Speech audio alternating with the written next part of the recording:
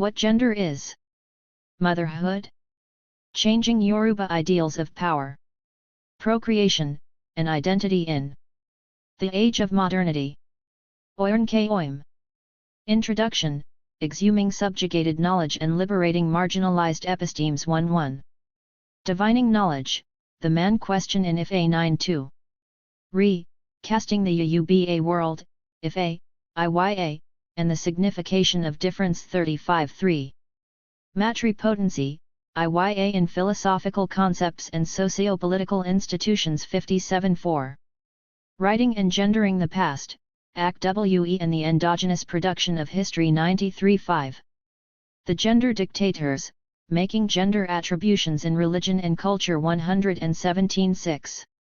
Toward a genealogy of gender, gendered names, and naming practices 151-7.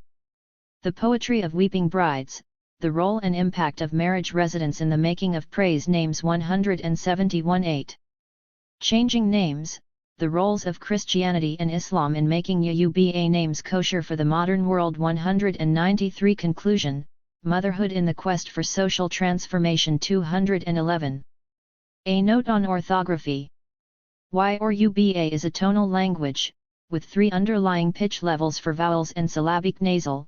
The low tone is marked with a grave accent, the mid-tone is unmarked, and the high tone is marked with an acute accent.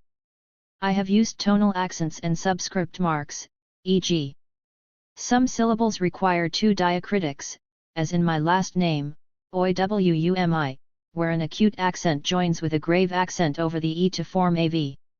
As to the subscript marks, the is approximately equivalent to the e in the English word yet, the is close to the sound in dog, and the is close to the English sh sound. I have used tonal marks on the Yuba words and names that are part of my text. However, there are many Yuba names, especially of scholars, that remain unmarked because up to this point, the tendency has been to discount the diacritics in African languages. Yet, without the diacritics, those words do not make sense. Exhuming subjugated knowledge in liberating marginalized epistemes. Societies that have experienced colonization have suffered many ill effects, some psychological, some linguistic, and some intellectual. But none have perhaps been less studied than how colonization subjugates knowledge and marginalizes local epistemes.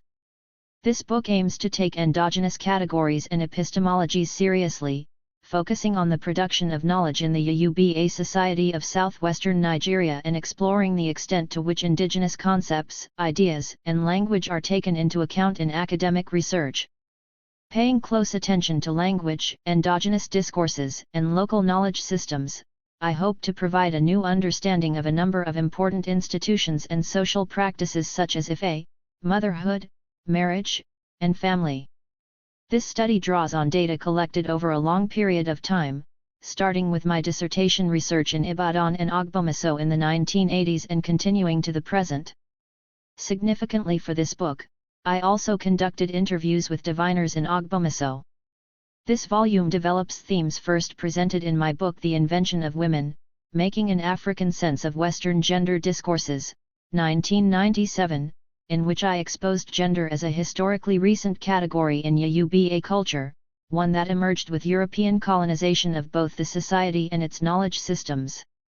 Concomitantly, I demonstrated that prior to colonization, endogenous Yuba hierarchies were based on seniority gained through age, rather than on gender, which, I argued, was a Western patriarchal value.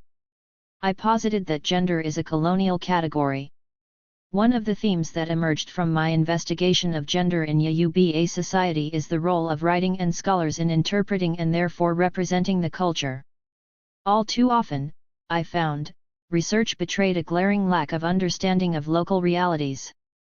In fact, many researchers who had written about gender in Yuba culture did not recognize, indeed never even did a systematic analysis of current, everyday, every time, gender-neutral categories of kinship and the related seniority-based organization of families and social groups. For so many academics, both local and foreign, indigenous categories and experiences did not seem to drive their work, at least not in the first instance. From the perspective of knowledge-making, Oyewumi categories of knowledge, the ways in which the culture codified and organized information tended in the main not to influence scholarly claims and conclusions. In the current book What Gender is Motherhood? Changing Oyewumi Ideals of Power, Procreation, and Identity in the Age of Modernity, then, questions of knowledge and gender and the role of intellectuals take center stage. In exploring the intersections of knowledge-making and gender, I focus on IFA, the most important endogenous system of knowledge. My interest in IFA stems from its significance in the culture, its historical depth, and its continuing resonance in post-colonial society. Taking seriously the traditional Oyewumi non-gendered ontology, I explore how gender is implicated in interpretations of the IFA knowledge system as social and ritual practice, and as a cultural institution in a changing world.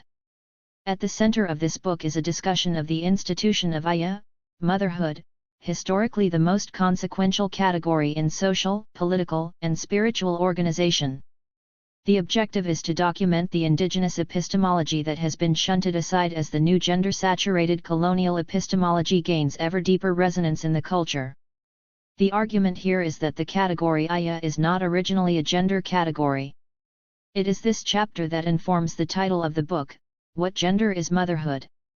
I introduce the concept of matripotency, supremacy of motherhood, as a lens through which to appreciate and understand the discounted Oyewumi epistemology.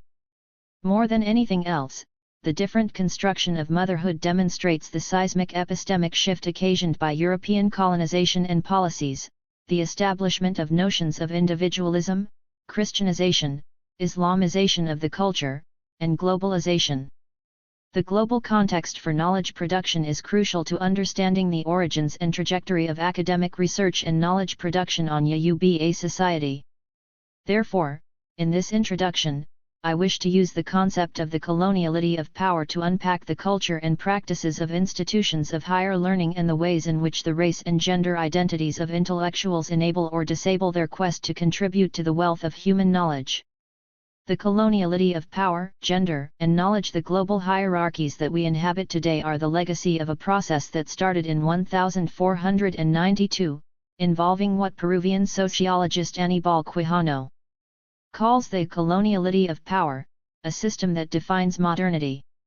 At the core of Quijano's articulation of the coloniality of power is the idea that the racial superiority of Euro/Americans was constituted during this period, and most importantly, that their dominance over other groups, whom they racialized, was deemed to be natural.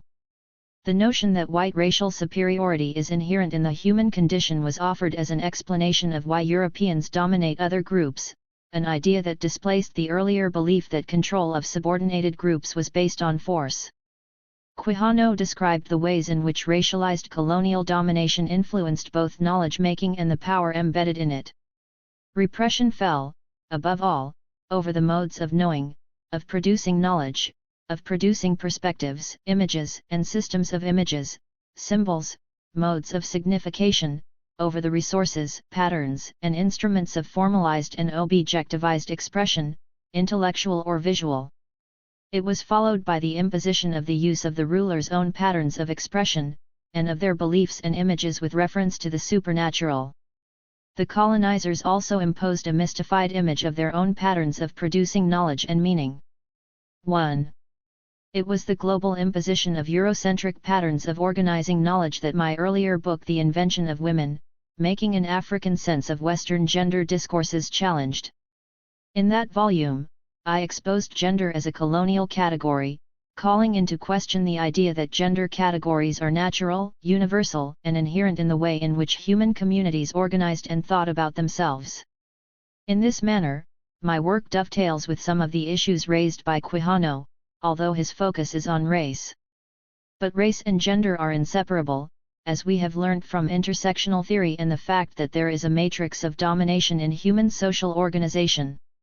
Maria Lugans writes about the need to incorporate gender in comprehending the coloniality of power.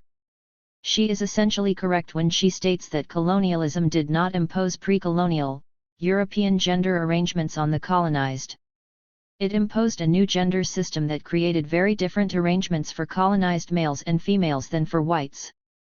To gender, then, is a category central to the construction and organization of knowledge in our time. My research showed that in Yoruba society in the past, gender was not a factor for classifying information. Hence, I pointed out that the idea in Western feminist discourses that the social category woman and her subordination are universals contradicts another passionately held feminist tenet that gender is socially constructed. I argued that if gender is socially constructed, then there must have been a time during which it was not constructed. I posit therefore that if the constitution of gender as a social category is a product of culture, space, it must also be recognized to be a product of history, time. Invention traces the emergence of gender categorization in Yoruba society of southwestern Nigeria to European imperialism of body, mind, and knowledge. Drawing evidence from family organization, language, the division of labor, religion, and oral traditions, I show that unlike in the West, gender was not originally part of the Yoruba conceptual framework for making sense of the social world. Instead, British colonization, which was both a racial and gendered process, was instrumental in the establishment of the existing gender systems in this region. Thus the study concludes that gender, as a mode of organizing society, is simply not inherent in human nature. Although currently gender has become universal, I assert that this development must be understood in historical terms. The groundbreaking book Invention inaugurated a paradigm shift in the understanding of gender as a social construct by insisting that our investigations should not take gender for granted but must ask questions about how it is constituted and when, where, and how it came into being in a given locality. The thesis put forth in my work denaturalized and deuniversalized gender, a construct that Euro/Americans are able to impose around the world, given their global power. To borrow historian Dipesh Chakrabarty's apt phrase, invention sought to provincialize the West to recognize that the West is but one region of the geographical and social world, and therefore its institutions, practices, and ways of being do not represent a universal human norm. In much of Africa, provincializing the West is an epic struggle, given the erasure of African cosmologies, demonization of indigenous religion, destruction of institutions, othering of persons, and the epistemicide that resulted from colonial conquest. Attempts at decolonization of spaces, bodies, and minds have had little impact, because Africans tend to misunderstand the phenomenon itself. They are like their white colonizers, who self-interestedly think that the removal of white bodies from the polity, aka independence, necessarily decolonizes. But this is not so, as historian Sabelo Ndlovuogatshini explains. And it is especially not so as regards knowledge production in Africa, which he describes as being deeply ensnared within the colonial matrix of power and reproduces Western ideational domination on the African continent. For the depth of the problem faced by Africa having passed through European colonization is captured by the distinction that is made between coloniality and colonialism. Following Nelson Maldonado Torres, Ndlovuogatshini writes, "The concept of coloniality is different from colonialism as it refers to long-standing patterns of power that emerged from colonialism and continue to define culture, labor, intersubjective relations, and knowledge production long after the end of direct colonialism. It is that continuing dominating phenomenon that survived colonialism.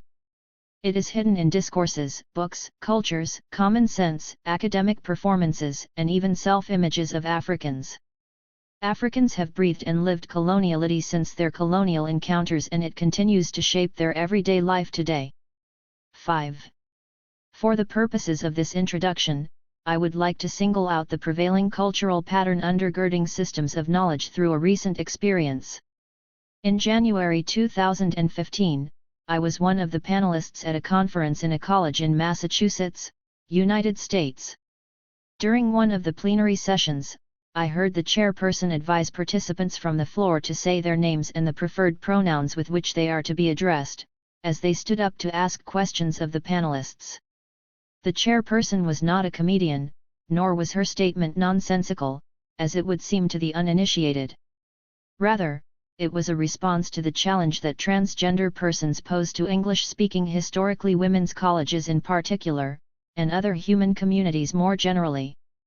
An article in the New York Times sums up the salient points associated with the changing notions of gender and gender identity through the story of a student at the University of Vermont. Gieselman dumped the girly name bestowed at birth, asked friends and teachers to use Rocco, the tough-sounding nickname friends had come up with, and told people to use they instead of he or she.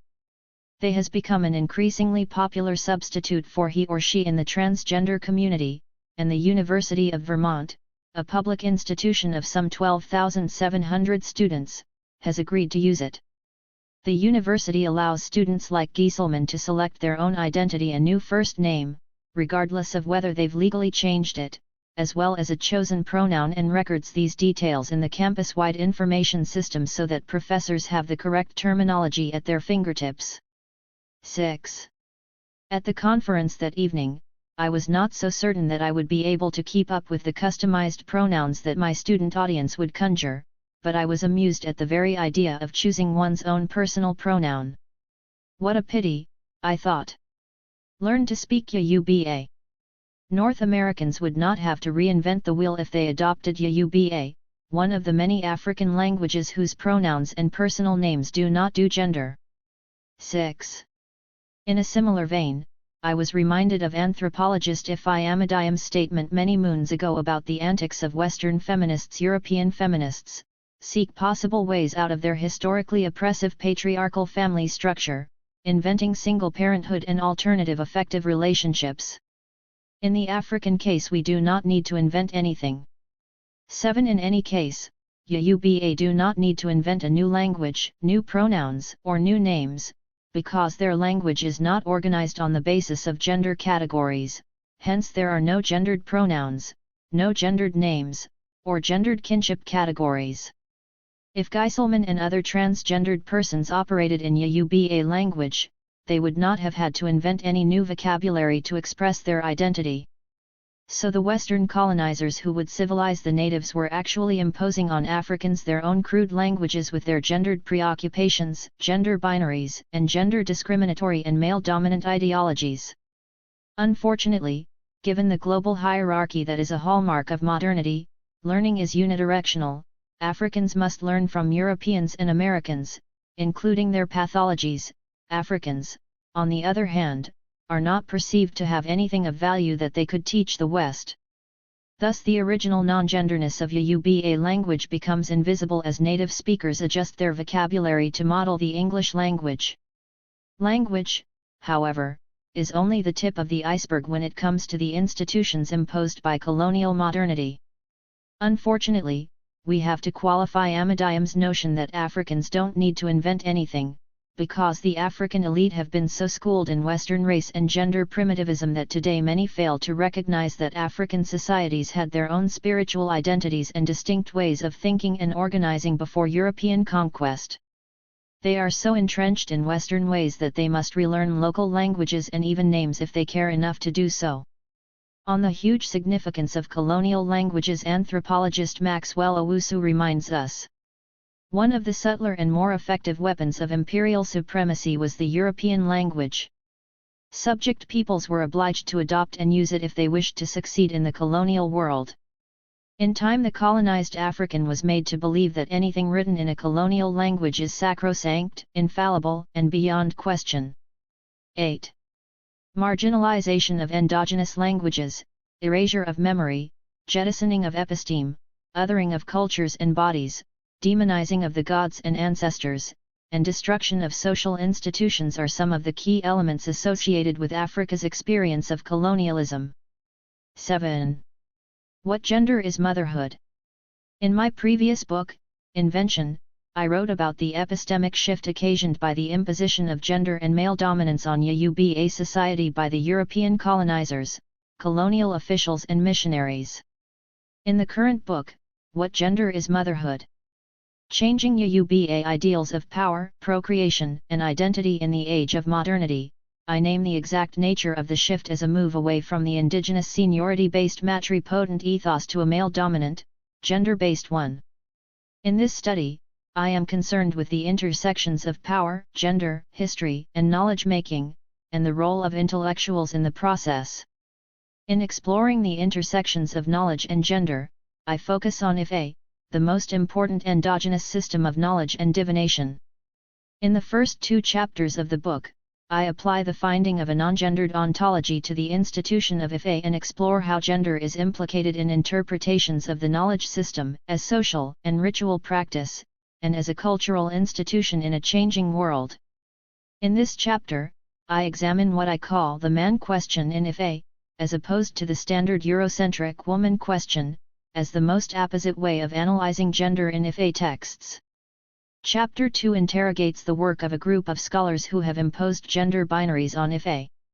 These authors consciously write about women in Ife and Yoruba society in general, seemingly in response to the worldwide development of gender and feminist studies, disciplines that in the past 4 decades have insisted on the importance of the category in contemporary life.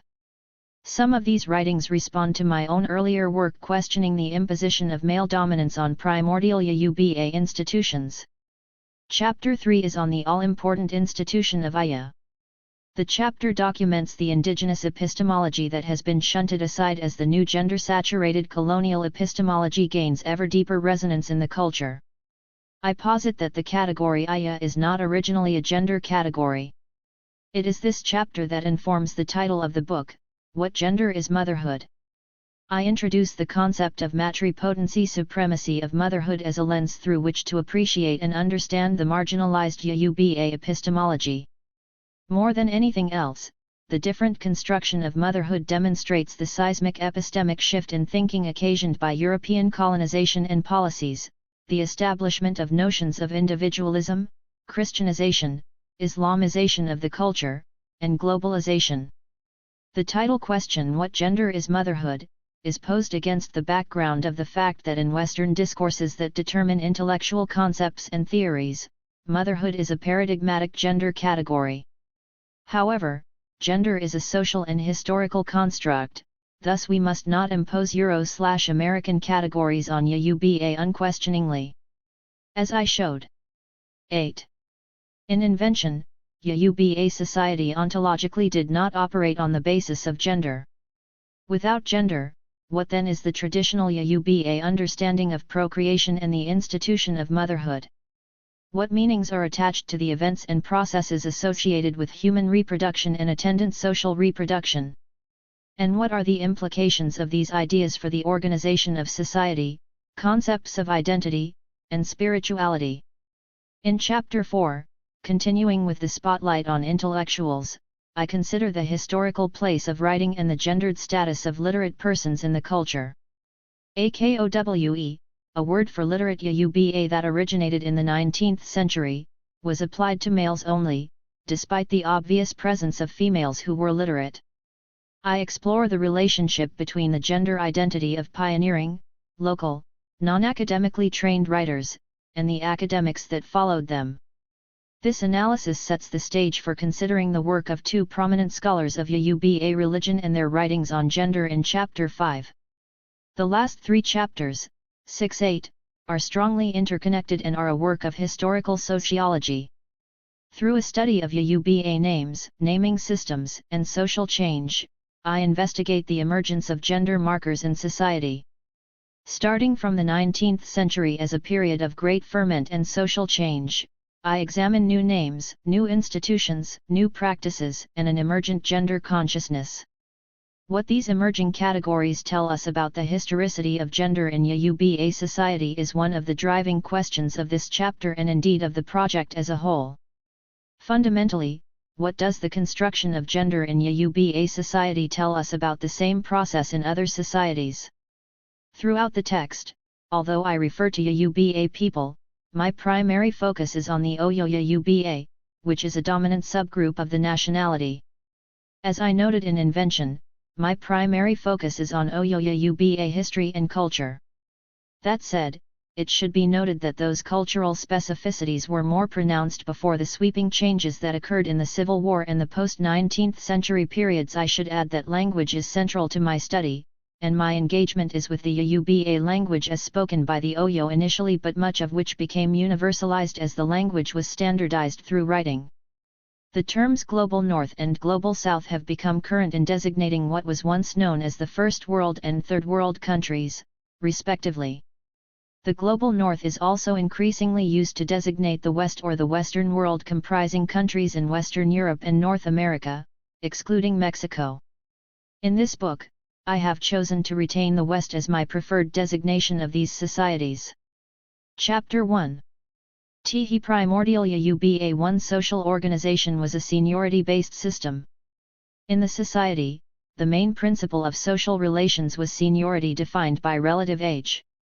Thus the older person in any social interaction or institutions that are deemed to be of older vintage are privileged in the culture.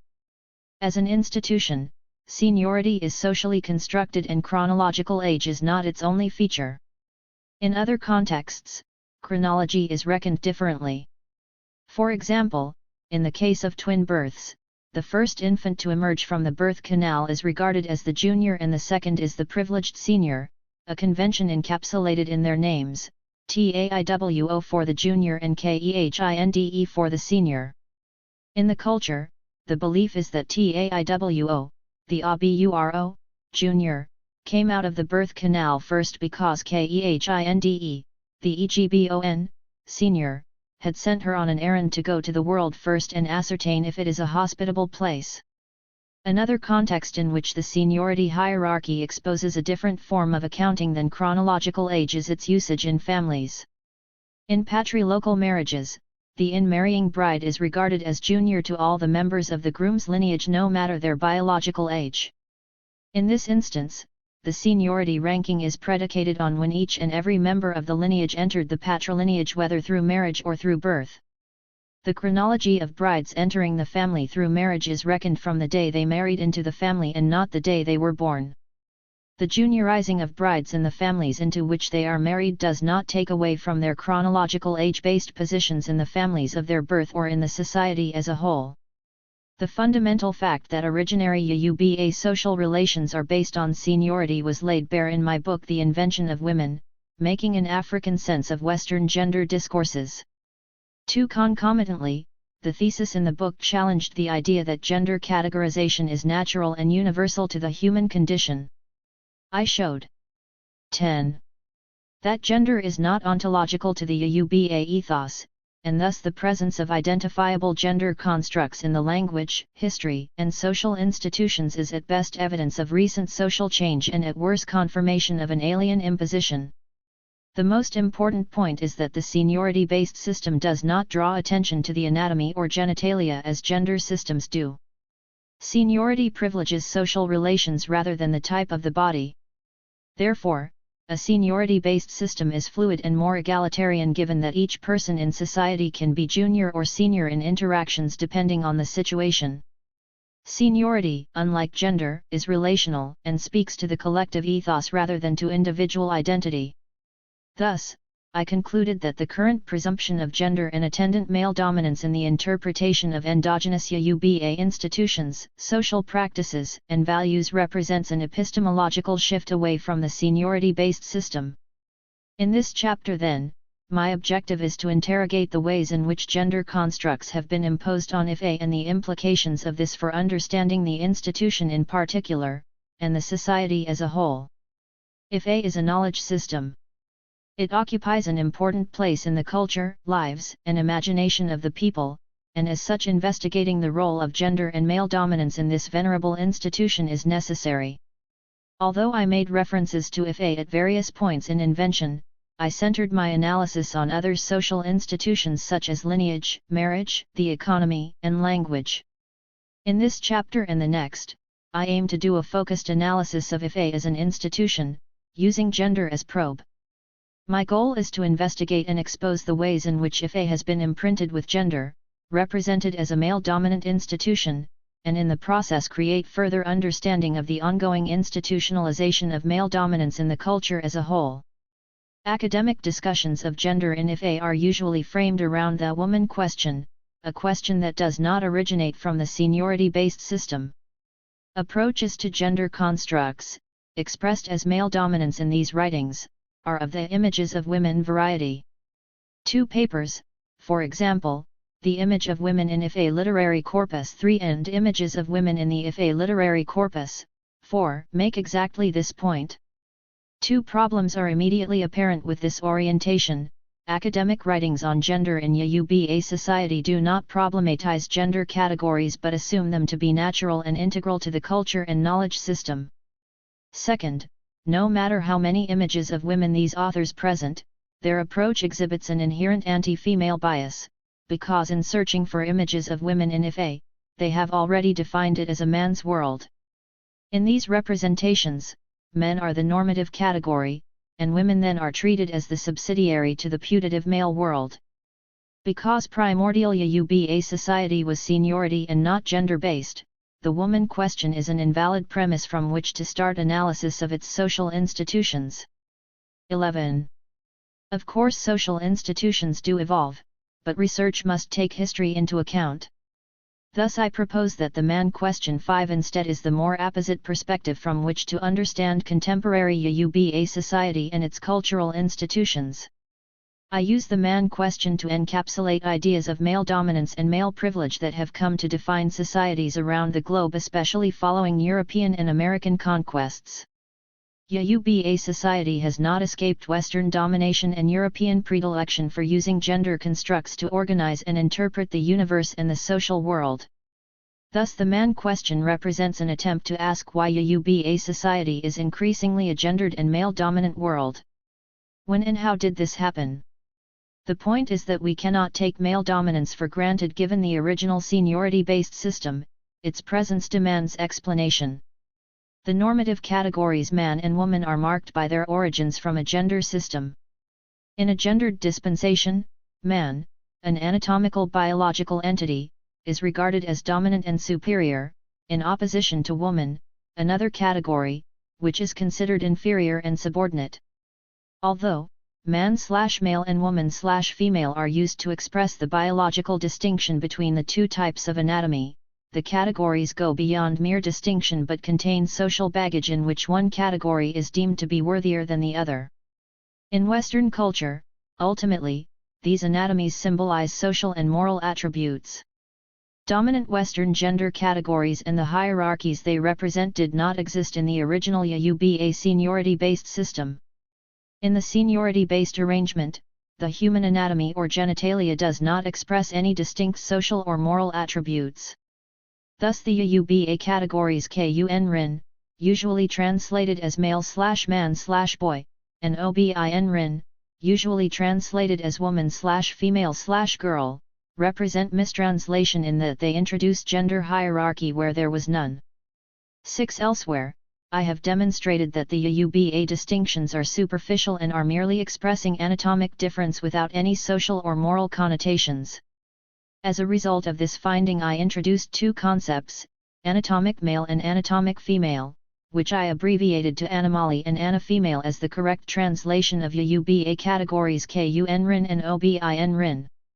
Animali and anafemale better express the meaning of Yoruba classification of the human body as one in which the categories in and of themselves do not constitute any social hierarchy.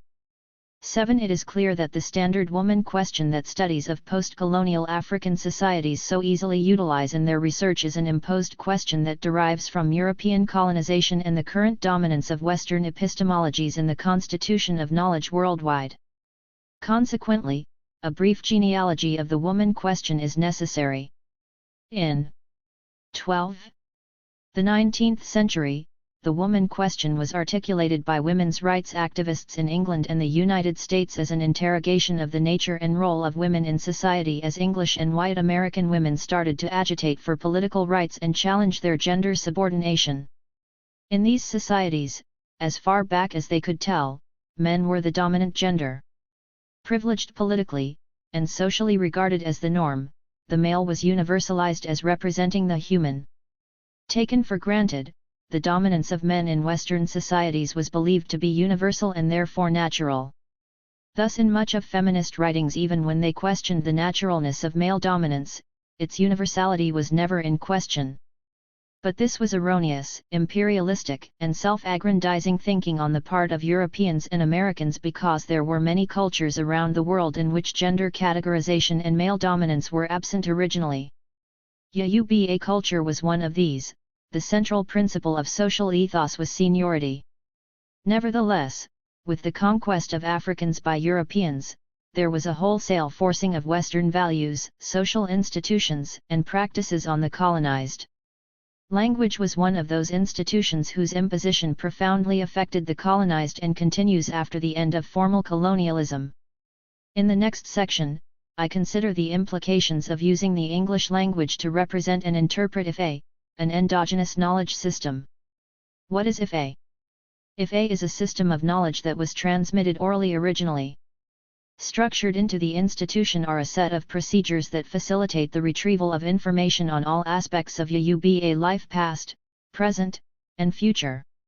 This knowledge is made accessible through a system of divination, a process that generates stories, myths, and narratives that profess to be God-sent, and which make assertions about anything and everything in Yoruba life. As literary scholar Adeleke Adko puts it, Ife narratives claim divine origins and expressly assert the authority to make proclamations regarding the essential being of every object and idea, from the beginning of time and extending into the limitless future. 8. Thus Ife is seen as a comprehensive record of Yoruba culture, providing historical precedents for events and conduct, and guidance for the future.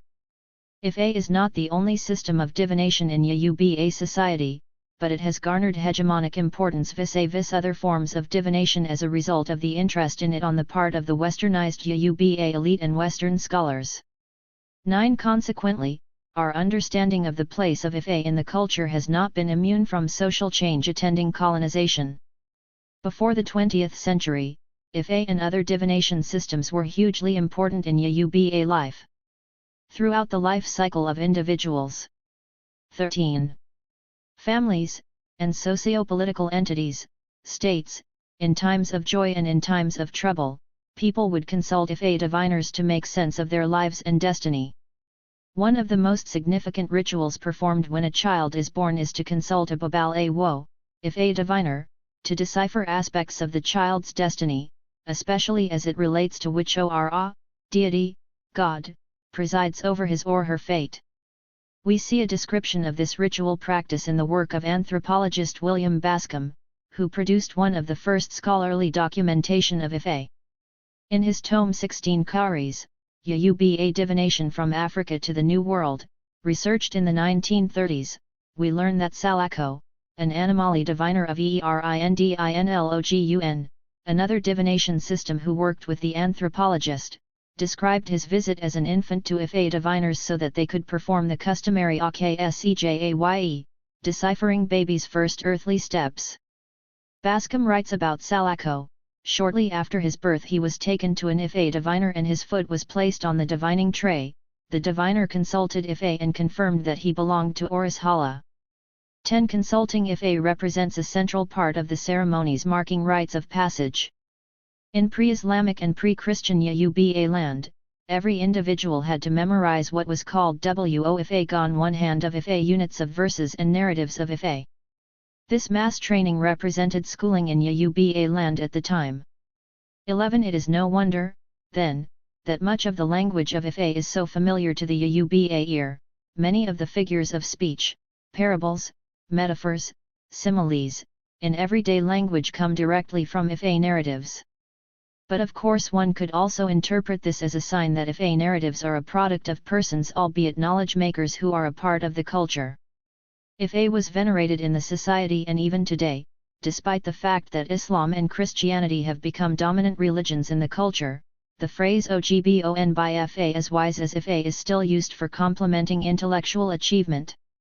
Ife is a divination system, and such systems are by definition modes of seeking knowledge. There are quite a number of divinatory systems in Yoruba land, but Ife and Erindinlogun, which are closely related, are widely recognized as the most important. Ife divination is presided over by diviners called Babalawo, a professional guild of practitioners.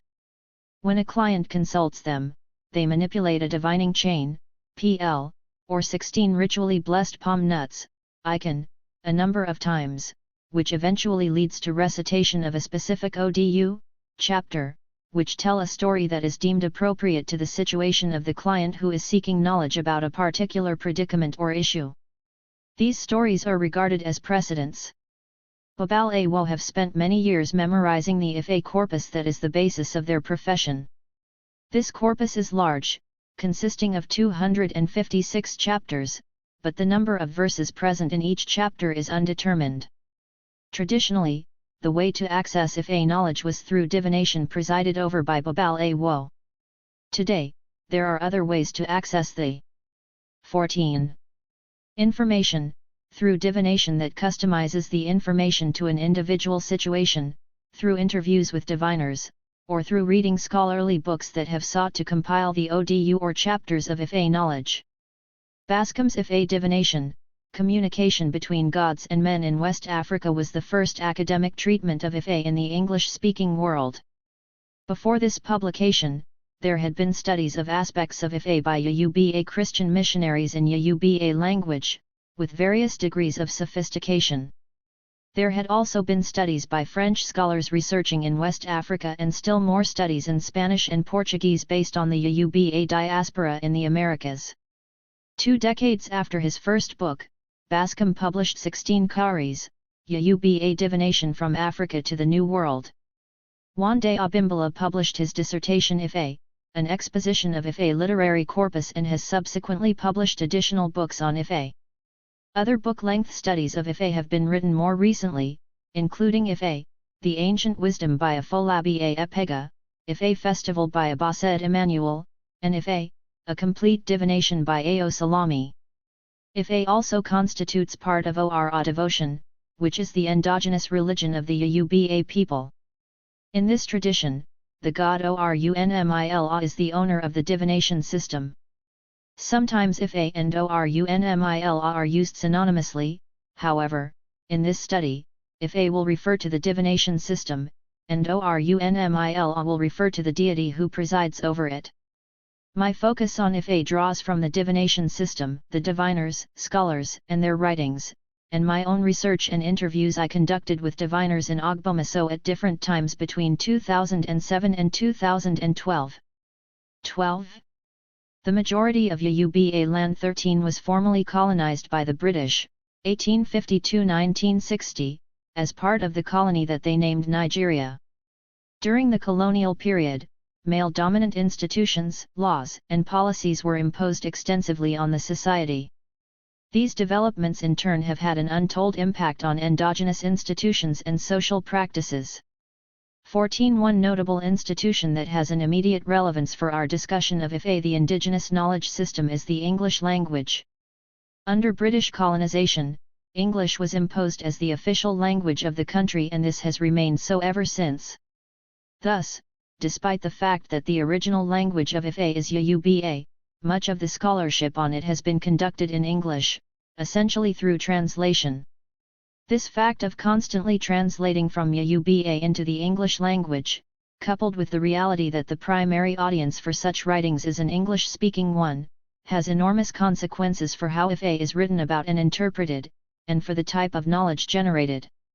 A basic contradiction apparent in these 15 translations is that English, the target language, is a gendered language in which the male category is privileged, and Yoruba, the source language, is a seniority-based one in which social categories did not indicate the type of anatomy.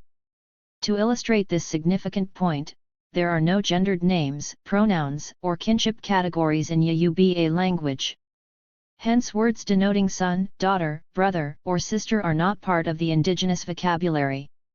Instead, the principle underlying Yoruba kinship categories is seniority.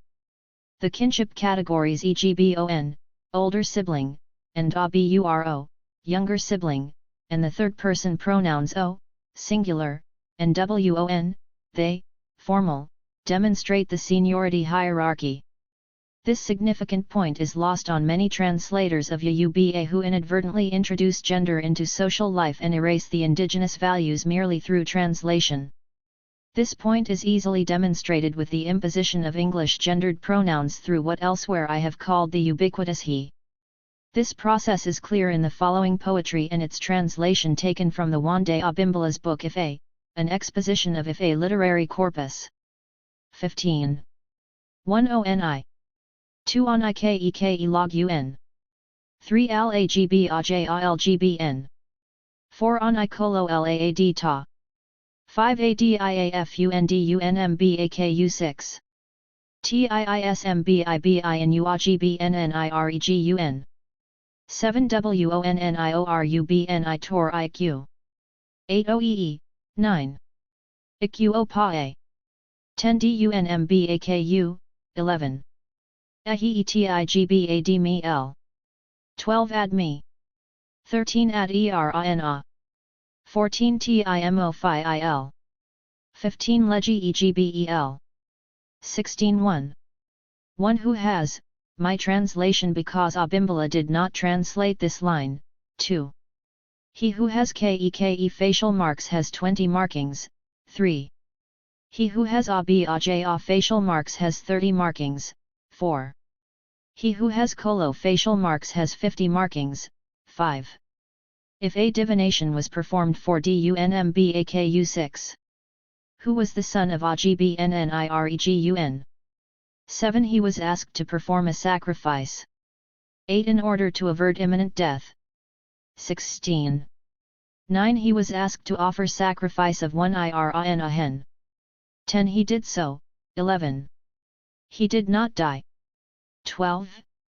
He started to dance. 13. He started to rejoice. 14. He started to praise his if a priest. 15. While his if a priest praised if a. 17. I numbered the lines for ease of analysis. 2 problems are immediately apparent in this translation. O. The Uba third-person pronoun that Abimbala translates as he in lines 2, 5, 7, 8, 10, 12, and 14, indicate that the speaker is referring to someone who is their age mate or junior to them. The Uba pronoun does not disclose the type of genitalia the subject has. By introducing the pronoun he, Abimbala has masculinized the subject. The best translation of the subject in these lines is one who has, as I have translated it in line 1, which Abimbala excluded from his translation. In line 5, we are given the name Dunmbaku, in keeping with Uba tradition in which proper names rarely indicate gender, and does not tell us the anatomic body type of the subject. But we see Abimbala's intention very clearly when in line 6, he tells us that Dunmbaku is the son of Agbnniregun. There is no justification whatsoever in translating SM in line 6 into the gender-specific son, because in the Uba original, SM simply means to be the biological child of Agbnniregun. Agbnniregun can be called Ahi because from other sources, we know that it is another name for Orunmila, the divination deity who in many sources is said to be Animali. There is nothing inherent in Agbnniregun that tells us it is the name of an Animali parsonage. There are no words for son or daughter in Uba, and thus Abimbala's introduction of son is one of imposing the male privileging values of the English language. Curiously, in one footnote, Abimbala himself tells us that Dunmbaku is the name of a person, but he does not claim that it is the name of a male person. 18. The net effect of this kind of translation, which is typical of the rendering of Ifa texts in this book and others written by him and many other Ifa scholars, is to present a world that is almost exclusively male, a claim that is not supported by reality. Nevertheless, Uba language, society, and culture remain a different domain from the culture of the colonizers, and as such, it behooves us to consider it on its own terms.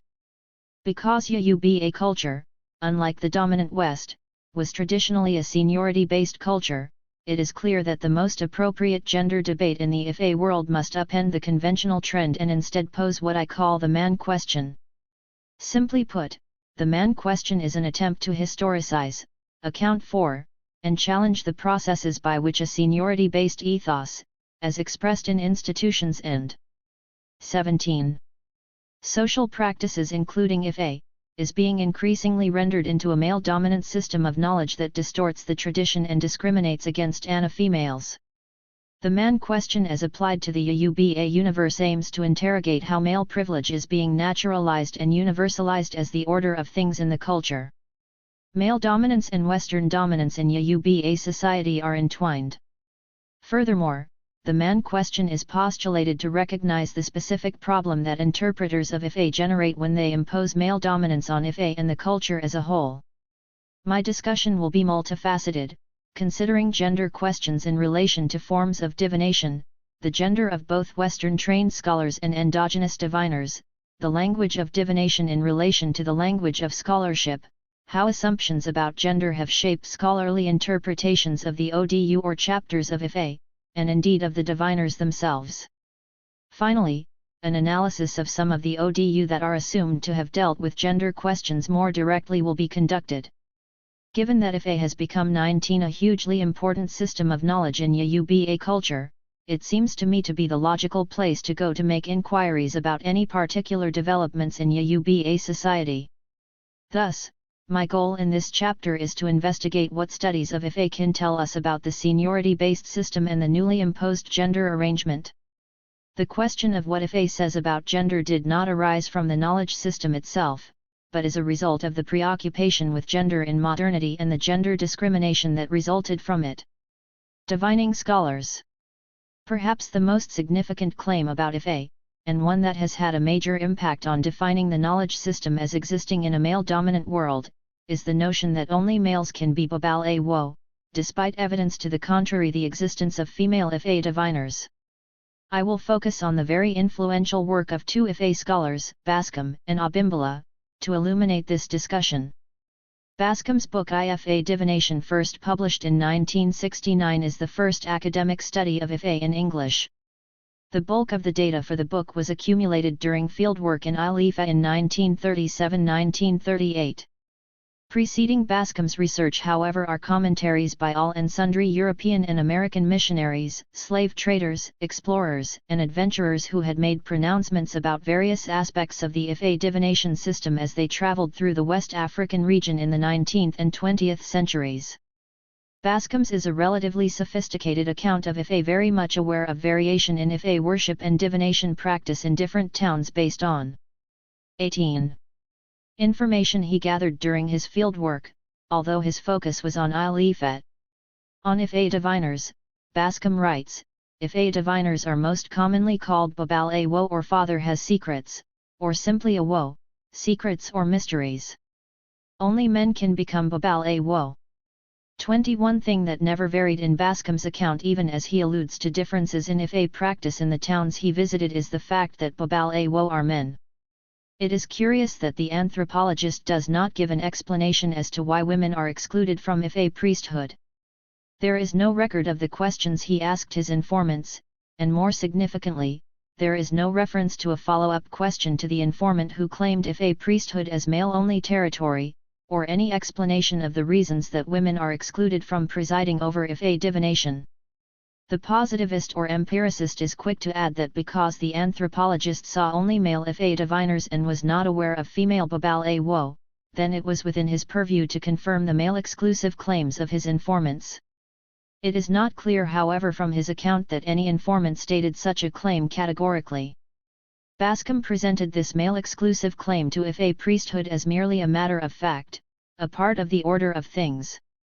But whose order does this derive from? Certainly not the Yoruba epistemic order. In Ife texts, diviners are referred to as Awo or Babalawo, which, like most Yoruba nouns, are not gendered or gender-specific. Bascom, like many pioneering male anthropologists, hardly, if ever, had female informants. 21 Most significantly, he did not apply his keen sense of the changes taking place in the Yoruba social and religious landscape following the spread of Christianity and Islam to ideas about male privilege in Ife worship. For example, commenting on the declining numbers of Babalawo of a certain rank in Ife in 1937, he writes, although alien religious influences have had less effect on Ife than on some Yoruba cults, there has still been considerable attrition, because men who would normally have filled these posts have given up Ife in favor of Christianity and Islam. 22 I am suggesting that the invisibility of females among the ranks of Babalawo is a negative consequence of the impact of the world religions and other changes that were being put in place in a colonial society. A number of European observers such as Bernard Maupoil considered Babal Awo a male cult but did point out that they met one or two female Babal Awo. 23 As a result, it seemed justified to them based on statistical evidence of the paucity of female Babal Awo that this is proof positive of a male-exclusive cult and that any identifiable female Babal Awo is an exception that proves the rule. In my discussion of what I call statistical gendering or categoricalism in a previous work, 24 I expose a number of scholarly assumptions that lead to erroneous conclusions about gender in the society under study. In this instance, the making of the categories female Babal Awo and male Babal Awo already presupposes a worldview and social landscape in which these 19 gender divisions exist. The statistic then only validates such a worldview.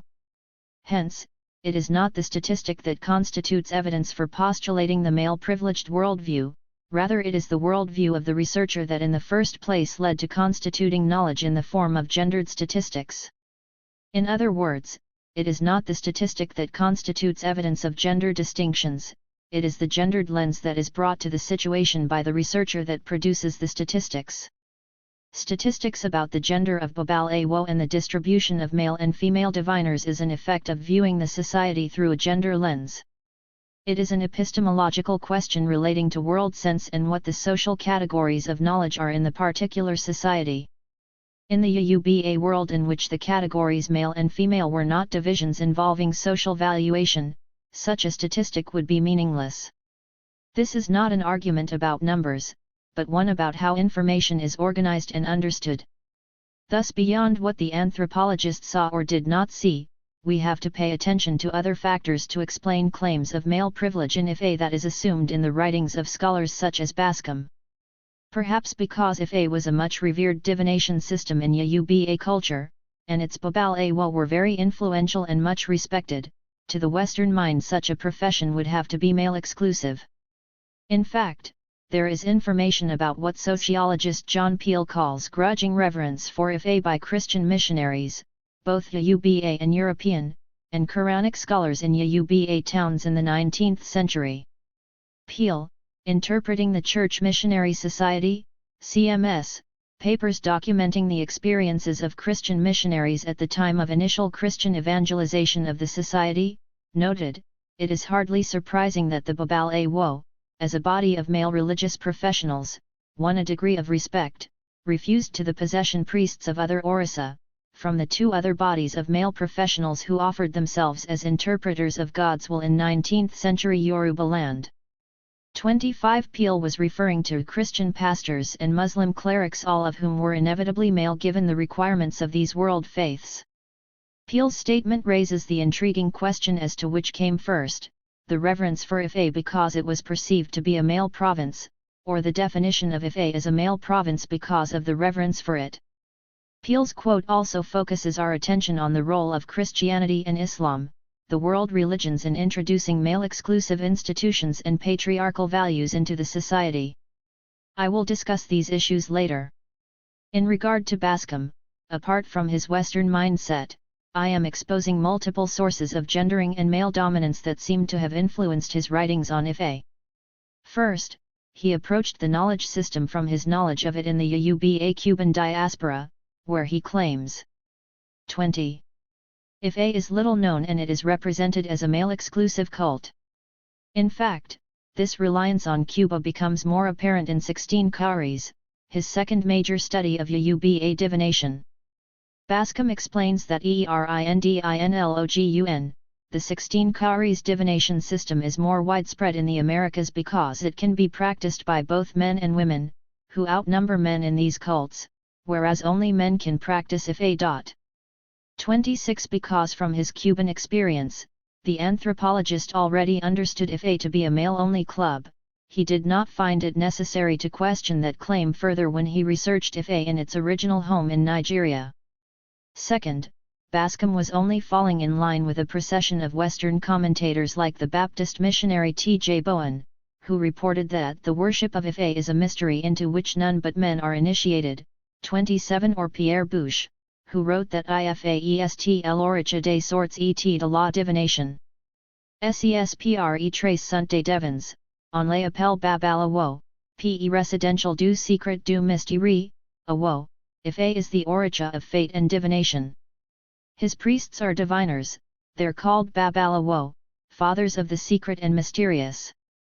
28 I quote the French writer because this is the first translation of Babal Awo that I have seen that renders it as fathers of the secret, a mistranslation of the word. A close reading of Bascom's analysis of the nature of Ife priesthood suggests that Bascom's summation that only males can be diviners may not be based on information gathered from a native informant but are a result of his own, and Bush's, linguistic analysis of the meaning of the word Babal Awo. They translate Babal Awo into father has secrets, or father of the secret. By translating Baba as father, they assume gendered meaning where it is not necessarily the case. The crucial translation of Baba into father in this instance is erroneous because despite the fact that Baba is an equivalent of the English father, or the French père, it is also a word that means mastery, expertise, or leadership. Thus the Baba in Babal Awo is the equivalent of the English expert in or master of. Thus the word Babal Awo simply means expert in the realm of Awo. The Baba in Babal Awo alludes to the expertise or mastery of the Ife corpus that Babal Awo must attain before they are admitted into the order of Ife diviners. Consequently, the word Babal Awo is not gendered male, and in actuality, the term is used to refer to both male and female diviners, all of whom have gone through the rigorous and lengthy training to become Ife diviners and have been inducted into the Ife order. Babal Awo is a mark of intellectual distinction and not gender division. Perhaps it is also pertinent to point out that the terms Iya, often translated as mother, and Baba, translated as father, in Yoruba usage do not always attach to anatomy. Thus one may refer to any male or female relatives of one's mother as mother because they are seen as representing the matriarch in one's life regardless of their body type. The Burkinabe shaman Mali Domasami describes a similar concept in Dagara culture. 21. Drawing from his own personal experience, I learned later that Nyangoli was my male mother's son, that is, the son of my mother's brother, my uncle. It is as though the father must at some point efface himself for the son to survive, and this is when the male mother becomes useful. The feminine in the male, the mother in the man is an energy that can be triggered into wakefulness only by a male directly associated with the mother. The male mother is therefore thought of as someone who carries water, the energy of peace, quiet, reconciliation and healing. 29 Although in the Dagara example, Sami cast this relationship in gendered terms, what I want to draw attention to is the fact that these kinship categories in African cultures are collectively derived and not constructed as individual identity. The same logic applies to male and female relations of one's father, who may be called father in situations where they are seen to be representing the patrician of a particular person. These conceptualizations of family relationships suggest caution in the imposition of gender identity constructs onto the Yoruba world. It is also true that Baba and Iya can also imply dominance, priority, and privilege and are markers of seniority. In many English translations, the preference for Awo as secret instead of mystery is also suggestive. Samuel Johnson, the pioneering Yoruba local historian, writes about mysteries of Ife worship, and the authoritative Yoruba dictionary defines Awo as one versed in mystery. It seems to me that the emphasis that you see on Babal Awo as purveyors of secrecy in missionary and anthropological writings is an attempt to reduce what is actually a learned society to a secret cult. Early Yoruba Christian missionaries such as Bishop Phillips saw divination stories as mind control and as a result recommended print dissemination of these narratives as a means of freeing the critical faculty of non-Christians from the shroud of secrecy, Awo, with which Ife priests deceived Yoruba people through the ages. 30 At another level, missionaries found Babal Awo distasteful because they considered them to be purveyors of fake knowledge, which they used to defraud their clients, many of whom were seen as gullible women. Daniel Coker, another 19th-century Yoruba missionary, wrote of women in Edo near Lagos in 1873, "The women worship Sango and Agba, they are more ignorant than the men. The men do not worship any god, they hold Ifa in great reverence." 31 Assumptions about women's exclusion from cults and male-only clubs are very much linked to ideas about secrecy. It is such a cast of mind that makes it easy to mistranslate Babal Awo as father of secret. The labeling of Ife as a secret cult may be tied up with assumptions about male superiority and the exclusion of women. Scholar of religion Oyeronke Olajubu discusses Awo in the context of hierarchies of knowledge in Yoruba religion. She points out that Awo 22 are those with the secret, who are imbued with power and authority, and Gbri are the novices. She continues, some have argued that secret knowledge is hidden from women because they are unable to keep secrets. Empirical analysis, however, negates this stance, as women are part of these secret groupings, in some cases have access to and control of powers that are unavailable to men. 32 Olajubu identified the Oyewumi group as a secret society of powerful women. It is regrettable that Olajubu assumes gender constructs as natural to Yoruba and does not provide any insight into the identity of those who have argued that secret knowledge is hidden from women. 33 What is discernible here is the clash of two worldviews. In the worldview that came with Christianity and Islam, females are marginalized in the religious sphere. In contrast, in the Yoruba world sense, it is inconceivable that females can be excluded from mystical power, which is regarded as the basis of all power including political power. In Chapter 3, I analyze the powers associated with procreation and show why a reading of the institution of Iya, procreator, as gendered endowment is erroneous. Iya are at the center of Yoruba spirituality and the Oyewumi cult alluded to by Olajubu is based on this understanding. I will discuss this institution in Chapter 3. Despite the labeling of Ife as a secret cult by various Christian missionaries and scholars, for the Babal Awo and the society in general, Ife diviners were seen first and foremost as a professional, learned guild and not a secret society. Their rigorous and lifelong training is seen as evidence of their discipline, dedication, and accomplishment. In the culture, in discussions of Babal Awo, one thing that is often emphasized is their long training, which means that they are considered a learned group, an accomplishment that is revered. We see a facet of this kind of reverence displayed in Bascom's account of how his Yoruba servants who saw themselves as more modern and enlightened because of their literacy responded to the old diviner Salako although he was not even a diviner of Ife, who had come to recite divination verses for the anthropologist in Ilifat, in 1951. At first our servants looked down on Salako as a rustic, Ara oak, and a person out of the pagan, oral past. But when they had had a chance to hear the verses he was reciting, their attitude changed to one of respect, and they would gather at the recording sessions in their free time to listen to him with delight. 34 It is instructive that Ife is commonly called Al-Akowe, the scribe or literate oni and not a seance or other kind of intuitive, magical, or gifted fortune-telling. 35 When literary anthropologist Karen Barber found a female Babal Awo in Okiko and using the Western gender-based lens wondered how a female could have become an Ife diviner, her Yoruba informants replied, she the female diviner learned Ife. If a woman goes to school she becomes an educated person, if she learns Ife, she becomes a Babal Awo. 36 These Yoruba. 23. Commentators were clearly not aware that in the Western dispensation, if a woman goes to school, she may become educated but remains an inferior being a woman by definition. With scholar of religion Wande Abimbala, a different facet of the gendering of the Babal Awo is apparent. In Ife, an exposition, Abimbala writes that the Ife cult is essentially a male cult.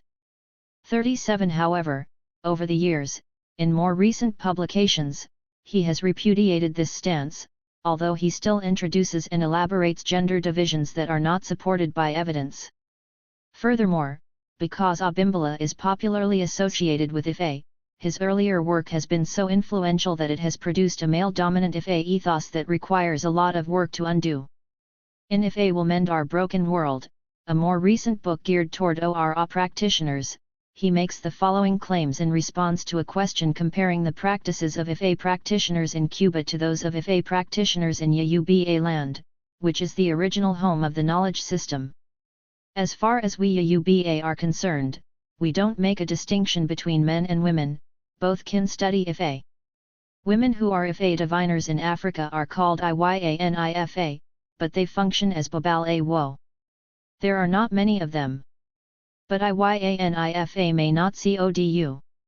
Not all Babal Awo have Odu.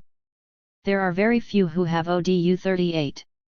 Despite his correct assertions that Yuba don't make distinctions between men and women in the study of Ifa, a fact that is clear from investigation and analyses of Yuba institutions, social practices, and social organization, he immediately contradicts himself by making some gender distinctions of his own.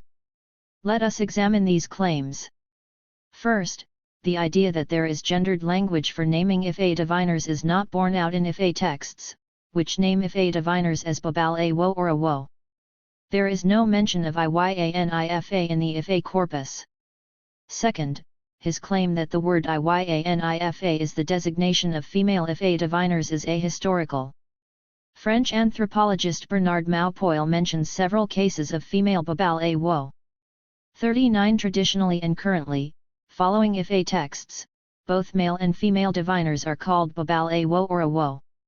In my own conversations with male Babal Awo, I am told that both males and females are Babal Awo. Karen Barber writes about a female Babal Awo in Okyaku, a Yuba town.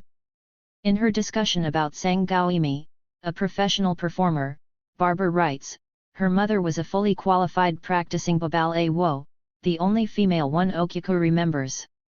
She traveled for long periods performing divination for clients and adding to her knowledge of Ifa. 40 Today, female Babal Awo are relatively few.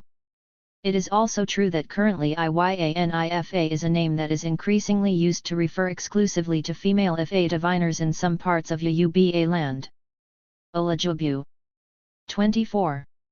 Agrees with Abimbala and writes, females who practice Ifa are known as Iyanifa as opposed to male practitioners who are called Babal Awo. 41 However, this claim is ahistorical. The gendered distinction in naming of male and female diviners must be historicized. I am suggesting that the word Iyanifa is of recent coinage. Iyanifa is an elision of Iyaninu meaning master or expert in Ifa, which is identical to the meaning of Babal Awo. In Yuba speech, Iyanifa is routinely elided further as Iynfa, an observation I made in my oral interviews with a number of Babal Awo in Ogbomoso, which shows that the meaning of it is expert in Ifa rather than mother has Ifa. In my interviews with male diviners and lay people alike in Ogbomoso, there were many references to a particular Iynfa who was revered for her knowledge of Ifa and known as the leader of Ifa diviners in the town in the 1970s and 1980s. 42 The term Iynfa is gaining currency in certain circles as the accepted mode for referring to female Ifa diviners, but knowledge of the word is hardly widespread. Because the term Iynfa is absent in Ifa texts, and therefore not as widely known in the society as the word Babal Awo, I would postulate that it is of more recent coinage, a necessary development in reaction to the increasing gendering of Babal Awo as male and a deepening awareness of gendered language, since many Yuba today use English as well as Yuba to communicate on a daily basis. This unfortunate occurrence has had the effect of eclipsing the historical role, if not erasing Ana female diviners in a field that is regarded as learned and highly accomplished. The trend to create gendered vocabulary in Yuba is an interesting one, and may be a practical solution to female marginalization, as Yuba social categories are increasingly interpreted according to the male as norm standards of the dominant colonial language English. 43 The implications of creating new gendered nouns only applicable to females are far-reaching, and it is actually a solution that may be reinscribing the problem of female marginalization and exclusion it seeks to solve and more. At the very least, by assuming that Awo and Babal Awo refer only to male persons, it excludes females from original sacred texts. From the foregoing, it is clear that scholars are not merely recording or observing social institutions like Ifa, they are also actively framing and reframing them. The original impetus for the kind of male-dominant thinking exhibited by both Bascom and Abimbala is rooted in the idea that gender constructs are a natural way of organizing society and codifying knowledge, the ultimate manifestation of which is male privilege.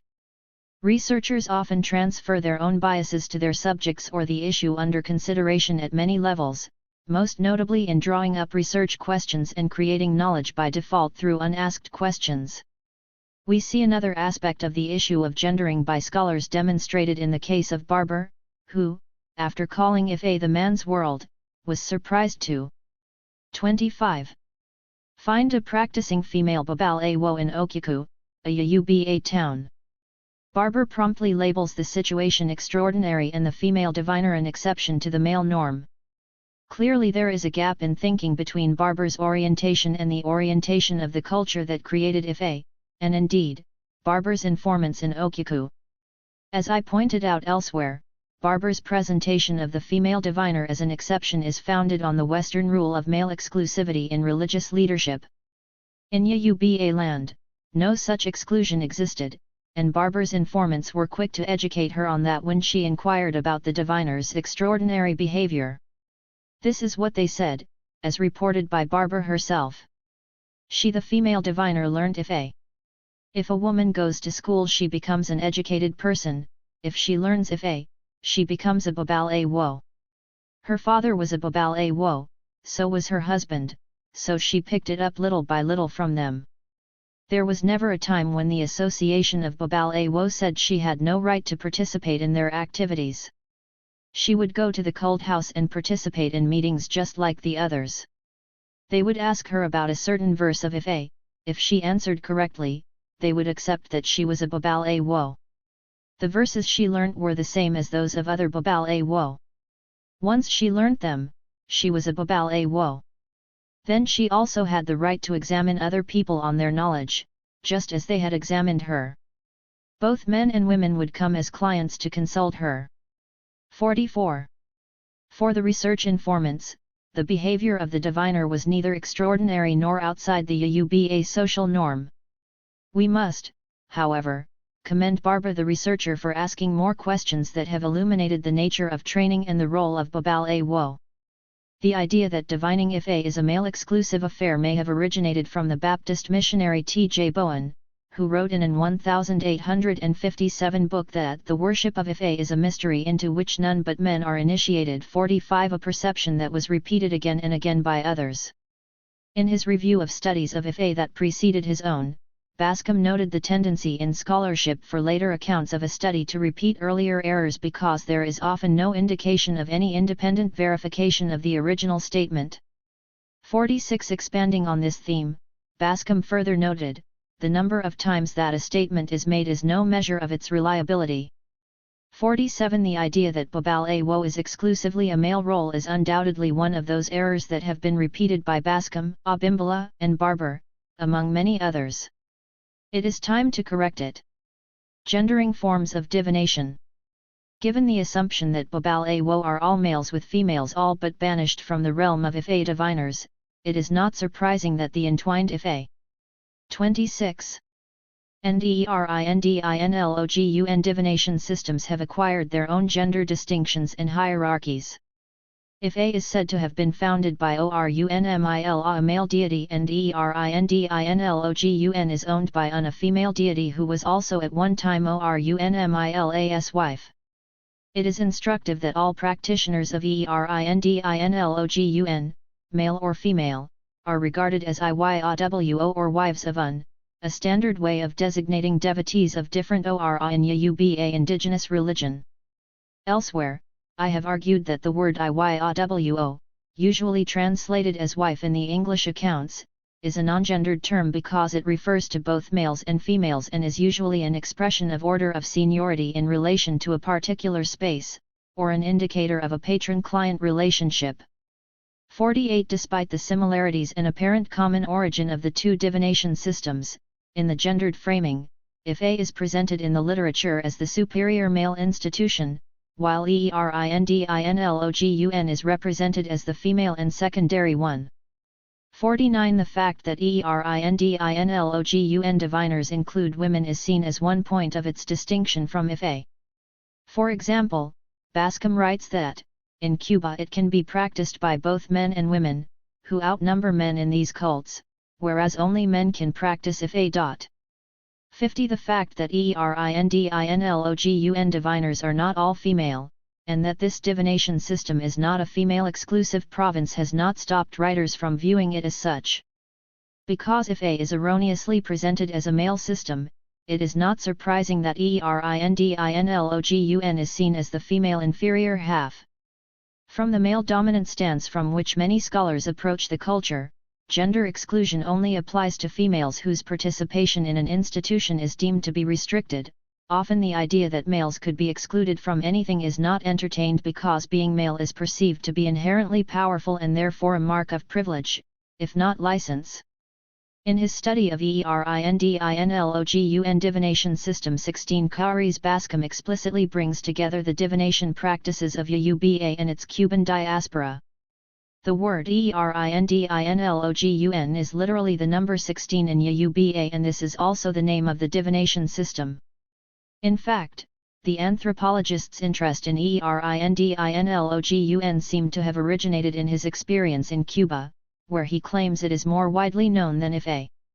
In Cuba, he tells us, ERINDINLOGUN is called Dalagun or Los Caracoles 51, and furthermore, it is simpler than Ife divination, and can be practiced by both men and women.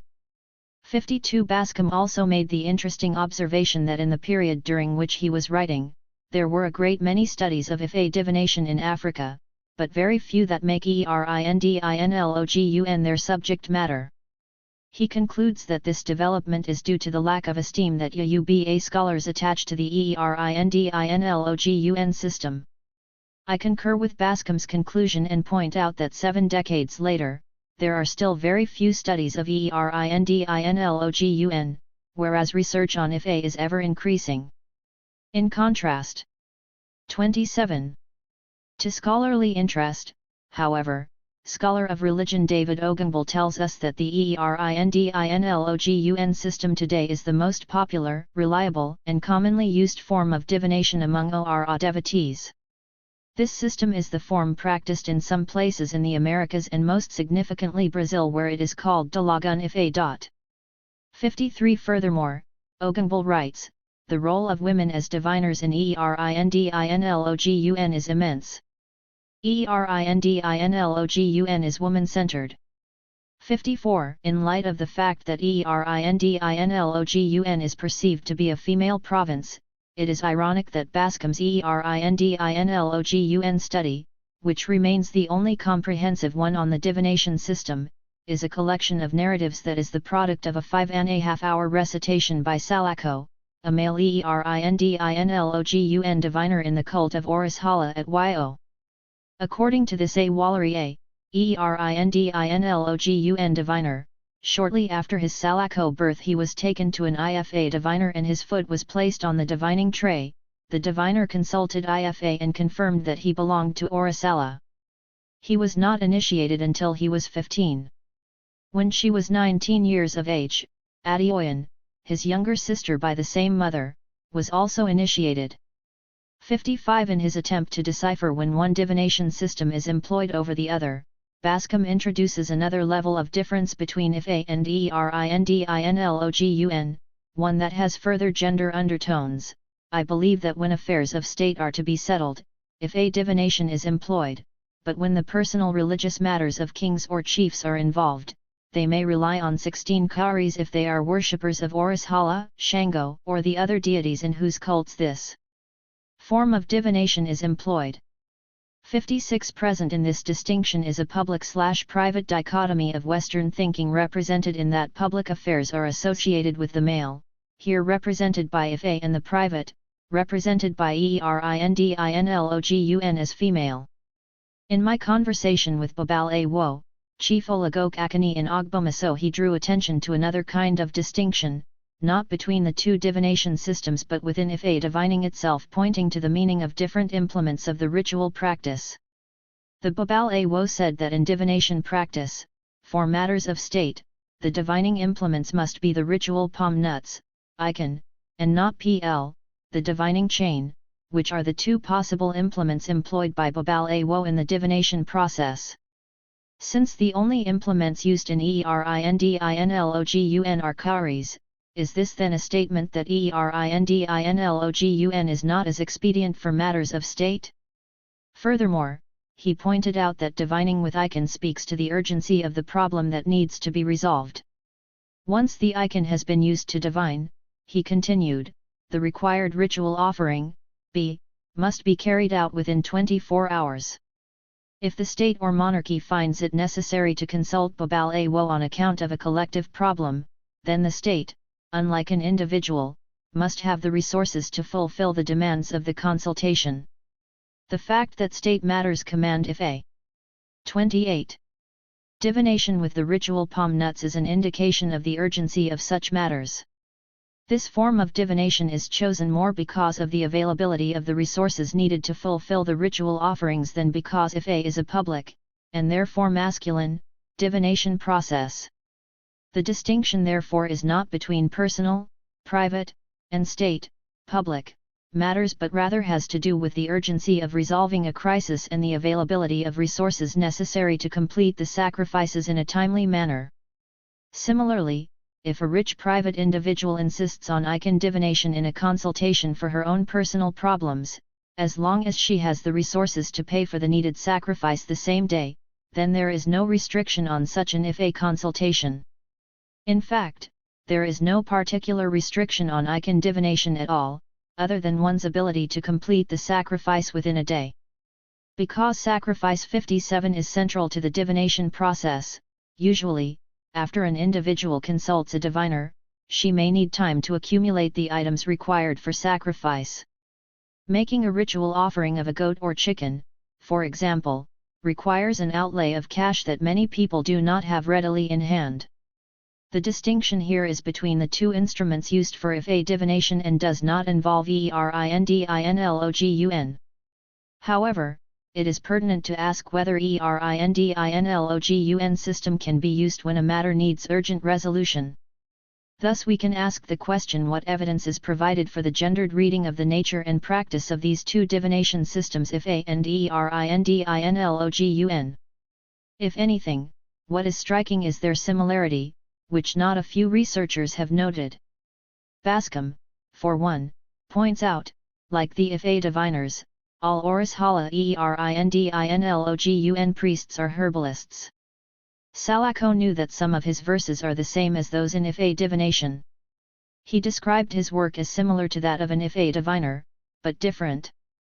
58. In a more recent study, anthropologist Nyai Akin Naso provides a comparative summary of the two systems, drawing our attention to the similarities. If a and ERINDINLOGUN are similar, indeed identical in some respects, one ERINDINLOGUN, being, in fact, a mythological, historical and structural derivative of the other. To a great extent, if a and ERINDINLOGUN texts share similar myths, stories, and themes and employ similar methods of acquisition and performance. Together they constitute a specialized body of knowledge, employing relevant historical and mythological precedents contained in the special divination corpus to be recited, chanted, or sung, as appropriate, by the diviner. 59. Nevertheless, one cannot deny their points of distinction, one of which is indicated by the fact that they have different names. Some of the basic differences are in the size of the corpus to be memorized by the diviners, the appellation of the diviners, and the instruments and methods of divination. Undoubtedly, these differences are of degree and not of kind. Significantly, anatomic sex is not a point of difference in the UUBA social organization. 29. The gender division of practice that has been imposed by some scholars on ERINDINLOGUN and if a as representing separate female and male provinces is alien to UUBA conception. In reality, one system appears to derive from the other. In fact, one seems to be an expansion or extended version of the other. The fact that there are both male and female diviners practicing in the two traditions and a diverse group of clients consulting all kinds of diviners reinforces this point. Given Akinezo's observation that one of them derived from the other, we can ask the question, what is the line of derivation or descent? Without debating the issue, Akin Naso assumes that ERINDINLOGUN derives from if a. His approach is in line with the tendency to treat Ife as the original, and Erindinlogun as the less comprehensive and underdeveloped copy. Conversely, recent scholarship, responding to the challenge of studies like the Invention of Women, which questioned the wholesale imposition of male dominance on Yoruba religion and culture, has suggested an opposite line of descent, shedding further light on issues that in the past scholars had taken for granted. In a paper on Un and the origins of Ife divination, Abimbola calls into question the received idea that Un came to Ife divination through her husband Orunmila.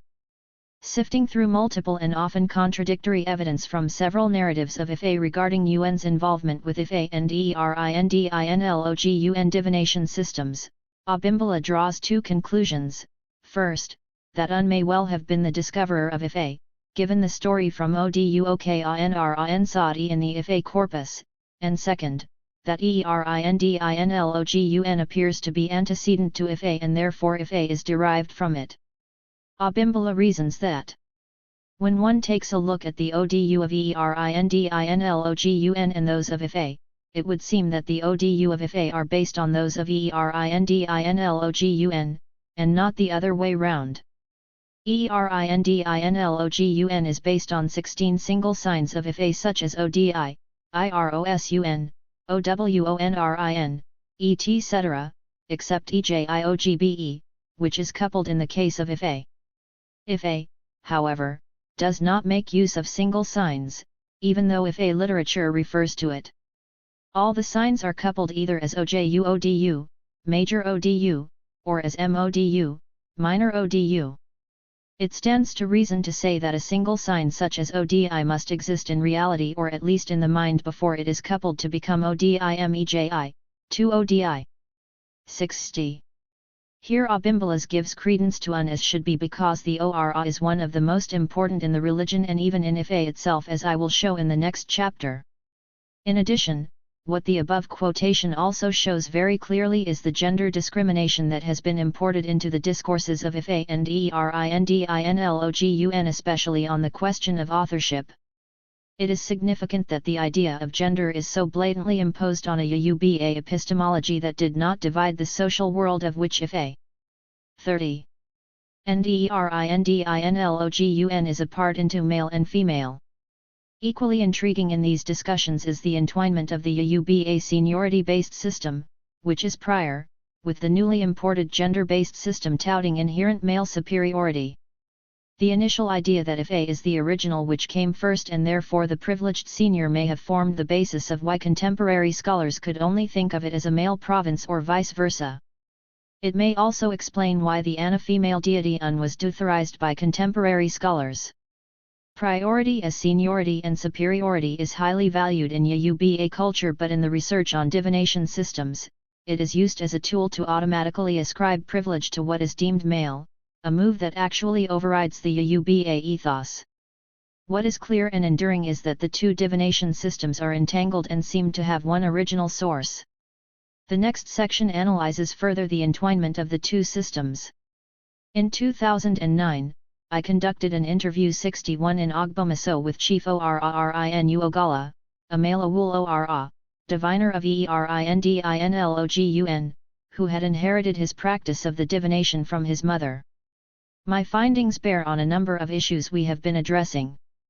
When I asked him about his training as an Erindinlogun diviner, he said that divining with 16 kauris does not involve extensive training as Ife. What it required, he said, is a commitment and intense devotion to the gods such as Un, Ango, Batala, and Ogiyan who are associated with this particular divination system. Ogunbal, researching in Osogbo, another Yoruba town, found that Erindinlogun divination requires about 5 years of apprenticeship. But he also noted that most Olarisha acquire both the practice of their Ora as well as their elaborate ritual preparations from their aged biological parents with whom they spend a lot of their time. Some among the Olarisha augment their acquired knowledge with apprenticeship for a period of time from a more knowledgeable Erindinlogun diviner. In short, many acquire their initial knowledge as inheritors of a family religious tradition, a practice which is not so different from Ife. 62. To the question of the relationship between Erindinlogun and Ife, Chief Ogala, the Awul Ora replied that Ife is the source of Erindinlogun. He believes that Ife is the source and a more advanced form of 16 Kauris. The naming of diviners in the two systems seems to confirm that Ife is more advanced, although not necessarily prior. The appellation Awul Ora, which is immediately applied to all the devotees who take up Erindinlogun divination, suggests little or no external bar to entry, hence such knowledge is not considered as advanced as Ife. The emphasis in their naming is on service to the community of devotees of Ora, in contrast to Babal Awo, a name that is 31. More focused on their mastery of the Ife corpus. In my earlier discussion, I pointed out that the translation of the word Babal Awo into English as Father of Secrets is mistaken, and is an attempt to introduce gender exclusivity to the guild. Rather, I argued that the Baba in Babal Awo means mastery of Awo. When the two divination systems are brought together, the meaning of Babal Awo is more fully appreciated in distinction to Awul Ora. It becomes clear that the distinction that Babal Awo sought to make is not between Ogberi, novice/lay people, and Ife diviners, but between Awul Ora, the divination generalist, and Babal Awo, divination specialist, who have devoted years of their lives studying Ife and have graduated with an initiation ceremony. It is possible that some Babal Awo started as Awul Ora and then decided to enter the longer and rigorous training that Ife divination, unlike Erindinlogun, requires. At one level, the distinction between Erindinlogun and Ife is akin to the one between a bachelor's degree and the more specialized Doctor of Philosophy, Ph.D., degree, in that being initiated as a Babal Awo is like being admitted into a learned society. The point I am making here is that at one time all the diviners who made use of Odu, unit of verses, were originally all Awul Ora because the specialization of Ife had not yet been developed. But as the system evolved, a specialized branch called Ife emerged, requiring longer training periods because of the need to memorize expanding numbers of chapters. Subsequently, those who took on this training and succeeded through initiation were recognized as Baba and Inu Awo masters of knowledge. It is also instructive that both Ife diviners and 16 Kauris diviners are also called Awo for short. In the Ife narratives, Awo is one of the recurrent names used for diviners. Abimbala raises a number of important issues in his paper on Erindinlogun, and I want to focus on two of them that have a direct bearing on the issue of male dominance in Yuba studies. If indeed, as Abimbala suggests, both the divinity Un and Erindinlogun their creation have been given short shrift, on whom or what should we lay blame? One answer is suggested by Abimbala when he states cryptically, I will make the claim that Un has much more to do with the origins of Ife divination than the Babal Awo, Ife priests, are ready to admit. 63 At the very least, the statement implies that the male diviners are sexist and do not want Ife, their divination system, to be associated with a female founding deity. Abimbala's remarks here about endogenous custodians of Ife is reminiscent of historian Robert Smith's statement about the Arokin, indigenous custodians of history, and their acceptance, or lack thereof, of the existence of female rulers, in Old Yo. According to Smith, this account of the military success of Oram Pato's female ruler reign, confirmed reluctantly by the authorities at New Yo, that the warlike Oram Pato was a woman. 32. A sister and not a brother of Igunochu. 64 The suggestion from these two Western-trained scholars is that the local custodians of knowledge that are perceived to be closer to indigenous values are predisposed to gender discrimination, refusing to grant females authority, marginalizing and stripping them of their leadership positions and accomplishments. Neither Abimbala nor Smith present any evidence to support the view that the local keepers of tradition are sexist or more sexist than the academics. A careful reading of the Western-generated literature, including the accounts of Abimbala, Smith, and Bascom, and my own research, does not support the view that endogenous practitioners of knowledge such as Babal Awo exhibit stronger patriarchal values than the academic scholars. If anything, what my research shows is the degree to which Yoruba male dominance has been manufactured since the 19th century from the writings of various literate and Western-educated African and European personnel. The simplest and most incontrovertible evidence is in their unconscious use of the English language to exclude, to marginalize, and to turn seniority-based positions and non-gender-specific persons and practices into males, thereby grafting a male-dominant system on one that originally eschewed gender. As part of the ritual of sacrifice to the gods following a divination consultation, Ozitura, the divination narratives that are said to be very specific to the deity Un, are always recited by a Babal Awo at the end of each and every sacrificial offering. The Babal Awo Akalifa, whom I interviewed 65 in Ogbomoso, informed me about this ritual practice and pointed out that it is a sign of the importance of Un to Ora devotion and Ife practice. If the male diviners do not have much regard for Un, why is the Odu Ozitura the one that must be recited at the end of every sacrifice? Given the ubiquity of sacrifice in Ora worship, Un is venerated in every divination process. There is no other Ora, apart from U and Orunmila, who is called upon in Ife so continuously and constantly. Furthermore, given the Eurocentric male-dominant ethos of our times, as I have shown repeatedly, Western-trained scholars are often vectors of genderism, the idea that male dominance is inherent in human organizations, and sexism, gender discrimination, as is easily evident in the sorts of questions they ask and most significantly, in the questions they do not ask of their informants, the traditions and texts. Decoding genderism and sexism in the content of Ife corpus. Thus far I have been focusing on published Ife divination texts as documents produced by Western-oriented scholars, whilst at the same time documenting their genderist and sexist interpretations of the corpus. I have not directly engaged with Ife texts as creations of diviners. Am I arguing that gender distinctions, male dominance, and anti-women utterances are absent? 33. From the Ife corpus in and of themselves? In the next section, I will interrogate the role of the diviners in the creation of Ife. Second, I will decode the multilayered gendering that Ife is subject to and the meanings attached to them. Because the Ife corpus is a product of Yoruba society, it is part and parcel of the culture, and therefore its content is a reflection of the Yoruba ethos. It is a wonderful source of knowledge of the issues that people face in their everyday lives and their values. It is also a good recorder of historical developments, reflecting the concerns of the society. As a result of this, Ife is often treated by diviners, clients, as well as scholars as a timeless document. As Bascom puts it, some people treat it as the unwritten scriptures of Yoruba people. 66 But the Ife corpus is not timeless. It is clear that not all Odu were authored at the same time, a fact that is apparent in the references that are made to contemporary events, places, and products in some of them. The most notable is Oduimale, 67, which is about the coming of Islam to Yoruba land, and other verses that make reference to Ibadan and Abeokuta, two Yoruba polities that were founded only in the 19th century. Consequently, we can say that Ife's content is open in the sense of not being settled, but subject to editing and further expansion.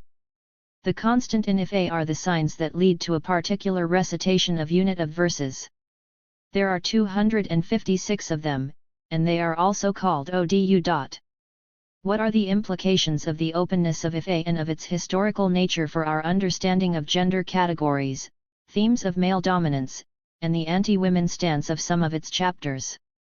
Odu are creations of diviners, and the presence of current events in Ife demonstrates that diviners are not immune or impervious to what is going on in society. Hence their reaction codified in the appearance of Islam in the society, for example. I could not agree more with anthropologist Nyakin Naso when he writes, although a diviner is defined by society and by anthropologists, as a diviner or as a ritual specialist, principally in reference to his ritual knowledge and role, it should be borne in mind that, in the course of divination, diviners typically appropriate and incorporate other forms of knowledge as if they all derived from the same transcendental source. 68. It is not surprising, then, that we find references to gender and anti-women stances in some of the Odu, given the gender-saturated and sexist age in which we live. The issues of gender and patriarchy are even more intensified in religious discourses because of the assault of Christianity and Islam on the culture in the past 2 centuries, at least. Christian patriarchy is widely evident in the colonizers' descriptions of Yoruba divinities. One of the most devastating is the rechristening of Olodumare, a non-corporeal, non-human entity, as a male, equivalent to the Christian God, with all the 34 damning exclusions that this implies for females. We also see Christian practices of demonization, coupled with European traditions of witch hunting, as Yoruba converts absorb the values of their new religions and act on them. With regard to the practice of divination, it is not far-fetched to suppose that some diviners are sexist in their orientation, just like some academic scholars, and may then interpret Ife verses in this light in a current world in which male superiority and female derogation are institutionalized and widespread. We must not forget that diviners do not merely report the words of Orunmila, the divination god, they interpret and comment on these messages as well. Besides, divination is an interactive process in which the client not only brings her ORI, agency, to the consultation but also is expected to use her experience and knowledge to decipher which ODU is applicable to her situation as the diviner recites various narratives. In short, in a society in which gender discrimination is increasingly widespread and has become a fact of life, it would be surprising if it were not reflected in Ife. Nonetheless, this deepening of gender thinking and its expansion does not nullify the fact that originally, the Yoruba world was not divided into male and female, and that gender categories and subsequent male dominance are a result of modernity. We cannot exaggerate the fact that Westernization, Islam, and Christianity continue to be sources of male dominance in Yoruba religion, culture, and society. Gender as category, source of identity, and factor of social organization emerged only recently in Yoruba thinking and behavior. The implication of this, then, for our purposes of understanding Yoruba culture is that when we look at oral traditions such as Ife and find references to gender, it becomes apparent that either the poems and narratives have a recent publication date, or they have been subject to more recent review and editing. It should be clear that Yoruba oral traditions that display gender markings were not composed in antiquity. In sum, I am arguing that in the Yoruba world, the presence of a gender practice is an indication that a particular practice or discourse is of more historically recent vintage. Chapter 2. Casting the Yoruba world, Ife, Iya, and the signification of difference. In the previous chapter I focused on the writings of scholars who discuss different aspects of gender issues in Ife, a Yoruba knowledge and divination system. William Bascom and Wande Abimbola, the 2 main scholars that I interrogate extensively, did not set out consciously in their major works to make gender claims in the first instance. The gender statements they make are a byproduct of their attempts to develop a comprehensive understanding of the Ife world through the collection, analysis, and interpretation of all aspects of the system, including diviners, divination practice, and the content of Ife and its place in Yoruba culture and imagination. One could have explained their silence on gender as a sign of the non-gendered quality of the Yoruba ethos that they are attempting to elucidate. This line of thinking becomes untenable, however, because these Ife scholars specifically mapped female exclusion, male dominance, and patriarchal values into the knowledge system by assuming a male-dominant lens from the get-go. They did not display any consciousness that they needed to account for male superiority and female deuterization as they depicted cultural institutions and social practices. In this chapter, I will continue my interrogation of the claims of scholars who inflict gender dichotomies and male privilege on Yoruba culture. I will also examine work by gender-conscious authors who have explicitly located women in Ife. These authors, including the later one Abimbola, consciously write about women in Ife and Yoruba society in general, seemingly in response to the worldwide development of gender and feminist studies, which have in the past 4 decades insisted on the importance of the category in academic writing and contemporary life. Some of these writings respond to my own earlier work questioning the imposition of male dominance on Yoruba institutions. As I pointed out earlier, these writings. 36. Disregard the seniority-based Yuba episteme. They fail to problematize gender categories but assume it to be an ontological and integral part of the culture and knowledge system. Furthermore, despite the fact that a number of scholars have pointed out that the Ife corpus is not timeless, the fact that researchers still approach categories mentioned in Ife as if they have all remained the same since the dawn of time invalidate this important understanding. This chapter, just like the previous one, aims to historicize Ife knowledge and to raise questions about gender constructs and patriarchal values that are projected on it in scholarly circles and some popular understandings of the corpus. My goal, then, is to interrogate the ways in which gender issues have been articulated in the Ife universe and how assumptions about gender have shaped interpretations of the ODU chapters, on the part of academic scholars and indeed some diviners themselves. Finally, informed by the Yuba world sense and social practices, I offer my own interpretation of some of the ODU and of the social categories that have been the currency for promoting a gendered, if not a male-dominant, reading of Ife. But such awareness has not been the norm among those who have sought to record and translate Ife. Inevitably many have infused it with their own gender predilections. Many researchers have come to Ife with preconceived notions of the existence of gender categories and the male privilege that is the raison d'etre of colonial categories. Indeed, the default position that is assumed in the interpretation of Yuba life including Ife is that the male is the norm and privileged, whether we are talking about the divination form itself, the diviners, the clients, or the interpretations of the narratives themselves, as I demonstrated in the previous chapter. Added to this is the incommensurability of Yuba categories and English-derived ones. Seeing Gender Through Borrowed Eyes. In her paper Seeing Through a Woman's Eye, Yuba Religious Tradition and Gender Relations, Oyeronke Olajubu, a scholar of religion, uses gender constructs to analyze some Yuba religious texts, including a number from the Ife corpus. This paper is particularly obtuse in the ways in which she simplistically deploys proverbs and sayings as evidence of one kind of gendered social practice or the other. For example, she cites the saying by Onidi Obin Rin Ki Je Kumalu, meaning if there is no special reason, a woman would not be named Kumalu, too, as evidence that females are not normally leaders in the society.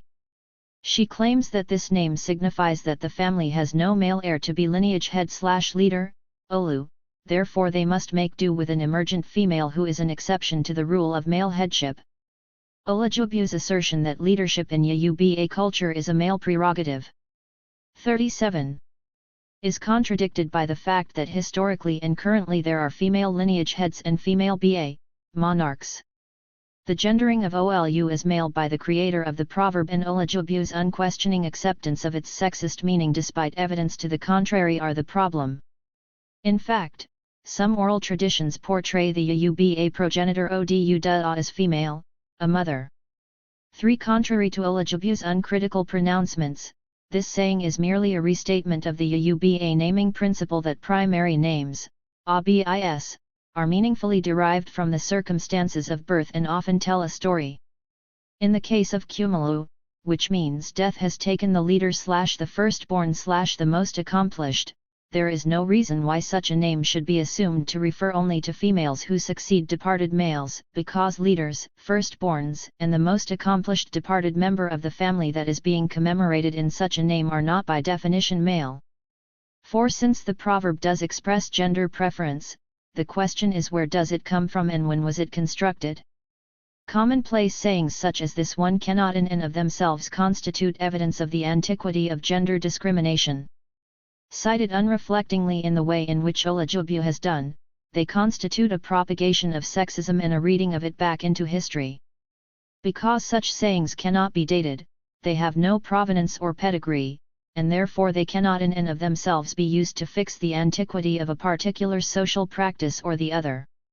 Next, Olajubu uses stories from Ife to postulate an ontology of gender in Yuba religious tradition. Here is the first ODU. In translation, her translation, she used to make her argument. Ha! An elder who misbehaves has to be disgraced. Ifa was divined for Oda. When she arrived on earth she was advised to control her passion. Oda did not heed advice. She was asked to sacrifice. She refused. She sacrificed to appeal to Olodumare to grant her power. Instead she wished to use the power for a long time, but she did not sacrifice to prevent people from knowing the secret. She entered the sacred grove of Eegun one day and came out as a masquerader. So it is to Oda that Olodumare gave the power over all of the world, said Oberisa, the archdivinity. Oberisa went to Orunmila to consult if Orunmila asked him to sacrifice, and he obeyed. 38. Orunmila gave the necessary remedy, but warned that he had to be patient to become the ruler of the world. One day Odu invited Oberisa to a discussion. She said, as colleagues, they should be more familiar with each other. Odu and Oberisa then moved closer.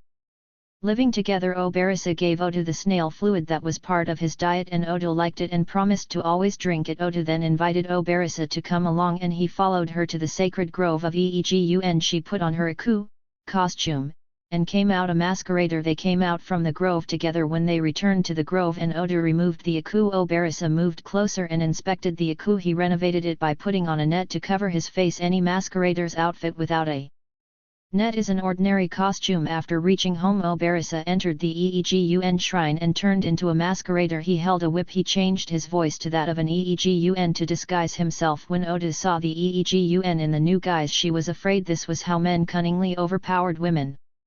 5.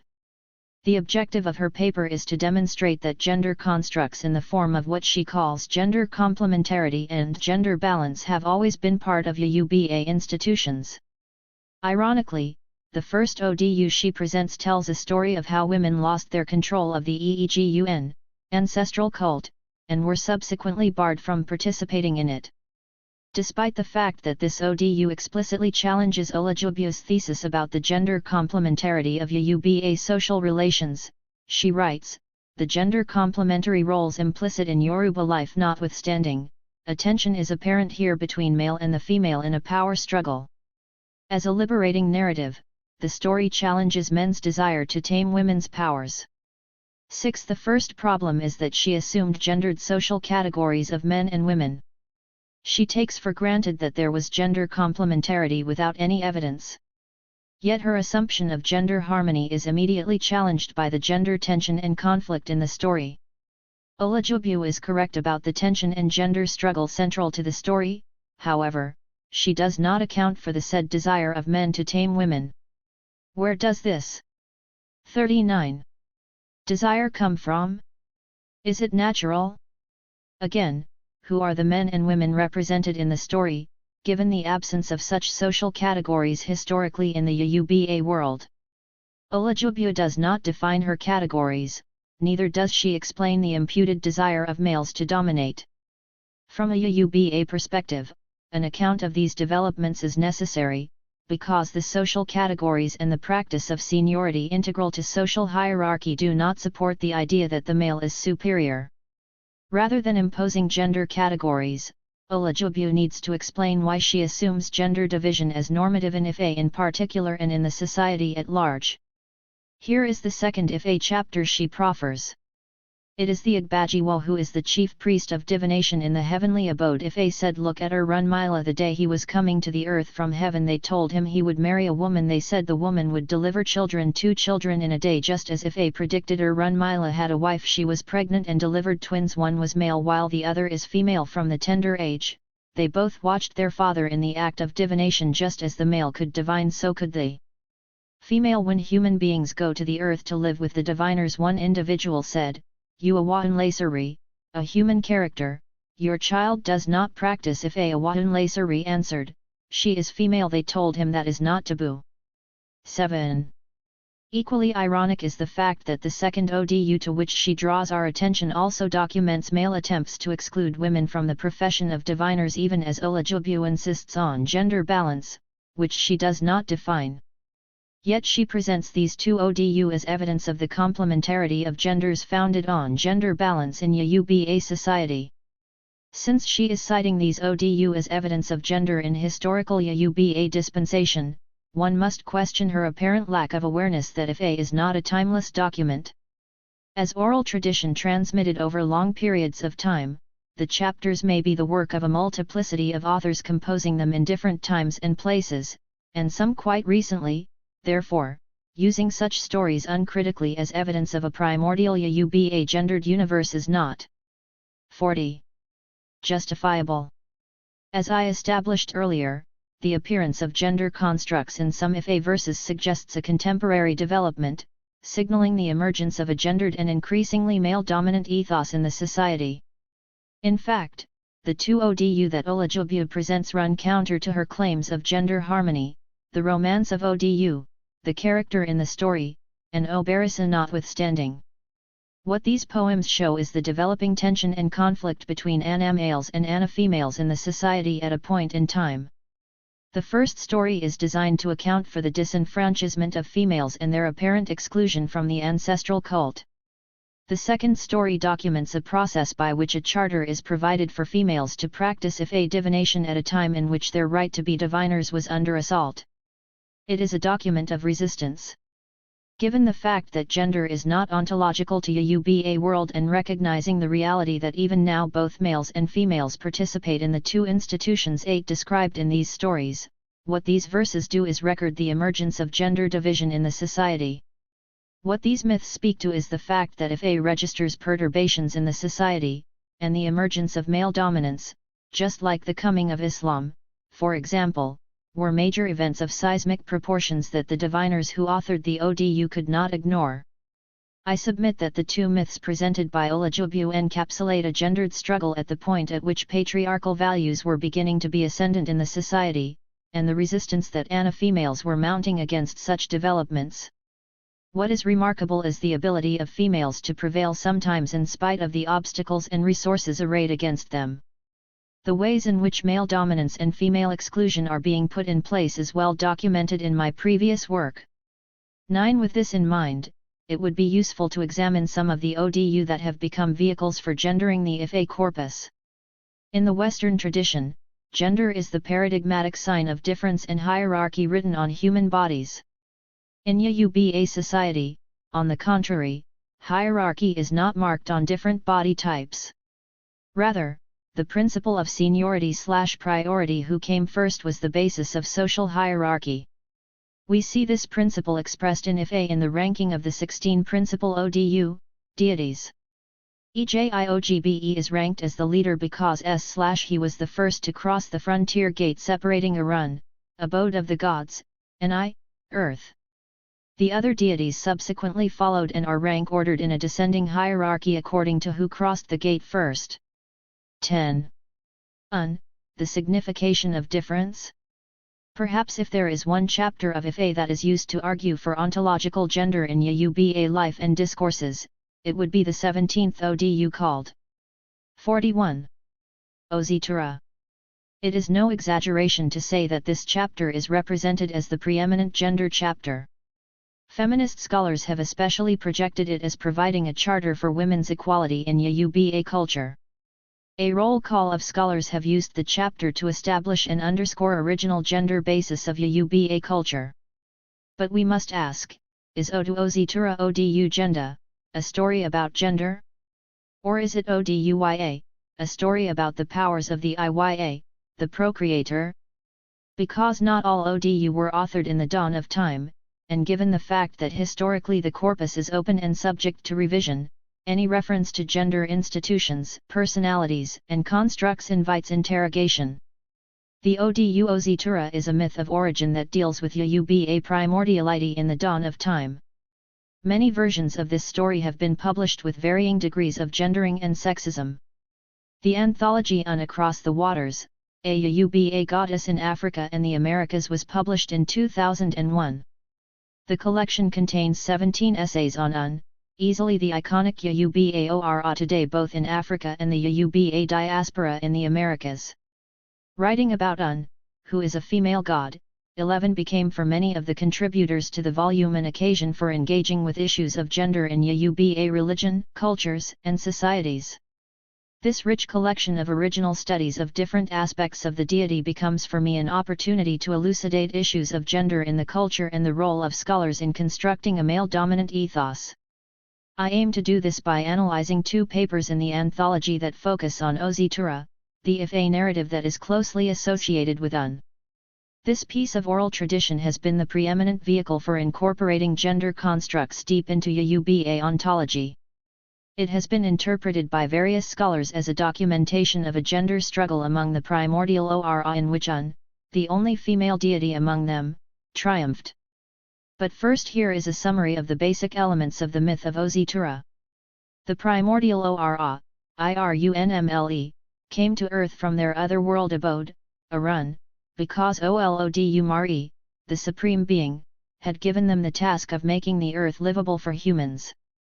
There were 17 deities in the party, and Un, the 17th one, was different. When they got to earth, the 16 Odu went about the business of making the world habitable but did not consult with Un, the 17th one.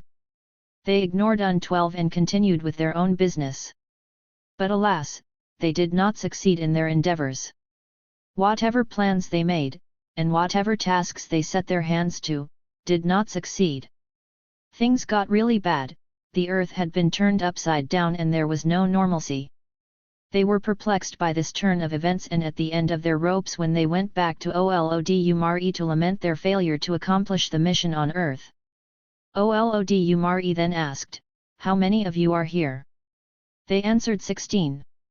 Then Olodumare, who is 42, regarded as the Supreme Being, questioned them further, "When you were leaving the other world, how many were you?" They replied that they were 17. On hearing this, Olodumare admonished them for being troublemakers, and said, "That one you left behind, if you do not bring her here, there will be no solution to your problem. If you continue this way, you will always fail." So they went back to earth, made peace with Un and addressed her as Mother, the preeminent hair plaiter with the coral-beaded comb. 13 All the scholars, feminist and otherwise, who have interpreted the struggle between the 16 Odu and the 17th one have characterized it as a gender struggle in which the 17th triumphed. The only anatomic sex reference that is obvious and named in this story is that of Un, the 17th deity who is named Iya, procreator. In some versions there is nothing that tells us that all of the other 16 deities are males. However, current interpretations of the story concludes with more gender constructs in that Un is said to have given birth to a male child who will then belong with the group of 16, thereby implying that what defines the cohort is their maleness. 14 Despite the inconclusive anatomic identity of the group of 16, all the interpreters of this story that I have come across have represented the group with varying degrees of gender awareness and sexism, as a brotherhood. Feminist scholars such as Deidre Batejo, among others, have advanced Ozitura as a charter for women's equality in traditional Yoruba culture. Summing up the story told in this Ife chapter, Batejo writes, Olodumare's Supreme Being inquiry what about Osun, subtly questions the male Oris's denial of Osun's role in the cosmic order, and their affront to the Supreme Being who has designated her role as critical to the human and spiritual order. The Odu Ifa acknowledges the presence of sexism but does not condone it. By their actions, the male Orisa undermine the decision of Olodumare to empower Osun in the first place, and Olodumare humbles them before her. 15. This myth has been presented by an array of scholars, each version characterized by overt and subtle differences in translation, use of words, and interpretation of events. Here I present 2 different versions of the myth in translation by the authors. Subsequently, I analyze what appears to be the imposition of a male-dominant ethos on the story. This sexism and genderism exhibited by the interpreters of Ozitura notwithstanding, everyone agrees that this is a story of Un's triumph, the victory of a female over her male adversaries.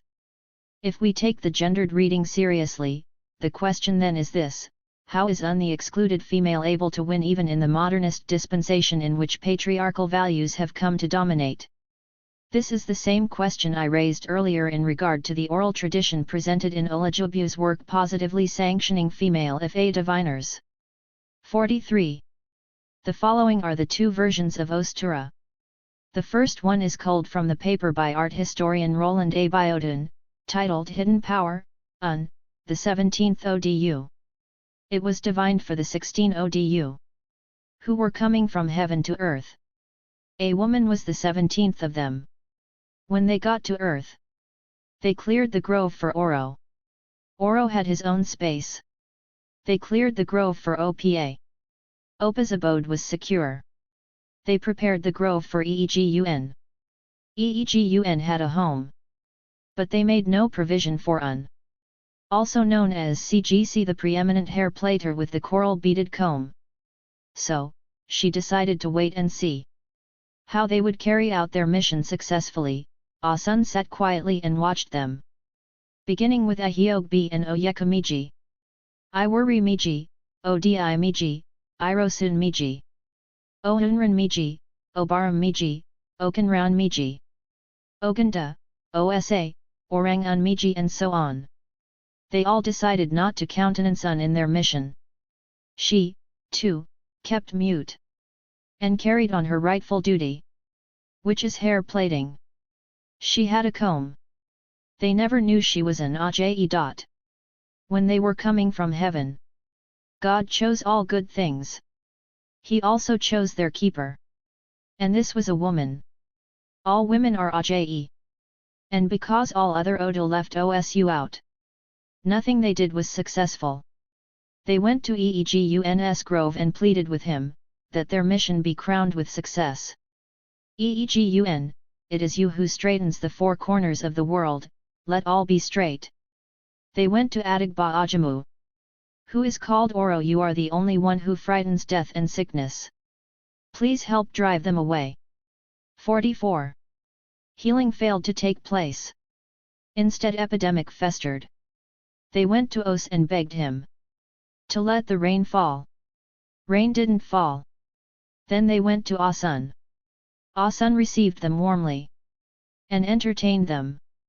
But shame would not let them confide in Asun, whom they had ignored. They then headed for heaven and made straight for Olodumare. Who asked why they came. They said it was about their mission on earth. When they left heaven and arrived on earth, all things went well. Then later things turned for the worse, nothing was successful. And Olodumare asked, how many of you are here? They answered, 16. He also asked, when you were leaving heaven, how many were you? They answered, 17. And Olodumare said, you are all intriguers. That one you left behind. If you do not bring her here, there will be no solution to your problem. If you continue this way, you will always fail. They then returned to Asun and addressed her, Mother, the preeminent hair plaiter with the coral beaded comb. We have been to the Creator. And it was there we discovered that all Odo were derived from Yuan, and that our suffering would continue if we failed to recognize and obey Yuan. So, on their return to the earth from the Creator, all the remaining Odo wanted to pacify and please Asun. But Asun would not go out with them. The baby she was expecting might go out with them, but even that would depend on the gender of the baby, for she said that if the baby she was expecting turned out to be male, it is that male child who would go out with them, but if the baby turned out to be female. 45. She-un would have nothing to do with them. She said she knew of all the Odo had eaten and enjoyed without her, particularly all the delicacies and he-goat they ate. As Asun was about to curse them all, Os covered her mouth and the remaining Odas started praying that Asun might deliver a male child. They then started to beg her. When Asun delivered, she had a baby boy whom they named Ostura. 16. Abiodun's interpretation of the ODU is very much aware of the male dominance that is taking over present-day society. At the very beginning of his essay he states, even though much of the traditional political power in Yoruba land today seems to be located in the domain of men, Yoruba oral traditions and visual art do not provide much authority for assuming that has always been the case. 17. Abiodun clearly has a sense of history, even though he is genderist in that he assumes gender categories to be the basis of social organization and therefore natural. Oyeronke's interpretation is not sexist because he does not assume, like many scholars, that male dominance is a natural expression of gender divisions. Given his orientation, he draws our attention to what he sees as Yuan's female and superior power, which was able to counteract that of the male Ora. He concludes, it is conceivable that the A with grave powers of female Ora is inherently different from the male Ora, and perhaps even antagonistic when they compete, with one, presumably the female A with grave, neutralizing the other, that is, the male A with grave, as appears to be the case in the story. 18 Oyeronke then goes on to develop ideas about Yuan's power and female power in general as inherent in their role as Iya. Be that as it may, my concern remains not only the imposition of patriarchal values on Yuba oral traditions, but also the imposition of gender concepts where there had been none. We see this problem in Oyeronke's alternative interpretation of Ozitura, in which he postulates a domain of men and women and a Yuba tradition in which women are thought to be indispensable to men as was to the 16 male Ora or Odu at the time of creation. 19 In this reading men are presented as the norm. But if males were superior, then would not be the vital source and the supreme power that the god is said to be. If indeed there is a domain of women, then there is no reason why we cannot ask that question of dispensability differently. Are men thought by women to be necessary to women or to human existence? Oyeronke's initial reading, in which he recognizes the expanse of Yuan's power, is the correct one. 46. In the divination verse above, the Creator God has placed all good things on earth in Yuan's charge, making her the vital source as her name suggests. Without Yuan's sanction, no healing can take place, no rain can fall, no plants can bear fruit, and no children can come into the world. 20. Where is the gender dichotomy here? There is no limit to Yuan's domain, it extends to the whole world, there are no two domains here, let alone a gender dichotomy. The key to understanding this divination verse is the socio-spiritual category of Iya, a concept I will bring to bear following my discussion of the second version of Ozitura, presented here. The second version of Ozitura presented here is by David Ogunbal, a scholar of comparative religion.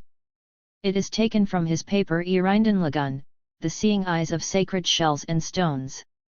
Their diviner in the town of Adu. Their diviner in Ajisa kingdom. The crab is in the river. And crawls in extremely cold ground. They all divined for the 16 principal divinities on the day they were descending from heaven to the planetary earth. They arrived in the world. They cleared Oro Grove. They cleared Opa Grove. They planned. They never consulted with Asun. They tried to maintain the world. There was no order in the world. They rose up immediately. And went to Olodumare. Olodumare greeted them. And asked of their 17th person.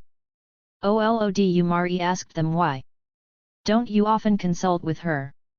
They replied, it was because she was only female among us. Olodumare said, no, it should not be so. Asun is a manly woman. Olodumare said, Bori Bori, their diviner in Iragbarai, is a divination apprentice of Egba, their diviner in Ilakan, is a divination apprentice of These divinities. They allow a person to trade.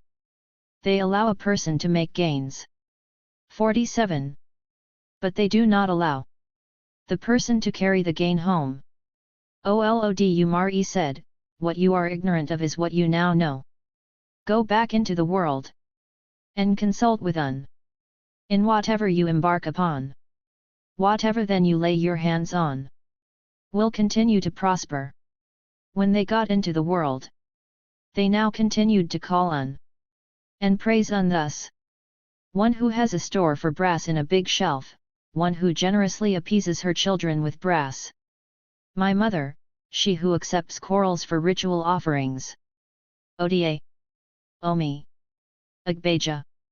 The ever-present counselor at their decision-making meetings. Leda Kochu. The gracious mother, Asun. 21. Unlike Oyeronke, Ogunbal's interpretation of the myth is unabashedly sexist and genderist. In this scholar's hands, Oyeronke becomes a vehicle for creating a gender-dichotomized world in which males and females are essentially different, with males dominating. The Un that emerges from his account is a manly woman, endowed with masculinity, bravery, and prowess, whose powers can only be accounted for by her association with men, and infused with a good dose of masculinity. 22 For example, the ERINDINLOGUN divination system, which in many different genres of oral traditions is said to have been authored by Un, is attributed here to Orunmila, who is said to have invented it and subsequently approved and authorized its use by Un. 23 Recognizing that his interpretation contradicts the depiction of Un in Oyeronke as the all-powerful Ora, Oyewumi had to introduce a qualifier to his earlier statement that Un is not the author of ERINDINLOGUN. This story shows, despite the negative gender bias, that the woman in this spiritual realm has the capability and competence to make great achievements in a way that will surpass the man's. 24 But whose negative gender bias is Oyewumi referring to other than his own? In Oyeronke, it is obvious that Un's powers surpassed those of all the other 16 divinities, yet he writes, Olodumare affirmed that Un as a female has been endowed with power as essential as her male counterparts. 25 Similarly, in the same volume, another scholar opines that according to God, she should be involved because she was as powerful as men. 26 Olodumare did no such thing, the Supreme Being did not compare Un. 48 To the rest, this deity was above them all, Un was the one in charge, and they needed to venerate the deity if normalcy was to return to earth. Un's power is not just essential but vital. Even in Oyewumi's own male-biased and gender-saturated reading of the Odu, this specific lowering of Un to the level of the group of 16 is absent. Olodumare said, "What you are ignorant of is what you now know. Go back into the world and consult with Asun in whatever you embark upon, whatever then you lay your hands on will continue to prosper." 27. And in Oyewumi's account, and Olodumare said, "You are all intriguers. That one you left behind, if you do not bring her here, there will be no solution to your problem. If you continue this way, you will always fail." They then returned to Un, and addressed her, "Mother, the preeminent hair plaiter with the coral-beaded comb. We have been to the Creator and it was there we discovered that all Odu were derived from Un, and that our suffering would continue if we failed to recognize and obey Un. 28. Oyewumi's gender-fixated and male-dominant reading of Oyeronke, among other oral traditions, is much more in line with that of other scholars than Oyewumi's account, which is more gender-modulated. The most striking difference in Oyewumi's presentation and translation of the Odu is the dialogue between Olodumare and the group of 16 deities as to why the 17th was not present at the return meeting to the other world. He writes, "And Olodumare asked, 'How many of you are here?' They answered, 16. He also asked, 'When you were leaving heaven, how many were you?' They answered, 17. And Olodumare said, 'You are all intriguers.' 49. That one you left behind. 29. We see that there is very little use of gender identification here, more faithful to the Yoruba non-gendered language, except of course that Olodumare is immediately turned into male by the English gendered pronoun he, which is absent in Yoruba. Recall my discussion of the ubiquitous he and its effect of creating gender categories and male-centeredness where there is none in the source language.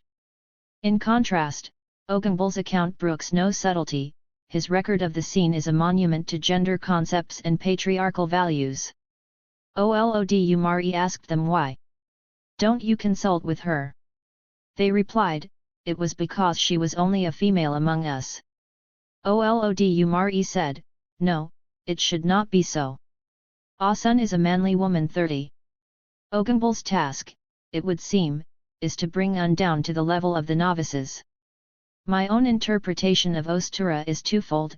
First, taking the gendered translations and readings at face value, I see it as a modernist fable of gender struggle. As I established earlier, the appearance of gender constructs in some Ifa texts suggests a contemporary development, signaling the emergence of a gendered and increasingly male-dominant ethos in the society. What these divination verses show is the tension and conflict between males and females in the society, a veritable battle of the sexes even among the ORA. As Deidre Batejo accurately demonstrated, Ozitura documents a process by which a charter is provided by Olodumare for females to reclaim their power at a time when it was increasingly being challenged by males. Like the earlier chapters culled from Olajubu's paper, which reiterated the female's right to preside over Ife divination, Ozitura documents resistance and female triumph. In spite of the fact that this Ife narrative most explicitly is supposed to be about creation at the dawn of time, the gendered reading would place contemporary scholars not outside of the text but very much inside of it, as participants in the documented gender conflict.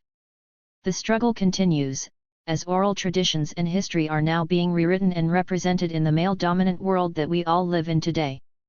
Taking seriously the original seniority-based epistemology, social organization, and social relations, the Odu Ozitura originally had nothing to do with gender. However, with the emergence in the society of gender as a mark of difference, hierarchy, and exclusion, the Ozitura narrative was imprinted with the new male-dominant gender norms, and the challenges mounted against it, reflecting the times. If the Yuba ethos had been truly 50. gendered in the beginning of time, then the question of why there is only one female in relation to 16 males would be a pertinent one. The ratio 1 female to 16 males contradicts commonly held gender-based ideas expressed in the Judeo-Christian Edenic Adam and Eve, ideas about gender complementarity, notions of gender balance, or even the organization of the Western nuclear family, which is used as a model of gender relations. All of these ideas and institutions are expressions of gender thinking alien to Yuba world sense. Interestingly enough, none of the interpreter scholars of Ozitura addressed the apparently gender-skewed ratio of 16:1 except Olajubu, 31, who despite the female victory felt that the statistic favored males. It is apparent that the only plausible way in which we can understand gender constructs in the text is as new insertions by some diviners and scholars, a sign of the contemporary male-dominant ethos. Recall how Ogunbal even puts the words manly woman, whatever that means, in the pronouncements of Olodumare, the Supreme Being. It is only Abiodun who comes close to recognizing the non-timeless nature of male-dominant categories in Ife, and indeed in Yuba society, although he took the inherent nature of society as divided by gender for granted. All of the scholars including Batejo are mistaken that the gender dichotomy they introduce through various devices such as gender balance, male/female principle, and male dominance are inherent in the Yuba world. They are in fact a product of historical change and their own worldview embedded in the present epoch. As I mentioned earlier, what Ife divination texts do, among other things, is provide a record of perturbations in the society, and the emergence of gender constructs and male dominance are certainly seismic events that threw the world upside down, as the Ozitura story attests. What is remarkable, however, is that prevails, the deity's power and authority are reinforced in spite of the formidable obstacles arrayed against the god. How do we account for this triumph despite the relentless assault on females in all spheres of society and their increasing subordination? This question is at the heart of my reading of Ozitura, interpretations that reject gender constructs, but insist that we take off the imposed gender lens and analyze Yuba institutions on their own terms and in historical perspective. The most important piece of information in the Ozitura myth is not that is an a female but that is Iya. Hence the god is oldest and senior one in the group and must be respected. Subsequently, I use the pronoun they for and Iya, which is that of reverence and formality in Yuba as a way of minimizing the unrelenting gendering accomplished by the use of the English language. When the 17 Irunmle, primordial deities, came to earth, the difference between the 17th, and the group of 16 is the distinction between Iya and their children. There is no dispute. 51. That the most significant representation of the deity in the text is as Iya. The uniqueness of within the group is that is Iya, the procreator. Here are a few illustrations from the text. We have been to the Creator and it was there we discovered that all Odu were derived from Yuan, she was an Aje. The group of 16 addressed Un as mother, the preeminent hair plaiter with the coral beaded comb. 32 There is no dispute among scholars and indigenous intellectuals that Un's power is founded on the deity's role in procreation and as Iya. Un is the primordial Iya. Thus the basis of the conflict in Ozitura is the failure of the 16 Odu to recognize Un as Iya, implying that they not only disrespected the 17th one, but also insulted the god by their behavior. Although a number of translators of Ozitura have described Un as peer of the other Odu because they are part of the group that Olodu Mari sent to Earth, suggesting that all members of the group were all the same except that the 17th deity was female. This is incorrect since in Yuba culture, the normative mark of status is seniority. Due to the dominant social principle of seniority in the Yuba ethos, misrecognition of Un as something other than Iya amounts to an insult. Such an act that does not accord Un the civilities due to a senior, especially the one that gave birth to them. Un was certainly one of the party, but the Ora was not their peer in terms of status and standing. Un was superior not only relatively, due to age, but qualitatively because the deity gave birth to them. The 16 Ora may have arrived on Earth at the same time as Un, but the 17th one was not their GBE, age mate. In keeping with the Yuba world sense in which seniority and age are a mark of social status, a common way of reiterating the seniority principle and establishing one's higher social standing in social relations is the statement me okieGber, I am not of your lower rank. This reading is also reinforced by the fact that even after the 16 had reconciled with the deity, Un would not go out with them. The baby she was expecting would go out with them. 33 In essence, Un is saying that the baby is their peer of their level, a truth underscored by the fact that the baby in the womb indeed would be their sibling since they were all the children of Un, the primordial Iya. Is it surprising then that chaos ensued because of the transgression against Un? As we are told in Ozitura, this was a breach of the social order so egregious that it turned the world upside down. Consequently, Un was about to curse them all, but Os covered her mouth so that Iya would not pronounce the A with grave, power of the word, on them. 34 It is very clear now that Un was not only their Iya in a social or symbolic sense, but was their birth Iya, and they were the children, Mbibinure. Os, one of the 16, like any culturally conscious Yuba, recognized that they were in real trouble and their lives would be inevitably destroyed if their Iya, the 17th. 52. Odu, were to turn on them using the A with grave of the procreator. In the Yuba belief system, the curse of Iya of their birth children is the most efficacious kind of malediction. A negative A with grave pronounced on them by their Iya would inevitably destroy them.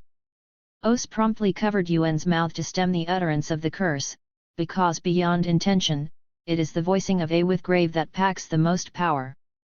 As rude as Os's move to cover Un's mouth may appear to be, it is understandable given the calamity that was about to befall them if Un acted on the god's inclination to utter a curse using the Aseabiyamo, power of the word deriving from the fact of procreation.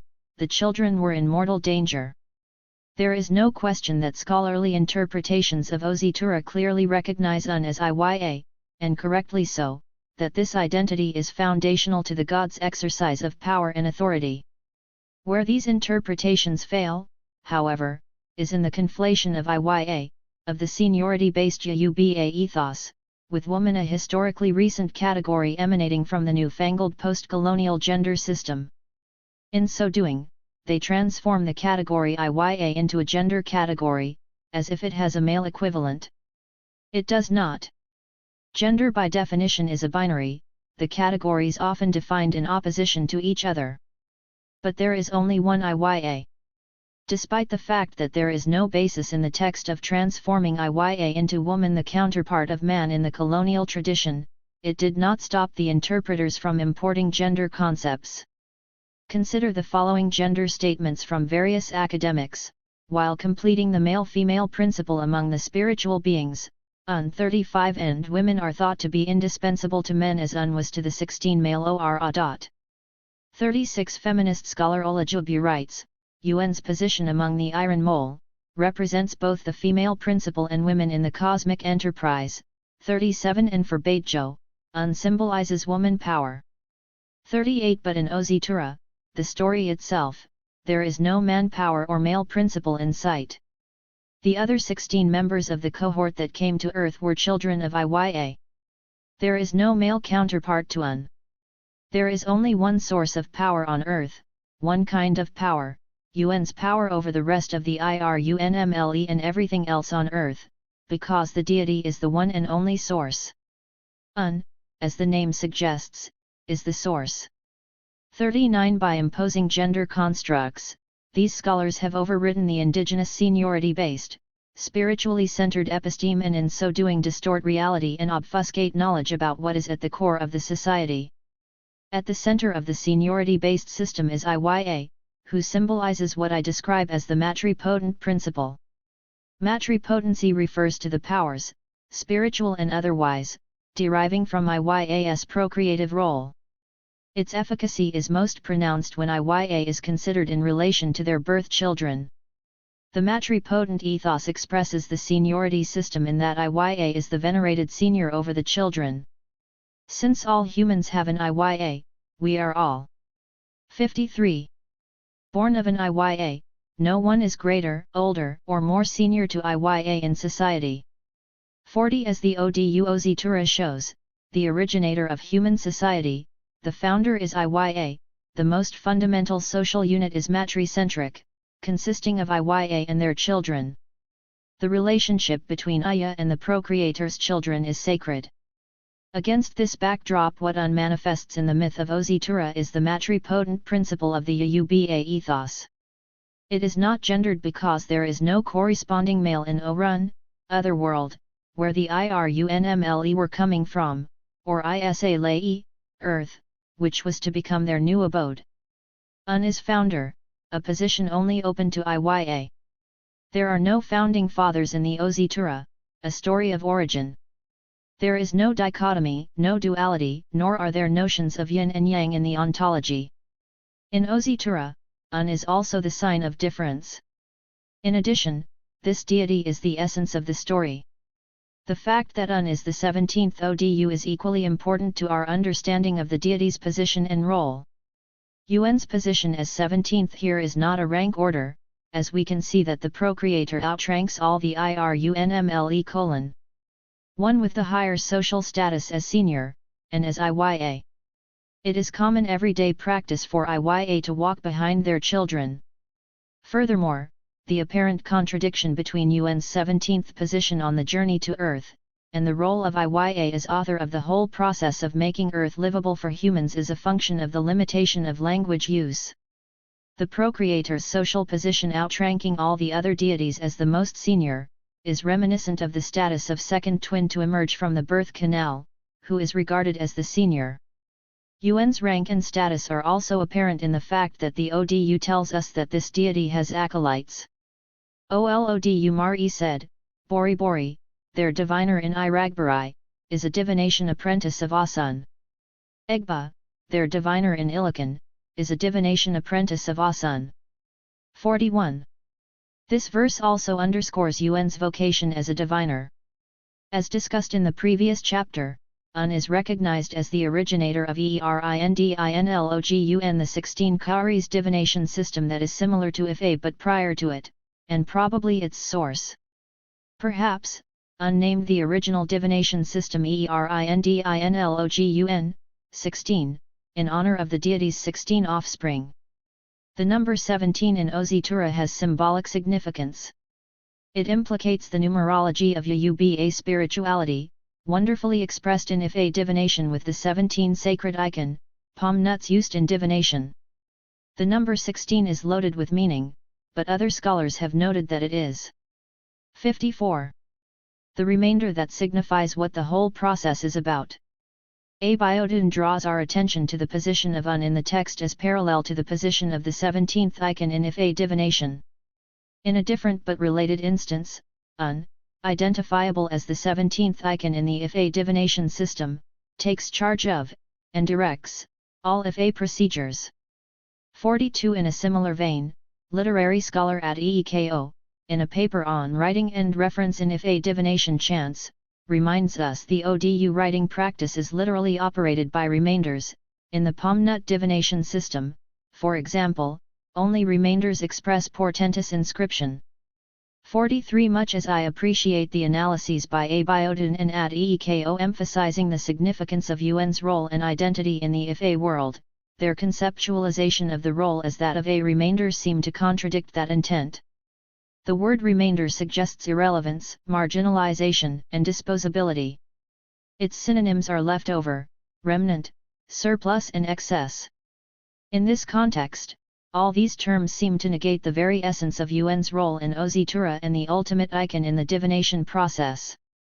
Consequently, I propose a different metaphor for both the ultimate icon in the divination system, and Un in relation to the 16 deities who made their way to earth.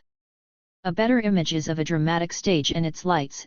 Each icon in the divination system and each Odu in the Ozitura myth has a role to play. Each of them takes their turn in the spotlight, and then disappears from view. It is only Un or the portentous icon that is left standing. Un is the one as in numero uno. Un is the quintessence of Ozitura. What I have been exposing and analyzing in this chapter and the previous one is the process by which one set of ideologies gained ascendancy and then were used to reconstruct the past and remake If-A into a male-dominant knowledge system. The dominance of Western ideas about gender and modes of thinking among local and sundry intellectuals leaves no room for considering an alternate episteme such as the Yuba one, at the inception of any investigation. The problem is compounded most especially in gender discourses in that gender constructs are assumed to be natural and universal. Fundamentally, my narrative is about the subjugation of knowledge, which is an important and effective strategy in establishing and maintaining domination. George Bond and Angela Gilliam have considered the practical consequences of such subjugation when they write. They provide justifications and rationalizations for social and intellectual hierarchies, imperial conquests, and the exclusion and subjugation of populations. 44. The male domination that is apparent is not the whole story, it is anchored first and foremost by racial and cultural domination of the West, and Western ideas about the nature of humans embedded in the learned intellectual tradition. 55.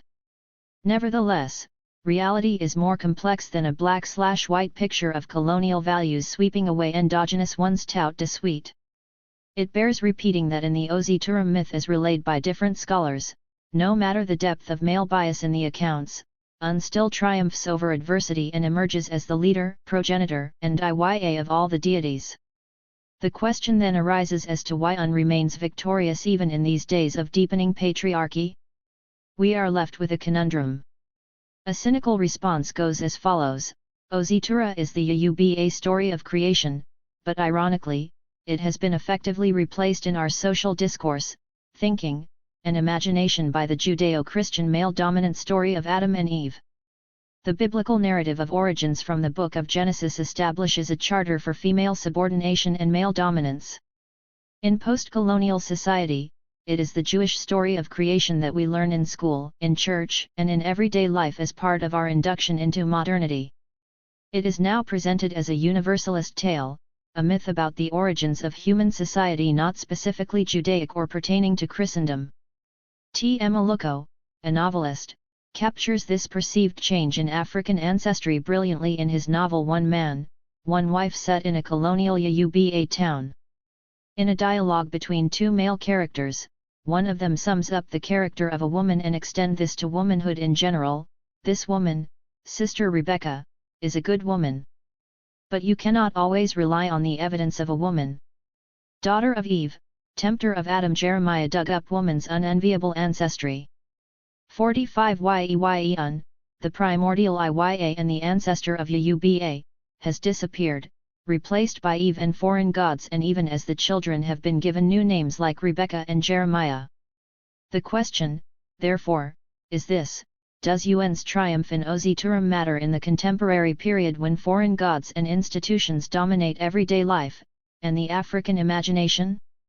Alternatively, a more complex analysis is necessary to draw out the enduring nature of matripotency and the continuing significance of Iya personally, symbolically, and in foundational social institutions in the society. In this regard, Iya remains supreme. In the next chapter, I do a comprehensive analysis of matripotency and Iya as institution with continuing significance and resonance. Chapter 3, Iya in Philosophical Concepts and Socio-Political Institutions *. AFIMFOBIN RIN, EWATAAPENIMAFIMJT UNO, EWATAAPENIMNJ, JKAWOLFOBIN RIN OBIN RIN LOBIWA KWA to DENIYONJKAWOLFOBIN RIN OBIN RIN LBBAK BAOTODORA. Excerpt of Ozitura, 1. We give knowledge to the female, Iya who incarnate knowledge we call unknowledge, Iya who incarnate knowledge let us submit to Iya, it is Iya who gave birth to us before we became human beings, let us submit to Iya. The female gave birth to the sovereign before the sovereign became a god. My translation. In my analysis of Ozitura, a chapter of Ife and a myth of origin, I began to articulate Yuba epistemology through the category of Iya.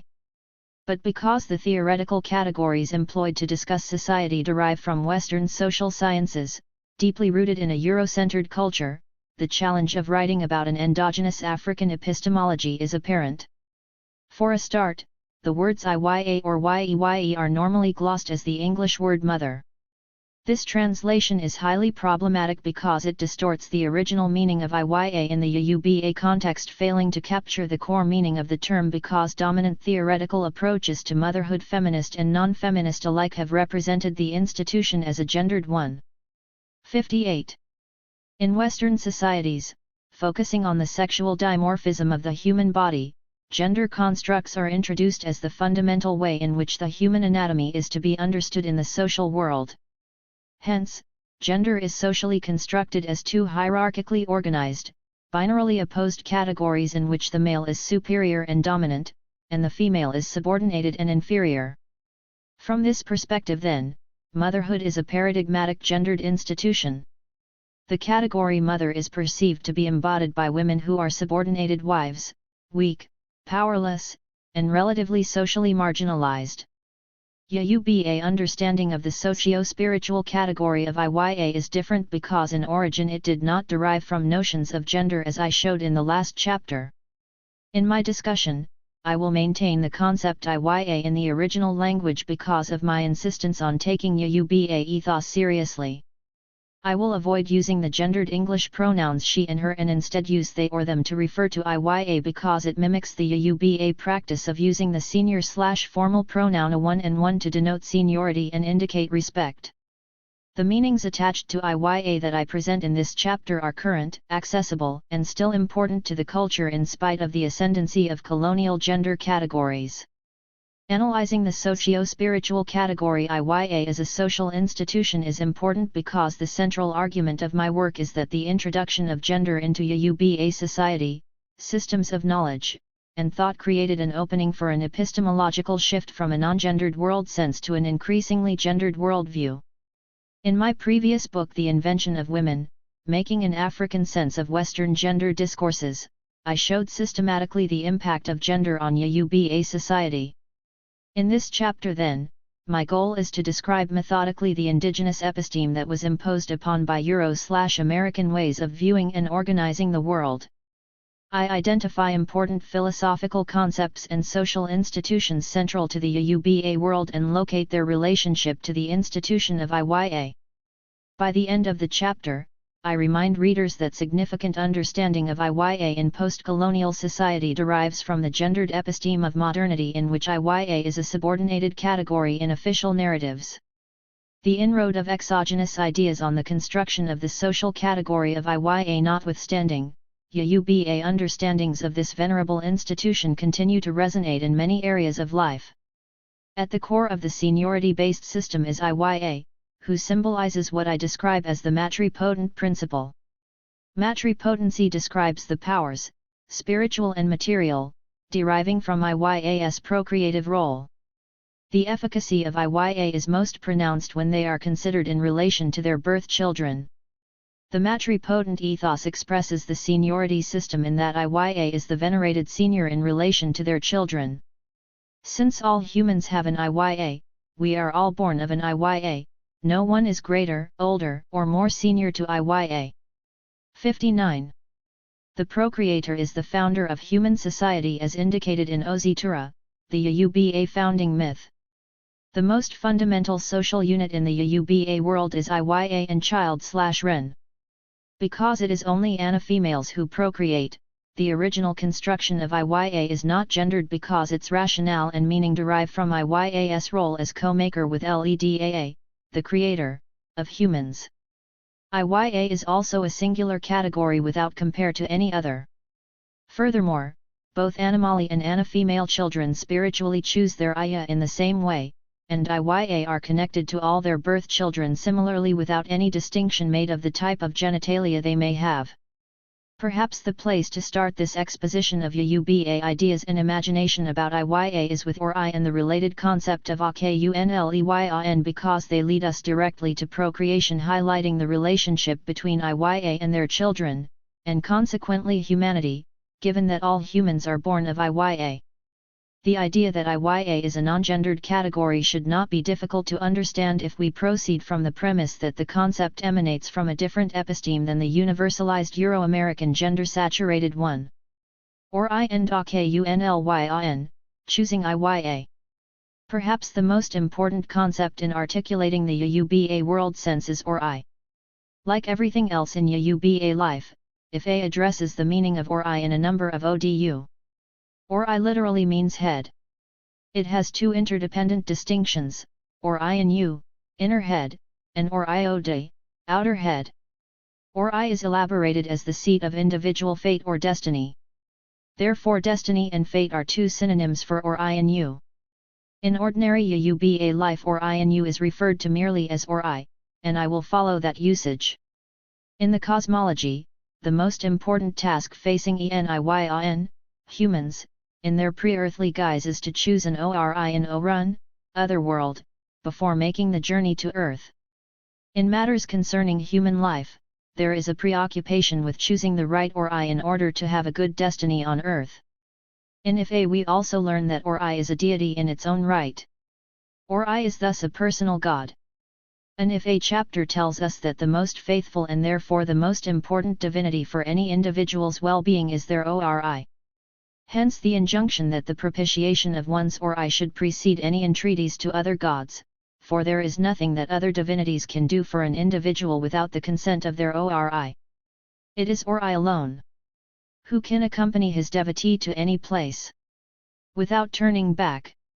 If I have money, it is my Ori I will praise. 60. My Ori, it is you. If I have children on earth, it is my Ori to whom I will give praise. My Ori, it is you. All good things I have on earth, it is Ori, I will praise. My Ori, it is you. 2. Another ODU underscores Ori's importance as mediator between the individual and other Ora, gods, because without Ori's due sanction, no requests to other Ora will be countenanced. No god shall offer protection without sanction from Ori. Ori, we salute, you. Whose protection precedes that of other Ora without sanction from Ori. Ori, we salute, you, Ori that is destined to live. Whosoever sacrifice Ori chooses to accept, let him rejoice. 3. The process by which pre-earthly souls acquire their destiny is called Akunleyan, the act of kneeling down to choose, because humans are said to kneel before the Maker to choose their fate preordained prospects in life before coming to earth. These concepts have been well researched by scholars of Yuba culture, but many have failed to recognize the distinctive place of Iya in the socio-spiritual world, which is necessary if we are to comprehend the individual destinies of humans Iya's children. Philosopher Segung Badjizan appropriately draws attention to the interconnectedness of human destinies when he writes, "For the child whose destiny is to die in infancy is born to a family whose destiny it is to mourn its child. Therefore, one can assume that each of the parents must also have chosen, or received, a related destiny." For his analysis is highly problematic, however, because he assumes that the interconnection of the destiny of Iya and child is no more privileged than that of a father and child, or even of other members of a particular community and the child. Badjisan's mistake stems from his narrow focus on the fact that babies are born into families. Of course, babies are physically born into families, but in the Yoruba tradition, they are first and foremost born to their Iya, spiritually and physically, hence, they are their Iya's children in the first instance, most fundamentally.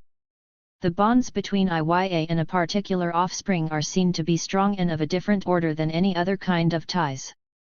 The Iya child dyad is 61. Perceived as predating the earthly appearance of the child and therefore predates marriage and all other familial relations. Another name for Iya in Yoruba is E or Ye, which means the one who laid me, Ye, like an egg. 5. In Yoruba discourses of reproduction, one often gets the impression that Iya makes babies through a process of parthenogenesis. This is not surprising, because for Yoruba it is fundamentally a spiritual process in that Iya is the entity who incubates and gives birth to an already existing soul. The process is understood to be more spiritual than biological. The rituals surrounding the birth of twins are a good illustration of the bonds, rights, and responsibilities of Iya. Twins are considered spiritually extraordinary babies whose continuous survival demands special rituals from Iya. 6. There's no corresponding demands on the father, which is understood as a social and not a spiritual category in the first instance.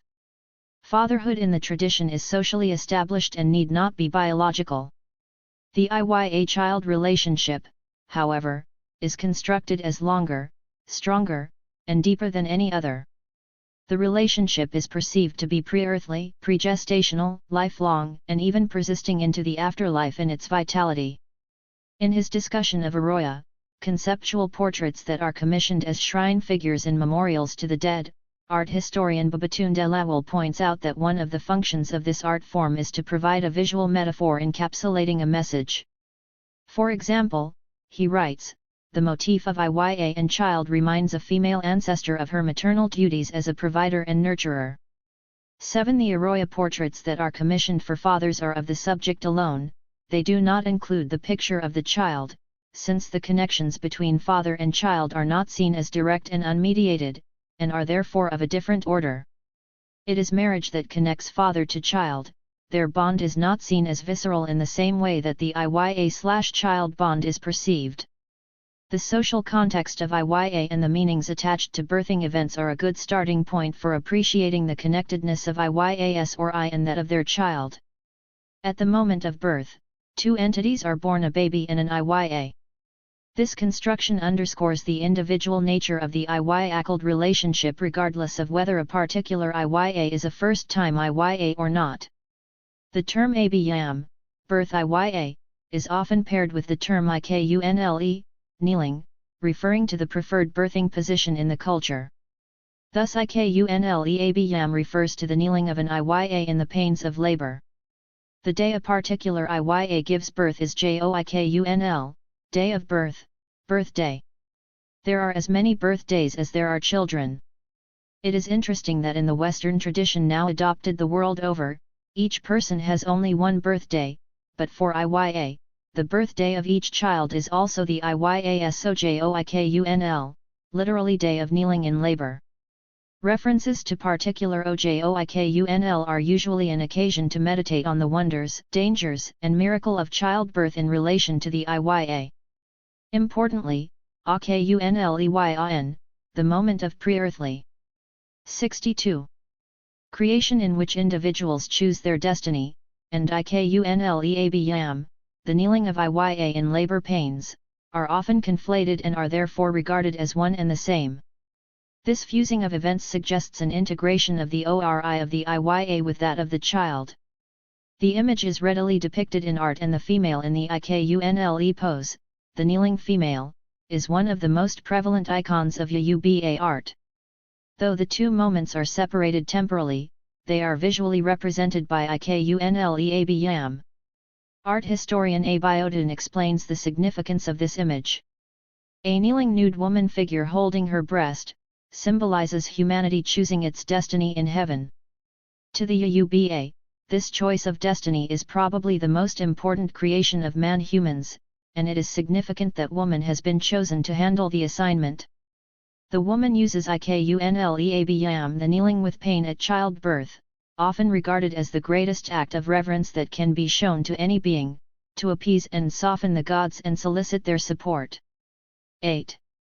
In this tradition, then, the Iya figure is representative of humanity. They are the archetypal human being from which all humans derive. Socially, ikunleabam is invested with much meaning. In the cosmology, ikunle recalls akunleyan, the pre-earthly act of kneeling before the Creator to choose one's or I. It is significant that the most fateful choice any individual makes at this crucial pre-earthly moment is the selection of one's Iya. Apart from the fact that Iya is the one who introduces a person into earthly life, there is the added fear that one might mistakenly choose Iya who has a short lifespan. Such a choice is likely to result in tragedy, because an infant or child without Iya is highly vulnerable and unlikely to survive. The saying Omokoniohun Oyet, Iyanikoje, a child survives and thrives only at the Iyas will suggests the critical role that Iya plays in the child's welfare. Iya is not only the birth giver, Iya is also a co-creator, a life giver, because Iya is present at creation. The role of Iya is regarded as a lifelong vocation. As ancestors, Iya are primus inter pares among the departed, first in line to be propitiated by their children, to seek their benevolence and blessings in order for their progeny to have trouble-free and successful lives. Iya's relationship with their child is considered to be otherworldly, pre-earthly, preconception, pregestational, pre-social, prenatal, postnatal, lifelong, and posthumous. Thus relationship between Iya and child is timeless. The ikunle moment is both a moment in which Iya is at their most human because of the vulnerability attending childbirth, and it is also a moment in which Iya is transcendental. Iya is a lifelong commitment, and one remains a child to one's Iya regardless of one's age. The importance of having an Iya who has a long lifespan. 63. Cannot be overemphasized. It is understood that one needs one's Iya at every turn in life, and most especially through rites of passage including the birth of one's own children. Until the very recent past, an expectant Iya normally had her first child with their own Yeye in attendance. As soon as a young bride was in her 6th month of pregnancy, Iya would insist that the expectant mother leave their marital home and come back to their natal home so that they could be properly looked after and ushered successfully through what is regarded as a dangerous and life-threatening process. Even today, the first Yuba prayer uttered as greeting after a baby is born is Kueoum, greetings for surviving the dangers of childbirth. Taa Laidley etal paints a memorable scene of the day in which the expectant Iya goes into labor. TinuikunleabambanTobin rin, awnobiryootenisiyrafun. WNYOOKOAKISAATIWONTILOSI, WNYOWAMUBWERETIWONTIGUNPAMOFUNUN, YOOLFNIHINKULE. LEHINEYI, YOOWERA, YOWALORIIKUNLESORINI.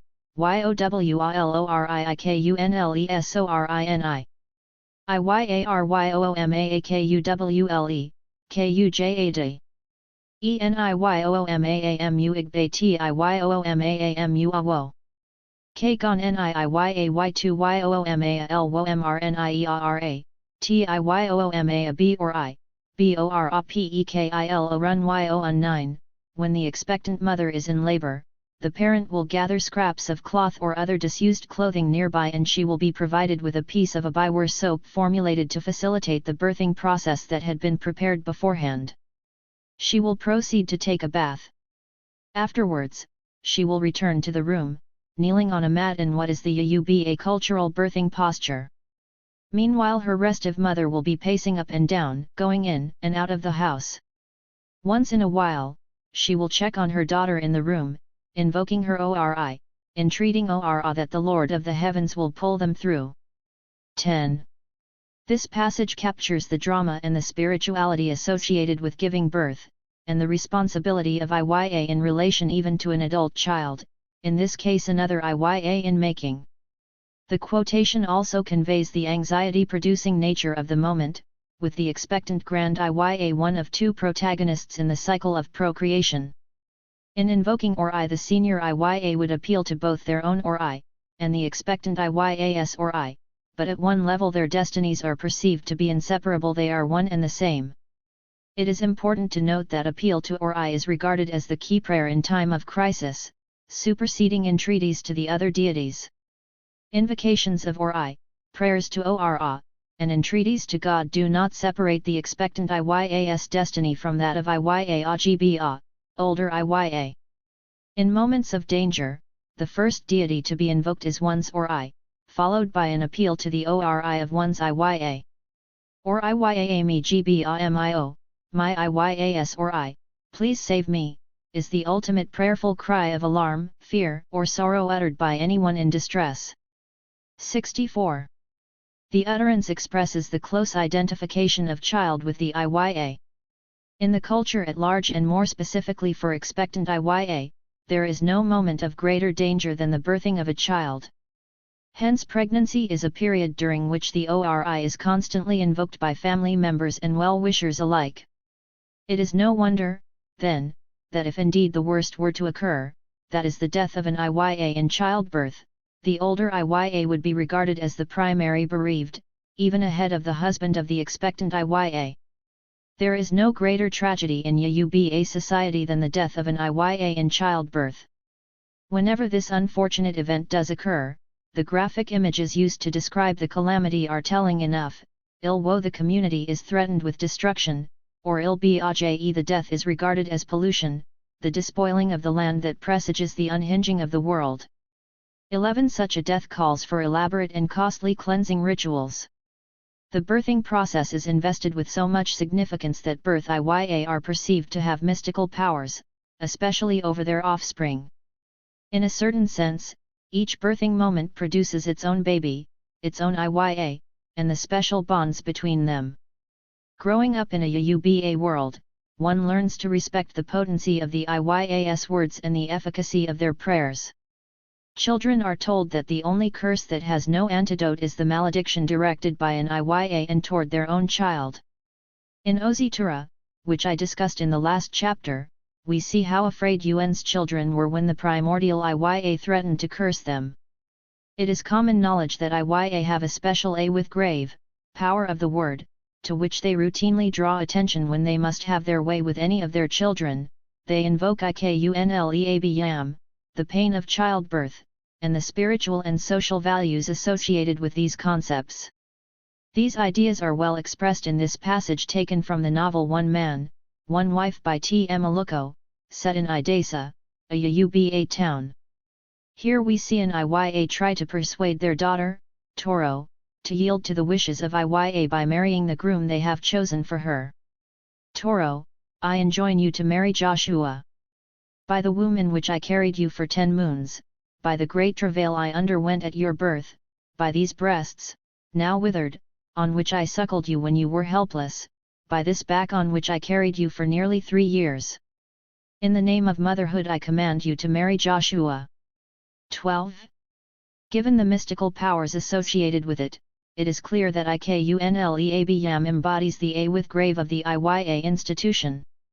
The concept of A with grave is equally central to Yoruba spirituality and has been variously analyzed by scholars. A with grave translates as power, authority, command. According to Abiodun, A with grave can be understood as power, authority, command, scepter, the vital force in all. 65. Living and non-living things, or a coming to pass of an utterance. 13. There are undoubtedly different sources of A with grave, but the A with grave of Iya derives from their singular role in procreation. John Pemberton and Funso Afolayan describe it as the hidden, procreative power, a power that can give birth but can also be used to deny others their creative power. 14. It was Olodumare, the Supreme Being, who gave a one Iya, plural of Iya, power and authority over all their children humanity. We are reminded once again of Ozitura, where Un is given a with grave by Olodumare over all the other 16 divinities who had journeyed with Ye unto earth. They are Un's children and therefore must respect and obey the Iya. In his analysis of the Church Missionary Society, CMS, papers documenting the experiences of Christian missionaries both native and foreign in 19th century Yuba land, sociologist John Peel draws our attention to the fact that the anxieties created by the cataclysmic disruptions may have heightened the need for portable devices for individual, spiritual, protection.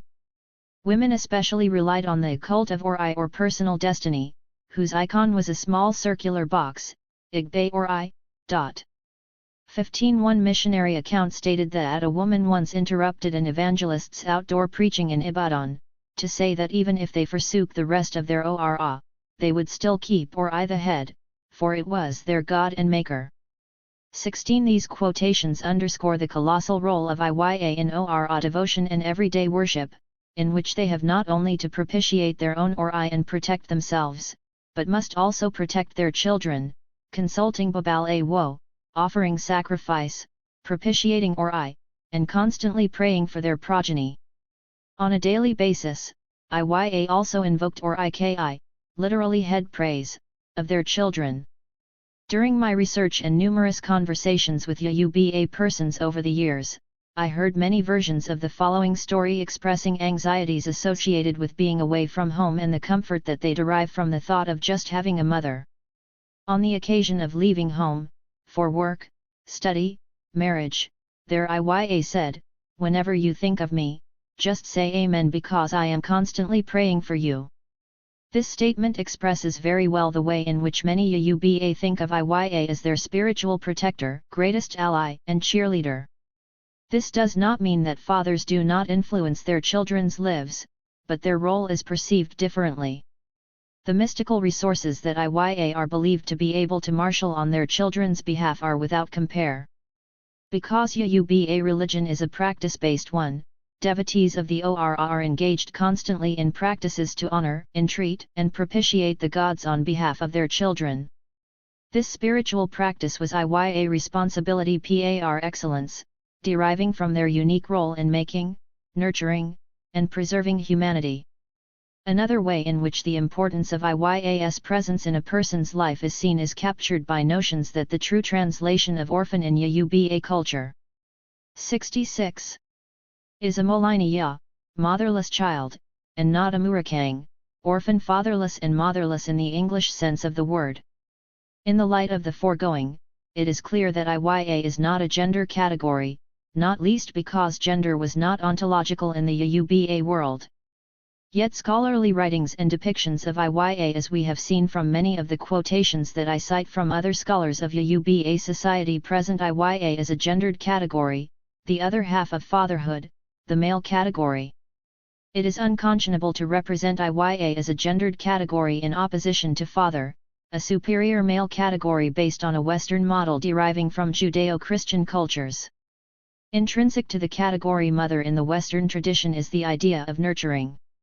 While nurturing is part of what Iya does in Yuba society, the core meaning of Iya is co-creator of the child, and its welfare and preservation through life depends on Iya's physical and spiritual vigilance. Iya in the Yuba dispensation is a mystical identity that is not comparable to any other in the society. There are no such mystical powers associated with fatherhood in that regard, since they were not present at creation. Recall that a pre-earthly soul at the moment of making their destiny choose Iya who is part of that destiny and would make possible the realization of such. Hence, in relation to children, the roles of Iya and fathers are not comparable, for the many reasons I have been elucidating. The connection between Iya and Omo, child, is sacred. By equating father and Iya, which is what imposing gender does, Iya's pre-earthly and mystical roles, which are the very essence of their identity and a with grave, are abrogated. Such a move is contrary to the endogenous Yuba ethos. The imposition of gender constructs overturn Yuba world sense and put Iya and father in the same box, an imported box. In the 19th century, as we can see especially through Christianity, those boxes were already present in the society, and many Yuba were already availing themselves of the new dispensation. I discuss this at length in the next chapter. Iya, the life-giving artist called Iya. The relationship between Iya and art in the Yuba imagination is compelling, as we have seen with the iconic sculptures of Ikunleab, an eloquent case of word and image coming together. At another level, creativity, making art, and procreativity, forming babies, are linked and portrayed as rooted in the same source. Iya is at the center of both. Art historian Babatunde Lawal comments on the connection between art and the institution of Iya. Yuba identify a work of art as that is, an embodiment of creative skills, implicating an archetypal action of Batala, the creativity deity and patron. 67. Of the Yuba artist. The process of creating a work of art is called an Iya, literally, art, and Yaya, creation or making, a term implicated in the prayer to the expectant mother Iya. Ki Oraya en Arikoni. May the Ora Obatala fashion for us a good work of art. 17. He continues, explaining that the fact that the female body mediates Obatala's creation has led some to translate the word Iya as someone from whom another life is fashioned or the body from which we are created. 18. Lawal, however, portrays the role of Iya in procreation as passive bystanders, vessels, than co-creators of the child with the deity Obatala. The greeting to an expectant Iya, may Ora fashion for us a good work of art, refers not only to Obatala, the creator deity, but it is also directed at the Ori, personal God, of the hopeful Iya. The greeting is an invocation to the Ori of the expectant Iya to support and bless them through the arduous process of birthing a child, as I discussed earlier. No prospective Iya can give birth without the support of their very own Ori, which is a personal God. Thus Iya's agency in procreation cannot be discounted as the bystander approach is designed to do. The connectedness of the Iya institution and aesthetics continues through the physical birthing process and postpartum care of the infant. All these processes are regarded as an Iya making art among other things. Postpartum care of the infant in the first months of life requires continuous molding, analogous to the molding of clay, of the head into a beautiful shape. But of course, the most aesthetically pleasing sight is the child in and of itself. MLWA, a child is beauty, is a common personal name and often included in ORIKI performances. At another level, IYALWA, Iya makes beauty, would be an appropriate name because Iya not only form babies, they are also the source of babies who by definition are beautiful creatures who inherently make human existence beautiful. Having children is considered the ultimate blessing from the Ora and ancestors. We see another link between aesthetics and Iya in Abiodun's description of the Epa masks of northeastern Yuba land. In the helmet masks of northeastern Yuba, sometimes known as Elephone or as Epa, a common theme in the superstructure is that of a kneeling woman with two children, sometimes called Otonpuro. During a festival at Ikaran it is singled out for praise. Hailed as Otonpuro Nai Elephone Otonpuro, the pride of Elephone, she is an embodiment of all that can be considered beautiful in Yuba context. Beauty in this context includes the gift of children, which most women pray for during the festival. Otonpuro is painted with black, red, yellow, and white colors to make her beauty visible even at a distance. 1968. Children are emblematic of beauty in Yuba representations, and Iya as co-creators of these beauties have a unique role to play in the life of their children, and hence the community. The vagina is also called Iyamapo, a name that arises from its creative role in making and molding babies as works of art. Among the divinities, there is one named Iyamapo.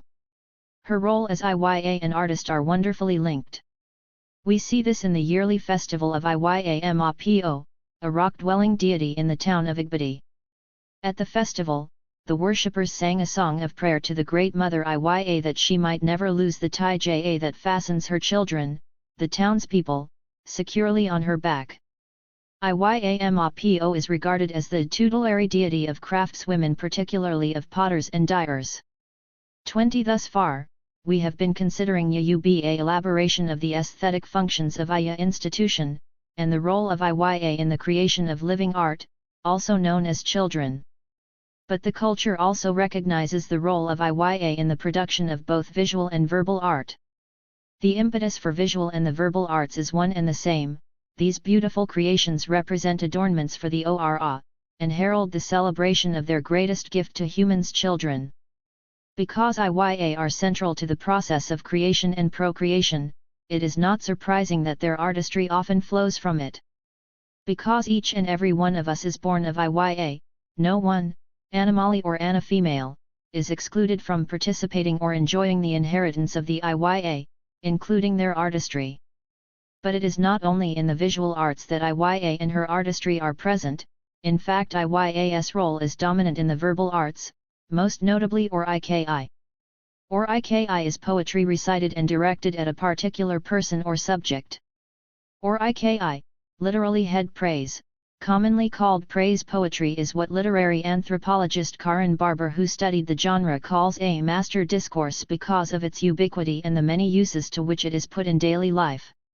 21 Most other genres are made of Oriki, even as Oriki is a genre in its own right. All things in Yuba life have their own Oriki, which in a sense is an extended definition of the thing. Oriki encapsulates essence. To perform the Oriki of a person is to name, rename, and pile up more names. Oriki, simply put, is name-calling in the most literal sense of the term. Barber draws our attention to the fact that through Oriki, the essential attributes of all entities are affirmed, and people's connection with each other, with the spiritual universe, and with their past are kept alive and remade. 22 The performance of Oriki by professionals at public celebrations, rites of passage ceremonies, title-taking, marriage, funerals, etc., is one thing, but I contend that the dominance of ana females in the making of Oriki stems from their unique role as Iya. In its origins and its everyday uses, it is part of the daily work of nurturing life that Iya does.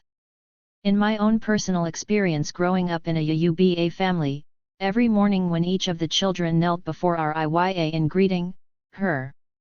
69. Greeting for me started with Anike, which is my personal praise name, followed by Okin, which is my father's lineage or Ile, totemic appellation. My Iya would, usually recite a few stanzas of our Oriki or Ile, lineage poetry. Even now, when I have been away from home, and they have not seen me for a while, for example, when I return home to Ogbomaso on visits from the United States, where I now live, following her utterance of Anikekin, Kami, my husband, a sign that they recognize that I am a member of their marital lineage, Iya then launches into a full-blown recitation of the Oriki or Il of my patrilineage, at different points slicing in some units from her own family Oriki or Il. I gather from these performances that such moments are occasions to reconnect me with Iya, home, family, ancestors, and even family Ora.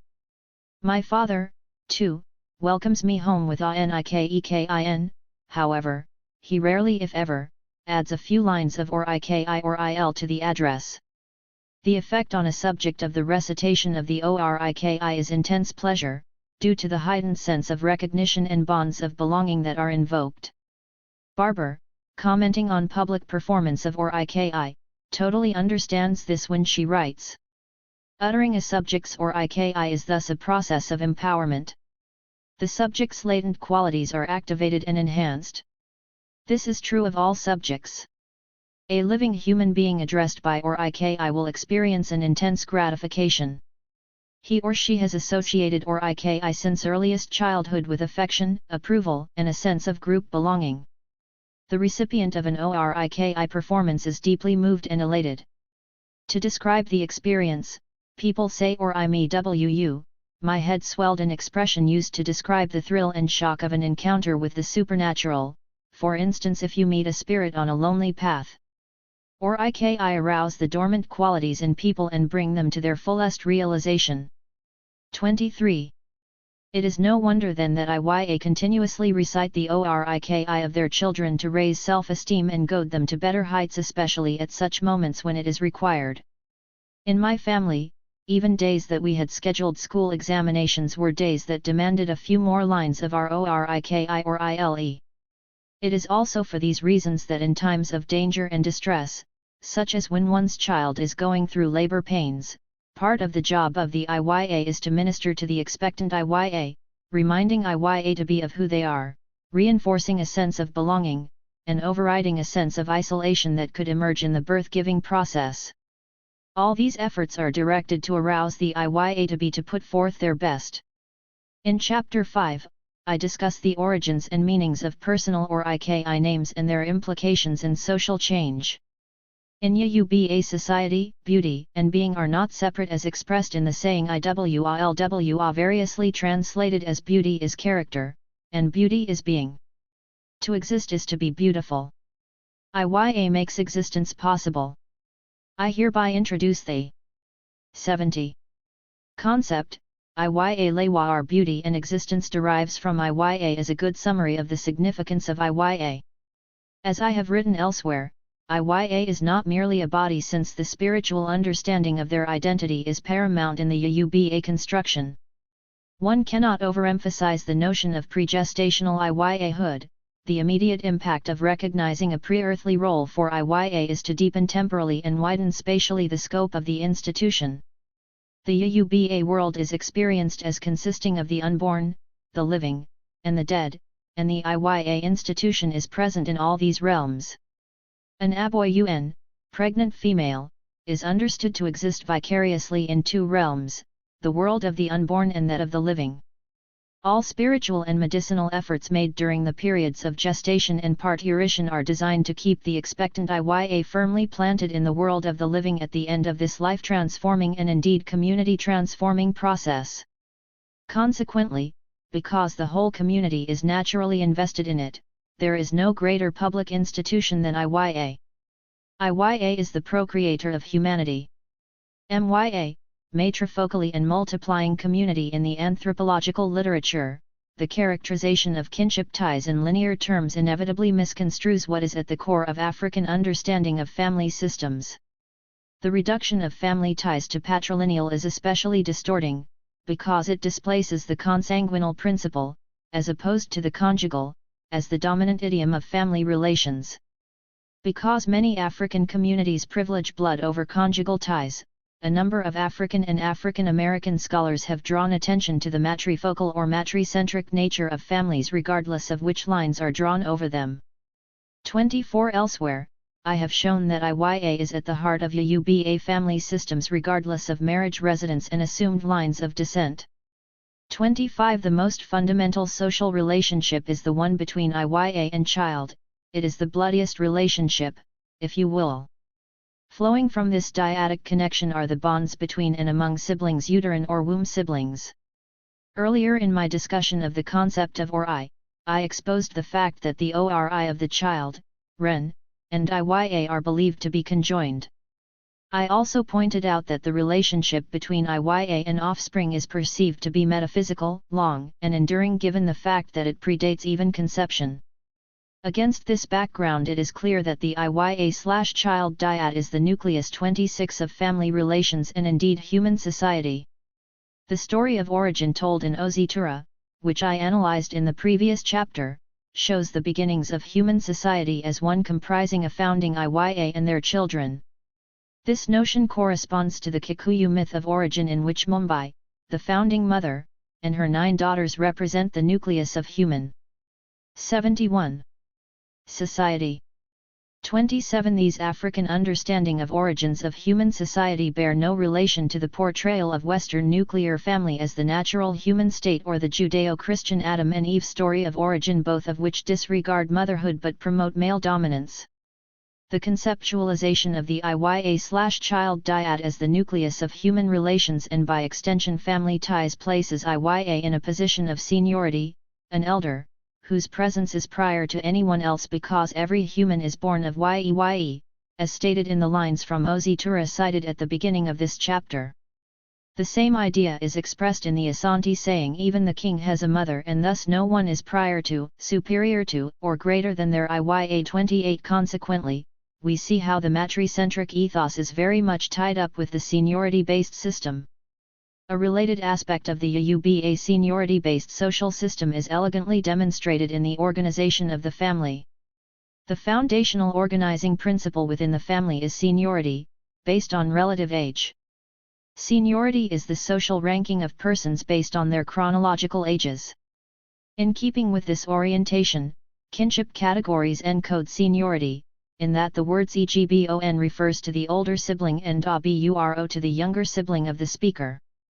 This seniority-based organization is dynamic, fluid, and egalitarian in that all members of the lineage have the opportunity to be senior or junior depending on the situation. The seniority-based categories are relational and do not draw attention to the body. This is very much unlike gender or racial hierarchies, which are rigid, static, and exclusive in that they are permanently promoting one category over the other. Before the modern period, marriage residence in Yuba society was a mixed bag. However, by the early 20th century, patrilocal marriage residence seemed to have come to dominate marriage organization, a development that I analyze in Chapter 6. Thus, on marriage the bride moves into the patrilineage of the groom. Within the patrilineage, the category K, which is usually glossed as the English husband, is a term of seniority ranking that does not discriminate on the basis of anatomy. The corresponding term Iyawo29 or Iya, glossed as wife in English, refers to in marrying Ana females. Both K and Iya are relational and not individually based, self-contained identities similar to all other Yuba kinship categories. The distinction expressed in the terms K and Iyawo is between those who are born into the lineage and those members who enter it through marriage. The difference expresses a hierarchy in which the K position is ranked above Iyawo in the seniority system. This hierarchy is not a gender hierarchy, because even Ana female K are ranked higher than Ana female Iyawo in family ranking. Outside of the family, in the society at large, the category of Iyawo include both Anamali and Ana female in that devotees of the Ora are called Iyawo, a point that underscores the fact that 72. Conceptualization of Iyawo's position is not about her anatomy but the chronology of her entrance into the lineage space. As I have written elsewhere about seniority, it is best understood as an organization operating on a first-come first-served basis. A priority of claim was established for each newcomer, he entered the lineage through birth or through marriage. Seniority was based on birth order for Mile and on marriage order for Ile. Children born before a particular Iya entered the lineage were ranked higher than she was. Children born after an Iya born into the lineage were ranked lower. 30. There exists therefore a single chronological ranking of all members of the lineage regardless of how they entered it. Relationships are dynamic, continuously ranking individuals depending on the situation. With the understanding of the entwinement of the Iya and child, we can appreciate the ways in which this dyadic bond structures lineage relations. Within the household, members are grouped around different Iyacal units described as MYA, womb/uterine sibling unit. It is a unit of affection, production, consumption, and inheritance. Iya is the pivot around which familial relationships are delineated and organized. MYA is the ultimate term of solidarity within and without the family. The relationship among womb siblings is based on an understanding of common interests born out of a shared experience of children choosing the same Iya in the pre-earthly moment of choosing their destiny, an act that binds them in loyalty and unconditional love to Iya and to one another. MYA locates a person within a socially recognized grouping and underscores the significance of the Iya-child ties in delineating and anchoring a child's place in the family and the world. Thus MYA relationships are seen as primary and privileged, and one that should be protected above all others. The ideology of maternal dominance that MYA represents in social and spiritual lives is ubiquitous in many West African cultures. MYA is a term of solidarity that is invoked in spheres beyond the family. For instance, in the Ogboni cult that venerates Il, the earth, which is an Ana-female god, all Ogboni members regard themselves as Omo Iya, children of the same mother, 31, and continuously invoke the sweet taste of the Iya's sacred milk, Amuya, as a fundamental shared experience. Furthermore, invocations of unity among groups are expressed through this maternal ideology. For example, the anatomic sex of Odu-Da, the progenitor of the Yuba, is said to be indeterminate because in some traditions he is depicted as male and in some other localities they are called Iya. Given the overwhelming meaning of Iya as a foundation for unity and solidarity, I believe that Odu-Da as Iya makes more sense. The value of unity dominates Yuba articulations of 73. Identity, and the ways in which they see themselves rests on notions of the shared destiny of MYA. This is in stark contrast to constructions of children who share the same father, Omo Baba, but different Iya, which point in the direction of division, competition, and rivalry. When there's a conflict between two MYA, onlookers would express shock and dismay at such a development by saying, MYALAIMBABA, why is your relationship so conflictual given that you are MYA and not MBABA, half-siblings, who share only a father? Such a pronouncement immediately has the effect of making the two parties rethink their conflict, if not abandon it altogether, and make peace as a sign of MIYA, maternal bonds. Children born of the same Iya but different fathers are not regarded as half-siblings because the ORI of the Iya that joins them is indivisible.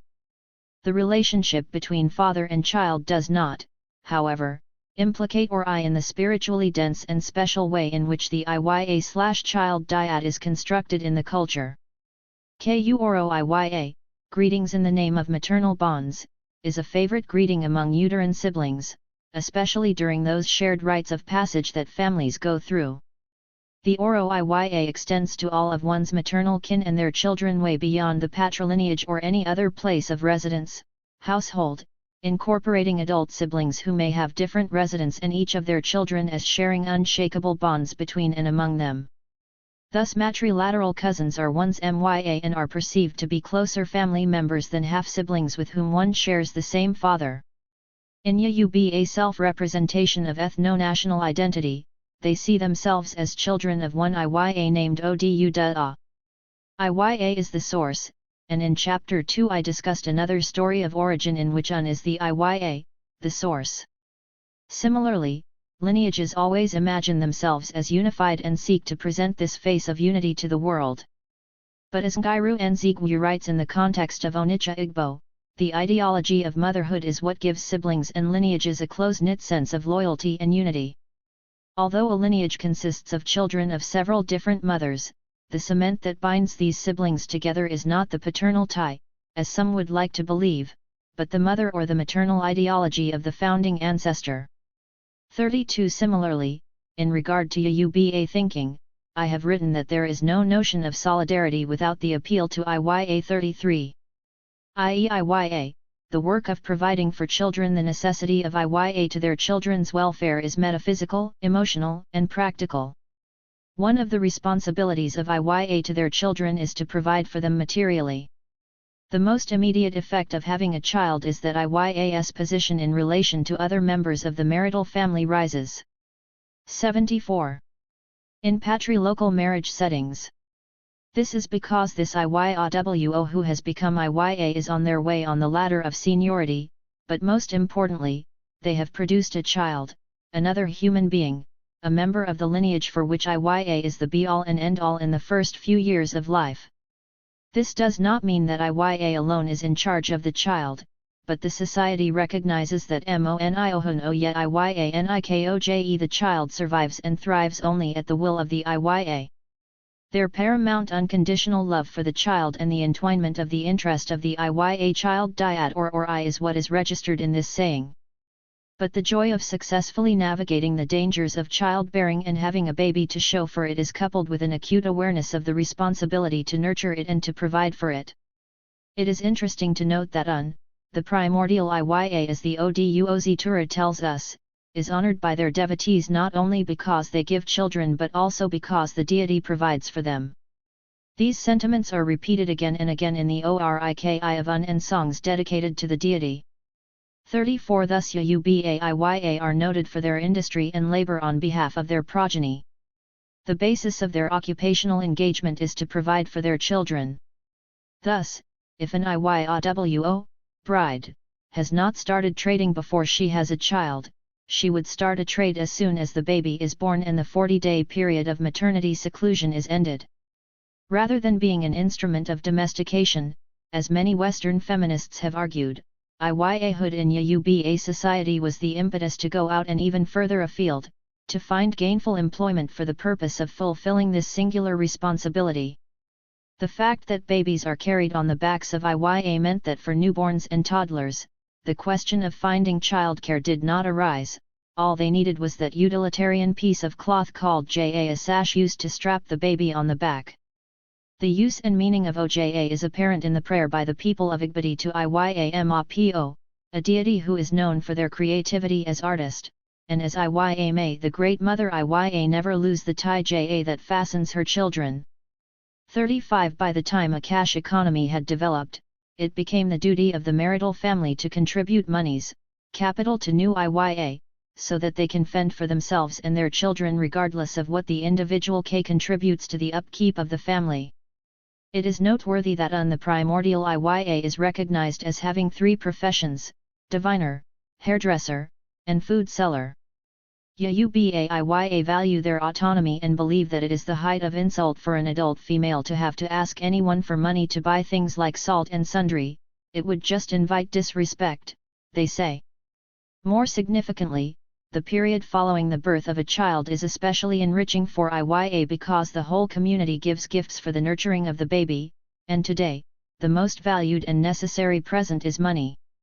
The wealth generated during this period is then combined with whatever else. 75. The family has contributed to form the capital for trade. In my own experience growing up in a Yuba community, my own Iya always said that it is acceptable to give gift items for newborn babies, but it is even more important to give money. Therefore, if you present diapers or a suit of clothes for the baby, you must always top it up with some cash because the needs of a newborn are endless. These sentiments are expressed in the common saying, "Show me your newborn," is another way of saying I want to give you some money. This practice also underscores the collective nature of child-rearing, the proverbial African village, the support of which it takes to rear a child. The emphasis on cash is a reflection of the deepening of cash transactions in a domestic but urban economy. Because Yuba communities are resident in relatively large urban settlements in which the farmlands were miles away, the agrarian economy had a strong trading component in which traders sold food, foodstuff, and craft products in local markets and distant central markets in even bigger towns. Ana females have been associated with trade, and Aja, the market space, in which trading took place, has been labeled by some scholars as the quintessential women's space. 36 Representation of Aja and the social division of labor have been gender dichotomized in some writings, suggesting that only males farmed, and that they, and not females, traveled back and forth from towns to their farms during the planting and harvesting season, while females on the other hand remained in towns to trade in goods. The Ana female god, the deity Ajayi, presides over trade. Thus trading and farming are portrayed as binarily opposed occupations. Both the market then and the larger space of the urban settlement, have been designated in the literature as women's space. In an earlier work 37 I contested the imposition of gender constructs on Yuba institutions, social spaces, and social practices. From the perspective of the culture, the ILU and the K are indeed opposed, the farmlands contrasted with the urban space where people had their lineage compounds. The farmland was primarily a place of work, in contrast with ILU, which was seen as a place of rest, belonging, civic engagements, enjoyment, and self-affirmation. Everyone belonged in ILU. Within towns, both males and females traded various goods, much of which was foodstuff procured from farms. Ana females farmed as well, and carried foodstuff to towns. The JA itself was an important institution, always situated right next to another great institution, the AA Fin, Baz Palace. Iya are everywhere in the marketplace. However, the reduction of the most public and the most inclusive space in the society to a gender-specific, exclusive women's space constitutes a gross misrepresentation. 38 The market was the most open realm in town and identified with no single group. All comers including even unseen spirits were understood to be present at this crossroad. Besides, markets were not just for trading, they were social centers. 76. In which people celebrated important occasions, including reenactments of historical rituals of state. There were always drummers, dancers, and sundry performers on hand. There was no ideology in the society that precluded anyone from one space or another or one occupation or the other. The preoccupation of Iya was to fend for their children in whatever endeavor proved most productive given the resources available to them. Here, I am reminded of Scottish traveller Clapperton's description of a market scene in Old Yo in 1826. In returning we came through the market which though nearly sunset was well supplied with raw cotton country cloths provisions and fruits such as oranges, limes, plantains, bananas and vegetables such as small onions, calotes pepper and greens for soups also boiled yams and a cousin. Here the crowd rolled on like a sea, the men jumping over the provision baskets, the boys diving under the stalls, women bowing and saluting them looking after their scattered goods. 39. Boiled yams and a cousin are among the foods available in markets. Selling cooked food in local markets and on the streets of towns is very much a feature of the landscape, providing many an Iya a livelihood. Elsewhere I have exposed the fundamental implication of the fact that a sizable percentage of meals consumed by families were bought from Ana female food vendors. This was no doubt one of the factors that shaped not only the family division of labor but also the economy. The professionalization of cooking not only provided an occupation for some but also freed many mothers Iya from cooking so that they could go to the local markets or engage in farming and long-distance trade. 40. The selling of street food appears to be an old practice, probably a result of the urban settlement pattern in which thousands of people lived in delineated polities. One of the remarkable experiences that Richard Lander and Clapperton detail in their travel tales is the range of foods they were able to buy and enjoy as they moved through this region. One could almost taste the palaver soup that they described with such relish. The profession of food vendor is very well documented in If-A verses such as this one. If-A divination was performed for a duk, offspring of kind-hearted people of ancient times, who cooked maize and beans together in order to live a better life. She woke up early in the morning weeping because she lacked all good things. A duk was told to perform sacrifice. 77. And she did so. After she had performed sacrifice, she became an important person. She had money. All the good things that she sought after were attained by her. When we cook maize and beans together, all the good things of life fill our home. 41. The role of the food vendor in the urban settlements is not without some mytho-historical significance. One of the legends associated with the role of Iya as food vendor is documented by religion scholar Jacob Olapona. He writes that in the 19th century when parts of Yoruba land was threatened by Muslim invaders, their advance was stopped dead in Osogbo thanks to the intervention of the Yeun, the original Iya, who is the tutelary deity of the town. We are told that the primordial Iya turned herself into a food vendor and sold poisoned vegetables, Fo Yanran, to the Muslim Fulani soldiers. The jihadists instantly developed uncontrollable diarrhea. In their weakened state, they were rooted out of Osogbo. 42. Sacred monarchy and matripotency.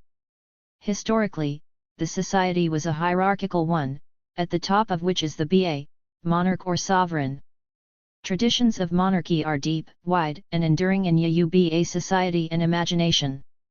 It is ironic that the Yoruba word for government and even democratic systems of government today is IJBA, meaning the Boz community. BA are sacred because they are representatives of the Ora on earth.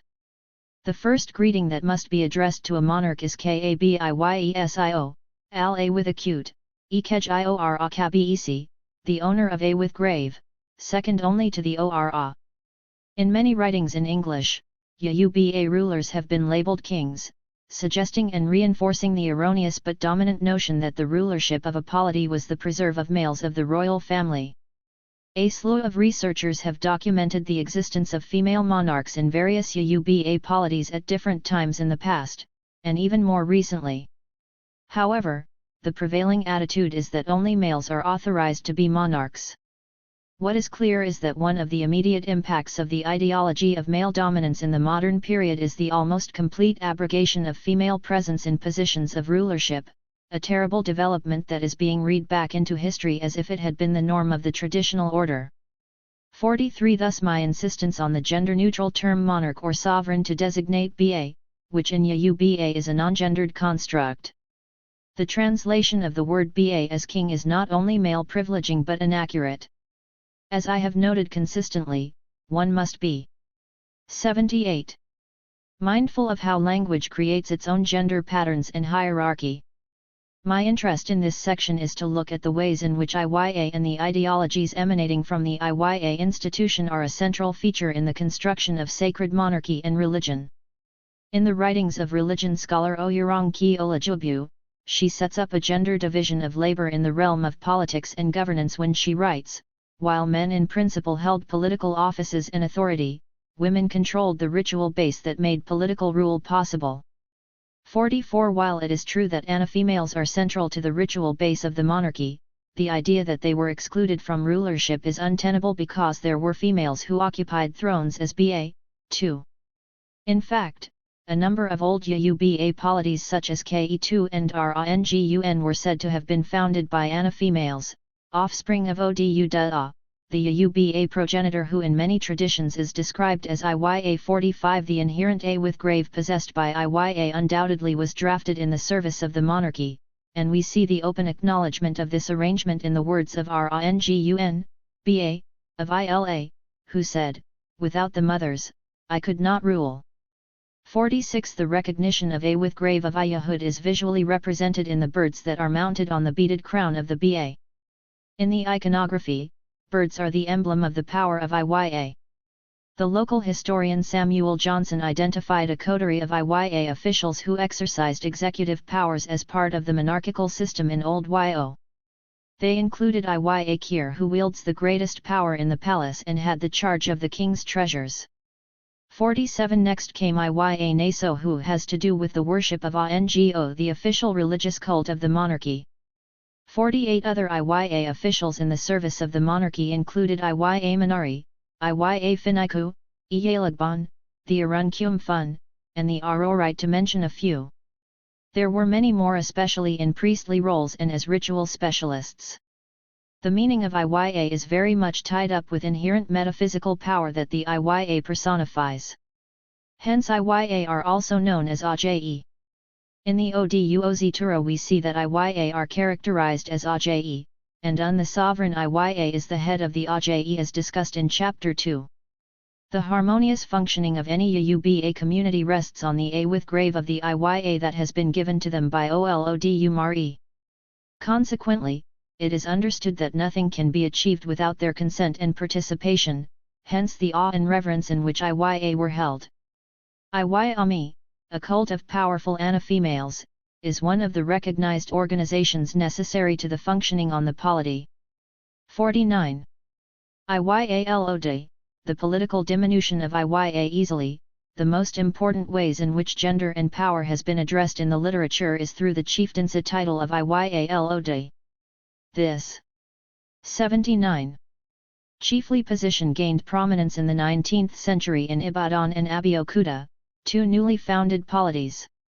Historian Bolanala in her classic study The Iyalode in the Traditional Political System of Yoruba explored the origins, function, and meaning of the institution and came to the conclusion that the woman who occupied this position represented the voice of women in government. 50. In invention I did a comprehensive critique and challenged the claims that were being made about the office. My earlier critique remains valid. Here, I merely want to refine and add to my arguments. I questioned two main assertions. First, that the title was traditional to Oyewumi, a political system. Second, that the position was constituted in order to give a constituency called women representation in politics. The evidence that herself presents contradicts the title of her paper that the Iwaloda chieftaincy is traditional, pre-19th century. She writes that among the Elephant's palace staff were the royal mothers and royal priestesses. These were very powerful women. They were in charge of the different compounds in the large palace of Oyo. Some of them were also priestesses of the most important cults, such as that of Ongo, the god of thunder, which was the official religious cult of the kingdom. They were in positions to wield great influence because they had the most direct access to the king. 51. Most significantly, she continued, far from being representatives of the women in Oyo, they constituted part of the system used by the elephant to strengthen his position vis-a-vis his chiefs. 52. One can deduce from this that old Oyo did not have an Iwaloda among its chiefly officials. Clearly, there was no homogenized group or political constituency called women that was to be represented by an Iwaloda or any other title holder. Notwithstanding the references to the king, kingdom, and the like, what following Johnson, has described here is the traditional Oyo monarchical system in which the basis of leadership was not gender-based. Even the ruler was a monarch and not a king, gendered male, because traditionally, as I have repeatedly noted, there were any female monarchs. Otto acknowledged as much when she stated, oral traditions record the existence of a few female rulers. 53. It would appear that the intellectual context, in which the paper was written, the late 20th century in which Western feminists were preoccupied with gender concepts, and their search for subordinated and marginalized women in Africa unduly shaped O's interpretation of the Oyo traditional monarchical system. In an earlier work, I concluded that a gendered framework of analysis is an imposition and misrepresents the traditional political system as a gender-based one. 54. But the Iwaloda chieftaincy did have a place in the newly emerging political system of the state of Ibadan, a successor to Oyo. The title emerged out of the political and social reconfigurations of the polities of Ibadan and possibly Abeokuta in the 19th century. The new polity of Ibadan had 80. Thrown up a republican system of government and jettisoned the traditional hereditary monarchy typified by Old Oyo. 55. This is how characterized the Ibadan revolution in governance. One aberration within this Oyewumi system is to be found in the comparatively new settlement of Ibadan, which in the 19th century threw overboard the idea of hereditary government and chose chiefs on merit. This same system of appointment was extended to the Iwaloda title. 56. She is correct about the Ibadan rejection of tradition, but why would the Iwaloda title be an exception, given her summation that it is an import from the past? Many of Ibadan chieftaincy titles such as Mogaji, and the innovation of appending tun, the right of, and osi, the left of, to titles such as Arna Kakan Fo and later on to the apex title Olubadin itself are well recognized as new inventions. 57. Iwaloda was no exception. I contend that it too was equally newly invented, not traditional. Reviewing the Ibadan chieftaincy system of the early period, historian Ruth Watson writes, the number of positions in use was not constant. New offices were adopted on particular occasions, while others were dropped, sometimes to be revived later. There was, nonetheless, a steady increase in the number of titles made available through the course of the 19th century. To generalize, it appears that there were four main lines by the 1850s. Titles in those of the Balagan, Saraki, and Bale were taken by male Alagun, brave warriors. The Iyalode was a successful female trader. 58. Since the business of the state of Ibadan was war-making, the Iwaloda, just like the male chiefs, contributed her own quota of soldiers to Ibadan's ad hoc army whenever there was warfare. 59. The Iwaloda title was obviously within the purview of Ibadan chieftaincies. Many of the scholars who claim traditional, Pre-Ibadan, for the Iyal Oda title should explain why the female chieftaincy has a different provenance than other chieftaincy titles in this new republic whose raison d'etre was to overturn tradition. In fact, the creation of an Iyal Oda as only one chieftaincy title open to women did overturn the tradition of non-gender-based politics that was the hallmark of Oyo monarchical system. Although the existence of a female chieftaincy is treated as evidence of women's access to politics, I want to suggest to the contrary that what it represents is the emergence of the new factor of gender in politics and the institutionalization of male privilege, a novel approach that effectively abrogated female access to rulership, and reduced their space for representation. In traditional Yoruba monarchy, as it is well documented, male or female anatomy was not a perquisite to obiship. In Ibadan's republicanism, anatomy became a precondition to rulership and the newly constituted political category called 81. Women were excluded from the apex title, and were limited merely to one chiefly position of Iyal Oda. 60. The Iyal Oda title may have been the only position open to females in Ibadan political system, however, the idea that she represented only women is not supported by the evidence. As we already noted that like the male chiefs, she also contributed to Ibadan warring campaigns. Besides, what was this women's affairs that she was in charge of? Noted, information about what these matters are is scanty. 61. What is apparent is that there is a tendency to reduce the range of authority of this chief, subsuming her under various gender regimes. Some of these efforts rely very much on the literal translation of the word Iyal Oda as mother in charge of external affairs. 62. Or as Johnson says, through the Iyalode, the women can make their voices heard in municipal and other affairs. 63. But as literary critic Adko concluded after a survey of the translations and mistranslations of the word Iyal Oda, we rarely pause to consider how the language of theorizing and reporting discoveries overwrites observable colloquialisms of cultural difference.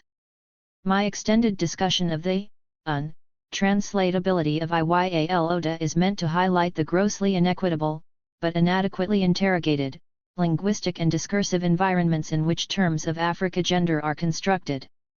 As the examples discussed above illustrate, the necessary translation decisions that scholars must make for the sake of intelligibility usually defer to the interests of the socially dominant and intellectually prestigious target languages of reporting, such as English.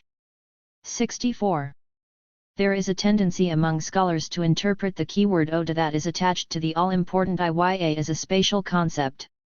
True, Oda could be translated as public space, but I aver that a deeper understanding of Oda in Yoruba is a reference to people, multitudes. The idea of public in Yoruba refers to people, not space. There is no empty Oda. It is people who constitute a Yoruba public. Thus Iyal Oda is better understood as Iya of the people, Iya of humanity, a name that unconsciously reinscribes the matripotent ethos. Incidentally, in Abeokuta, another newer Yoruba polity that boasts a tradition of Iyal Oda, there is an Ita Iyal Oda in the town. Ita is correctly a spatial concept, and Ita Iyal Oda refers to the Iyal Oda's square or designated space. 65. In 19th century Ibadan, the creation of a women's only chieftaincy title signaled the emerging gender consciousness in a militaristic and increasingly diverse polity in which you had persons from different ethnic groups, Yoruba people from varied towns, Muslims, Christians, Western educated, captives and free, missionaries, and even a few white people like Mr. and Mrs. Hinderer. 66. Besides, the British had already taken over Lagos. 82. Making their presence felt, and they were certainly too close for comfort. There was little that was traditional in the organization of Ibadan. Increased gendering of institutions was not an exception, as Ibadan had embarked on its journey into colonial modernity. Oyewumi, misrecognition, demonization, and modernity. Oyewumi or Awniya is a secret society of powerful women whose power is thought to derive from the procreative role. In spiritual terms, the deity presides over the group. They are also known as Ajayi.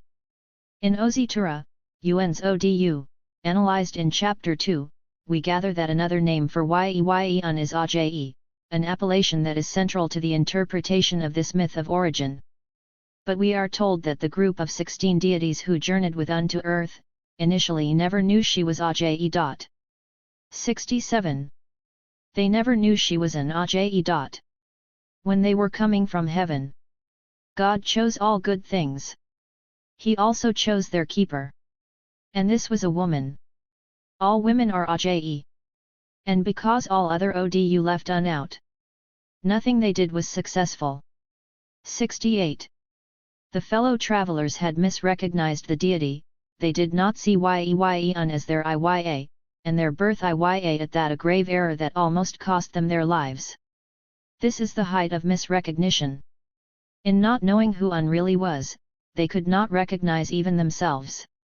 Consequently, they were incapable of realizing their purpose on earth until they gained knowledge of Un as their Ye, and were then able to perceive their own self-identities. Apparently, the misrecognition of Aje by the group of 16 is just the tip of the iceberg. Misrecognition, demonization, and persecution have attended the category of Aje in colonial and post-colonial society. In Yoruba traditions as encapsulated in Ozitura, Aje is a synonym for Iya. The often cited chapter continues, all women are Aje, Ibid, who is a spiritually powerful and gifted being. But the word has been translated into English as witch, and in many parts of Yoruba society today, the category has been demonized. Being called Aje is a prelude to persecution in a society saturated with Christian, Western, and Islamic notions of appropriate religion and spirituality. The mistranslation and misapprehension of Aje as witch has resulted in gender dichotomies that have placed Ana females in general and Iya in particular in the demon category. In the next section, I. 83. Examine this transition through the writings of Fagana, Abimbala, and a number of writers whose work have defined Aje in contemporary Yoruba culture and imagination. The writings of D.O. Fagana, the preeminent Yoruba language creative writer, was extremely influential in shaping the cultural imagination and possibly the behavior of generations of Yoruba. A pioneer in indigenous fiction writing, his books became a staple for children as they were adopted as school texts from the 1940s. Hence its huge impact on generations of Yoruba people as his words became part of the fabric of language and culture. Although Fagana drew from folklore in writing his stories, he injected as much into this body of knowledge, particularly in the use of language. In the next chapter, I draw attention to his disregard for women by excluding them from his universe of knowledgeable beings. Here, I want to concentrate on his representation of Iya and Aje. In his seminal novel Ogbaju Ode Ninu Igbo Iron Mole, Fagana gives us inarguably one of the most shocking and memorable lines in Yoruba language narrative when the main character Akara Ogun in introducing himself declared, Ogbalagbo Aje Niiymise. 69 In Soyinka's translation, Akara Ogun has just announced that his mother is a deep-seasoned witch from the cauldrons of hell who justifiably was murdered by his father, her husband, because of her evil ways. 70 In Fagana's rendering, Aje is utter evil. There is no hint that in the original tradition, Aje is used as a positive term, associated with nurturing and doing good. The protagonist Akara Ogun then warns his friend, the nameless scribe, about the demonic nature of women and instructs him on what to watch out for in choosing a wife. Literary critic Olakanal George translates the passage thus: The important requisite is that your wife should not be prone to evil, for it is your wife who gives you meat and gives you drink and is admitted to your secrets.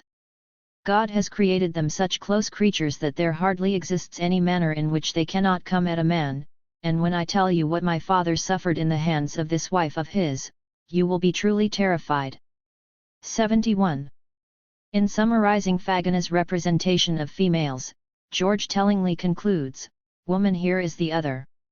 72 Given Yoruba ethos, a good question flowing from these negative portrayals is when did Iya become woman? Another question that is of immediate concern here is under what conditions is it acceptable for a Yoruba person to call their Iya names and declare them to be evil personified? Never. Fagana's depiction of an institution of such reverence in the culture in such a harsh and contrary manner leads one to ask what his motives were. The picture of Iya and Aje that he paints is certainly outside 84 of traditional understandings, and may be one of the earliest documented cases of translating the category of Aje into which, reminiscent of the way in which Oyewumi deity, was transformed and renamed Satan or Devil in the emerging local Christian tradition. Again, what was Fagana's intention? Was he ignorant of the meaning of Aje in the traditions? Probably not, because Fagana's mother Asunyami had been born into a family of devotees of the deity Un, and his paternal grandfather was a Babal Awo, and therefore his father must have been familiar with Ife. His parents both later converted to Christianity and took the names Joshua and Rachel. It is reasonable to assume that Fagana was not unfamiliar with the revered place of Un, the primordial Iya, leader of Aje, in the culture, the positive meaning of Aje, and the reverence in which spiritual and embodied Iya were held. The answer to the earlier question of his motivation is that it was an opportunity to denigrate and demonize a category that Christian missionaries and their converts found objectionable, having assimilated it to Western understandings of female power as evil in their gendered episteme. Because of the pioneering nature of Fagana's writings, his use of folklore, and his command of the language, two important questions have preoccupied his critics: how close is he to tradition, and what are his sources and influences? The questions are intertwined. A study of gender categories, gender relations, and gender-associated institutions show his distance from tradition, if anything. In this regard, Afolabi Olabimton draws our attention to his Christian values and his copious use of biblical language, for example, the injunction of the heavenly spirit to the father of Akara Ogun, the protagonist of the novel, that he should not allow his wife who is a witch to live, is similar to the biblical injunction, "Thou shalt not suffer a witch to live." 73. During the colonial period, across the African continent, it was clear that the first-generation writers like Fagana were products of Christian missions. He entered St. Andrews YO in 1916, an institution founded to produce evangelists who would help spread Christianity. Oraol, who dropped his name because it alluded to indigenous religious beliefs, adopted a new name Oyeronke, a Yoruba Christian name, and must have emerged from this institution a man of firm belief in Christianity, as his writings demonstrate. 74. In her study of Zimbabwean literature, sociologist Ruto Gadizinwe noted that many authors of indigenous language writings were Christians and school teachers. She also pointed out that the portrayal of women in Shona and Ndeb language novels were more negative and stereotypical than in writings in English. Gadizinwe suggests that this fact is partially attributable to the differential development of prose in the novel in English than in these African languages.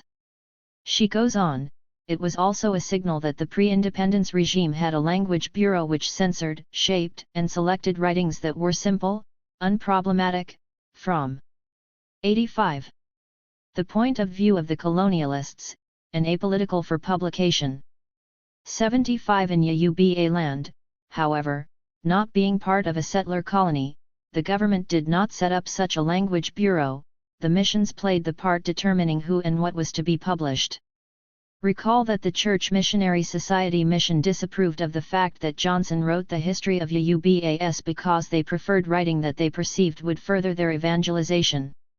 76. A generation later, Fagana most certainly had mission support and more for his labors in the Christian vineyard. I would concur with Olabimton's assessment. The fact that his debut novel Ogbaju Oda was published by CMS and distributed to mission schools by them should not be taken lightly.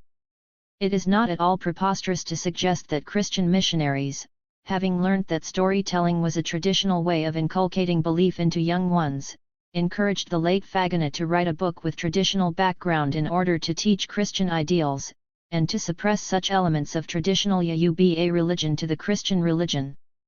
77. But even within the newly constituted colonial Christianity, children did not go about calling their Iya, which is the most startling aspect of the protagonist's description of his mother. Such a damning pronouncement given the matripotent ethos in which children hold their Iya in reverence above everyone else.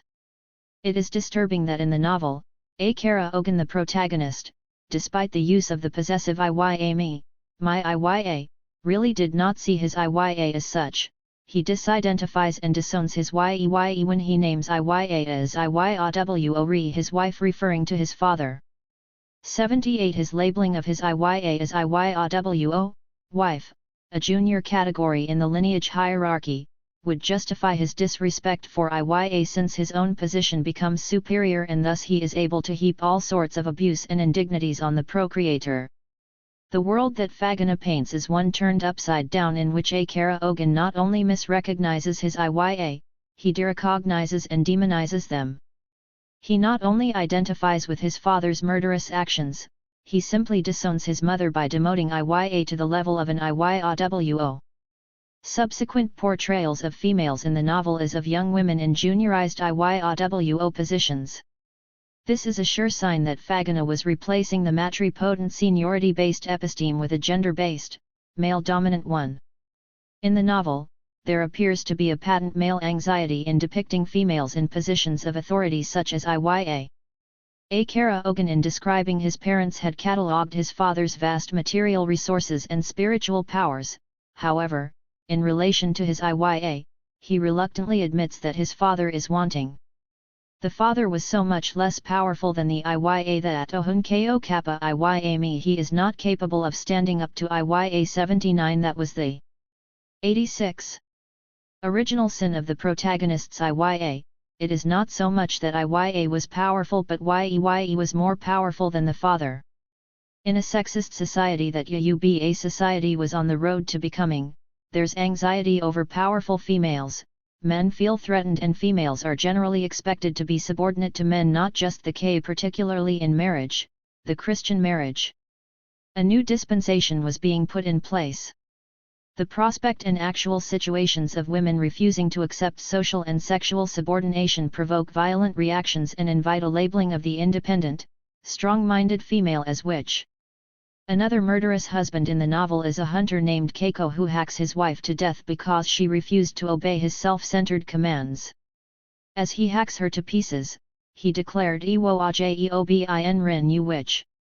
80. With Fagana's writings, the position of Iya in Yoruba society and imagination was shifting downward, and the identity of Ajayi was being transformed into that of the devil incarnate. In the next section, I will examine the work of the scholar of religion Abimbola, who has written about Iya and Ajayi in Ife 81 in chapters 1 and 2. I already examined some other aspects of this academic's work in relation to imposition of male-dominant ideologies on Ife. Here, my aim is to examine his writings on the categories of Iya and Ajayi and assess his contribution to its representation. Abimbola's depictions must have benefited from Fagana's earlier writings because he, like generations of Yoruba, had been exposed to his novels as school texts. The identity, role, and function of Ajayi in Ife and Yoruba society is at best poorly understood by many scholars who have written about it. At worst, many analyses of Ajayi betray anti-female stances, and their writings express the dominance of Christian and European values held to heart by scholar-interpreters of the Yoruba world. In his influential treatise Ife, an exposition of Ife literary corpus, published in 1976, Wande Abimbola writes that Yoruba belief in supernatural powers are of two types, good and evil, that is, from the point of view of what they do to or for humans. He elaborates, the good supernatural beings are of two types, the Ora and the ancestors, and the evil supernatural forces are also of two kinds, the Ayagun, purveyors of doom, death, disease, destruction, and loss, and Eniyyan or Ly, which he translates as witches. He goes on to explain that the witches are known as Ly because they can assume the form of birds, and most damningly the witches are said to have no other purpose in life than the destruction of man and his property. They are therefore the arch-enemies of man. 82. The inclusive man, although I think it will make better sense to read it as the exclusive man. We notice that Ajayi are given a series of names in the Ife verses that Abimbola chose to present, Eniyyan, Ly, Ayagun. The Ly, we suspect, are female because of the use of the English female pronoun, a gendering that does not occur in Yoruba language. We also gather that they 87 are female because in some of the Ife verses they are referred to as Iwayami, meaning my Iya, a name for a spiritually powerful group of Ana females that I discussed earlier.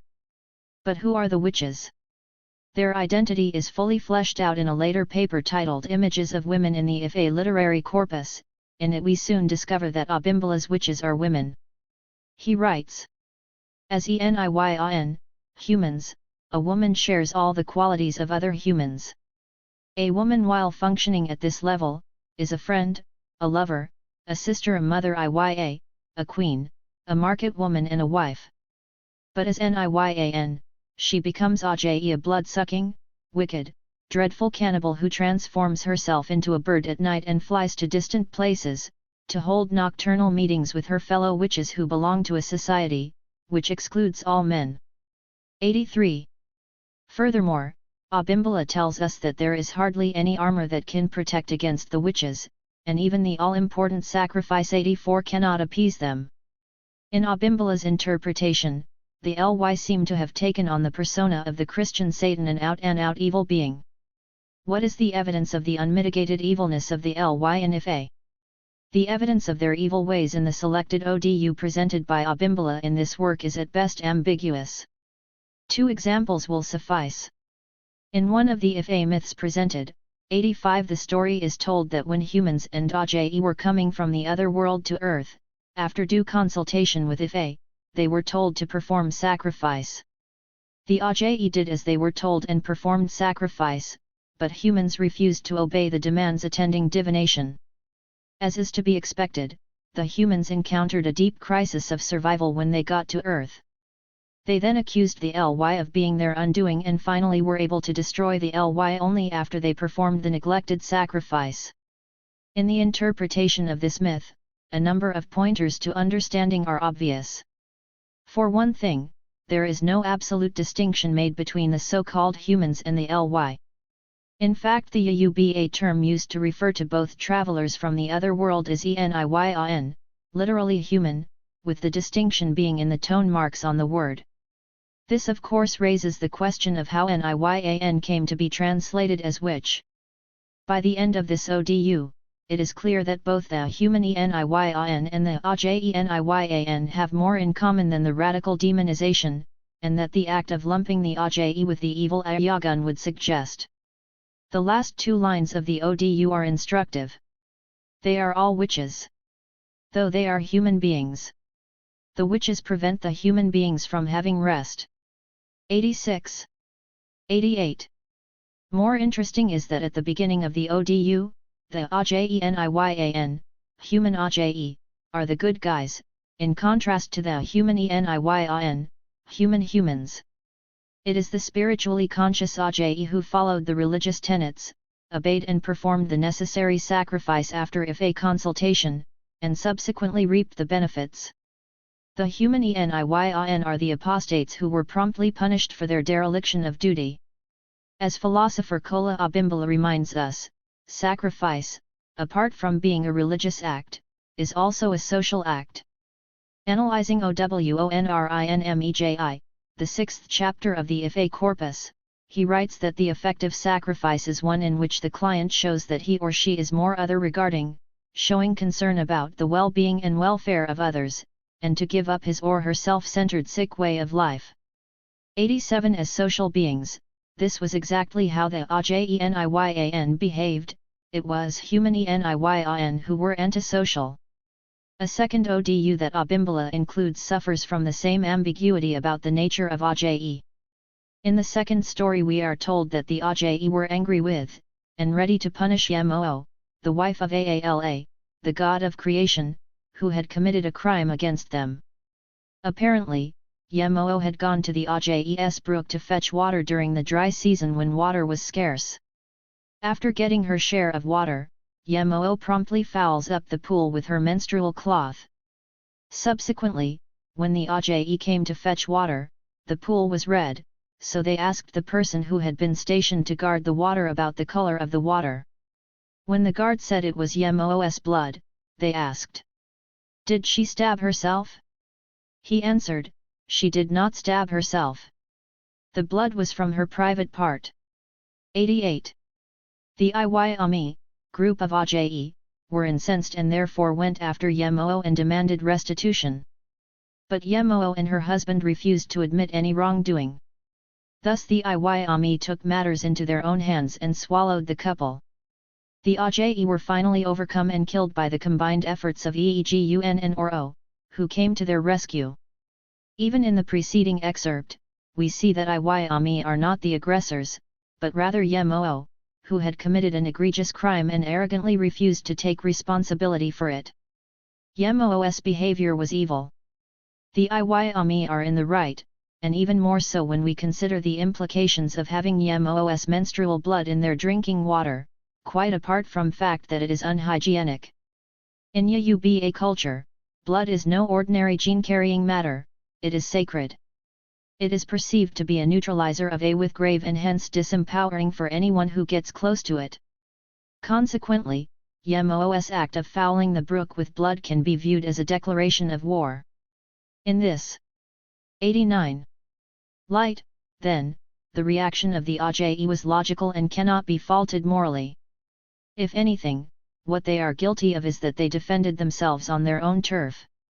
In essence, Abimbala's interpretation of these stories is prejudiced against the Ajayi, since he does not take into consideration the extenuating circumstances of their actions.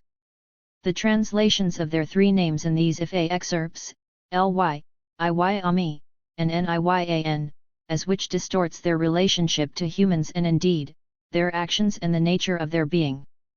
It may well be that it is this ambiguity in their behavior that led philosopher Kola Abimbala to upgrade their status in his book on Yoruba culture. He removes the Ajayi from the category of the totally evil and moves them closer to you, who holds the middle but neutral ground in the Yoruba universe of good and evil forces.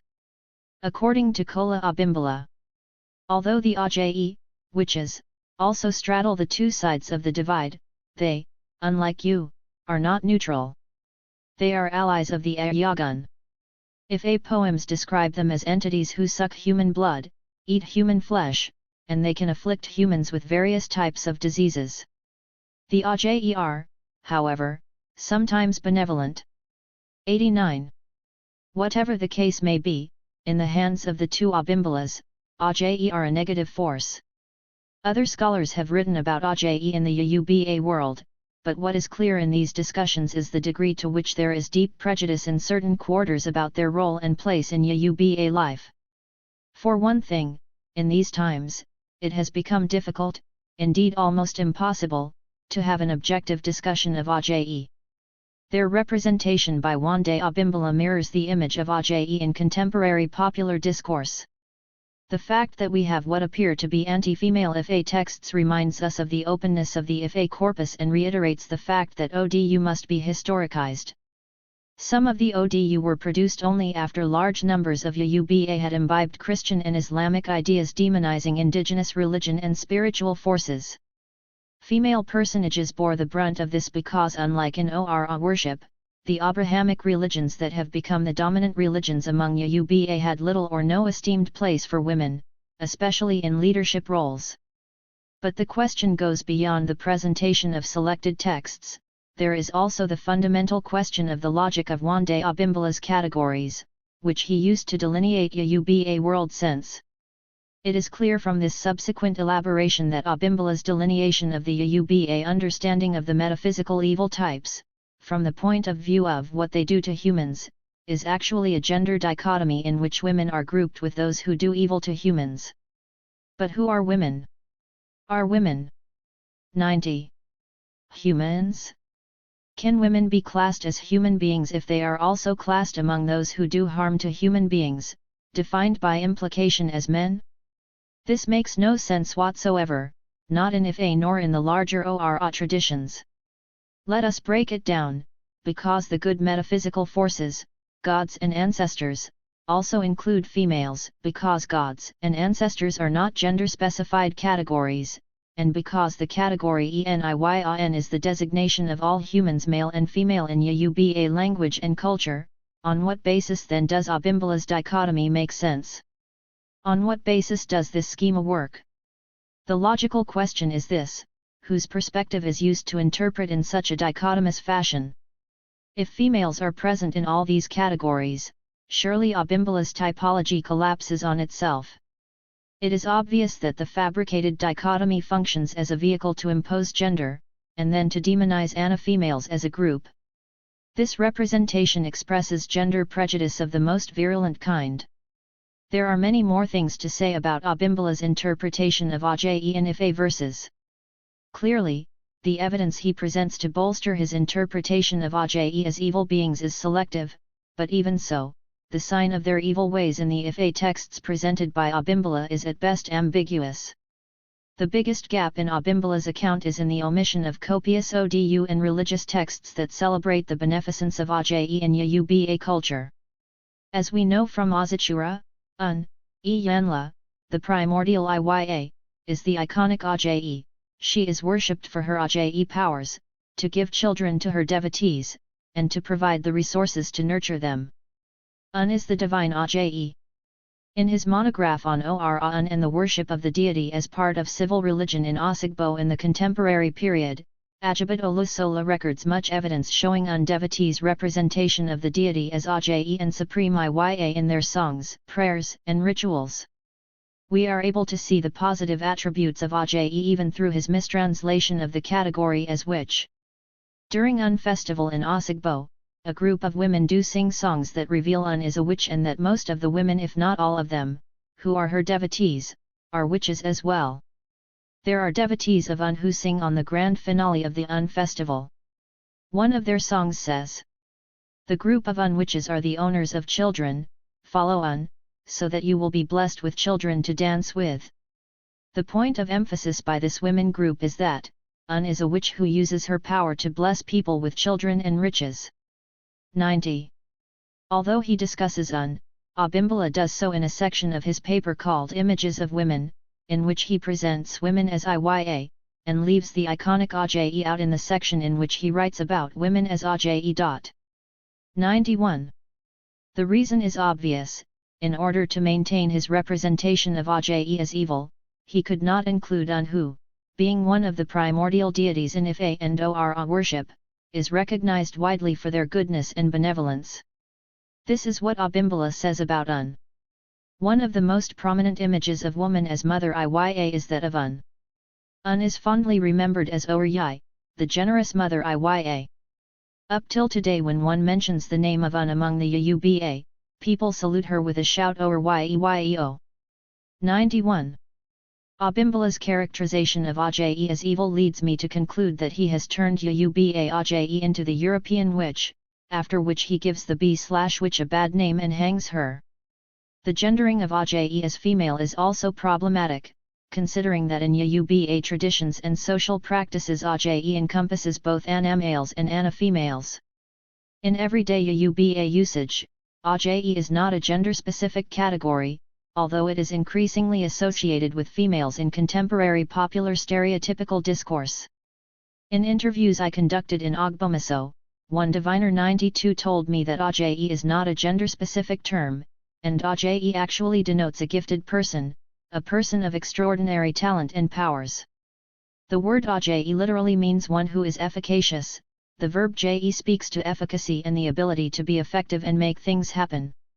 In their studies of knowledge, belief, and witchcraft in Yoruba society, Barry Holland and J. O. Sodapo 93 expose a distinction between contemporary popular stereotypes of Ajayi, in contrast with the views of knowledgeable sages like the Onigun, with whom the two scholars engaged in philosophical discussions. According to the Onigun, Ajayi are not just women, and in fact some of them insisted that there are more male Ajayi than female.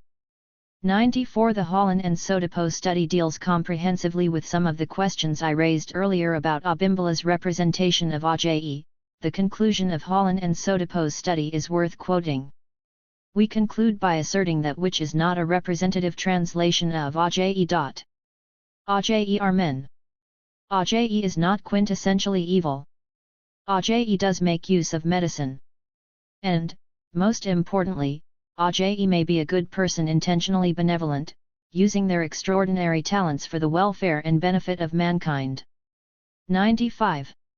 If the view of the Onigun in this study that male Ajayi are more prevalent than female ones, at least at the point in time of the study, is correct, then why Oye has come to be closely associated with females in many people's minds needs further interrogation. Two issues come to mind. First, Oye is about 92. Power and authority, and in contemporary society, the idea that females are powerful and have authority is being challenged and delegitimated. Thus it may be less risky for males to claim and wear their spiritual power more publicly than females. We know of many instances when females have been attacked, abused, and killed after having been labeled Oye. The category of Oye in many religious circles have become conflated with witches of the Western and Christian traditions whose norms and practices became internalized following European colonization of Yoruba religious and secular life.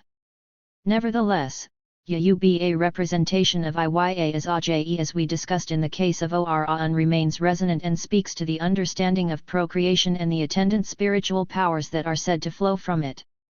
To be able to procreate is considered a gift, a spiritual gift. One intriguing question remains: why is it that odus such as Ostura that recognize and celebrate matripotency continue to resonate in the era of the ascending male dominance in which we live today? I believe that this Iya worship is a result of the overwhelming importance and continuing significance of the institution socially and spiritually. Chapter 4. A.K.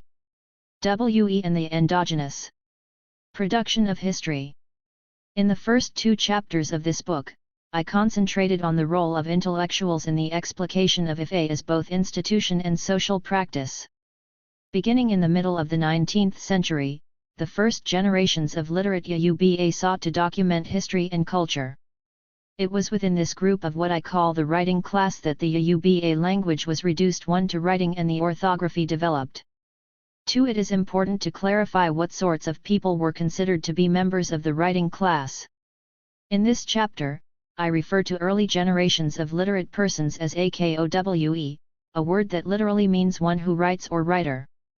Before literacy became widespread in the society, AKOWE was the term for the Western-educated individual, whose education was perceived to flow from learning the Roman script. The word AKOWE was not universally applied to all literate persons, however. Those literate in the Arabic script 3 did not seem to qualify to be AKOWE, and neither did women, regardless of what kind of literacy they had acquired. As I have shown in my earlier work, these early Yoruba, mostly Christian-identified intellectuals such as the famous Samuel Johnson, were largely responsible for representing Yoruba culture as gendered and male-dominant. My objective in this chapter, then, is to look at the enduring role of knowledge-makers or the intelligentsia in the imposition of male dominance on Yoruba history, traditions, religion, and culture, a theme that has animated my earlier writings. Here, I focus on the continuity between the pioneering work of non-academically trained local historians and the work of the academically trained historians who followed them. I concentrate on historical writing because of the importance of the past in the Constitution. 94. Of both collective and individual identities. In the first part, I discuss the gendered nature of the group of first generations of AKOWE through the lives and work of a male-only club in early 20th century Ibadan. Second, I spotlight Samuel Johnson as the archetypal AKOWE, whose male-centered writing on Yoruba history and culture continues to define the field. In addition, I examine the way in which Johnson has been represented by contemporary historian Toyin Falola. Falola's portrayal of Johnson, both the man and his work, also become an occasion for interrogating notions of gender in the professional historian's own writing.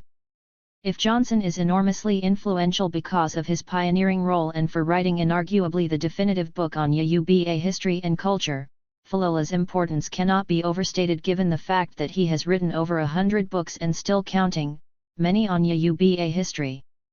A comprehensive study of Falola's work is definitely necessary, but that is not my goal in this chapter. Here my engagement with Falola is very specific and relates to his documentation and assessment of local historians or Yoruba gurus, for as he calls them. I will use AKOWE in two ways: first, as a general term for literate persons, and second, to refer specifically to those who actually wrote books. In this sense, it is a synonym for author. But the term is not merely descriptive. It also carries a huge semantic load. It is an honorific. As I mentioned earlier, in the second half of the 19th century in colonial Yoruba land, AKOWE was applied to a class of people who mediated between the indigenous culture and the European culture of their employers. Initially, many of them worked for various Christian missions, indeed, many were Christian missionaries themselves, and the colonial government became the occupational destination of these newly literate colonial subjects. Literacy was undoubtedly a basis of power in a population in which lack of literacy was the social norm. But apart from their literacy and their Christian faith, the most important attribute of AKOWE was that they were men. Despite the fact that the word AKOWE in and of itself does not contain any gender allusions, which makes it a typical Yoruba noun, the understanding of the meaning of the word AKOWE was quite gender-specific. Writing gender into history, the male-only writing club, the prototypical AKOWE, was a male schoolteacher, a catechist, and with the establishment of the British colonial administration, a court clerk. Ibn Akinul, who wrote one of the most respected early accounts of Ibadan history, was first a customs clerk and subsequently a council clerk working in the local government. 5 At the time, these clerks had a great sense of their own importance, which was enhanced by the prestigious positions they held. Chief Ireland, an AKOWE himself, wrote that customs clerks in Ibadan 95 at the time would wear their uniforms even when not on duty, to attend church service or to usher in the new year, for example. 6 The uniforms were clearly a mark of social status. For historian Falola, this uniform, the shirt and the pants, became an elite identifier. Because they were few, the uniform would be striking and would contrast with others wearing Yoruba clothes. 7 But beyond the church and the colonial government, early chroniclers of Yoruba history and culture were self-selected, as the example of GBEOTAN, Elders Still Exist Association, shows. The GBE was a group of AKOWE, an elite society founded in 1913 in Ibadan by Western-educated men who perceived the need of recording the history of the Yoruba people for posterity. 8 The aim of the organization spelled out in its constitution was to institute researches into all Yoruba religions, customs, physiology, medical knowledge, arts, sciences, manufactures, poetical cultures, political and national histories. 9 More important for our purposes is the third rule stated in the Constitution, that only native gentlemen of Yoruba land are eligible for membership. 10 They also had an elaborate initiation ceremony into what sounded like a secret cult, a fraternity in which members must be prepared to support a brother. One requirement emphasized at initiation was that members must hold all the secrets and symbols of this order without divulging any of them to anyone but he who is properly initiated in this lodge. 11 All the Ibadan aforementioned custom clerks were members of the GBE, and they were AKOWE in the eyes of the society. The word GBE means club or group, so we can refer to the Ibadan GBE as GBE AKOWE, Club of Literates. Given the enormity of the task the GBE AKOWE set for itself, and the small number of literate Yoruba at this time, the decision to exclude women did not make sense. But the GBE, like AKOWE in general, operated according to a male-centered gender ideology, as is evident in the way in which they went about fulfilling their mission of creating a literature documenting Yoruba history and culture. The organization allocated different history topics to GBE members. One of the books that emerged out of this effort was Iwiatan Oyoilati Oyo Isiji Abi Agodi Oyo, which translates as the History of Old and New Oyo. 12 It was one of the first town histories to be written, and its author was Moses Craig Oyewumi, who had no direct experience of Yo but whose father had been born a prince in the polity. The book was disappointing to the GBE Publication Committee. As Falola recounts, Ibn Akinul, the general editor and our earlier uniformed clerk who had himself written a history of Ibadan, apologized for its brevity, and gave himself a thinly disguised compliment, in the following words: as a matter of fact, this book is not very rich if compared with the history book of Ibadan.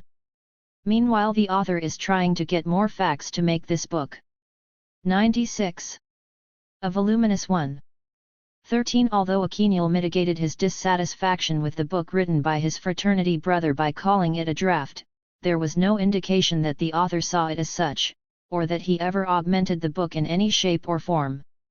It is also unclear what reaction Oyewumi had to the idea that his book was not good enough or fell short of the standard set by Oyeronke's book. The element of comparison and competition that the general editor's comment evoked could have had an undesirable effect on the author. But back to the question, why was the book on Oyo commissioned by the GBE so short given the long history of such an important polity? Falola noted that Oyewumi was known as a man of abundant energy and enterprise, a man of indefatigable character, 14 who subsequently wrote 2 books, so it could not be said that he was an indolent person. Instead, the sketchiness of the book and Oyewumi's refusal to revisit it reveal an essential problem with the way these books were commissioned, a problem related to the patriarchal ideology favored by the GBE that I mentioned earlier. Specifically, the book betrays a lack of sustained engagement with the subject matter on the part of the author. He had been selected to write a book on the history of YO by the GBE not because the topic interested him or that he had a desire to do so, but because his father had originated from YO. Despite the fact that he himself had been born in PE and had grown up in Ondo with his mother's family following the death of his father when he was only 10 years old, Oyeronke, the general editor, ignored the facts of Oyewumi's life and identified him with his father's town of origin. Oyeronke writes that Oyewumi collected the information for his book not from hearsay but from his father who was the son of a renowned Olafin. 15. This was an error, wishful thinking on the part of Oyeronke, considering that Oyewumi's father died when he was only 10 years old. Oyewumi was also his mother's child, an Ondo man. Falola's summation of Oyewumi's life story suggests where the truth lies. Apart from his stints at YO as a student and a teacher, both inevitable because of the location of the school rather than by choice, he lived all his life in Ondo as an Ondo man. His focus was the family of his mother, in which he was brought up after his father's death. Oyewumi was buried in Ondo, and his descendants claim Ondo as their hometown, alluding to YO only with respect to their origins. 16. Oyeronke's error can be clearly traced to his, and the GBE's, belief in an unyielding patrilineal principle that insists that children belong only with their father's family, a stance that is supported neither by the history nor by the experience of people like Oyewumi. Yuba kinship was bilateral. 97. In that children could claim both their mother's and father's families and often identified with one more than the other, depending on many factors. Even in the historical reconstruction of this period, the role of the mother's family or mother's town is often alluded to in explaining historical events, suggesting that the society took matrilineal ties seriously.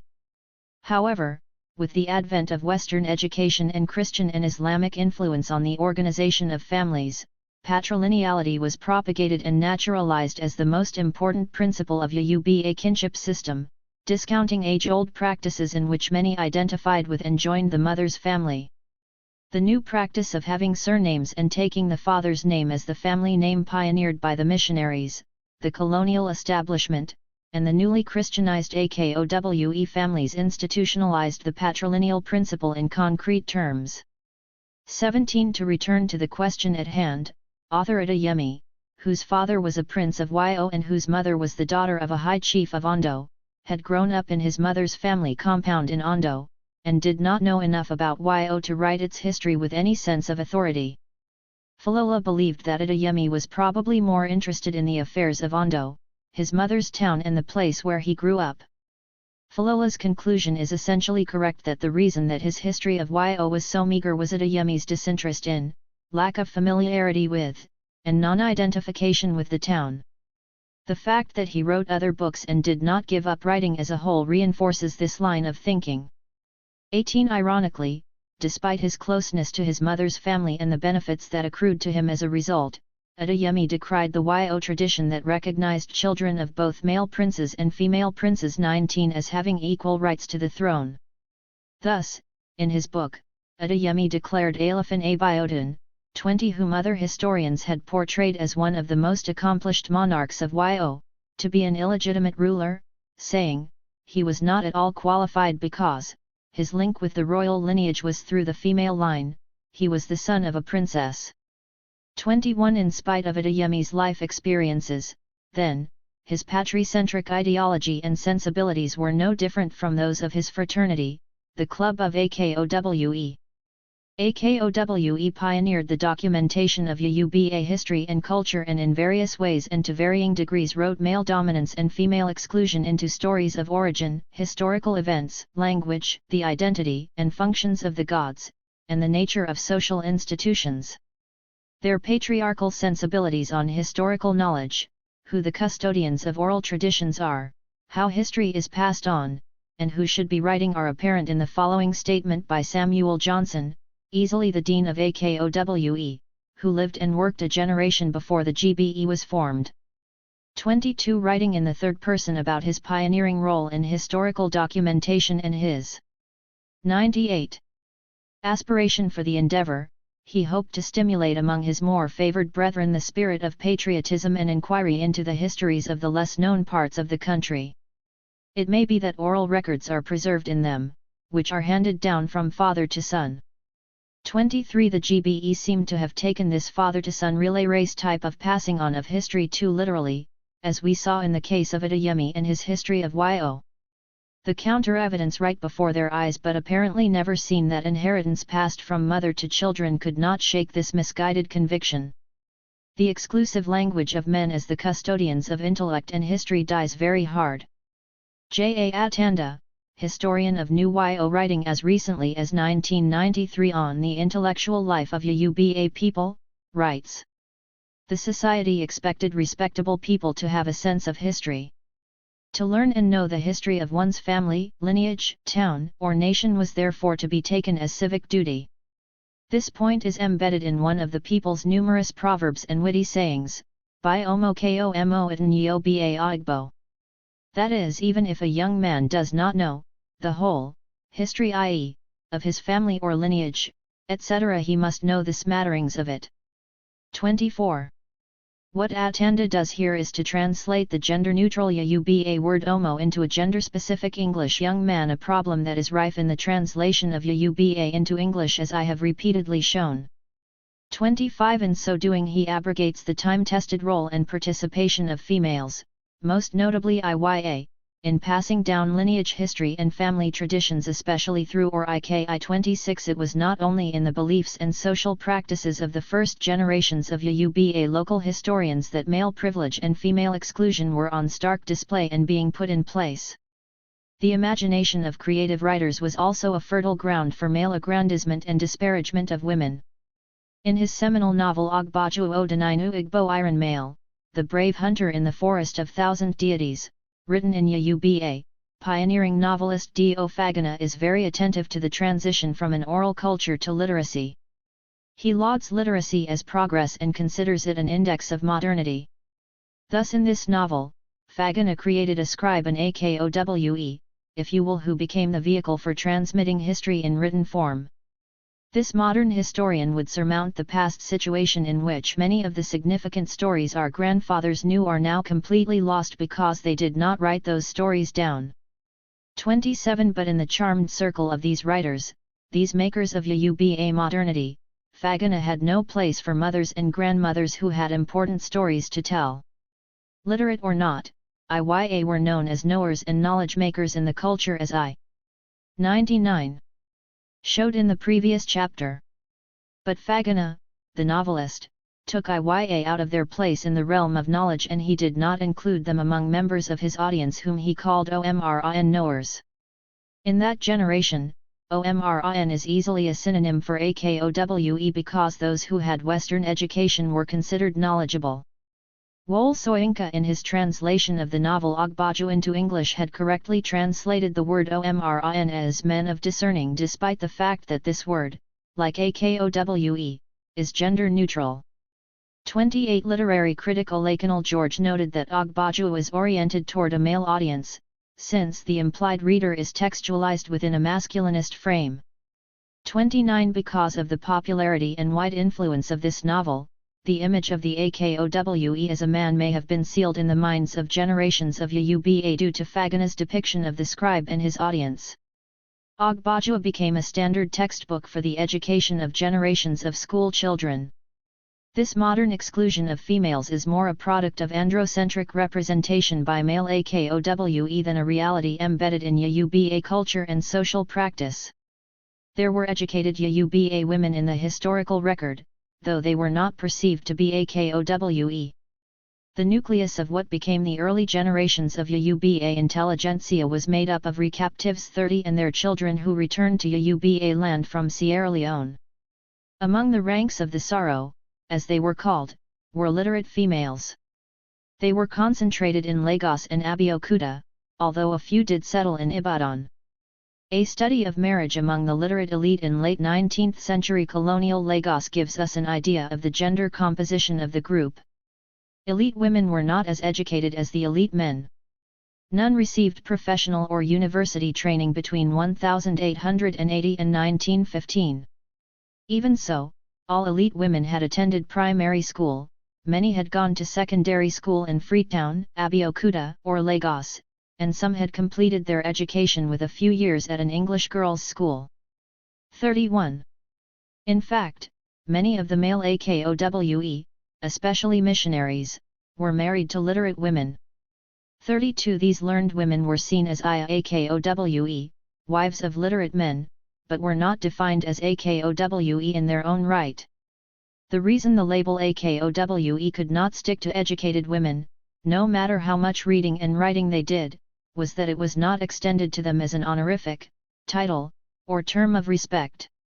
For literate Yoruba women, relatively speaking, their education did not give them access to publicly recognized and formal roles in the missions, which saw them simply as helpmates of their husbands, and none at all in the colonial administration, because initially it had no room for female employment.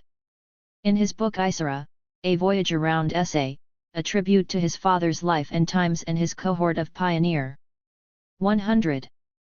Literate Yoruba men of a small town, Nobel laureate Wole Soyinka translates the word AKOWE as white-collar workers. 33. This meaning is right on the mark because it suggests that literacy may be a necessary but not sufficient requirement to belong to that class. One must be gainfully employed in a white-collar job. Such a reading also begins to answer the question of why the word is narrowly used for male literates, because until much later in the colonial period, women were excluded from white-collar occupations. In the following quotation, Soyinka's description of who AKOWE were and their attitude to the general population as they boarded the newly introduced trains is indicative of some of the issues that are of concern in this chapter. The AKOWE clans, complete with madam and children and portmanteaus, all probably on transfer, the coat and tie, the occasional trilby hat or bowler, the arrogant condescending glances at the spluttering, squalling mass of other humanity. 34. Here, it is obvious that only the man merits the name AKOWE. His wife, who was also literate, invited the appellation madam, which is actually a term usually used to refer to literate women. She was more likely to be wearing a Western-type dress than the indigenous wrapper, a garb that at the time, distinguished her as a member of an elite group. As Adko has pointed out, Western-educated women were also known as Onakaba frock-wearers as opposed to Ariso non-literate, wrapper-wearing women. 35. It interesting to note the gender nuances of the fact that literate men, AKOWE, were known for their accomplishments, literacy, writing, but literate women, Onakaba, were recognized merely by their appearance dress. My concern is not so much about literacy in general but more specifically the gender composition of those who pioneered historical writing. Among AKOWE, there were very few females who actually wrote books. There was undoubtedly a disparity in the educational level of literate males and females. But this gender difference does not explain why females were not recognized as AKOWE, or more importantly, their near total absence among indigenous documenters of history. Most of the accomplished early chroniclers of Yoruba history did not have more than a high school education, many had attended only primary school. In fact, in the early days, men who had received a university education, notably in Lagos, seemed to have gone into the professions of medicine and the law rather than authoring books. The experience of the two brothers, Samuel and Obadiah Johnson, is instructive. Samuel Johnson, the historian who had written the history of the UBAS, an accomplished and enduring book, had no more than the equivalent of a high school education. Obadiah, his brother, had studied medicine in England, but unlike Samuel, never set out to be a writer. 36 It is. 101. Interesting to note that M.C. Oyewumi, who had a college education, produced a less accomplished book than I.B. Akinwole, whose education concluded in high school. 37 The question, then, is, given that lack of a college degree did not stop most of the male AKOWE from writing books, why were there so few women among the early UBA intelligentsia? In my book The Invention of Women, I exposed the huge incentive that male wage employment represented in the decision by parents to prioritize their sons' education over that of daughters. 38 Similarly, I would argue that the lack of employment opportunities for literate women in the Christian missions as well as in the various agencies of the colonial administration had a significant effect on whether females were seen as AKOWE, and indeed on their ability to become authors. Being employed in the wage sector, apart from providing a salary and opportunity to acquire experience, also gives confidence in other areas of life. One cannot underestimate the degree to which the customs clerks' uniforms discussed earlier boosted the self-esteem of the men who were so employed, among other benefits. In addition, the example of the GBE suggests that there was no organizational infrastructure or support that would encourage women to write, even if they had been motivated to do so. Writing is one thing, but publishing is a higher-stake enterprise. Writers needed financial support in order to disseminate their work. Some male writers received financial support for their writing. 39 The Church Missionary Society, CMS, mission also played a dominant role in choosing who got published, as the organization was involved in publishing both in the colony and in England. Because CMS was a Christian mission that defined African women as appendages of men, it is difficult to see how it could have been an ally of a would-be female author. Henry Townsend, who had founded the UBA mission, established a printing press at Abeokuta to teach industrial skills and print the country's first newspaper, Iwi Irahine. They subsequently established the CMS bookshop, which published and sold books. 40 Yet, publishing remained an uphill task. Falola discusses the obstacles many writers faced in getting their works printed. There are many unpublished manuscripts simply because of the difficulty of obtaining the resources to print. 41 I wonder how many of these unpublished manuscripts were authored by female AKOWE. Writing woman, Kemi Morgan makes history. Academic historian Falola made the claim that among the early indigenous UBA chroniclers, as one important genre of writing, thus far, it is only one woman, Kemi Morgan, who has distinguished herself, that is, among 100 or so books and booklets that we are aware of today. 42 Falola's 102. Phrasing distinguish herself decidedly puts the onus on the individual writer and does not seem to be aware of structural constraints that females especially may have faced, thus giving the impression that women as a group lacked the ability to achieve in this realm. What does the experience of Kemi Morgan, the only female chronicler of note and distinction, 43 tell us about the effects of gender division on indigenous writing during this period? Does her experience inform us about other equally important factors that may have been at play at this time? For a start, it is important to note that a distinguished woman local historian did not emerge until at least half a century, 1970s, after the first chronicles, 1911, of UBA history.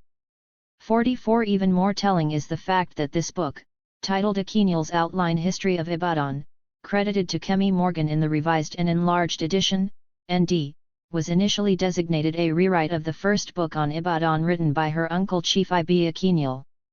As Morgan herself acknowledged, she did not set out to write a book of her own, but intended to rewrite the old man's book. 45 In this regard, then, Morgan was no intrepid female pioneer who set out to document the unwritten history of her ancestors, as many of the male writers had done. Morgan may not have been personally a member of the Old Boys Network, but because of her pedigree, all the resources and more of the distinguished AKOWE and leader of the GBE, I.B. Akiniel, her uncle, had been put at her disposal. By the time she wrote, the GBE was defunct. The original Akiniel book was written in Yoruba and first published in 1911, with a couple of subsequent revisions. However, because of the pioneering nature of the work, the colonial government sought to use it as a history text in schools. Consequently, Akiniel desired to have it translated into English. The author himself made an attempt at translation, and in the 1940s, issued an English edition titled Outlines of Ibadan History. But he was not satisfied with the quality of the English translation and promised to do an update, a task that proved impossible for him as he became successful in politics and took on leadership roles in the city administration. Akiniel became Olubadan, the paramount ruler of Ibadan in 1955. Kemi Morgan, the daughter of his brother Bishop Akiniel, came to the rescue and agreed to update the English translation. She was in a very strong position to do the job because she was highly educated, having spent many years studying in England. She returned to Ibadan and taught English in a high school. 46. Given the reality of female disadvantage in education and literacy, it was, ironically, Morgan's education and high competence in the English language that recommended her for the job of carrying forward her family's legacy. As a member of the distinguished Akiniel family, as a daughter of AKOWE, an elite lineage both in the traditional and the modern sense, Morgan reaped benefits and faced few constraints as a woman in this very specific 103 arena once her parents had ensured that she got a first-class education. In her own words, "I have been very, very fortunate. I can tell you that I was born among books and from very early age I had learnt to read, and again my father was a great historian. Maybe you don't know that it was my grandfather who was one of the sources of Samuel Johnson." 47. What motivated Morgan, and what did she achieve in this endeavor? Although she had called her book a rewrite, historian Falola, after a comparative study of the original by Akiniel, and the revised and enlarged edition by Morgan, came to the conclusion that she had effectively produced a new work. Essentially, she produced 3 volumes of what is a new work, which went above and beyond what her uncle Akiniel had written. In Falola's assessment, Morgan adds several new topics, expands information in Akiniel's, limits herself to the 19th century, and deals with causation. The differences in the work are due to a number of reasons. Akiniel was not alive to be able to influence the content of Morgan's work or to insist that she limit herself to translating his work. Morgan broadened the resource base with evidence from oral evidence and several books. 48. With this output of 3 volumes of Ibadan history, Morgan became a pioneer local historian in her own right, Falola asserts, because by using one indigenous chronicle to write another, she has provided a unique example of African historiography. 49. Falola's statement that Morgan is the only female writer among local historians must be qualified, first in the light of the many unpublished manuscripts whose authors remain anonymous, and second, given our discussion of the special obstacles female AKOWE faced. Nevertheless, because Morgan is the only recognized female chronicler, the lone female author in the pantheon of local historians recognized by the establishment, it is pertinent to interrogate the discernible effects of gender in her biography and in the content of her work. The first thing to note is her name. Kemi Morgan was originally Kemi Akiniel, but changed her name after she married, in keeping with the new tradition that developed among the Western educated based on the colonial marriage ordinance and Christian values they adopted. This rechristening of married women was an unfortunate development that robbed women of their immediate identification with their natal family. Our female AKOWE had married Oyeronke Morgan, a lawyer who later became the Chief Justice of the region. 50. It is curious that despite the fact that Morgan was building on her family legacy as an Akiniel, there is no reference in the books about her motives for writing, or her ties to the Akiniel family. 51. Such information only became available. 104. As a result of interviews in which she responded to questions posed by Falola many years after the publication of her 3 volumes. One wonders why she was reticent to mention the familial relationship in the book, especially since it was the basis of her access to this genre of writing. Did she see her uncle as the author and herself as a mere translator? I think not, since in the interview, she was quick to recognize herself as the writer, the author who put her own name on the cover. Conversely, perhaps she preferred not to allude to her family connections so as to emphasize her independence and thus her identity as an author in her own right, although with the name Akinul in the title, there was no way she could have decoupled the books. But her initial apparent reticence to claim her place in the Akinul lineage contrasts with her pronouncements when she was interviewed several years after the publication of the volumes. She proudly stated, "I am part of this history I relate. For there dwells within me a portion of the group soul of Ibadan. For through my veins runs the blood of my sires, of Asun, Tubasun, Bolyad and Kukomi, before whose fearsome presence even he that carried firearms would flee in terror." 52. Her language here is robustly masculinist. The choice of the word sire contrasts sharply with the ways in which Yoruba traditionally articulated procreation as more of a matricentric affair, a fact that I discuss at length in the last chapter. Morgan's values and sensibilities, like those of other members of the westernized Yoruba elite, were shaped by the patriarchy embedded in their English education and the faith-based female subordination of doctrinal Christianity and the Church. Falola draws our attention to this crucial aspect of Morgan's background when he writes, "Both Akinul and Morgan are Christians and educated, a circumstance that shows up in two ways in their books.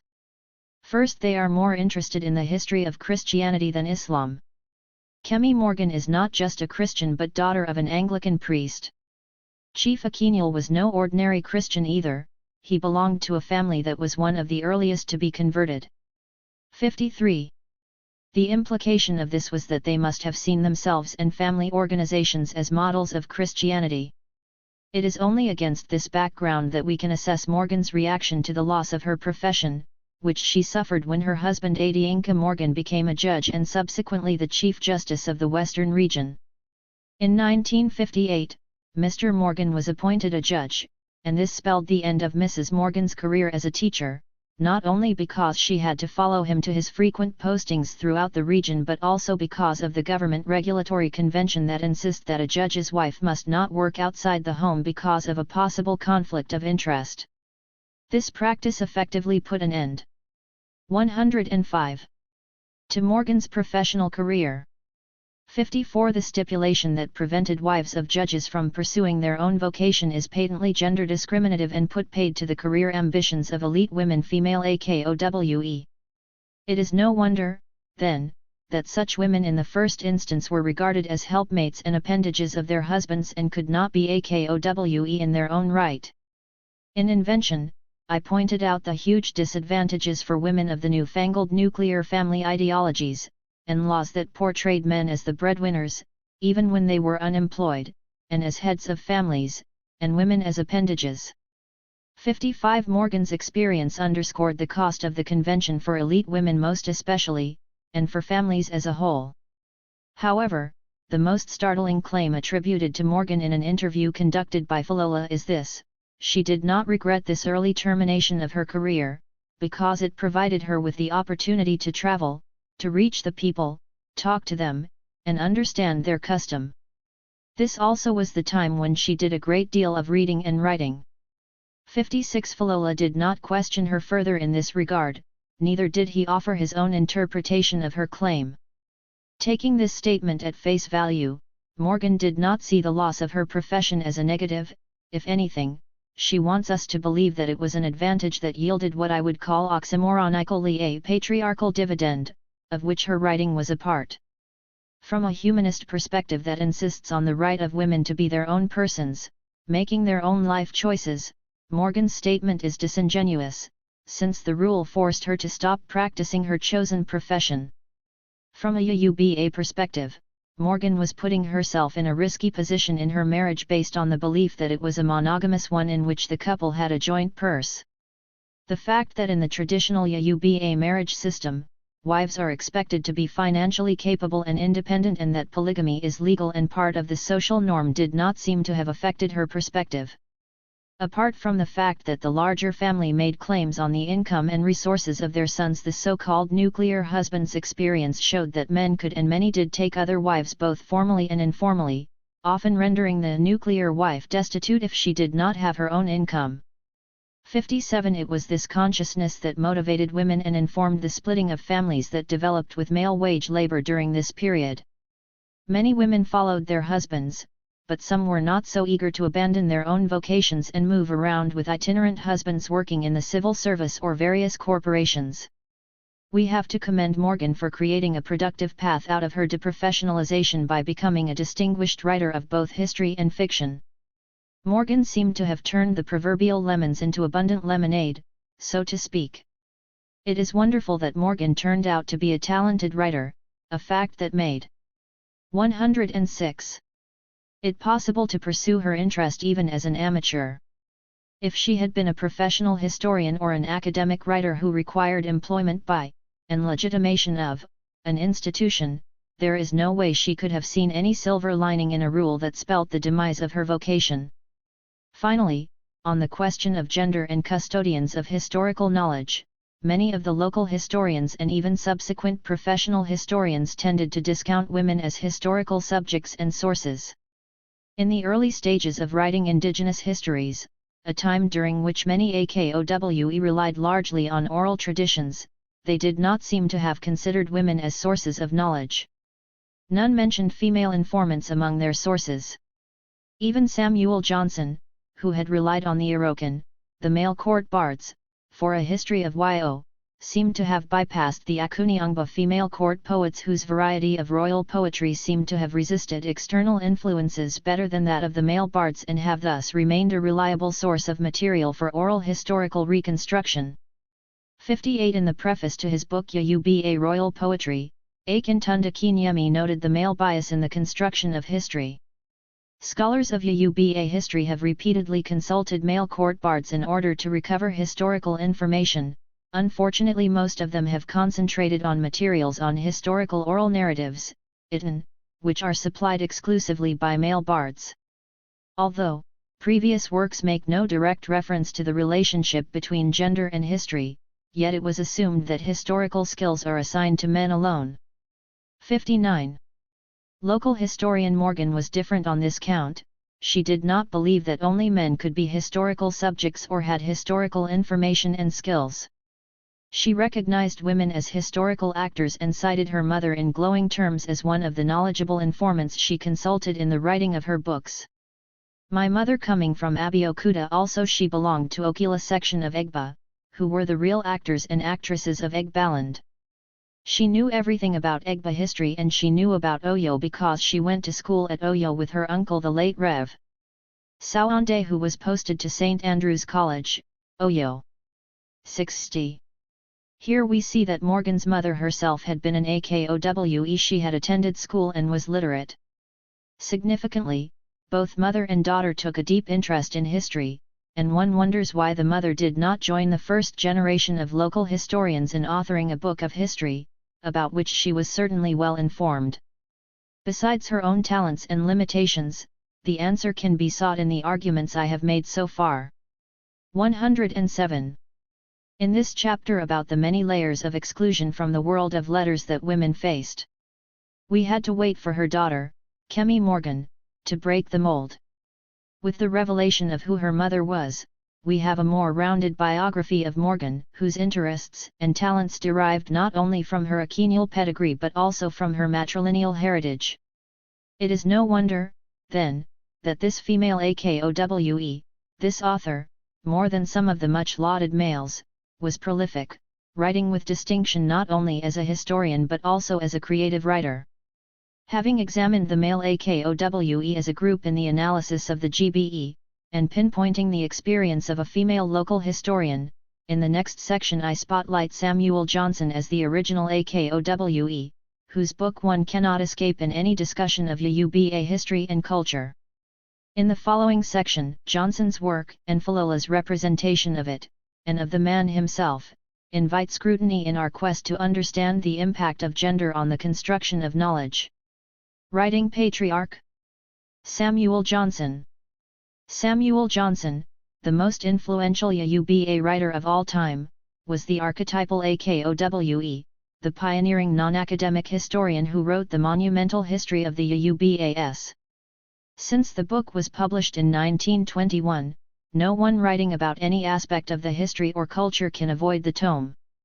As historian Falola puts it, in many ways, most academic works published on the Yuba since the 1950s have merely elaborated on the themes suggested by Johnson in History of the Yubas. 61. Beyond academics, even more significant is the fact that because Johnson is widely read among ordinary Yuba people, his work has been reabsorbed into the oral traditions in a feedback process, so much so that the book is often called upon to settle chieftaincy and other kinds of disputes. From the early pages of the book, we have no doubt about Johnson's male-centered worldview. The author's preface to the book states that it was written so that the history of our fatherland might not be lost in oblivion, especially as our old sires are fast dying out.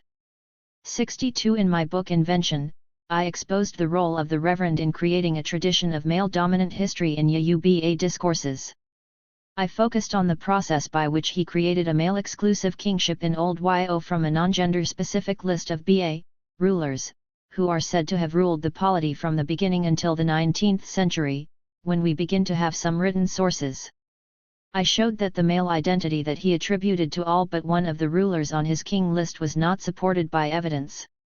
I noted that because historically there were female rulers, and most importantly, because Yuba names are not gender-specific, as Johnson himself was well aware, then his claim that 108. All but one of the monarchs on the rulers' list was a man is based on an unfounded assumption of male privilege, given that until the most recent period with confirmation by an eyewitness, there was no way of telling which Alefin was Anamali or Anna female. I concluded that his presumptions about succession as occurring from father to son only, his claim that identifiable Anna female monarchs were merely reigning as regents, and his general belief and representation of a patriarchal societal ethos were not supported by the evidence even in his own text. 63. Here, I re-examine Johnson in the light of his representation as a patriarch by the contemporary historian Falola. There is no doubt that Johnson wrote from a male-centered standpoint, but the question that concerns me here is this: was he a patriarch in his family organization and life experience? I am using patriarch in the very specific sense of family organization in which the man is the breadwinner, the provider who also wielded authority as the head of the unit. Examining this question is especially significant given the traditional autonomy of Yuba women and their enduring role as co-providers for their families, a fact that is ignored when the Yuba man is named patriarch. In Western feminist discourse, patriarch has acquired a negative connotation and is often used as an epithet. But the positive meaning attached to the word endures in the mainstream establishment in Nigeria, where the word is used as a term of honor, and an index of male accomplishment. It must have been this Nigerian context that informed Falola's naming of Johnson as patriarch.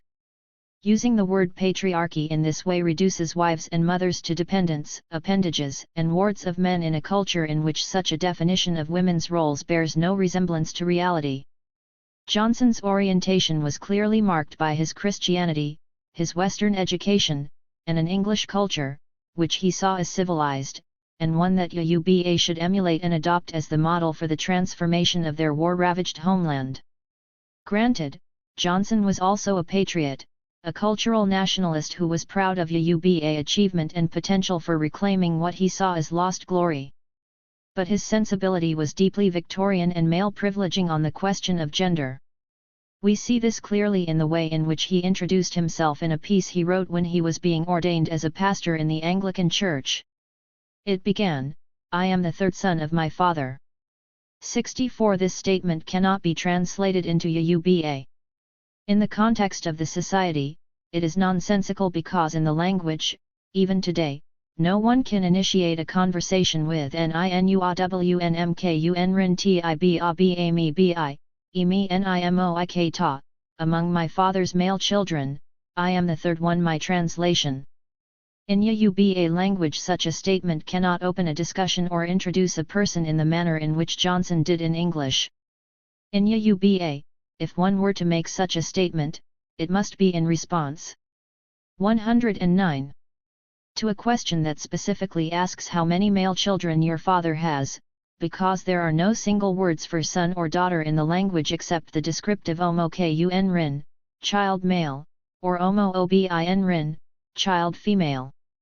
Despite the fact that Johnson had 5 other siblings, Samuel saw himself only in relation to his older brothers. Johnson had 4 sisters, but he did not seem to reckon with them, at least in this context. His focus on the category son may be seen as predictable and normal in Western society, in which son is a kinship type with higher social status than daughter, and which until very recently spelled total access to a whole range of privileges in a male-dominant society. But in Yoruba language there was no single word that made a distinction between animali and ana-female children, a sign of the culture's rejection of body-based categories. Besides language, we also know that in old Yo society from which the language derived, ana-males were not privileged over ana-females in matters of succession or inheritance, as evidenced by the fact that there were ana-female rulers. Johnson himself writes of an ana-female firstborn of an Alefin who considered the rights and privileges of the Arimo, crown prince, her own. 65. But we have already seen that Johnson sets enormous store on sons, maleness, and masculinity in general.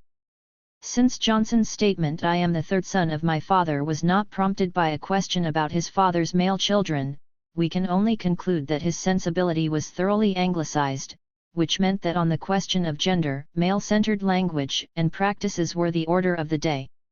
66. Johnson clearly subscribed to patriarchy in the sense that he was androcentric and females in all their guises were often invisible to him. But was he a patriarch? An anthology on Samuel Johnson edited by Philola is titled Pioneer, Patriot, and Patriarch. Granted, the title of the book is nicely alliterative, but I was intrigued by the word patriarch in the title and wondered in what way Johnson could be defined as such. Today, apart from leaders of religious orders, the most immediate arena in which the meaning of the word patriarch is to be sought is in family life. Thus a patriarch is the male head of a family, a headship that rests on the assumption that he is the provider who rules the roost, and represents the unit to the outside world.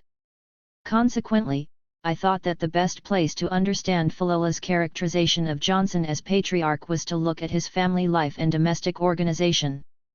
Johnson was not open and wrote very little about his family life, but with the publication of his biography by Michel Dortmont, we are able to catch a few more glimpses of his private life. Dortmont considered Johnson's extreme restraint in providing any details about his wives, he married twice, consecutively, or children odd, especially as he readily provided information on everyday events that did not have to do with the church. 67. I agree with Dortmont's assessment on 110. This matter. Consider, for example, the fact that in Johnson's journal entries, he never mentioned the name of his wife, or his feelings about the marriage itself, not even on the day that he married his first wife. Here is how he described that august occasion: "Today I was coupled. May she truly prove and help meet sick. May we both be enabled to adorn sick our profession by our example, and also be enabled as long as life permits to labor in the vineyard." 68. Similarly, very little is known about Johnson's children, their birth dates, names, or how he felt about them. In his diary, he divulged the name of only one of his children, a son Geoffrey Emmanuel, who died as an infant. This was one of the rare occasions on which he expressed any personal feelings. Johnson's reticence about family relationships suggests that at the very least he derived little of his sense of self from his identity as husband and father. Despite the masculinist orientation of his writings, his personal life does not show that he presided over a patriarchal family, at least not structurally. For instance, we know that Johnson lost his first wife, and was a widower for about 8 years. During this period, his 3 daughters went to live with their maternal grandparents. In 1895 he married again, this time to Martha Garber, a teacher at CMS Girls Seminary in Lagos. Following his death in 1901, the Church Financial Committee was interested in his estate because he allegedly had left a debt unpaid. They discovered that there was no money in his estate, and his wife claimed that her husband never gave her any money. She even had to trade to get something for herself. 69. Taken at face value, Mrs. Johnson's statement suggests that the Western idea of a patriarch who was a provider and thus the head of the family did not apply to Johnson. In this regard, his family was typically Yoruba, in that mothers were equally breadwinners and often provided more than fathers for the upkeep of themselves and children. Trade was the default occupation of the majority of Yoruba women. In this regard, Mrs. Johnson's experience was part of the norm. Consequently, given Martha Johnson's statement, one must ask, in what way then was Johnson a patriarch, as Falola described him? I put this question to Falola, and he replied in an email, which is reproduced below. In all the sense of it, he was a patriarch, and I actually coined it to refer to his historic role as a founder of a genre, which others used and were forced to respond to, as a senior and the most venerable in the genealogy of non-academic historians, and for occupying an unquestionable commanding leadership in historical interpretation that has shaped subsequent narratives. Johnson virtually selected all the themes that academic historians were to follow. No one has emerged, over 100 years later, to even move close to him in stature. His narrative is muscular, without an apology. 111. No one can disagree that Johnson was indeed a pioneer and founder of Yoruba historical writing. Describing him as a patriarch, 70 however, shifts our attention to his non-public life. As we have seen, the term is inaccurate given his family life as we have come to know it. Equally problematic is Falola's statement that Johnson's narrative is muscular, without an apology, a statement that seemed to reference a gender ideology. The local historian's androcentric orientation was not something he himself was aware of, because among the Western-educated classes in both his time and ours, male privilege is the civilized way of being, and the social norm. Thus the question of an apology did not arise for Johnson, because he did not think that he was contravening any rules.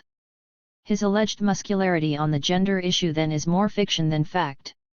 The idea of the muscularity of Johnson's narrative may have a place, in the ways in which his writing projected Yo as the dominant Yoruba state historically, subordinating other polities and subgroups to the mighty Yo.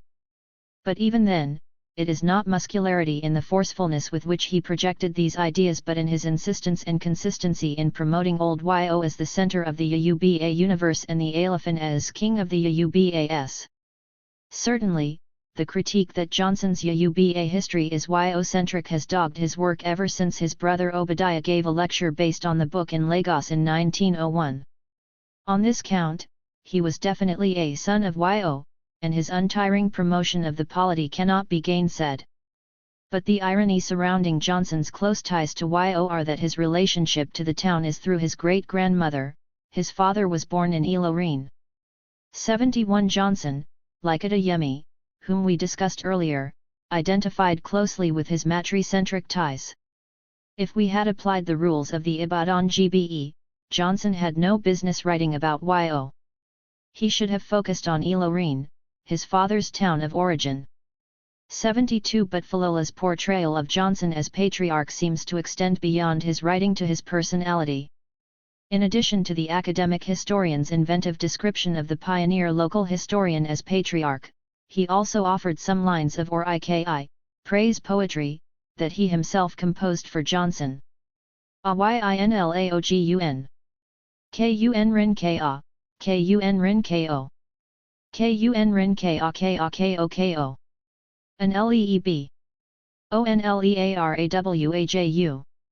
Ayinla Ogun 73. Man who does ka, man who does ko. Man who does ka ko. We are running after him. He is running after those who are ahead. My translation. 112.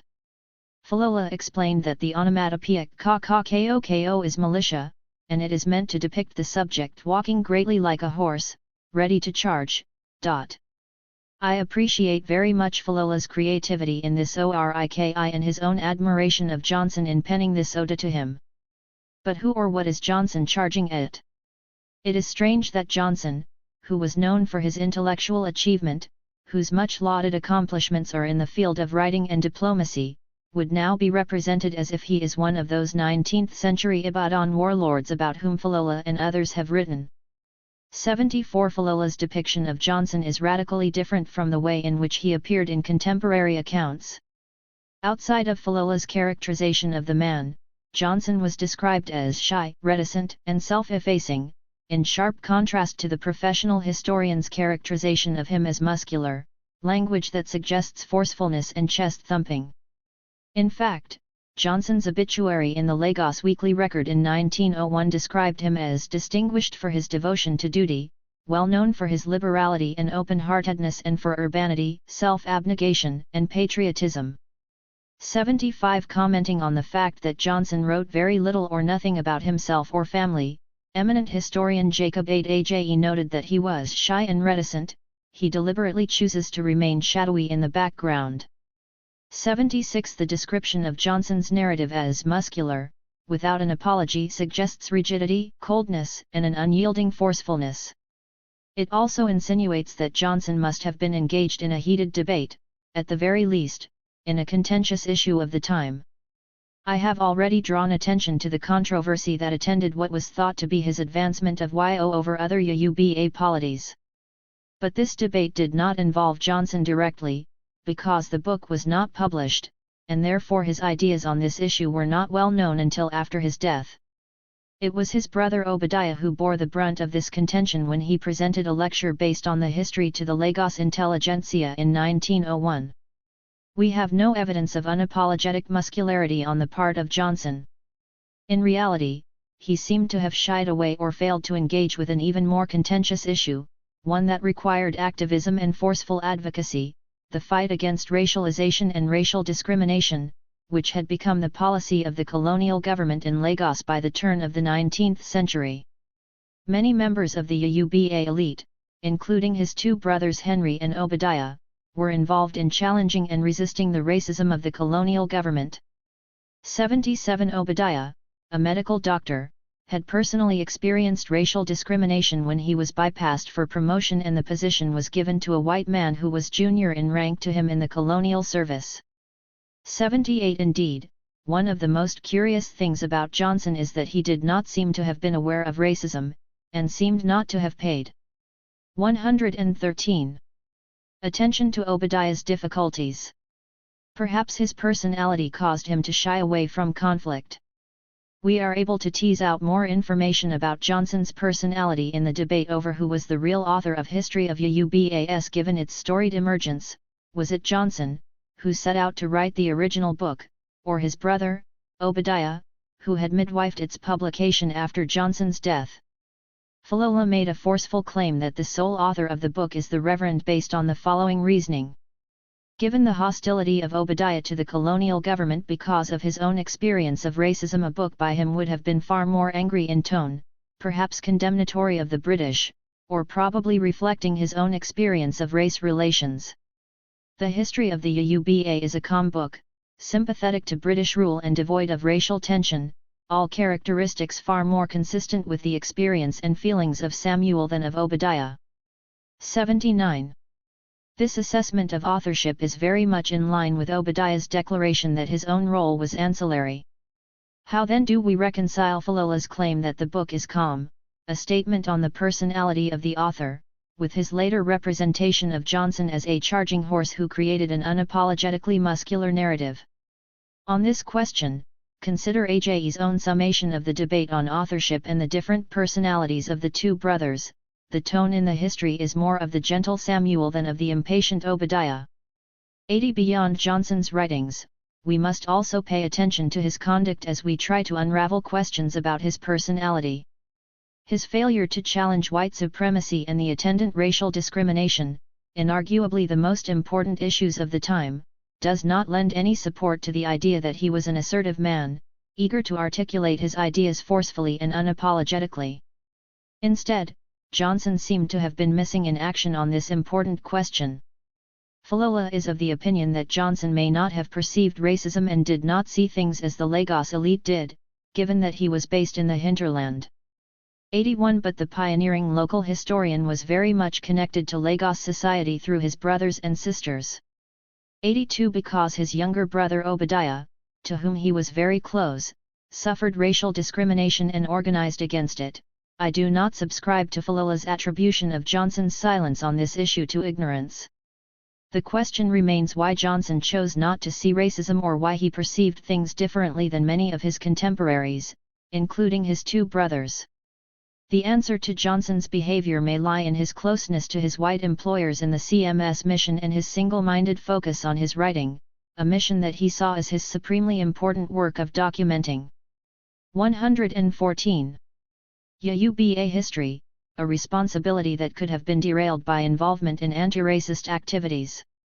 83 His failure to engage with, arguably, the most important question of his day, then, was most likely a pragmatic move on his part. But in terms of his personal characteristics, what this inaction shows is not his muscularity but his diffidence. I concur with Philip Zacharnik when he noted that Johnson could not have been ignorant of the racist sentiments permeating the Church Missionary Society, CMS, in the 1880s, which culminated in the attack on Bishop Crowther, sentiments symptomatic of a much wider trend. 84 Johnson's phlegmatic reaction to European racism was extremely naive, especially because that same racism cost him his life's work when the handwritten, sole copy of the manuscript on which he had labored for 20 years was lost in England by a well-known English publisher through one of the great missionary societies in 1899. 85 The disastrous event was rectified only by the admirable assiduousness of his brother, Obadiah, who labored mightily to reproduce the manuscript and finally brought it to publication. Obadiah displays a well-founded skepticism in his interaction with the English when he relays the story of the loss of the original manuscript. The editor Obadiah had the occasion to visit England in 1900, and called on the publisher, but could get nothing more from him than that the manuscripts had been misplaced, that they could not be found, and that he was prepared to pay for them. This seemed to the editor and all his friends who heard of it so strange that one could not help thinking there was more to it than appeared on the surface because of other circumstances connected to the so-called loss of the manuscripts. 86. We do not know how Johnson dealt with this monumental loss of 20 years of labor, but perhaps his reaction is encapsulated in the fact that he died the following year without any sense that the manuscript would be found or that Obadiah would be able to reproduce it. Johnson's apathetic pragmatism may have not only cost him the original manuscript, but also hastened his untimely death. One wishes that Johnson had been more conscious and forceful in his reaction against racism, so that this catastrophic loss could have been prevented. One wishes that Johnson had been muscular on this issue. Falola asserted that Johnson was a patriarch whose narrative is unapologetic and muscular. These claims have been difficult to corroborate. First, Johnson's family organization was not patriarchal, given that he was not the sole provider and seemed to have spent very little time with his wife and children. Second, his writing was in fact apologetic. He apologized in the preface to his book to anyone who may be offended by his 115.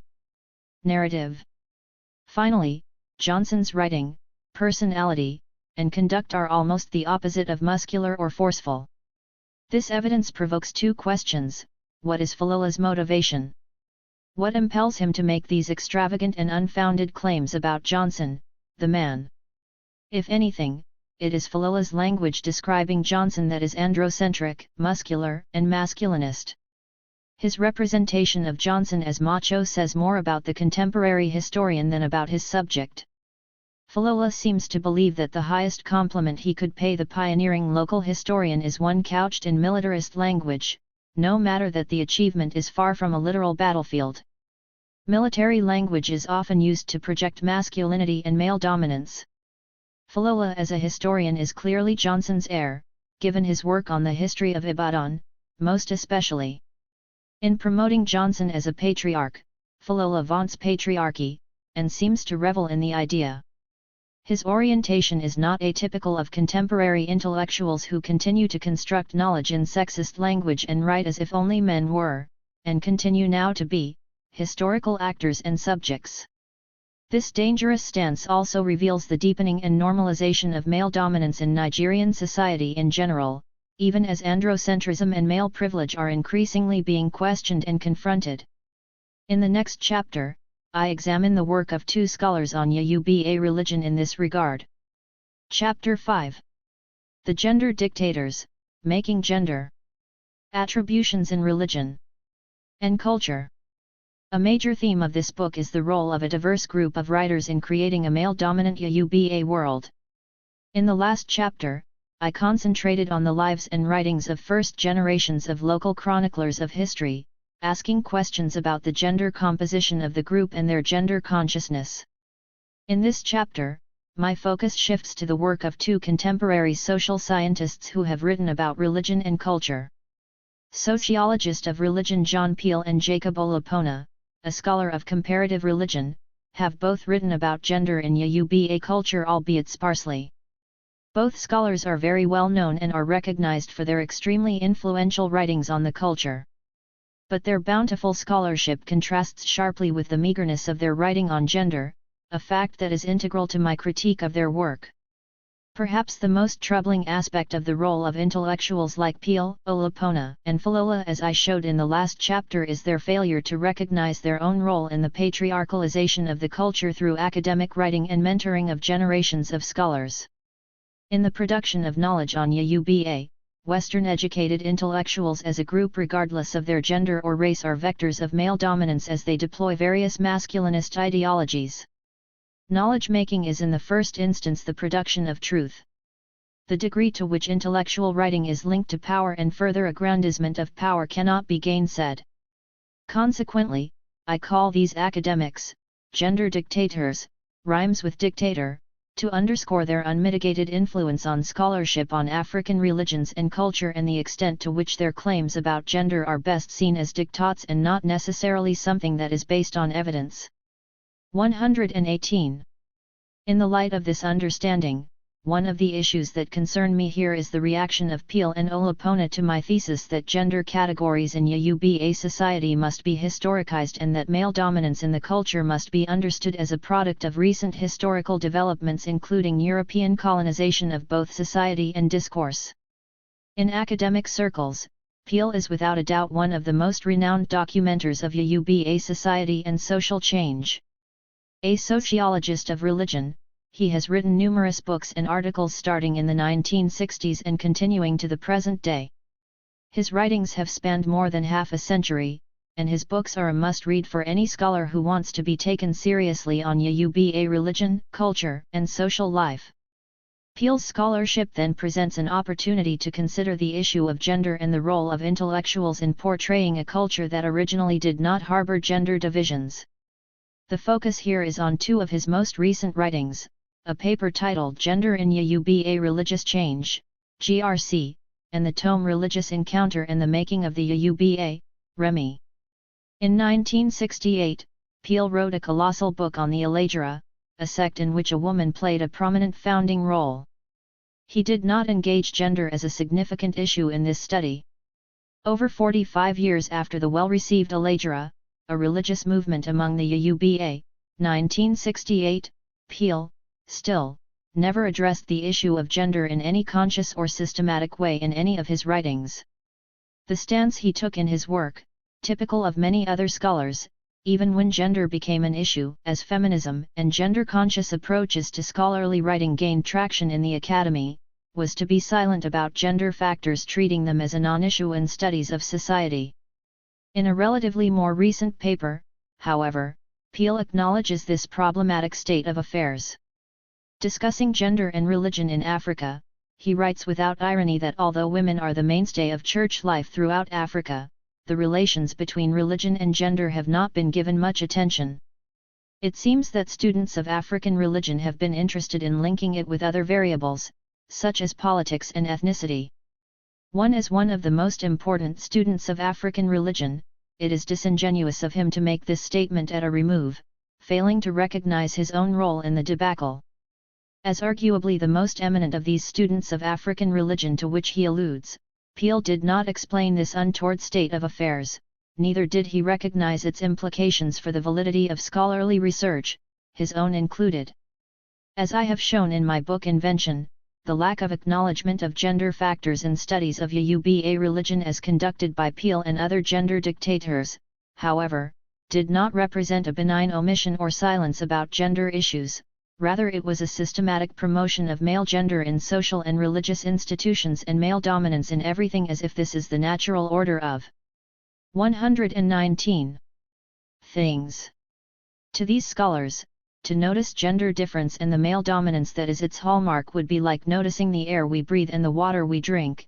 It would be outside the normative pattern of conducting all aspects of life, including the intellectual experience. A good illustration of this surreptitious promotion of male dominance appears in Peel's earlier study of Allegra, an independent church movement I analyzed in a previous work. In his discussion of the founding of independent churches, he ignores pioneering women, making them invisible, silences them, and transfers their agency to putative males. Yet, his own data contravenes this male-dominant stance. After reviewing his study of Allegra, I made the following observation. There is a certain degree of male bias in the way questions are posed in the study. In spite of the fact that he documents a number of churches founded by women, in his analysis of the social background of church founders his major question was posed thus: what sort of men were the founders of the Allegra, independent, churches in these years? He goes on to examine various factors such as town of origin, occupation, and education. 2. He did not mention gender as a variable that should be included in the analysis. The sociologist of religion did not take gender seriously, and did not treat it as a significant variable in the founding of churches and the organization of the movement. Because the maleness of church founders and religious leaders was taken for granted, it remained unanalyzed but was present, as though male leadership and dominance are inherent. The effect of this sexist approach is to erase women's accomplishments and totally marginalize them as if indeed they were inconsequential in the society. In spite of my earlier published critique of his work, Peel refused to engage with the issue of gender in any of his writings on Yoruba religion until he wrote the paper, Gender in Yoruba Religious Change, 3, an article that followed on the heels of another monumental study, Remy, in which gender factors were still not acknowledged or brought to bear in analyzing the writings of Church Missionary Society, CMS, missionaries, most of whom were male. In GRC it would appear that Peel aims to correct the gender biases that have been a hallmark of his research and that of many other interpreters of African societies. Yet it is instructive that the late embrace of the importance of recognizing gender as a variable did not come easily to Peel. He confessed that the reason why he finally chose to address gender issues in his writing was that he had been taken to task on the gender question by a historian of gender. Accordingly, he writes, the paper in a sense is a response to Laure Denzer's comment on a draft chapter of Remy 4 dealing with the social context of 19th century Yoruba land. 120. That it failed to address the topic of gender in any systematic way. 5. Against this background, then, we can appreciate the importance of the paper GRC and why it must be systematically contextualized and analyzed. It is also true that Peel's paper is a response to my thesis that gender categories appeared and became salient in Yoruba society only recently in its history, and to my challenge to scholars to prove the existence of gender constructs and male dominance rather than assume them as the foundation of the society and, therefore, of academic studies. One refrain of my study is that in research, we cannot take for granted what indeed we are supposed to prove. Students of Yoruba society and culture such as Peel's have taken male dominance as one of the givens in their research rather than one of the main issues to investigate. From the beginning of Peel's paper, it is clear that he had to address my work. Hence, he calls me a gender skeptic and proceeds, it would seem, to disprove my findings. However, the data he unearths from the CMS papers do no such thing, rather the evidence he proffers augments and reinforces my thesis on the absence of gender in Yoruba ontology and the need to excavate masculinist ideologies in the production of knowledge by various cadres of knowledge makers, Babalawo, missionaries, sociologists, and other intellectuals. The paper GRC presents a unique opportunity for raising questions and analyzing issues that bedevil the work of many scholars of Yoruba society and indeed many African cultures. Peel is typical in this respect. The main problem with Peel's presentation is that he interprets Yoruba religion, society, and people through a male-dominant gender lens without accounting for why this must be so. He approaches Yoruba culture as a gendered and patriarchal one, deploying gender constructs, gender identities, and gender categories as if they are foundational and intrinsic to the society without providing any explanation for his assumptions. As I have argued repeatedly in much of my work, the assumption that gender constructs as ontological, natural, and present in all societies through time is a Eurocentric myth, unfounded and has to be proven, not taken as an article of faith.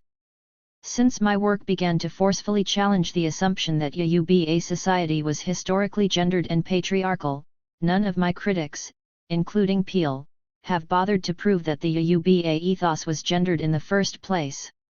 In fact, in their many gendered readings of institutions, their gender attributions, and imposition of gender identities, these interpreters show an inability to grasp the fact that Yoruba epistemology differed from the Western and the Islamic ones that were being used to explain the society. If we do not assume that the Yoruba ethos was a gendered, let alone a male-dominant one, in the first instance, then we must ask the question: what was the nature of the Yoruba world sense, a question that must lead us to examine the wholesale imposition since the 19th century of 121. A male-dominant gender system on the society by Christian missionaries, European and African, European travelers and colonizers, and Muslim clerics and intellectuals, then and now. These questions are not raised in Peel's study of CMS missionaries of the 19th century, despite their Christian values of male superiority, their belief in the cultural, if not racial, superiority of white people, and their own self-conscious identity as males. In Chapter 3, I demonstrated that Yoruba society was a seniority-based system built on a matripotent ethos. In this chapter, my aim is to use the matripotent lens to explicate Yoruba history and culture, and in the process to challenge the naturalization of gender in Peel's work and that of other gender dictators. Scholars and laymen alike have interpreted the Yoruba world as a gendered one, having assumed gender to be natural and fundamental to human organization. This is problematic at many levels. First, it conflates gender, the social construct that societies have imposed on the body, with the sexual dimorphism of the human body. Overwhelming evidence tells us that gender systems were not universal or timeless. Not all societies through time have organized themselves on the basis of a binary understanding of the human body divided into male and female, in which the male is both biologically and socially dominant. True, the human body is the same everywhere, but human groups have organized themselves in myriad ways. In many scholarly writings, the inability to separate the physical appearance of the human body from meanings that have come to be ascribed to it led me to insist on a new set of concepts to express the non-hierarchical and non-socially laden Yoruba understanding of the human body. In Invention, I proposed the concepts anatomic male, animali, and anatomic female, ana-female, as translations of the Yoruba words kunrin and obinrin, respectively. These were presented to underscore the fact that the distinction between kunrin and obinrin were superficial and did not assume social, moral, and hierarchical connotations like the English words male/man and female/woman. Thus I showed that gender, which is integral to the morphology of Western societies and represented as ontological to its nature, was absent in Yoruba world sense and hence in its social categories.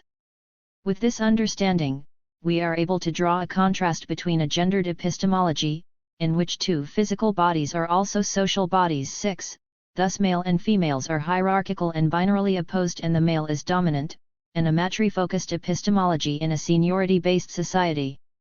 It is this gender epistemological lens that assumes that gender constructs are ontological, inherent, to all societies, including Yoruba, and have been imposed on the culture by intellectuals such as Peel, who then proceeded to organize the Yoruba world to fit this schema. In contrast, I propose that the Yuba epistemology is a matripotent one that is distinct from the Western gender epistemology that is increasingly 122. Universalized. At the center of the matripotent understanding of the world is Iya, a singular, incomparable category that encompasses all humanity because all humans derive from them. It is not a gendered epistemology because there is no twosome here. Taking seriously the Yuba matripotent epistemology, I will now interrogate Peele's work and that of other gender dictators who unthinkingly impose gender and male dominance. In his response to my thesis that before the 19th century, Yuba did not perceive or organize their world through gender constructs, Peele calls me a gender skeptic and proceeds, it would seem, to disprove my findings in his paper Gender in Yuba Religious Change.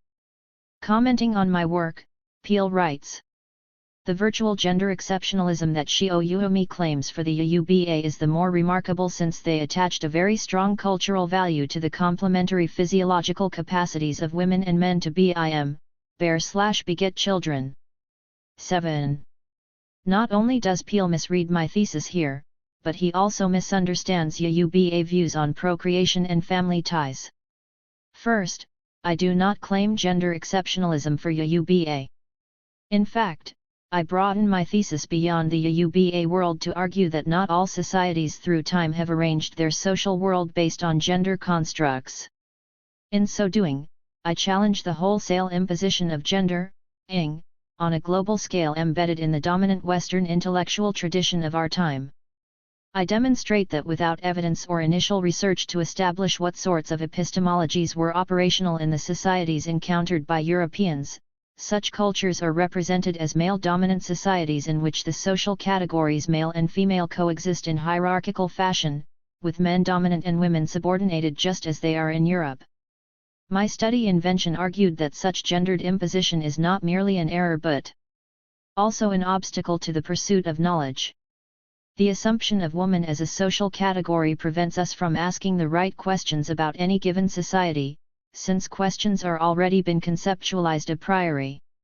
It prevents us, as knowledge seekers, from asking first-order, foundational questions generated from the evidence of particular societies. 8. In essence then, my argument is not that Yuba society is exceptional but that other societies in Africa and worldwide have had Western gender epistemologies imposed on them before endogenous accounts of such societies have been fully grasped. Contrary to Peele's charge, I do not perceive Yuba people as gender exceptional. It is, however, the example under study, 123. That exposes the hegemonic Western gender lens that is the warp and woof of social analysis and that has been imposed on many other silenced societies whose original epistemologies we may never now get to know. Thus, my thesis is more wide-ranging than the caricature of Yuba exceptionality would suggest. Adlekos summation of my thesis is more to the point. Oyewumi does not claim some ahistorical exceptionalism for Yuba societies. Her examples show, for instance, that because a female cannot be both husband, and wife, in her natal household, the incest taboo operates in Yuba societies. But the patrilocality that operated this rule in primordial Yuba publics does not invalidate the specific subjectivity or inner head, of the individual that moves from one household to another. The woman who becomes wife, in another household does not cease to be husband, in her natal household. 9. Second, Peele's misreading of Yuba ideas on procreation follows directly from his failure to understand that a gendered, male-dominant social world is not the natural state of humans. If he had understood this, then he would ask more open, non-gender presumptive questions about the Yuba social world. Hence his erroneous claim that Yuba posit complementary physiological capacities for men and women to bear/beget children. 10. The verb be in Yuba means to give birth. Yuba do not see the reproductive physiology of Iya as comparable to that of fathers because it is only Iya who actually give birth. As I showed in the previous chapter, at the center of Oyewumi construction of the human condition is Iya who represents humanity. Iya is a singular creature who is beyond compare because they are the procreator. In Oyewumi thinking, then, Iya is the only one who can be birth a baby. In fact, Iya is seen as the earthly creators of children in conjunction with the Leda, creator. To say that fathers be in Oyewumi social practice is nonsensical. The verb be, to give birth or to birth a baby, is only applied to the ana female who physiologically and spiritually gives birth. Fathers can indeed have children, as in having a claim to a child or children, but they cannot say I gave birth.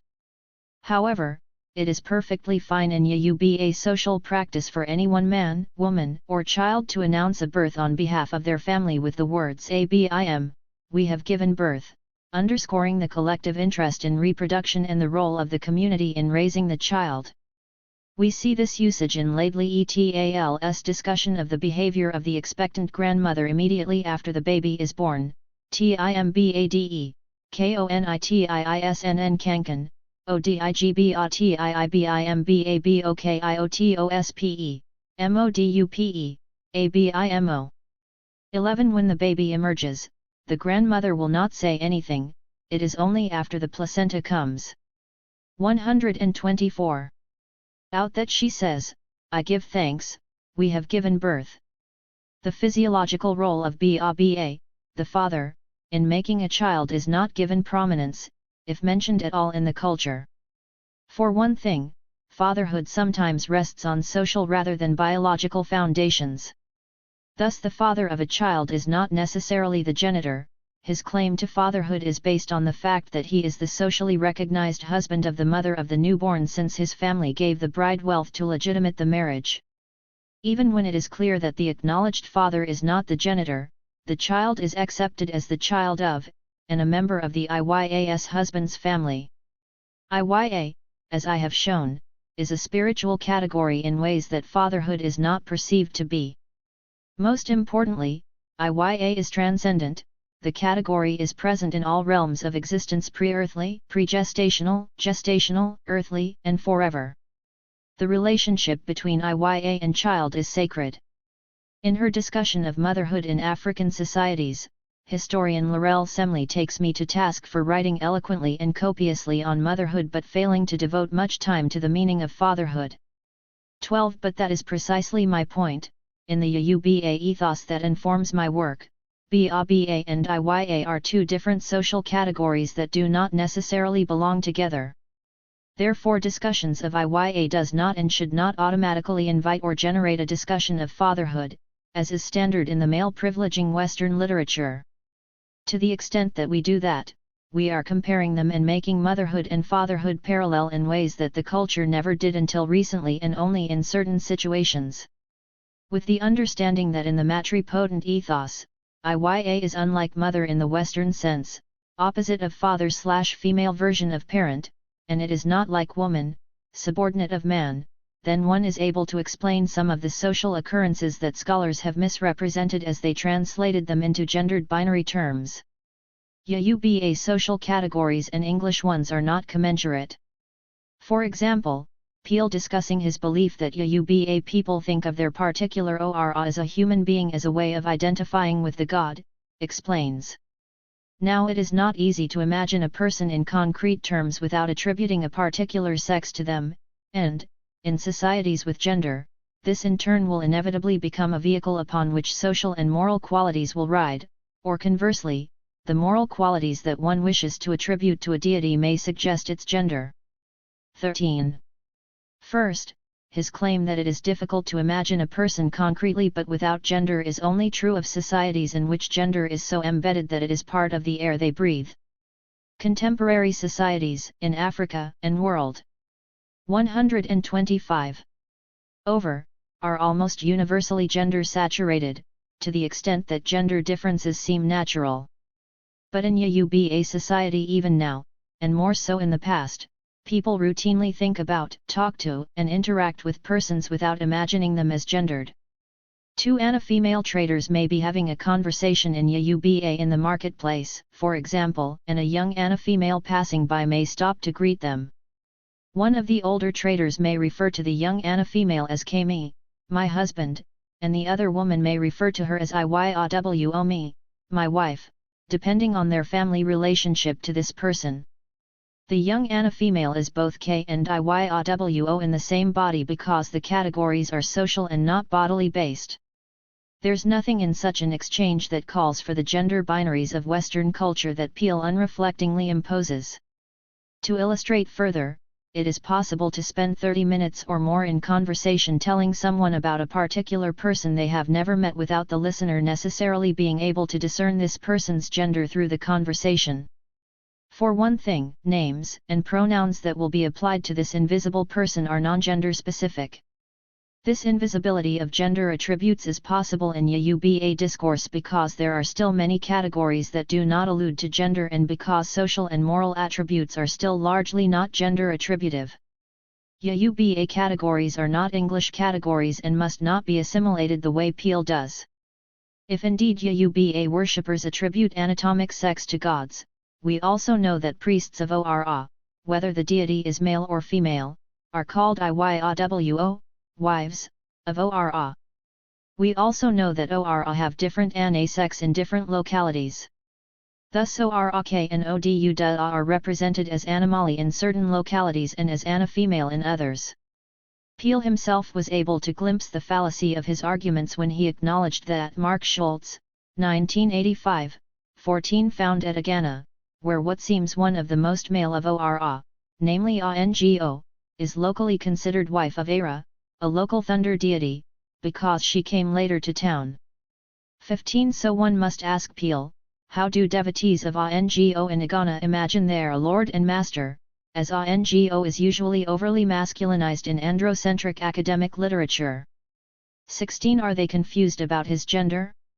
Does calling Ngo the wife of Era compromise his masculinity? I ask these questions because when Peel noted that male and female devotees of Sun, who is unusually represented as exuberantly female, are called wife of the Ora, it shows that even Un has male potentiality.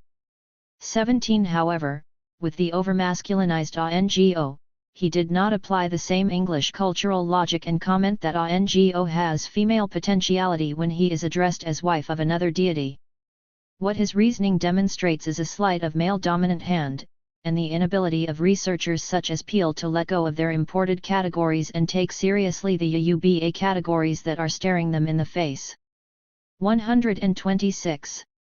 To reiterate a point that I cannot repeat enough, the category Iyowo, which is glossed as wife, is not about gender or the body, but rather it is a statement about seniority, who came first to a particular domicile, a fact that speaks loudly about why researchers must first establish the meaning of local categories before they colonize them with prejudicial imports from other cultures. Furthermore, the fact that Yoruba kinship categories K, husband, Iyowo, wife, Omo, child or offspring, e.g. Bon, senior sibling, and Aburo, junior sibling, are seniority-based, and the absence of such gender-specific kinship terms as son, daughter, brother, and sister incontrovertibly is evidence that Yoruba did not organize their thinking and society on the basis of gender constructs. Concomitantly, we are able to see that moral and social qualities were not imprinted with gender. Thus Peel's claim that devotees of deities create gender systems by attributing gender to Ora is unfounded. Yes, many understand some Ora as having animali or ana-female bodies, but these do not amount to gender, which is why it is not jarring to discover that the same Ora is imagined in one way in a particular locality and in another way in a second town. Moral attributes were not gendered. I am sure that Yoruba make all sorts of attributions to the gods, but these attributions are gender attributions only in the eyes of Peel, the missionaries, local and foreign, intellectuals, and other gender-colonized beholders, which include many Yoruba today. We must historicize and pay attention to social and religious change, which incidentally is Peel's specialty, except that he has been very selective in the change he has chosen to see and to investigate. The changing of Yuba categories and increasingly the world sense from a non-gendered, seniority-based social system to a male-dominant system is not a change that his research is designed to recognize. Peele's attempt to discuss gender betrays his incomprehension of the concept and his lack of understanding of the nature of gender systems in the human world. Research has shown that gender systems are not naturally occurring, they are, if anything, true variables in the sense that they varied historically and socially, and that gendered societies were not universal or timeless. Clearly, he does not fully appreciate the fact that gender is variable in human organizations. Another dimension of category confusion, to put it charitably, and the attendant epistemic violence that it generates is visible in the way in which the category Iya is interpreted in the work of gender-dictating interpreters of the society. A recurrent problem in authors such as Peele is that they conflate Iya with woman or wife, in the Western sense, and thereby abrogate the matripotent ethos, in which Iya is not comparable to father and is not subordinate to anyone except the gods. In his bid to show that Yuba subjects dichotomize moral attributes into male/female and then project such unto their ora, Peele draws our attention to an entry in the journal. 127.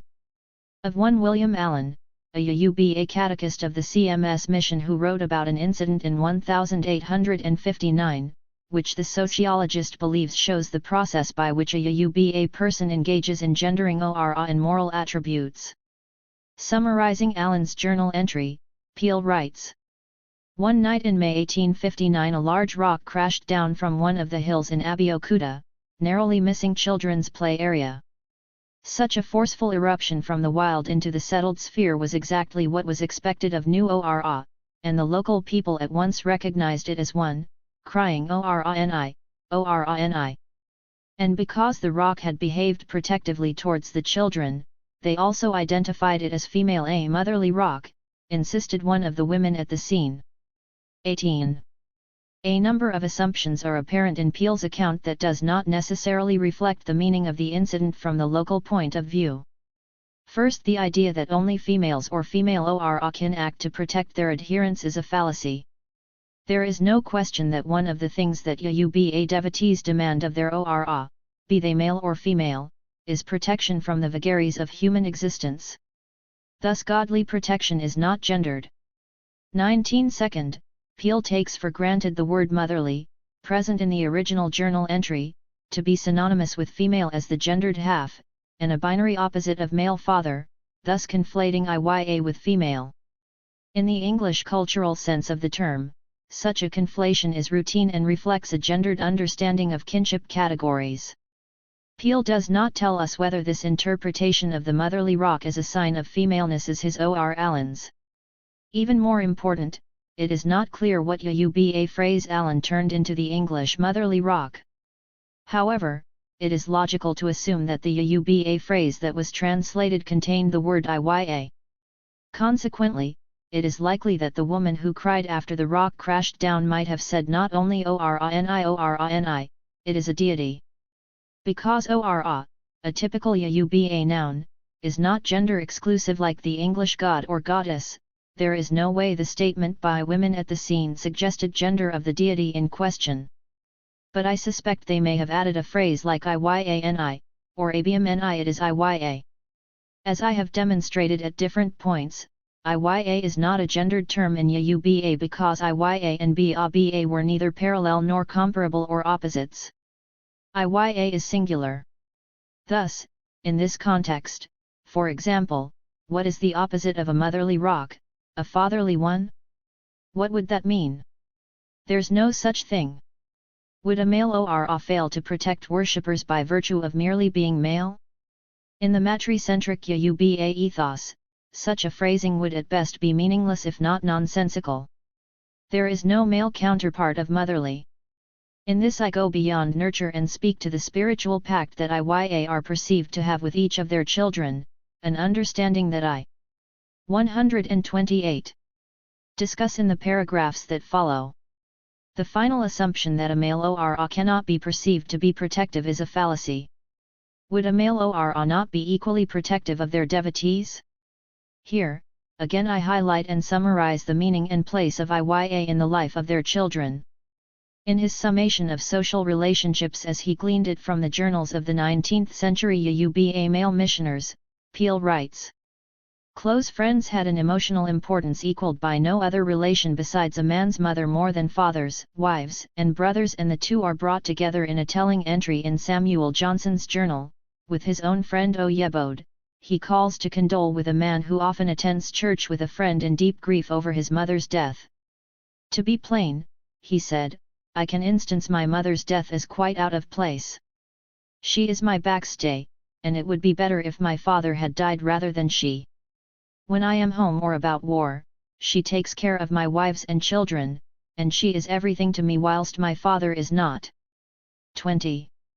This passage from a newly Christianized Yuba man obviously places Iya and Baba in comparative perspective, yet he emphasized the depth of his emotional ties to his Iya and the practical basis of his loss. However, he only hints at the spiritual armor for their children that Iya constitutes in the matripotent ethos when he writes, "She is my backstay." In this Yuba world sense, even adult men and women are seen as more vulnerable to life's vicissitudes once they lose their Iya because of the understanding that Iya has spiritual powers that they put to no better use than to protect their progeny. For those who are still practitioners of Ora devotion, and for all those Christians and Muslims who still partake of the resources of indigenous religion, one's mother will be doing more than praying, she will be consulting Babal Awo and making sacrifices on behalf of her children's well-being wherever they are. There is no greater role for Iya than that. It is against this background that to fall out with one's Iya would be seen as a suicidal move. The relationship between Iya and child is a bloody one, and blood is spiritually potent, even sacred. In conversation one regularly hears claims of this sort, Iya put blood on your head, referring to the passage of an infant through the birth canal. There is no other person who did that, therefore you must revere your mother. It is in the light of such understanding of the Iya and their place as the progenitor of all humans that we can appreciate the Yuba belief that if a mother pronounces a curse on their offspring, Iya's metaphysical powers will make it efficacious and irreversible. No other human is perceived to have such spiritual powers over a person than their Iya. I discussed this understanding of the role of Iya 129. Later on in Chapter 2 in regard to Yayun and the deity's children in the narrative of Ozitura, a chapter from the Ife corpus. Gendering religious practice. In a section of the paper on the practice of Yuba religion, Peel propounds a gendered practice of religion, stating first that Ife worship is distinct from Ora worship and that from the 19th century missionary records he analyzed, Ora mainly claims the attention of women, and Ife commands the attention of men. 21 Second, he noted that Yuba engage in the worship of two main categories of spiritual beings, ancestors and deities. He claims that ancestor worship is squarely in the realm of the men who are their descendants, but females are left to worship Ora, membership in whose cult was associational rather than ascriptive. 22 What is the evidence for these assertions? He based this on the observations of 19th century missionaries, whom he called informed African observers, and on statistical evidence generated from the same source. Earlier on I have shown how problematic the use of the male-dominated, Christian, CMS archive to document Yuba culture is. Gender, as I have already argued, is in the eye of the beholder. I have shown that Yuba categories cannot be assimilated into the gender dichotomized and male privileging English worldview to which the Yuba missionaries and Peel subscribe. Thus we cannot take their observations at face value, as Peel has done. Peel also had a lot to say about the masculinity of Babal Awo and acknowledged that because there was exceptional missionary interest in these men Babal Awo, this has yielded some of the most detailed religious case histories available to us. 23 The male-centered bias recognized here invites us to pay attention to its other side, the possible overlooking of females in certain realms, and a heightened awareness of them in other spaces when it fits the male-privileged world these African missionaries construct for their European employers and audience. Again, we see the gendered and sexist nature of their reportage when Peel remarks offhandedly that these 19th-century observers of Yoruba Ora worshippers at public festivals disproportionately name women as Ora devotees. The companies of devotees, if their sex is mentioned, are nearly always said to be women. 24. One must ask then, why are women the ones who are specifically mentioned in connection with Ora devotion? Why are men left out of Ora worship? Even more interesting is the fact that the only time they get gender specific about Ora worshippers is when they want to name women as the devotees.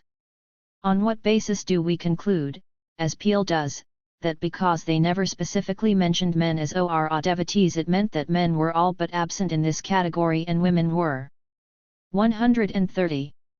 Preponderant? Peel is correct to interpret the African observers in this way because as Christians they held deep prejudice toward indigenous religion, declaring it to be nothing but superstition, fit only for gullible women.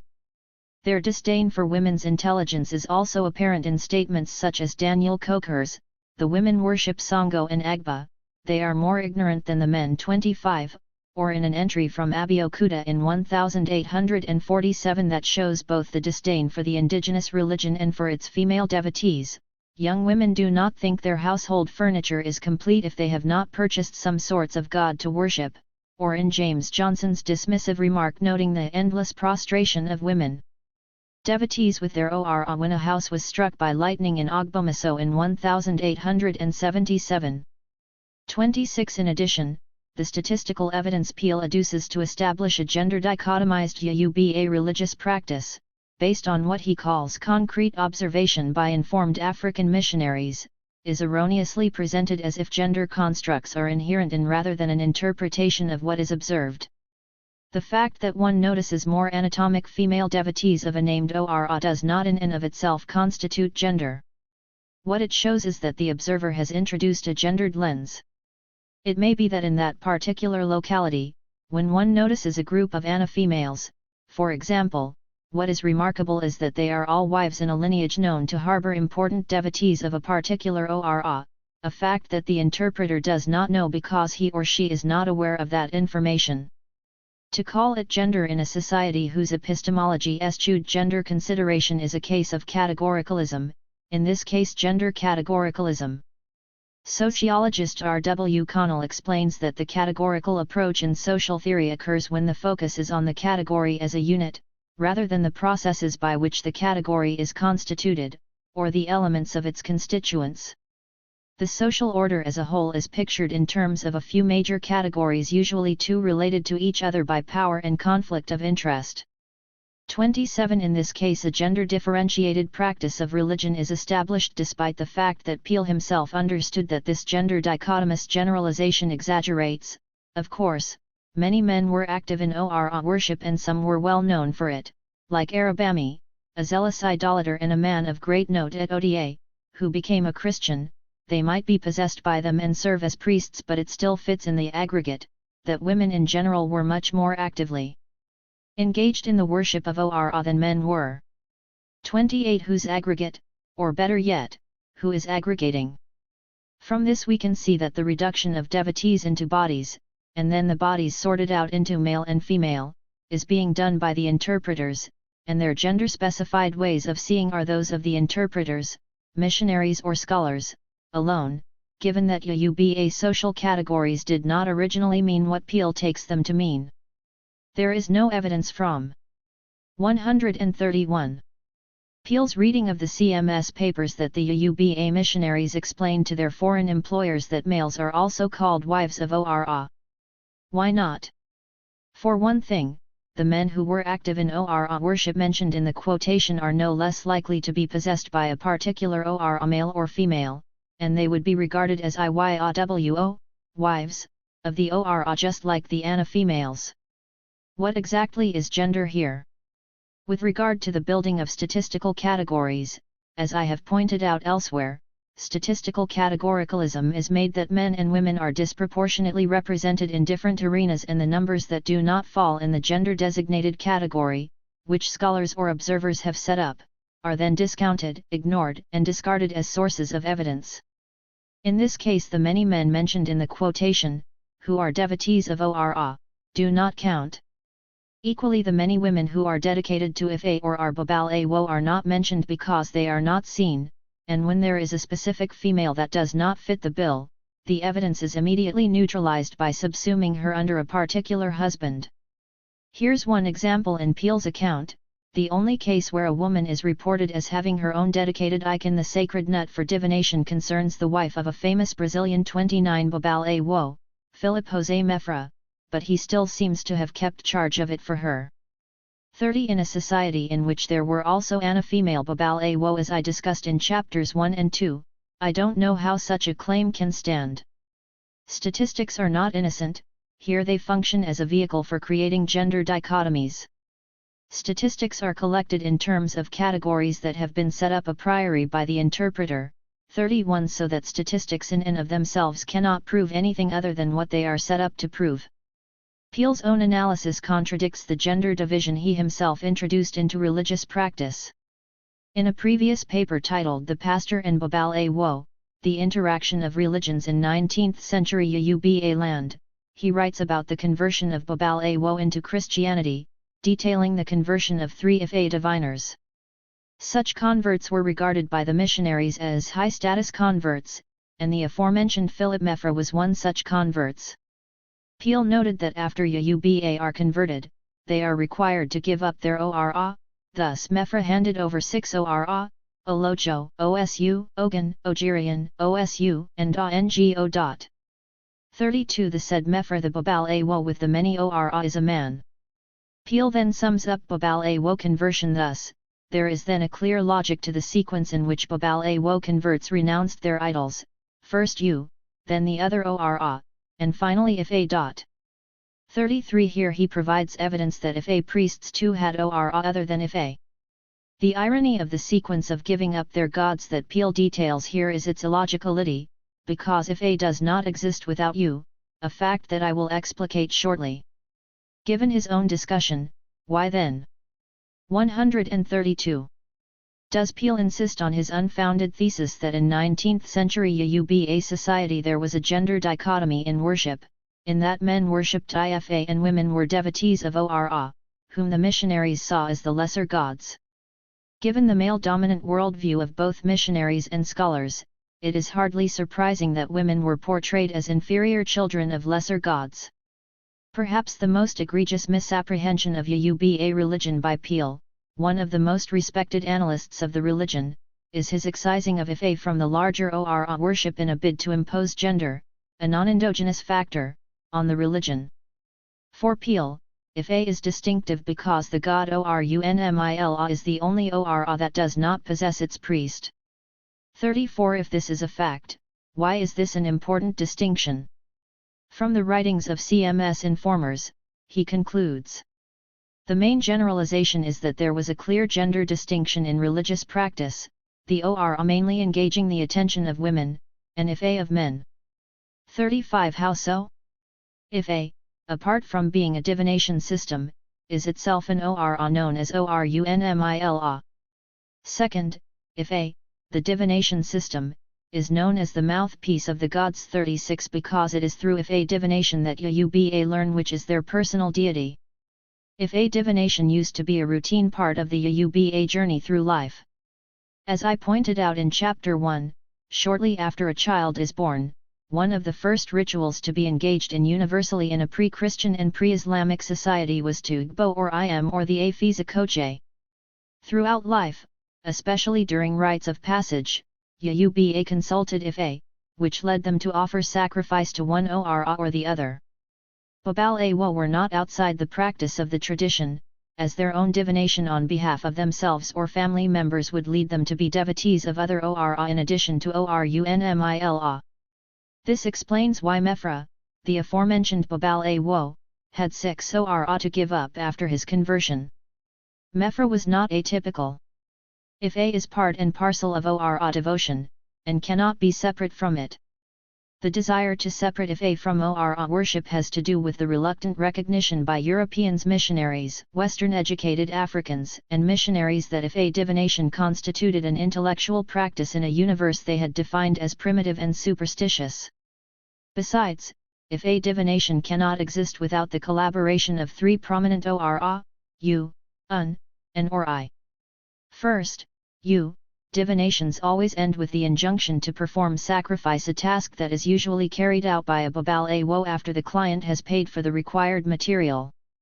Sacrifice is the essence of ora devotion. U, the deity of uncertainty, is the receiver of the sacrifice, who is supposed to carry it to the designated ora. U is the mediator. Second, un, the primordial Iya is also involved in every process of sacrifice because at the end of performance of sacrifice, the babal awo has to invoke un by reciting Ozitura, 37 and Odu of origin that is regarded as 133. The deities. How then does one think of Ifa and Ora as two separate religious systems or subsystems dichotomized by gender? Peel's mistaken interpretation of the indigenous religion is clear in his failure to recognize the role of Ori, a third Ora in the divination process. This lack of insight is compounded by his insistence that in the 19th century, Ori and Ifa were opposing personal cults that catered to women and men, respectively. He writes, men were initiated into Ifa, particularly at turning points of early life, and received a set of dedicated palm nuts, icon, which were kept in a small vessel and served as material icon of Ifa's protective power. 38. The question arises, what about women? Peel claims that if a cult of personal security was barely open to them, hence women relied instead on the cult of Ori or personal destiny, whose icon was a small circular box, Igba Ori, made of stiff calico and covered with cowries. 39. Given the gendered reasoning here, it is pertinent to ask whether the cult of Ori was open to men. Such a question is not asked because of the assumption that men are the norm, and are the keepers of the tradition who can keep women out and away from the most important things in society. But in this masculinist approach, men are perceived to have access to all realms of religion and social institutions if they so choose. The way in which questions are posed leaves women outside of the tradition, locked out and standing at the window looking in. Peel's evidence for the supposition that Ori is a female cult is that 3/4 of the references to it in the CMS journals are expressly to its worship by women, 40, an approach that I have already analyzed as problematic. And what about the remaining 1/4? Why is it irrelevant in our analysis of who worshipped which deity? In his discussion of the veneration of Ifa and Ori as gender dichotomous, Peel makes a distinction between Ifa's character as a personal protective cult that he tells us was one of its most common functions in the 19th century. As a divination system, it was a specialized guild, whose priesthood was open to only learned men, a claim that I interrogated extensively in Chapter 1. But as a protective cult, it becomes a cult that is open to all males who can be initiated without much ado. From this stance, Ifa is only open to females as clients, discounting the fact that some females were also babal awo. One cannot exaggerate how huge an error in thinking it is to assume that the elemental deity of the religion Ori can be excluded at any point from the spiritual life of a Yuba male or female, especially when it has to do with protection. Ori, which means head, incubates the Ori in you inner spiritual head. Ori is elaborated as the seat of individual fate or destiny. Therefore destiny and fate are two synonyms of Ori in you. In the cosmology, the most important task facing ENIYAN, humans, in their pre-earthly guise is to choose an Ori in heaven before making the journey to earth.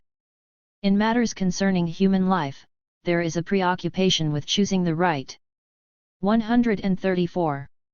Ori in order to have a good destiny on earth. In Ifa we also learn that Ori is a deity in its own right. Ori is thus a personal god. An Odu, unit of verses, tells us that the most faithful and therefore the most important divinity for any individual's well-being is his or her Ori, personal god. Hence the injunction that the propitiation of one's Ori should precede any entreaties to other gods, because there is nothing that the divinities can do for an individual without the consent of Ori.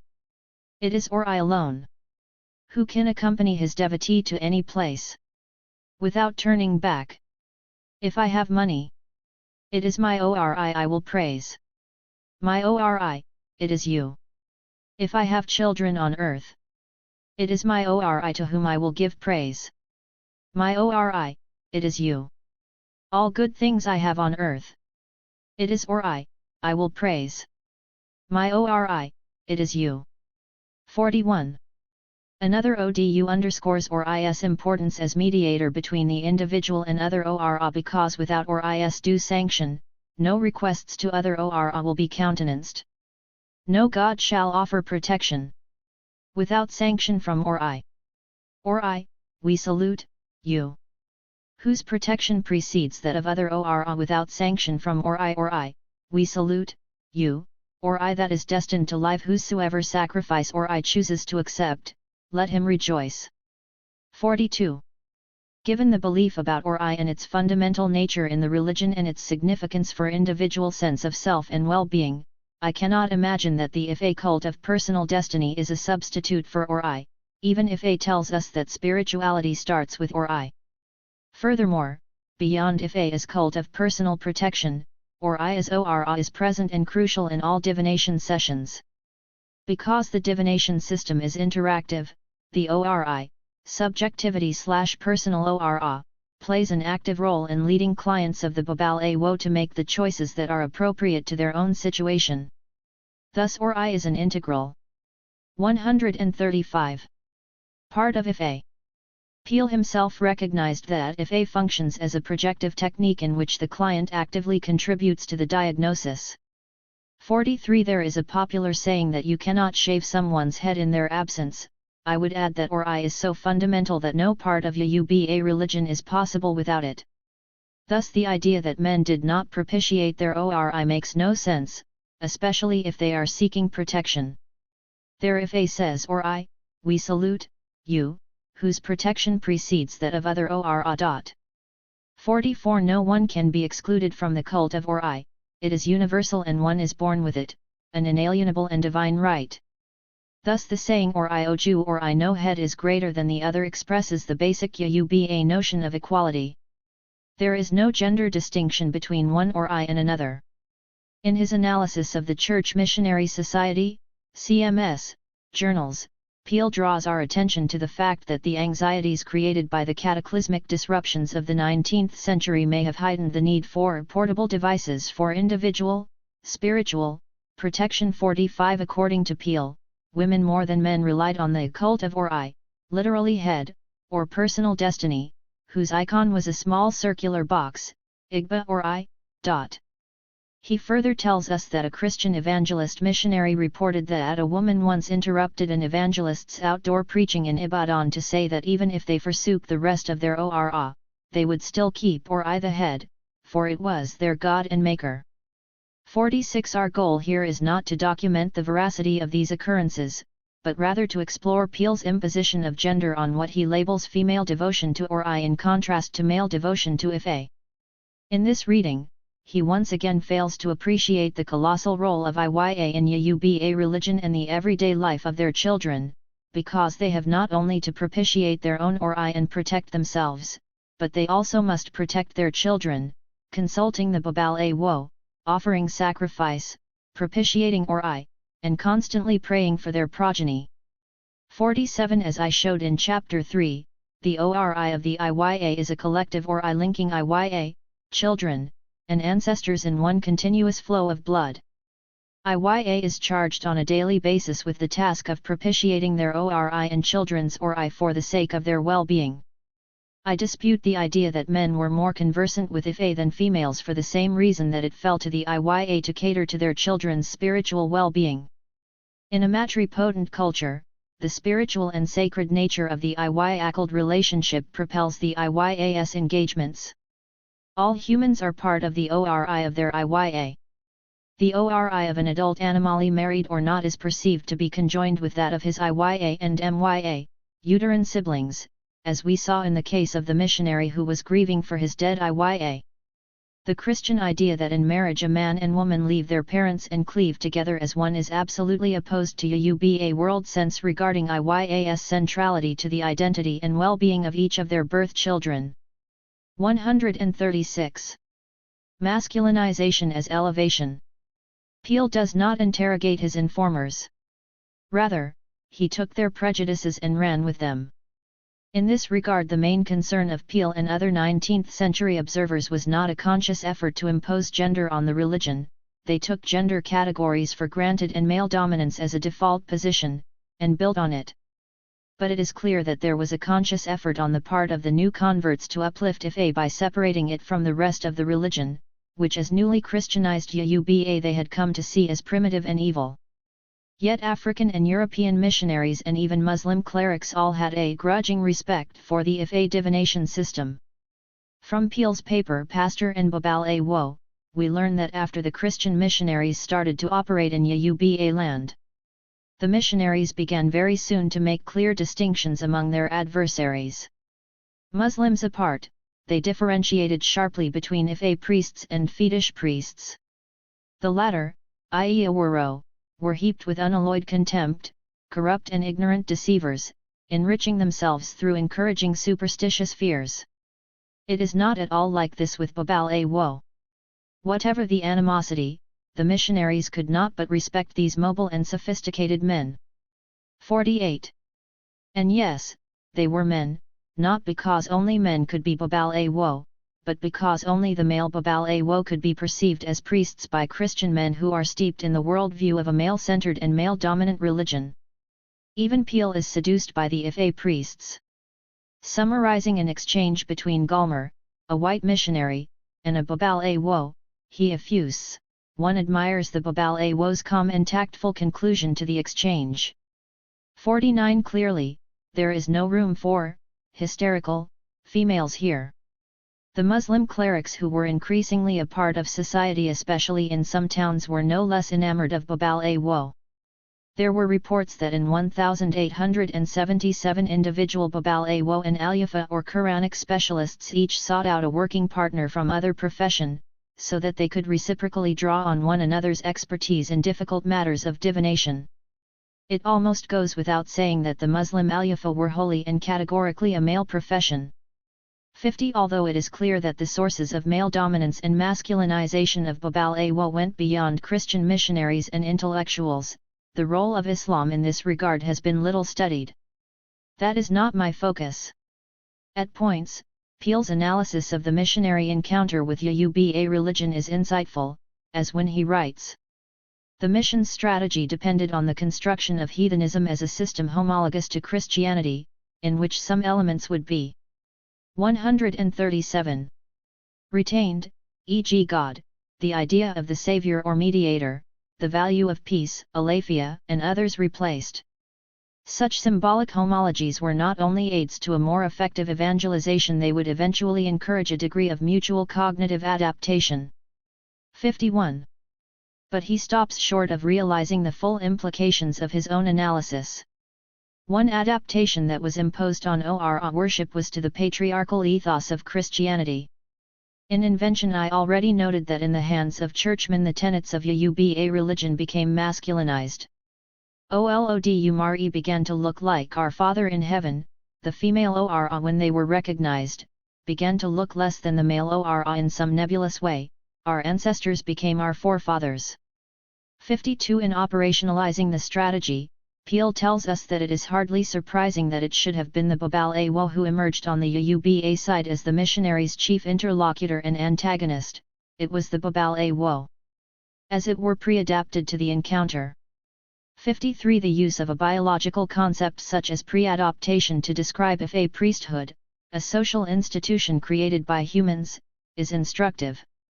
It is an attempt by Peel to make it seem as though the institution was innately masculine. But social institutions have no nature in and of themselves. What they reflect are social relations of power. It is not surprising that the Babal Awo homologized as the counterpart of Christian priests could not be anything but male, like the missionaries who were creating the correspondence. The turning of a gender-free priesthood of Ifa diviners into a Christian-type priesthood is one concrete way in which patriarchy was institutionalized and imprinted on indigenous religion. But Peel, in creating a phallocentric distinction for Ifa, invents the evidence for Babal Awo's male exclusivity and self-consciously tries to obscure the role of intellectuals and interpreters in it. But what set Ifa apart from such oracles in several ways? Its keynote was control, not inspiration. Instead of surrender to trance or possession, the Babalawo depended on his mastery of a technique and its accompanying corpus of knowledge. Anyone who regards this as a male stereotype will not be surprised that virtually all Babalawo were men. We cannot say 100% of them were, since female Ifa diviners have been noted. 54. Again we see Peel resort to statistics, a move that immediately co-opts the counter-evidence and tries to brush away the fact that female Babalawo exist, thereby incorporating a Yuba institution into the gendered world of English and Christian Europe. Control, mastery, and knowledge are stereotypes of masculinity in Western society, but this was not the case in Yuba land. 138. Parallel to this relative elevation of Ifa and its purported distinction as a male-only cult is the contrasting representation of women as more ignorant, more superstitious, and more gullible than men. The following statement was typical in the reportage of the CMS missionaries: the women worship Ongo and Agba, they are more ignorant than the men. The men do not worship any god, they hold Ifa in great reverence. 55. As I have shown repeatedly, such claims are based on a number of fallacies about Yuba religion and are not supported by the evidence. Decolonizing the intellectual, liberating the Ora. In the next section I continue to look at the role of intellectuals in patriarchalizing religion and culture through the work of Jacob Olopona, an eminent scholar of religion. I then explore the academic setting in which these claims are produced and reproduced to show that it is a male-dominant world. In the introduction to the anthology African Traditions in the Study of Religion in Africa, a book that is dedicated to Olopona, honoring him for his contributions to method and theory in the study of religion, change within African indigenous religions, indigenous religious traditions and modernity, as well as other themes, 2012:6. The scholar of religion is also rightly lauded for being a dedicated mentor who provided support for his students, a fact that underscores his influence on a new generation of scholars. The three editors of the volume, Ezra Chitando, Afidogami, and Bolaji Baitai, raised a number of important concerns about the academic study of religion as it relates to Africa. They pointed out that the category religion is embedded in European history and the conception of world religions centers Europe, portraying African religions only as the other. 56. Consequently, they ask a series of questions. Since African scholars are using borrowed tools, can they fashion these tools to meet their own needs? Can African scholars ensure that the study of religion in Africa reflect African issues, concerns, and approaches? The editors of the anthology leave no doubt that the study of religion in Africa requires no less than intellectual decolonization, in the process, moving Africa to the center. They argue that dismantling Eurocentrism is the challenge facing African scholars of religion in post-colonial Africa. 57. Does Olopona meet up to this challenge in his writings on gender?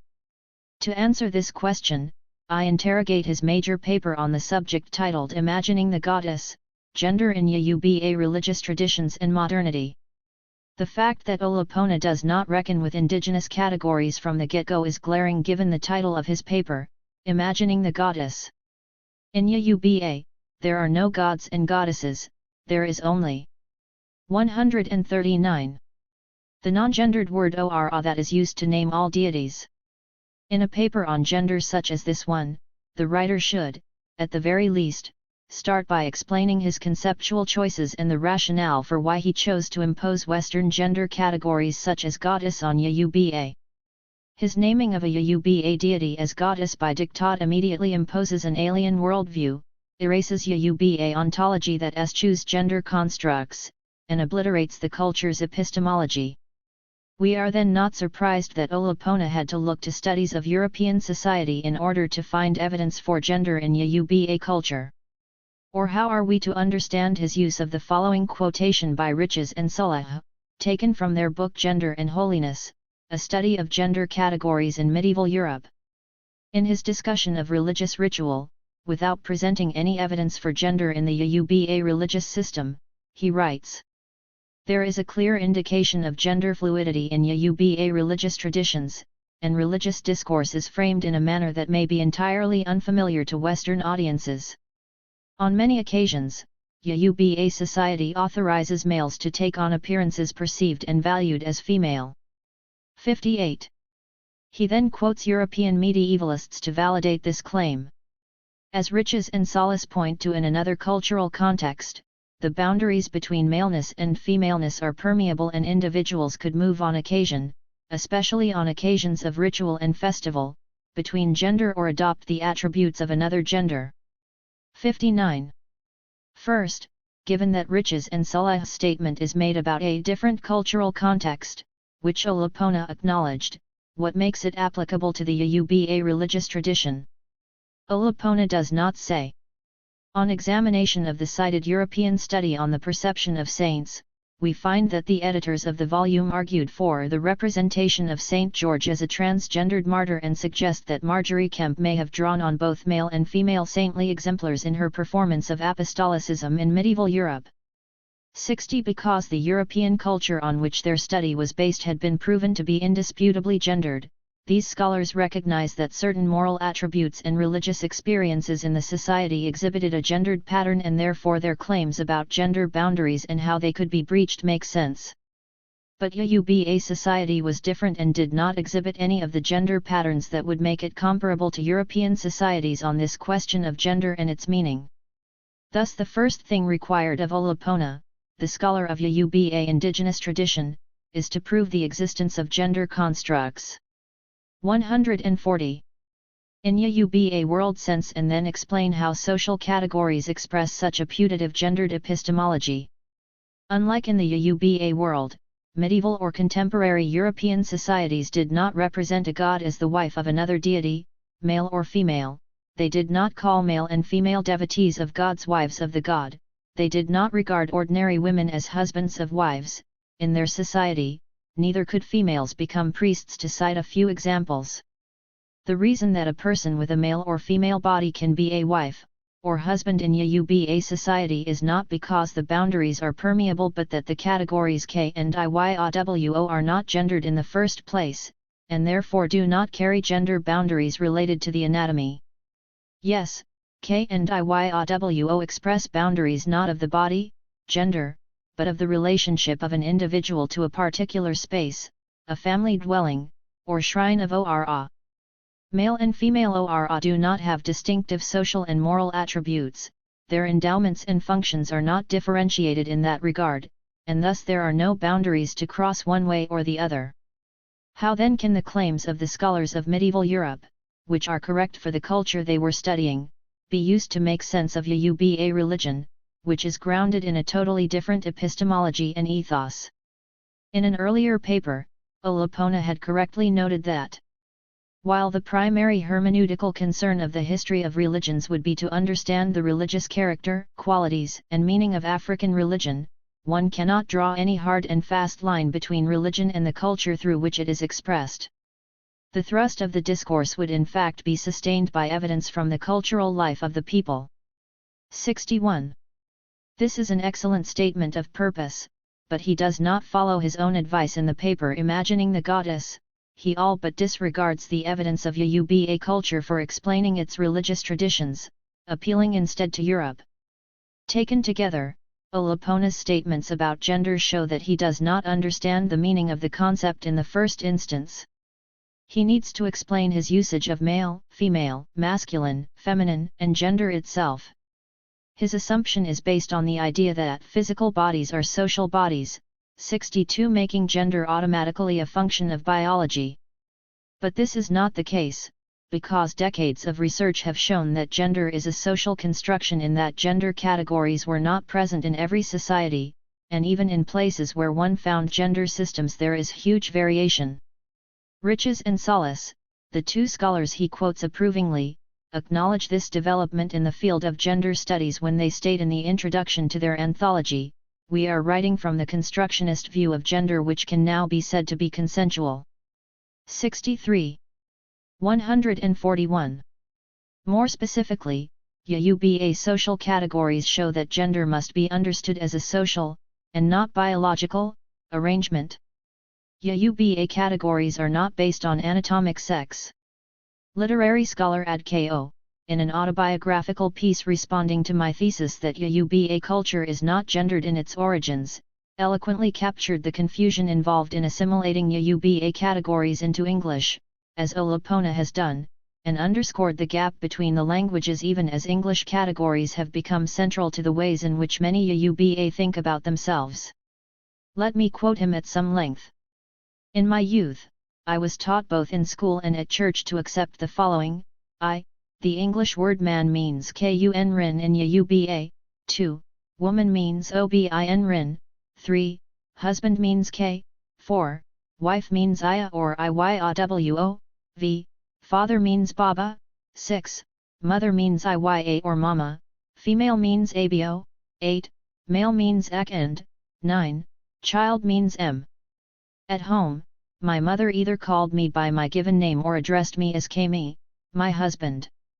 When describing me to others, then I was m, child. At 72, my mother still calls me her K, husband. I cannot remember her referring to my father directly as Kami, my husband. He is always Ibaleke, Leke's father, to her, and she was always Ileke, Leke's mother, to him. TAIWO my wife, like many other Yoruba women I know in Colorado where they now live, calls our children, including girls, Kami, my husband. When I asked our American-born children if they were puzzled by the term, they just smiled. I am not sure my explanations made sense to them. 64. Adko concluded, Oyewumi's argument in invention gives us the intellectual framework for discovering the logic that underlies these terms. I learned from this book that these are not Yoruba metaphoric terms for gender universals but meaningful articulations of social relationships as they are organized by that society. 65. By assimilating Yoruba categories into the Western mode, Olopona shows that he does not recognize the integrity, independence, and validity of the Yoruba world sense on which social relationships are imagined and organized. If Olopona takes Yoruba categories seriously, then he will have to explain the meaning of gender, and what exactly are male and female gender attributes in the tradition. Gender in the first instance is a cultural category only intelligible in relation to the societal ethos. The paper Imagining the Goddess is an intervention in a debate about gender provoked by my thesis that gender is not ontological to Yoruba society and as such its emergence must be understood as historical. Olopona, like Peel, postulates gender as a natural category that is inherent in the culture. Many of the claims made by him are similar to Peel's in that from the get-go he assumes gender to be natural and therefore require no evidence or 142. Proof of how it came to be. In the introduction to his paper, he tells us that if A should constitute an important source of knowledge on Yoruba thought and practices, and thus he is convinced that the Ife divination texts and forms of Yoruba oral tradition constitute important primary sources for understanding the wide spectrum of women's religious experiences and gender issues in Yoruba traditional society. Second, Ife divination poems are largely the product of the imagination of male diviners. In many instances, they outline publicly visible roles for women and varieties of gender issues that reflect my own central thesis. 66. In the first 2 chapters of this book, I challenged the idea of treating Ife knowledge as a canonical source of evidence for Yoruba society because many Ife texts have been imprinted by sundry scholars and diviners, with gender constructs and significantly male superiority. Despite Olopona's claim of using a hermeneutical approach, 67 his representation of Ife here is as a pristine, untouched body of knowledge that is handed down without any interpretation. The direction of his thesis is already clear when he declared that Ife was created by male diviners, and he virtually ignores female Babalawo, thereby imposing a male-dominant interpretation on the knowledge system. 68 In previous chapters of this book, I have dealt with the question of Ife authorship and many other issues arising from the gendering of the genre. Given this inaccurate foundation for Olopona's thesis, much of the claims he makes on Ife have little merit. Ife, which he assumes provides evidence of gender, needs to be approached with the awareness that it too has been subjected to interpretation, and this fact must be taken into account in any study of the content. At a time in history in which patriarchy dominates human interactions, it is predictable that it has infected large aspects of society including knowledge systems, social institutions, representations of history, and the knowledge producers themselves. This observation should not come as a surprise to Olopona because in an earlier publication, commenting on the work of Joseph Oyeronke, who had written on the role of women in traditional Yoruba religion, Olopona writes, Oyeronke shows that some of the Yoruba deities who were originally conceived as females have since changed into males, perhaps as a result of the changing social system of the Yoruba people. 69 Although in the paper he goes on to acknowledge the important role of Oyeronke as depicted in Ife, which I discussed in Chapter 2, his overall stance is to assume males to be the norm in the society and to take male superiority as an article of faith rather than a function of history and social change. Furthermore, Olopona explained, deities exhibit ambiguity in gender, and gender may vary from region to region. Odu, who is God? 143. Cultural hero, and progenitor of Yoruba people, appears male in southwestern Yoruba. However, Odu appears female in Akiti, in northeastern Yoruba. 70 Given the conceptual confusion that is a mark of this paper, it is necessary for the scholar of religion to explain what he means by ambiguity of gender. Elsewhere I drew attention to the multiple representations of Odu in different Yoruba regions. I demonstrated that the reason why it is possible to imagine deities as either anatomically male or female is precisely that their biology was incidental to their identity and functions in the society. 71 Moreover Obin Rin, Ana female, and Kun Rin, Animali, are terms that were not infused with gendered social or moral attributes. Thus the female deity Oya is regarded as destructive and fearsome like Ongo the thunder god because strength, authority, violence, and destruction are not stereotyped and attributed to only males. Similarly, devotees of Ora both Animali and Ana female look to their Ora as sources of all kinds of blessings including children, the ultimate good. The fiery Ongo is also seen by his devotees as benevolent, just like on the great Iya. Thus Olopona's use of the term gender ambiguity here is incorrect because Odu is not intersexed, which is the only way the deity can express ambiguity in a culture such as Yoruba in which social attributes were not stereotyped as belonging to male or female.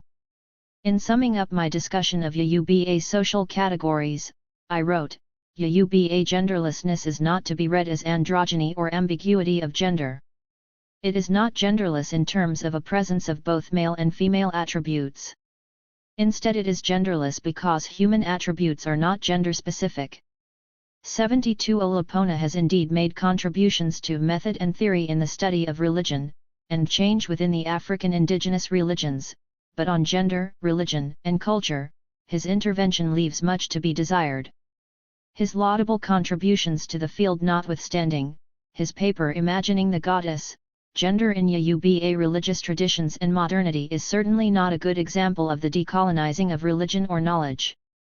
This paper reinscribes Eurocentrism by universalizing its cultural practices and imposing them on Yoruba religion, an approach that obliterates its ethos. I want to suggest that this failure in his writing is very much tied to his lack of understanding of gender as a concept and an inadequate recognition of gender studies as an important academic field. This is not peculiar to him, we have seen the same incomprehension with Peel. Their oblivious stance may be a cultivated ignorance having to do with these men's dismissal of gender as an important variable in social life and their sense that the field of gender studies is not to be taken seriously. Nevertheless, their lack of understanding of gender as a field of discourse should not preclude their understanding and appreciation of their own privileged place as males in 144. The Academy surrounded by other males and picking and choosing what is worth studying and what is not. Gender in the Academy and Beyond 73. In March 2008, Olopona convened the Harvard Conference on Ife, HCI, titled Sacred Knowledge, Sacred Power and Performance, Ife Divination in West Africa and the African Diaspora. 74 The HCI was a well-attended, particularly interesting meeting because of the ways in which it bridged the variety of gaps between town and gown intellectuals and practitioners of divination, Africa and diaspora, sovereigns and their subjects, performers and academics. The yawning chasm that remained was between Yoruba oral traditions and the interpretations of Western-educated scholars. Much of this gap was a gender disparity, and it is this that I wish to address in this section. On the opening day especially, the conference was a microcosm of a Yoruba community, with the presence of 10 traditional Yoruba rulers, BA, from Nigeria and many prominent Yoruba personalities, including the governor of Un State of Nigeria, eminent scholars, drummers, singers, and dancers. The conference at Harvard was an occasion for elucidating issues of gendering, male dominance, and fraternity in the Yoruba intellectual community.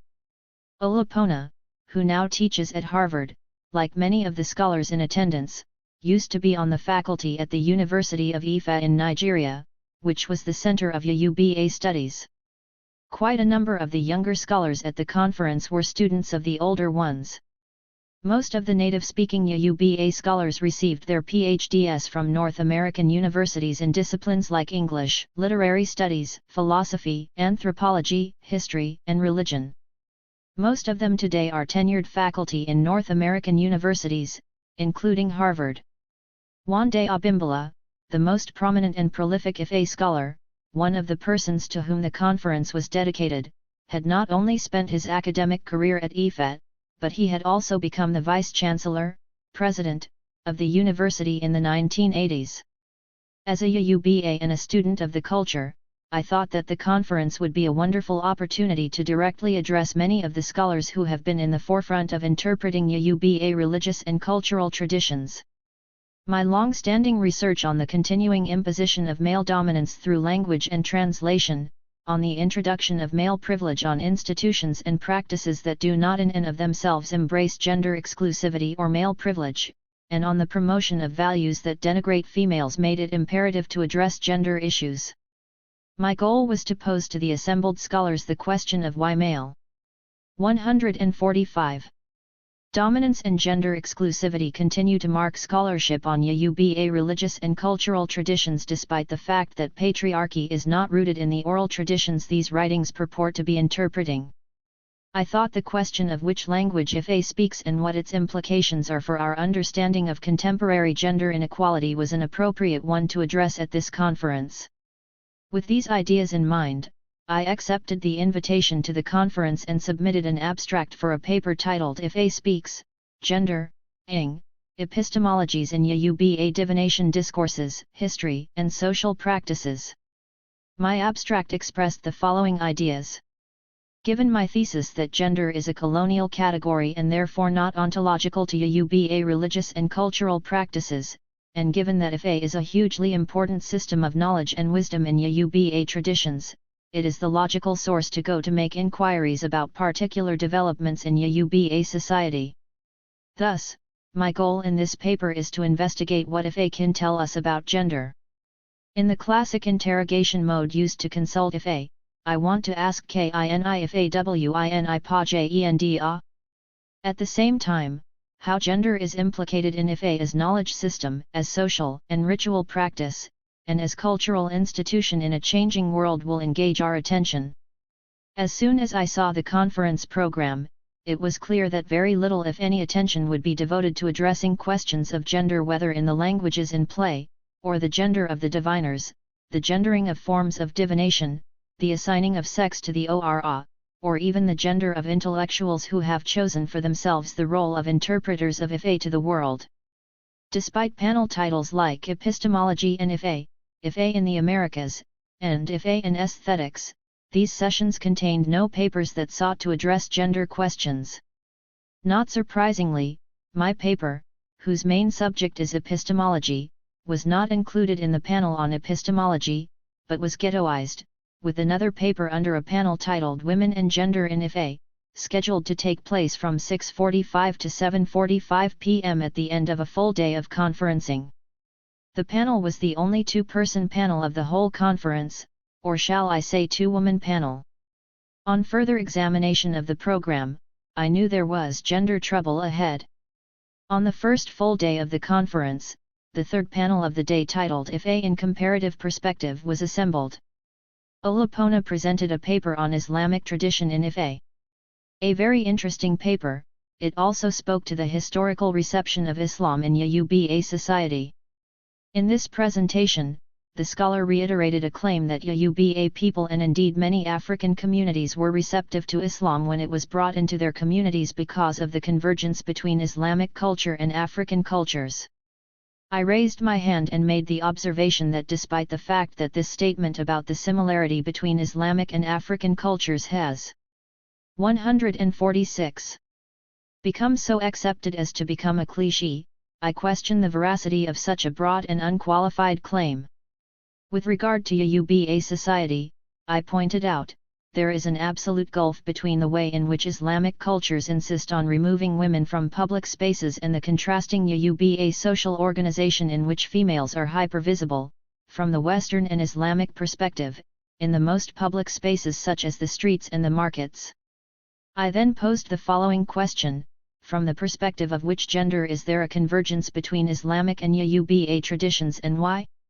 Olupona refused to entertain my question, saying that he could not understand why I chose to bring gender into the discussion. Furthermore, he said, I had no business bringing up gender questions since the gender panel was not until 6 o'clock. We were not going to do gender until then. I was shocked by his response not merely because of the level of abject sexism and ignorance it displayed, but because of how comfortable he was in exhibiting such sexism and ignorance so publicly. In short, he felt that he was among friends who shared his views on gender. And he was right, because no one else raised further questions.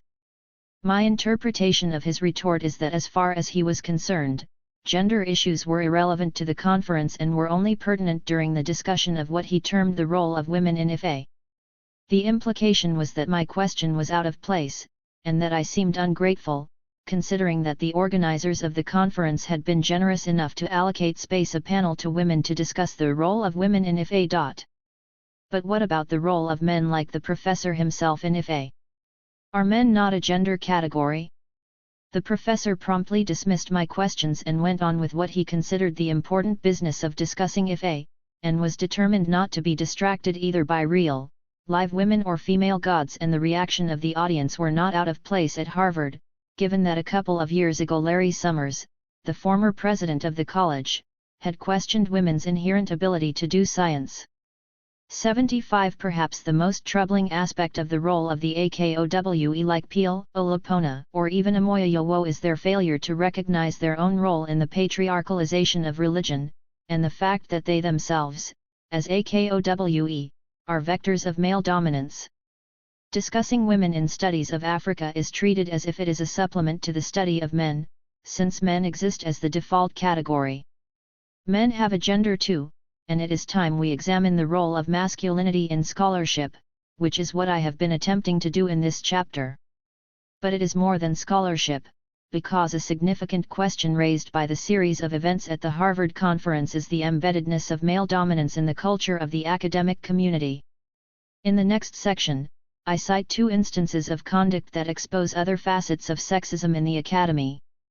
The first one pertains to the University of Ife, a premier 147 institution in Nigeria, which had been the home of Olupona earlier in his career, indeed, and that of many of the Yoruba conference panelists, including Wande Abimbola, one of the honorees, the Ife scholar whose writings I took to task in the first chapters of this book. Beyond scholarship, what manner of community? In his inaugural lecture titled AJBI and AJGBE, Variations on the Theme of Sociation, delivered at the University of Ife, Nigeria, in 1980, Nigerian sociologist Akinsola Akiwawo presents a number of sociological concepts, which he derived from Ife 76. He then proposes the use of these concepts in analyzing human society and the different forms it may take. Akiwawo goes on to discuss the inherent nature of social conflict and social change in society, the role of intellectuals, and the need to use knowledge to remake our problem-ridden world. More interesting is his identification of 5 social rights to which each human being is entitled. Human society is only meaningful, he says, if these values are consciously sought as common goals. His findings are significant, but here, my interest in Oyewomi's sociology lies elsewhere in his lecture, but not unrelated to his concern about solving social problems. In the preamble to the lecture, Oyewomi gives us a portrait of his home department, the sociology department at the University of Ife, which he spent his career building as the founding chairman. The statement is striking for its gender explicitness and for what it reveals about the university community in which he was writing at the time, as well as Oyewomi's own views of male dominance in contemporary Nigerian life. The department has become known in the faculty as the department in which the female teaching staff members have outnumbered the males by 1. In a male-dominated society, it is a credit to the male staff that the social organizational structure of the department has not been irreparably shredded by conflicts. It is also a clear evidence of the fine sensibility of our female colleagues that they maintain their own as intellectual equals without fuss. 77. This statement is sexist and patronizing of women, and because it invokes a number of stereotypes about them, it is prejudicial at a number of levels.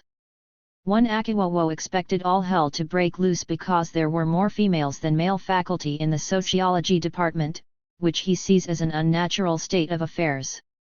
Male dominance to him is the norm, which is demonstrated by the rest of the departments in the university. 148. 2. Oyewomi gives credit to the male staff, faculty, for tolerating the presence of a high number of females who have upended the natural order of things. In a sense, he is saying that the females are out of place and the males have been nice enough to live within this unnatural state.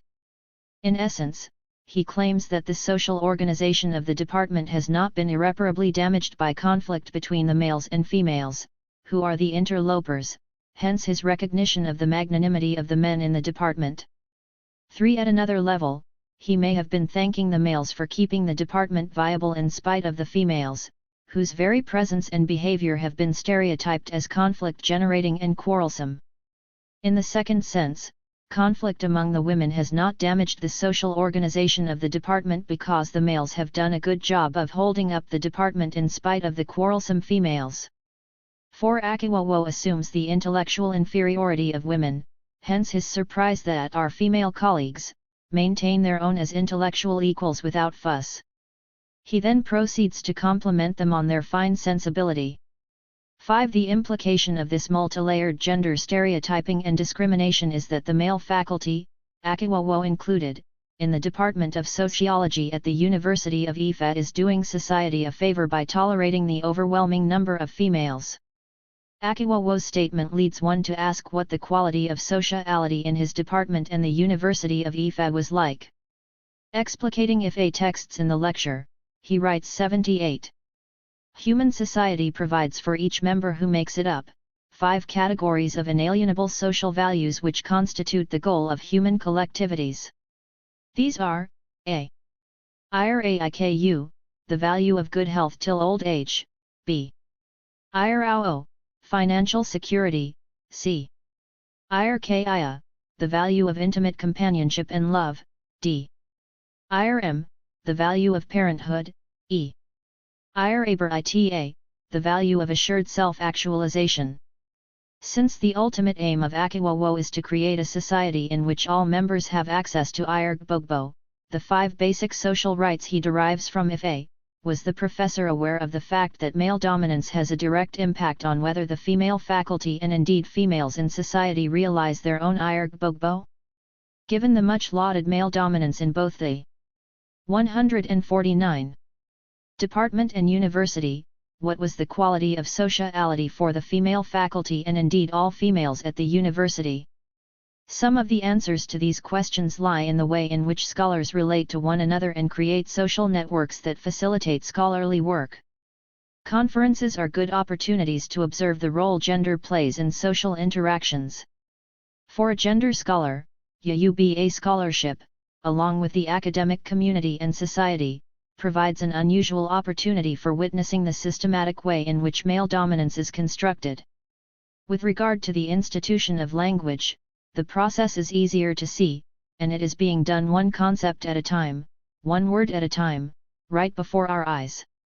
My experience and observations at these meetings are instructive enough. When two Yuba scholars meet at conferences anywhere in the world, as soon as we recognize each other as Yuba, we are more likely than not to speak the language to each other. If one does not speak the language after initial introductions, it is a sign that one does not understand the language or that one wants to maintain a distance, for whatever reason. Once we start addressing one another in the language, the choice of pronoun and the appellation we call each other display each person's understanding of our place in the hierarchy of seniority that Yuba pronouns encapsulate. Yuba pronouns do not denote gender, but they do express age hierarchy. For one thing, a junior person in the hierarchy cannot, if the social intercourse is to remain civil, address the senior by name. I have noticed that there is a difference between the ways in which quite a number of junior Yuba colleagues address senior female Yuba colleagues in contrast to senior male scholars. This kind of behavior suggests a certain disregard for the accomplishments of females.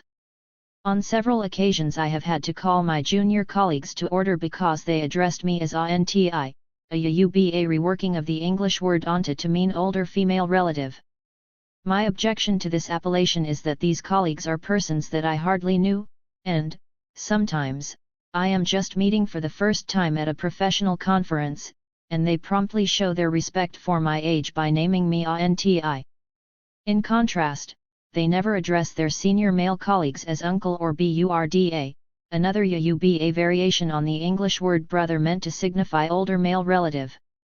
Herein lies a double standard biased against females.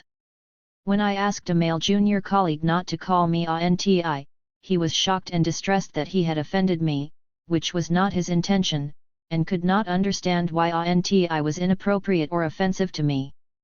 But as soon as I asked him what he called senior male colleagues who were my peers, he got the picture, telling me that he referred to his senior male colleagues as gbon if they were a few years older than he, or professor, as in professor, if they were much older.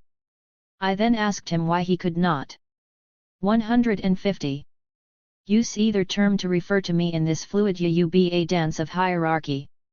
He got my point and subsequently calls me professor, the same way he, as well as I, refer to senior Yuba colleagues, male or female. Gbon is the Yuba kinship term for senior relation or friend, and it is not gender-specific in everyday Yuba usage. However, today in some circles, the way in which this word is increasingly used to refer only to males calls for resistance of this gendering at the most micro level. I am not the only one who has noticed the shift in language. I have heard other female colleagues complain of the same kind of untoward treatment from both junior male and female colleagues alike. It is a case of gendering of authority to the detriment of females in a world where this had not been the case historically and linguistically.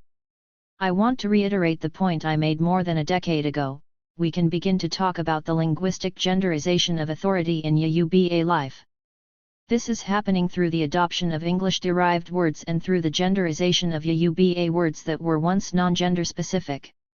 79 Intellectuals, academic institutions, and the process of knowledge production are very much embedded in society molding as well as expressing relations of power. Knowledge production is among other things the production of truth, certain truths that largely reflect the interests of those whose charge it is to do research, analyze history and society, inform the public and public policy. What we see in Yuba society since the colonial period is the subversion of endogenous epistemologies, promotion of male dominance through masculinist concerns and perspectives, conscious subordination of matripotency, the eclipse of females as knowledge makers, and the challenge to the matripotent ethos. What is remarkable is that scholars like Peel and Olapona, indeed academics in general, have not paid enough attention, if at all, to their own role in the creation and reproduction male dominance, a virulent disease of our time. Chapter 6. Toward a genealogy of gender, gendered names, and naming practices. The 19th century was a revolutionary period in Yuba history, producing great social changes that we are still trying to understand. The historical transformations that were to have this huge impact were documented by historian B. Adjeri among others. They include: first, the disintegration of the old Yo empire and the emergence of a new political order; second, the collapse of the maritime slave trade and the growth of new exports, the arrival of Christian missionaries and the establishment of the British at Lagos, followed by the spread of British influence inland. For the average Yoruba citizen, it was a century of confusion and chaos when the old traditions were questioned. Some customs were modified, while others were reinforced or discarded. 1. What needs to be added to his list is that Islam, which had been present in some parts of Yoruba communities before this time, was not only putting down deeper roots but was also expanding with noticeable impact on the society. In this chapter, my focus is on new customs, new institutions, new social practices, and most significantly new names that emerged in this period. Seemingly gendered names, gendered practices, and gendered institutions appeared, particularly in Ibadan and Abeokuta, two new polities that absorbed the fleeing refugees of internecine wars attending the fallen Yo Empire. The emergence of new names and novel naming practices was certainly a notable development. It is impossible to exaggerate the importance of names to Yoruba people, and therefore it is a useful window to their thinking, social practices, and social change. Naming systems are by definition knowledge systems given the epistemic value of names. Traditionally, Yoruba names are not gender-specific in that both males and females bore the same names. Yoruba names and naming are no different. 152. From their other social institution, all of which expose an epistemology that does not construct gender. Hence, as I have established in various writings and in earlier chapters of this book, there were no gendered moral and social attributes in the cultural ethos, and so notions of masculinity or femininity are alien. However, in the 19th century, or IKI or personal praise names, a particular kind of name that appear to be gendered, came into use. Such names seem to be gender-specific in the sense that today in popular understanding a particular set of or IKI are associated with the ana-female body and another parallel group are animally identified. Gendered names at any level do not fit in with the already existing variety of names, neither did they conform to the logic of Yoruba naming practices, world sense, and social institutions. The apparent identification of a set of praise names with one body type, and another group of or IKI with the other body type, then, becomes a curiosity, a puzzle that need to be explained. In my book Invention, I showed that gender constructs are a recent historical development in the society, emerging in the 19th century. Following from this thesis then, I surmised/hypothesized that personal praise names must be of relatively recent origin even though they seem deeply rooted in the current social structure, as if they have been in use from time immemorial. My objective in the next 3 chapters, which are intertwined, is to investigate the origin of or IKI and its relationship to the convulsions that engulfed Yoruba society following the disintegration of the empire. Second, I will examine the links between the use of praise names and the newly emerging Christian and Muslim convert communities. Despite the fact that female or IKI and male or IKI are thought of as a gender field of the same phenomenon, analysis of the meanings of the names suggest the two sets of names developed differently. My investigation will not take the gendered nature of personal praise names for granted, recognizing that their apparent use today in a gendered fashion may be a result of change over time. Theoretically, the question of whether a particular practice or institution is gendered can be apprehended at 2 levels. First, gender is routinely invoked when the phenomenon under study is seen to superficially attach to male and female bodies differently, and in a binary way. The second level of gendering is more fundamental in that it speaks to the gender division of social and moral attributes that is embedded in the ethos, which is then expressed in social practices throughout. In Western societies, whose mores and values overly inform academic discussions of gender, the 2 levels are conflated because of the degree to which gender doings have become the warp and woof of the culture.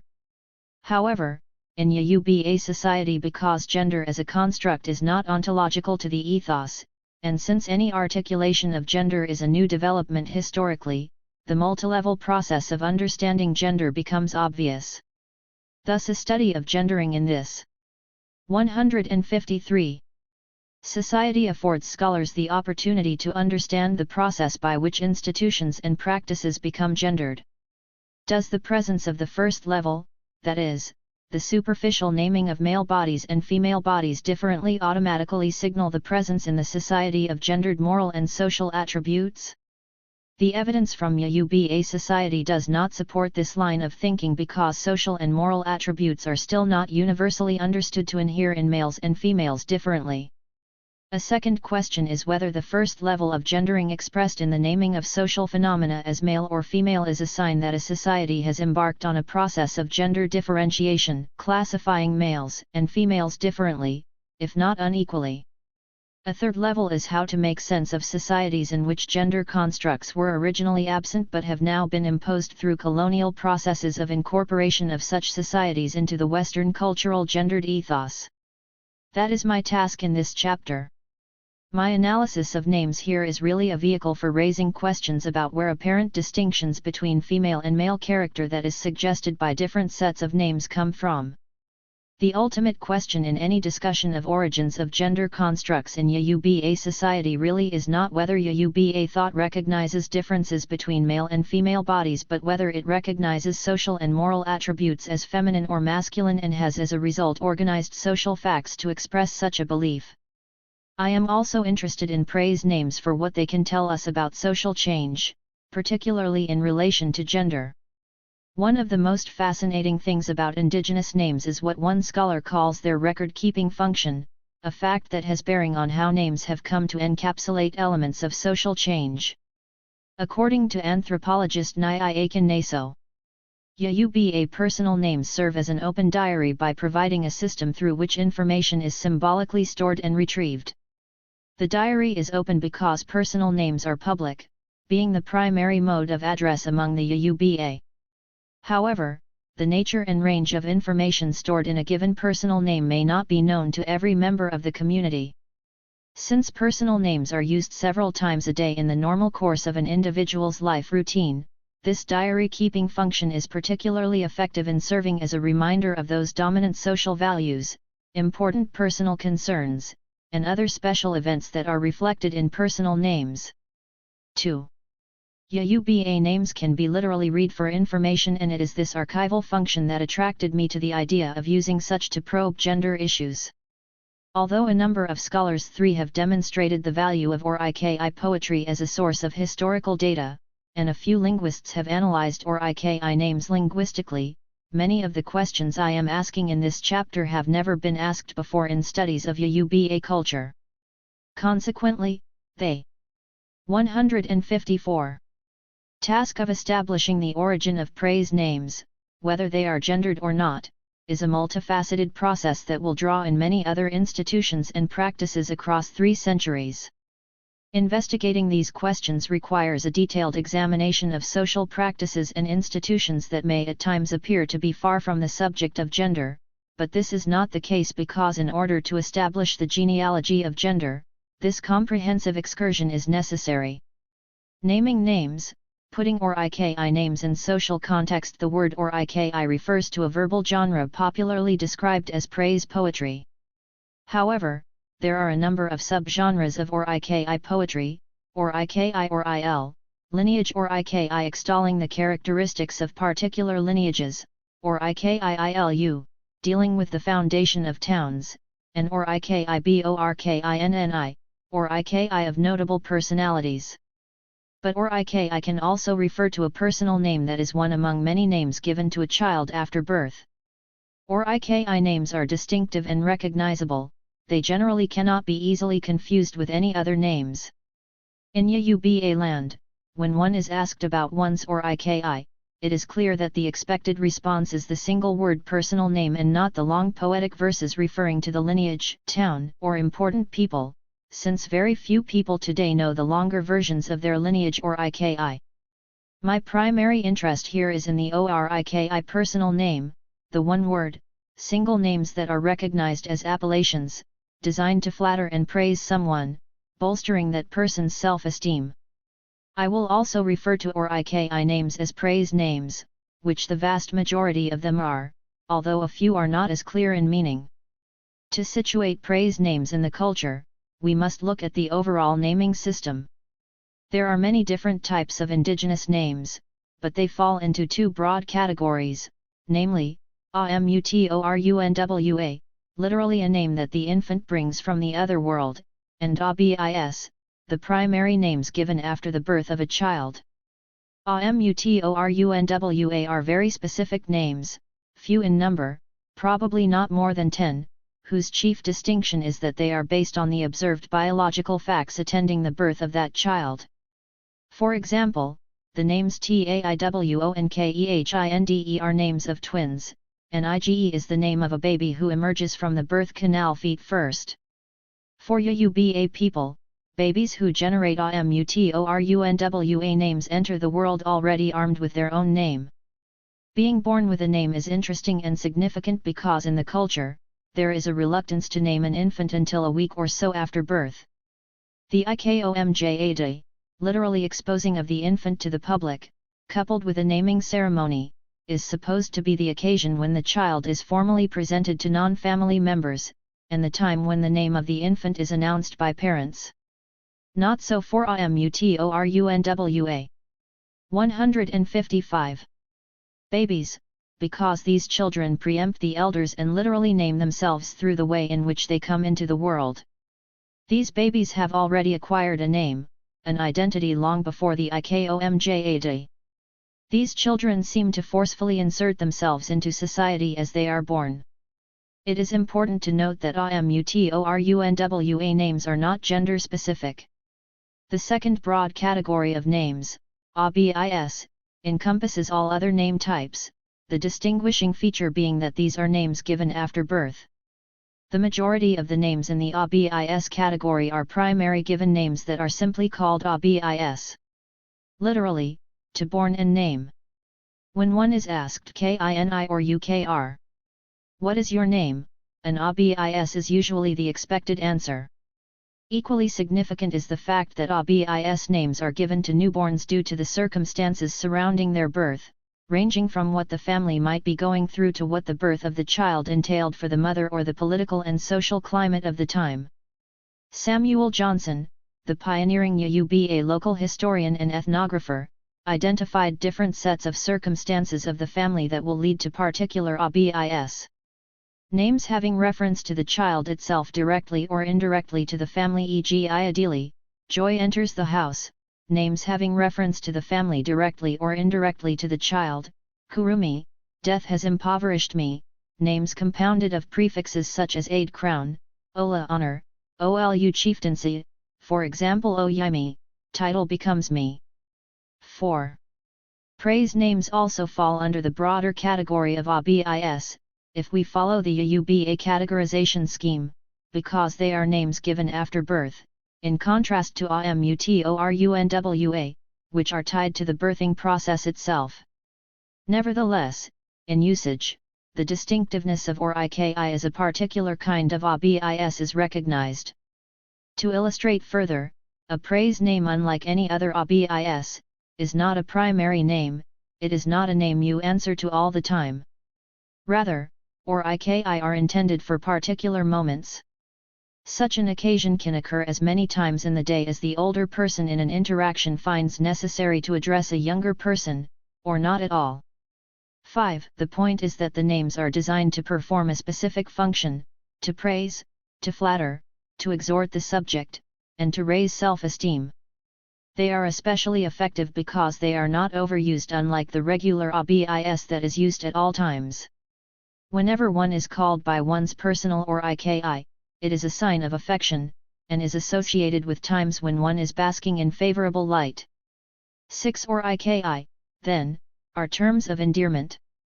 It is for these reasons that Yoruba people express consternation 7 when they find such names being used as the primary name for identification, as is increasingly common today.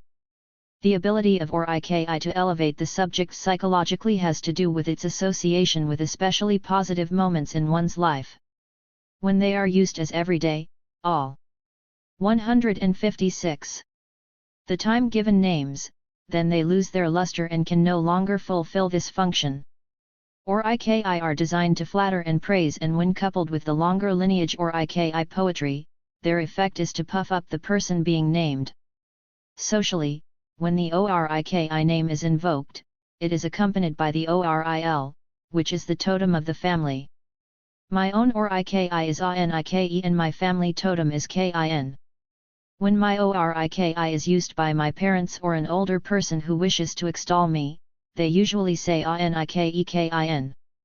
Generally speaking, the totemic name is derived from one's father's lineage of origin, and married women's totem remains that of their natal homes. Linguist Olasepe Oyeronke has compared the function of ORIKI coupled with the family totem to the United States Social Security number system, ALESPEBINONBOTIJESIAWNARAMERIKA, BENI or UK, or IKI, ATI or ILJESIAWNUBA. NILMERIKA, TIOBATIMNONBAETOESIFYINTI Social Security Number ENIYON, TIOSIMNONBAL and SCSIOTITIT LIFOONUR, OTIMOONTAN. BENITI or UK, or IKI, ATI or ILJELAA RIN AWAUBA, we can say what numbers are to Americans is the same with or IKI among UBA. In the United States of America, when you know the social security number of a person, know the license and telephone numbers, you can identify them absolutely. That is how or IKI coupled with or IL among UBA. My translation. 8. He makes the claim that or IKI in combination with the primary name and or IL are as unique to the individual as the United States Social Security number. The comparison of or IKI to Social Security number is baffling at a number of levels, and its veracity cannot be sustained for a couple of reasons. First, or IKI names are limited in number. According to Akintunda Kinyemi, a scholar who has studied the social uses of the ORIKI genre, personal or IKI are few in number. Unlike other types of personal names, the total number of both male and female personal or IKI found among the UBA is still under 100. 9. He also explains, there is no way that we can coin or create new personal or IKI despite their unique phonological uniformity and systematical grammatical structure. 10. My own research concurs with this finding that or IKI names are few in number. As a matter of fact, 100 is a generous figure. Consequently, or IKI are invariably duplicated, especially in large households, which is the characteristic Oyeuba family settlement pattern. Many lineages have more than 100, 200, or even 300 members. Thus, within one lineage compound, it is common to have names duplicated among cousins, uncles, and aunts of the same or different generations. Because they are all members of the same family, the totem names accompanying the ORIKI are also the same. Even primary names are duplicated, given that the circumstances of birth that these particular appellations rest on can and do repeat themselves. Similarly, AMUTORUNWA names, like twin names, are repeated within a lineage, as a family. 157. Could have many sets of twins and they would all be expected to bear the same names, since these names are set in ritual concrete emanating from the biological fact of how the babies came into the world. In a particular household, then, you could have two cousins called ALAKE, and because their family totem name is OPO, then they would both be addressed as ALAKE OPO, and finally, they could both have been given OLURMILEKUN, the Lord has comforted me, because they were born after painful happenings in the family, as their ABIS names. Thus you have two persons in the same family with exactly the same three names. Because of the size of families, and because they are segmented within, parents' name-givers often do not realize these duplications until much later. Since or IKI names are occasional, as in a special occasion or momentary, names, a person's or IKI is rarely at the tip of the tongue of their many family members, much less of strangers. As a result, one frequent question in social interactions is, "What is your ORIKI?" Or, whenever a senior person in an interaction wants to laud the junior one, they are likely to start with, "Remind me of your ORIKI." A visitor to a home is not guaranteed to learn a person's ORIKI indirectly, unlike the primary name, because its use is strategic, being invoked for a particular purpose, not necessarily just for identification. The best way to know a person's ORIKI is to ask. Duplication of ORIKI is not seen as a problem and has no effect on its primary purpose as a flattering device, in that the ORIKI is uttered directly and addressed to a particular subject who knows that s/he, and s/he alone, is being addressed at that moment in time. Oyeronke mistakenly deduces ORIKI use from contemporary fragments of lineages that are trying to mimic the tiny Western nuclear family size, which is a legacy of Christian and colonial notions of acceptable family configuration. ORIKI are truly personal names but totally non-exclusive even in the family. ORIKI are not universal to all Yoruba subgroups. Despite the wide distribution and prevalence of ORIKI poetry as a defining institution in Yoruba society, personal praise names are particular to Yoruba and are not prevalent among other Yoruba subgroups such as Ijebu, Ekiti, Ijea, and so on. According to Laidley et al. Nil Yoruba, Paapaalaa Rin Awnyo, Biabatismni or Uknijokjniaofunmnaani or Ikiokitiaomafikii. Ninui wad 2 tiae. Ariidajupepupninewkiti, Ondio, Ilaj, Ijbuatiikalennikoni or Ikioki. Awndtionijepebabiyawnafunmwn lor iki. In uwayoudunbiabalerinfionwapeniwatianiwnkini or ikimanni. Ugbongbouyayoubeyolonni or iki11, among the Yoruba, especially the Yo, newborns are given brief or iki, praise names, when they are named on the seventh day after birth. We found in the course of our research that a good number of other Yoruba 158 groups Akiti, Ondo, Ijebu, and Akale do not have the brief or iki praise names tradition. The few among them that do are often descendants of Yoruba groups that give such appellations. We shall be happy to entertain information to the contrary. The entire Yoruba region certainly gives brief praise names. My own research bears out the finding that the use of ORIKI is specific to Yoruba and not universal to the whole ethno-nationality.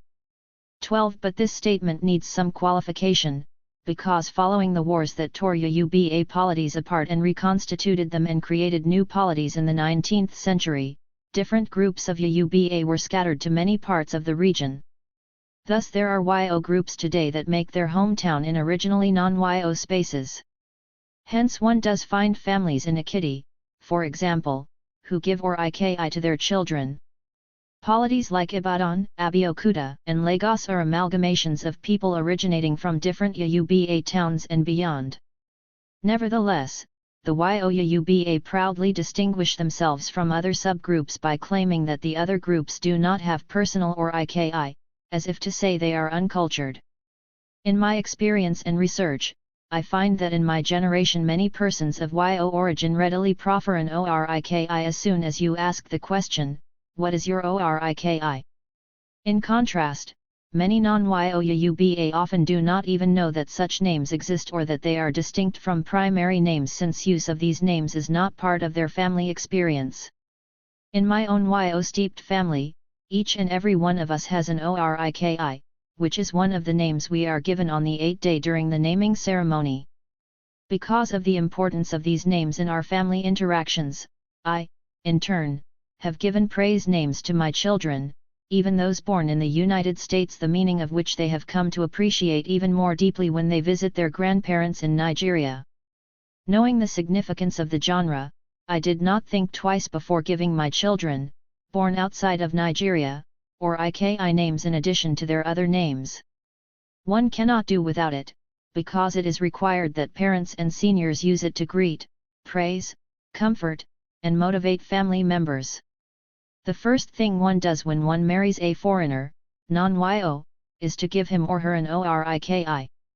Ajke, one to be loved by all, is an extremely popular Oyeronke that is given to in marrying non-Yo brides who do not come with their own Oyeronke. The experience of the anthropologist Barber with Oyeronke in Okyaku and Oyewumi town is rich and telling. I stayed 3 years in Okyaku. I was given Oyeronke myself, the Oyeronke of the royal family, because I was adopted by the BA. Every day I would hear the same phrases. Ajikekin, child of the owner of the morning. 13 Ajik, one who wakes up to be cherished, was Barber's Oyeronke. In Oyewumi communities, Oyeronke are central to identity and 159 are treated as if they have been part of the culture from time immemorial, a belief that I am calling into question. Many more issues arise regarding exactly when Oyeronke emerged as another set of personal names given to a child at the naming ceremony, Isamaloriko, a week or so after birth. The first documentation of the existence of Oyeronke name is Johnson's, which meant that such names were already in existence by the mid-19th century. Despite the certitude with which Johnson discussed them, I am suggesting that Oyeronke have not always existed as another type of name that was given after birth. They are not primordial. Perhaps I should point out that the question is not merely about whether one can identify a name or two as praise names in an earlier period. 14. The issue is when did such a name become distinctly recognizable as its own category, and more significantly, when did two distinct sets of names become coupled, and developed identities as belonging exclusively to males or females. Examining the historical record, we find that the first bishop of the Niger, Samuel Aje Crowther, who was born in Ogun, an Yo town in 1806, was never associated with any Oyeronke name. His only indigenous name Aje is an Amutorunwa, a name that the child brought from the other world. The name Aje is given a child born face down. None of the names listed for his parents and siblings is an Oyeronke. 15. A study of Johnson's dynastic list of Yo rulers through time until the 19th century yields no praise names. 16. The local historian Johnson and his brother Obadiah had Oyeronke placed with their family totem in the author's and editor's prefaces of the book The History of Youbas. But what is not clear is when and how they acquired the names, given that they were born in the Yoruba diaspora in Sierra Leone. I will discuss the Johnson family history and naming practices later. In Johnson's time, such names must have already become institutionalized in places like Ibadan, where he grew up, New Yo and Ogbomoso. But older historical documents, such as Johnson's rulers list, and oral traditions, whether ITAN or larger Oyeronke or IL, rarely contained names that one would readily recognize as Oyeronke. It seems logical to look at historical documents for Oyeronke names. However, it is important to note that the fact that we cannot find such a name for a particular person does not necessarily mean that they did not have one, since Oyeronke are not everyday names that are used to identify a subject. Accounting for the gender specificity of Oyeronke looms large, and the answer to the gender question may lie in the origin of the name type. To gender, or not to gender. Making sense of praise names. Unlike any other indigenous name type, Oyeronke are today gender-specific in that male and female names seem to be distinguishable. No other Yoruba 160 names, whether the primary names, or Amutorunwa, have gender associations. The seniority-based system of social hierarchy is manifested in the naming of twins. The names Taiwo for the twin who is born first, and Khinde for the second born, are given regardless of sex. As I pointed out earlier, names for twins is the archetypal Amutorunwa, and the assignment of names reflects the seniority principle encapsulated in Yoruba kinship terms Aburo, junior sibling, and Egbon, older sibling. The expression of seniority in naming twins also demonstrates the daily practice of hierarchy among siblings, in that Taiwo, who actually comes out of the mother first, is regarded as the junior. The idea is that the firstborn was sent forward to announce the coming of the latter, and he 17 is considered the younger of the two. 18 Yuba do not distinguish between fraternal or identical twins, nor do they make a distinction among whether there are 2 boys, 2 girls, or mixed-sex twins. Twins are regarded as special kind of children with metaphysical powers, and their mothers must perform certain rituals in order for them to continue to survive. The same rituals are performed for twins regardless of their anatomies. I go to this length to explain Yuba names and naming practices in order to show how unusual the Oriki is in its apparent gender specificity.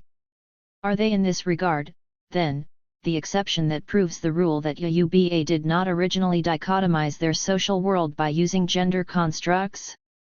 Given the gender-free nature of names, kinship categories, political titles, moral attributes, and the non-gendering of social and political institutions before the 19th century, I am curious as to how and why Oriki are gender-specific at least in current usage and what this can tell us about the coming of gender paradigms in the culture.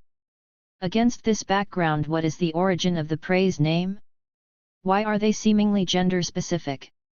What do these names tell us about social change?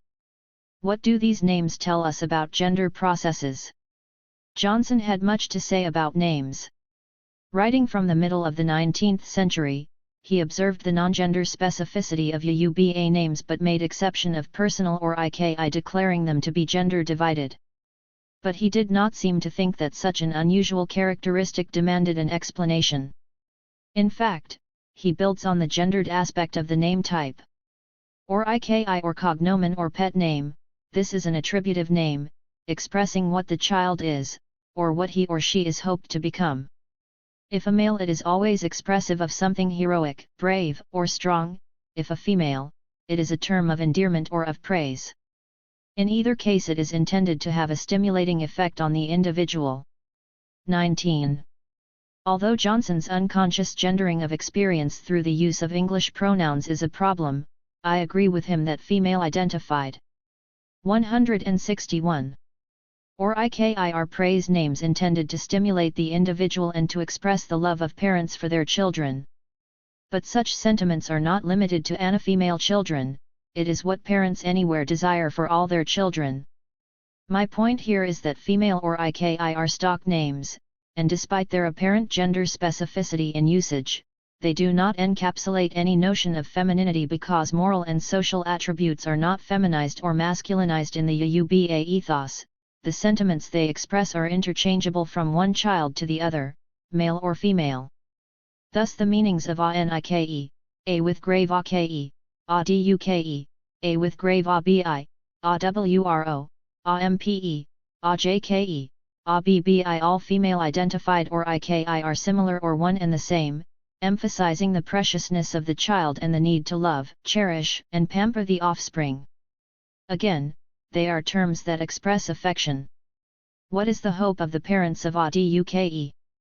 That everyone the individual encounters should compete to cherish them. Is this not the hope of parents for all children, male and female? A cursory look at female-identified names will show that most of them end in ke, a verb meaning to love or cherish. On the basis of such inventory one might conclude that the verb to ke has been feminized. Such thinking would be an error because there are many primary names that also contain the verb ke, which are not limited to males or females. For example, Adakimi, Obafunk, and Ikpo contain the verb and are not gender identified.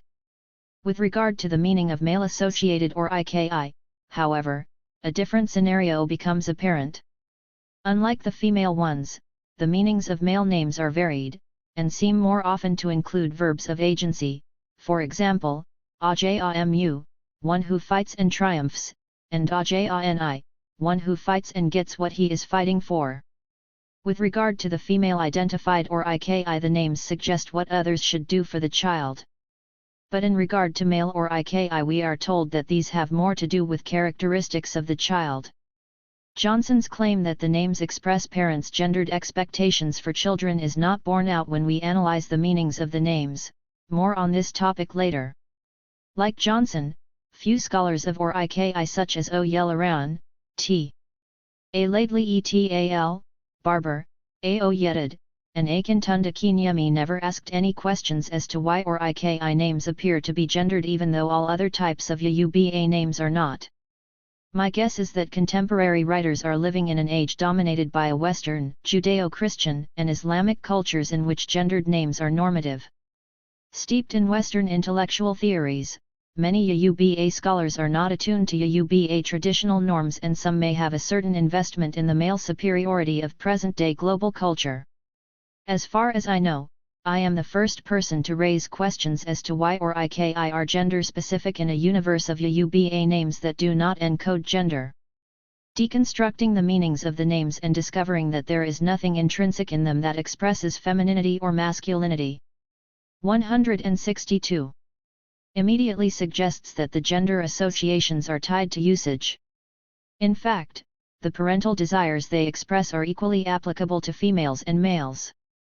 K. Yusuf 20 seems to be the exception in that he addressed the issue of gender and or IKI in his writing. I cannot agree more with this linguist who concluded that there is nothing in the linguistic and semantic structures of or IKI bis 21 that distinguish it as feminine and masculine, that or IKI bis acquire gender associations from usage alone among the Yoruba. 22. Two scholars disagree with this finding, and I will discuss them later. Of course, accounting for why or IKI came to be used in a gendered fashion is part of the question. What is also obvious from the analysis of the pattern and meanings of the names is that female or IKI and male or IKI are so different that they appear not to have the same origin, which suggests that they may have developed for dissimilar purposes. It is my contention, therefore, that despite the fact that the female and male or IKI have become coupled in everyday use, and are treated as if they emerged together by most scholars, I aver that they have different histories and may have had nothing to do with each other originally. The majority of names in the genre are associated with females. Because the female or IKI names are truly praise names and define the category, I believe that the female ones emerged first as a distinct name category. Female or IKI, despite their numbers and apparent variety, all express the same thing: the desire that a child be cherished by all. Strictly speaking, not all male or IKI are praise names, they are truly varied in meaning, and do not necessarily refer to the characteristic of the child so named. We will discover that oftentimes, the name indicates a characteristic of the mother or father or conditions under which the child was conceived and not necessarily a personal quality of the child. In this sense, it is truly like other ABIS, which are associated with the circumstance of birth or what the family, mother, or father are going through. Disciplinary debates: what do linguists have to say? As may have become apparent from earlier sections, since Johnson, the most consistent scholars who have studied or IKI are linguists. Despite the technicality of their research, I believe it is important to interrogate their findings on this subject. Undoubtedly, many important issues come to the fore when these names are analyzed from that disciplinary perspective. In a paper on tones in or IKI, B.A. Oyedid defined an ORIKI as a nominalized trisyllabic word. 23. From this perspective, tones on syllables are important, since in Yoruba, a tonal language, tonal information is part of the lexical representation of words and morphemes. 24. That is, the tones on Yoruba words, indicating sound, are inherent in the structure of words and therefore are part and parcel of their meaning. Oyedid posited that of the 27 possibilities, 163, that tonal patterns can take in trisyllabic Yoruba words, such as or IKI, only 3 are utilized in these names.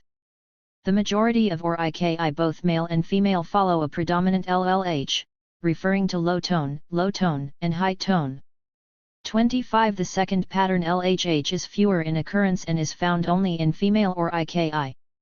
He writes, I have not found a single male or IKI ABIS with the LHH pattern. 26. Finally, Oyedid presents a third pattern, LMH, low, medium, high, in only a single or IKI, the female name a joke. 27. What are the implications of this finding and what sense do we make of it in relation to gender? Oyedid does not say, but Olaynik Ori, another linguist, has considered some of these findings in the light of her own research. Paying close attention to Oyedid's finding that the LLH tonal pattern is the predominant one in ORIKI names, in contrast to the LHH patterned names, which are fewer in number, Ori then asked the question, is this asymmetry in frequency an accidental gap, or does it follow from any principle of grammar? 28 She believes that it is not accidental, given that there's a systematic robust pattern that cannot be dismissed as insignificant. 29 What then is this pattern that Ori sees that follows from a principle of grammar? Oyedid had made the observation that the predominant LLH pattern in ORIKI names occur in both female and male appellations, giving us a list of 22 female and male names in this category. Second, he observed that the other, less predominant tonal pattern LHH occurs only in female names, giving us a list of 11 names. He concluded emphatically that he has not found a single male name exhibiting this tonal pattern. 30 Ori does not challenge any of these findings, she agrees with them.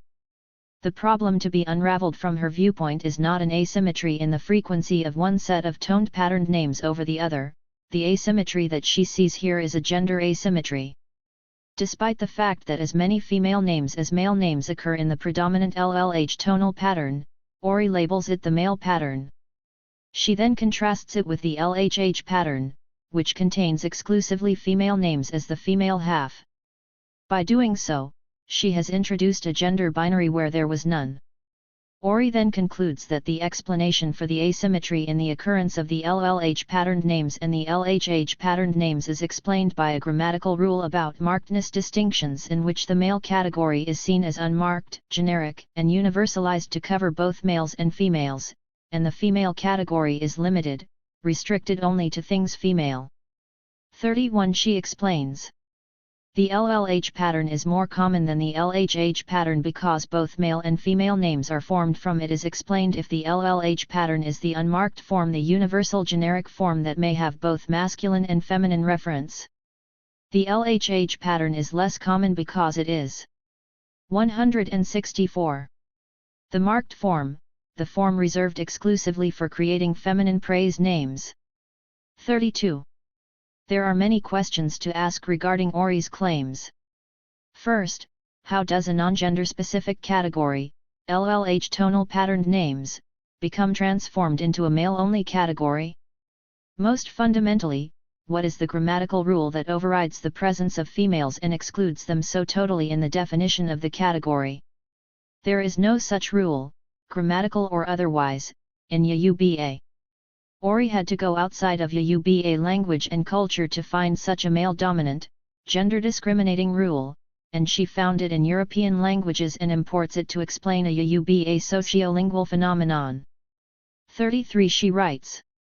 In languages such as English and French, masculine pronouns are sometimes used as universal signifiers that may have masculine or feminine reference. For example, in French, elles they is used when all referents are feminine. However, if one of the referents is masculine, ils, they is adopted. Since the masculine form can be used for reference to both sexes, it is considered to be the unmarked form. 34. But Yoruba is not English, French, or even another Romance language, its cousin. The most basic reaction to Ori's subterfuge is to point out that Yoruba language has its own third-person pronoun, wn, which has no gender associations whatsoever. Furthermore, Yoruba categories, whether in grammar or in social reality, do not contain any gender rules.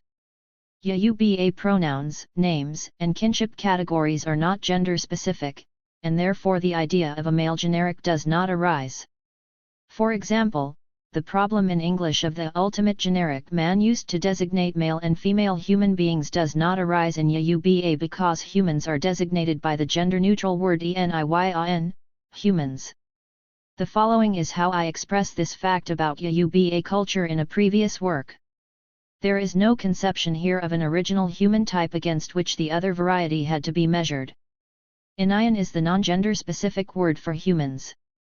In contrast, man, the word labeling humans in general in English that supposedly encompasses males and females, actually privileges males. Marilyn Fry captures the essence of this privileging in Western thought when she writes, the word woman was supposed to mean female of the species, but the name of the species was man. 35.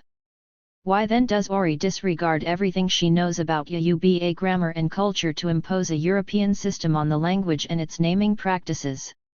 Ori herself had noted at the beginning of her paper, although 165. Gender is marked in many languages, some languages do not classify nouns or pronouns in terms of gender. Yoruba is considered an example of such a language. It classifies pronouns in terms of person and number, but not on the basis of gender. 36. According to linguists, because Yoruba is a tonal language, tones are an intrinsic part of the structure and meaning of a word. This means that if the LLH patterned names contain both male and female or IKI, then these tone combination cannot be said to be gender discriminatory. The gender discrimination that Ori is alleging is extrinsic to the names and is clearly of her own making. The imposition by Ori of English and French language rules on Yoruba is a colonial move if there ever was one, an archetypal disregard and erasure of the indigenous episteme. At a time when Western feminists are seeking to make their languages more gender-inclusive, like Yoruba and many other African languages, it is unfortunate that Ori would move in the opposite direction. If it were that easy, many Western feminists would be happy to impose the rules of Yoruba grammar on English and French. Can we by analogy impose the non-gendered rules of Yoruba grammar and dispose of he and she in English? Can we, because of our love for French, start referring to a table as she in the English language? Thus far, it is clear that the gendered nature of OR-IKI is more apparent than real, in that there is nothing inherent in the so-called male-associated names or female-identified names that makes them so, other than perception or convention. To put it another way, female names do not display any kind of femininity, neither do male names encapsulate heroism as one assumed mark of masculinity. The unfortunate thing is that scholars conflate female with femininity and male with masculinity. For example, Ori used female and femininity interchangeably. In a section of her paper titled Femininity and Aesthetics, she reports that one of her research subjects said that the ORIKI names Agbeke and Abake were chosen for her daughters because they sound more feminine and attractive than names such as Aduke or Aeki. In essence, this speaker views LHH names as displaying femininity and aesthetics, factors that may explain why LHH names are exclusively feminine. 37. What Ori means to say here is that LHH names are exclusively female.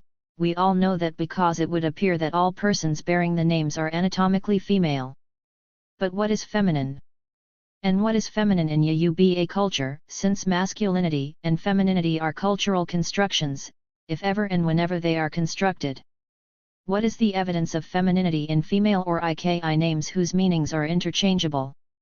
If it is true that LHH names are exclusively female and attractive to parents because they 166 are feminine, why then are they so few? The answer of course is that such an analysis is incorrect. There is nothing in Agbeke, one who is carried to be petted/pampered, that distinguishes it from Aduke, one whom we all fall over ourselves to pet/pamper, to suggest any level of femininity in either name. As I noted earlier, what is remarkable about female or IKI is the uniformity in their meanings and sentiment expressed in these names. Both examples of feminine and less feminine names that Ori proffers contain the verb ke to love, pamper, pet, nurture, or cherish, typical of most female praise names. Ori herself had pointed out that feminine names contain verbs reflecting themes involving nurturing. 38. She also mentions that for most parents, the overriding choice of name is in the semantics, that is, the meaning of the name. 39. In truth, with regard to female or IKI, they are more or less interchangeable, because they virtually mean the same thing. Another dimension of imposing gender on these names is apparent in the work of Oyewumi, who questions K. Yusuf's accurate findings that there is nothing in the structures of OR-IKI names that distinguishes them as feminine or masculine, and that they acquire gender associations from usage alone. Oyewumi claims that OR-IKI names are not gender neutral, and that All the personal or IKI that are peculiar to female are feminine and cannot be given under any circumstances to male children in the Yuba tradition. Likewise, some personal or IKI are peculiar to males and such personal or IKI are masculine too and cannot be given to female children. This is not a taboo, but it is not practiced in the society. 40. Akinyemi's argument that the names are feminine because they are female is tautological. At the very least, he needs to explain his usage of the terms. Female and feminine are not synonyms, and similarly male and masculine have different meanings. The terms female and male refer to the biological distinction of sex, which all human societies recognize, although in Western societies these terms already have social connotations. However, feminine and masculine more explicitly refer to distinct social expectations that some societies attribute to anatomic females and anatomic males, respectively. Though societies universally make anatomic sex distinctions for procreation purposes, not all have attributed social and moral attributes on the basis of distinct anatomies. Masculine and feminine categories are gender categories that carry social baggage, but animali and ana-female categories are strictly bionatural. However, in societies like the West where gender thinking and practices are so ingrained, it is near impossible to separate the biological and social. In societies like Yuba, biological sex distinction did not carry any social or moral attributes and hence there was 167. No gender. Perhaps, I should remind the reader that this is precisely why I coined the term anasex to underscore the fact that the Yuba biodistinctive categories, KUN-RIN and OBIN-RIN, are not gender divisions. Consequently, Akinyemi's claim that names are masculine and feminine in Yuba and are not interchangeable is simply incorrect because Yuba given names, ABIS and AMUTORUNWA, which form the vast majority of names, have no gender associations. If Yuba people had established notions of masculinity and femininity, then ABIS, which are the everyday names by which individuals are identified, would be gender-specific. They are not. It is also a fact that there are OR-IKI such as ABFE and AKOKI that are given to both males and females. Such OR-IKI names reflect the Yuba norm in which names are not gender-associated. Third, Akinyemi does not define masculine or feminine in Yuba society, therefore it is difficult to know what he means by female names are feminine in a society in which these terms have not been defined. From the perspective of gender studies, he conflates male with masculine and female with feminine, a grave error, since male and female are often used to denote the biological anatomy, but masculine and feminine are social constructions that impute certain moral and social attributes to bodies. Like Ori in the preceding section, Akinyemi divides female-associated or IKI into two fields, those depicting the tender nature of women and those depicting the beauty and the complete set of fundamental virtues in women. 41 names like ANIKE, A with grave AKE, and ABIKE, all containing the verb to pet, pamper, cherish, he puts in the first category. As I pointed out earlier, concurring with Oyedid, these verbs point to the desire to cherish a child. There's nothing that says it is only a female child who must be cared for. But Akintund writes that the verbs be, to beg, and ke, to cherish, in the names refer to the tender care that would be given to the female child. 42 Because there is nothing semantically in these names to indicate male or female, we are left with no explanation for Akinyemi's quirky and erroneous interpretation. Why should male children be excluded from care? He does not say. 43 We also know that in Yuba society both male and female children are cared for and celebrated. With regard to the second category of OR-IKI names that he delineated, Akinyemi posits that they express the complete set of fundamental virtues of the female child.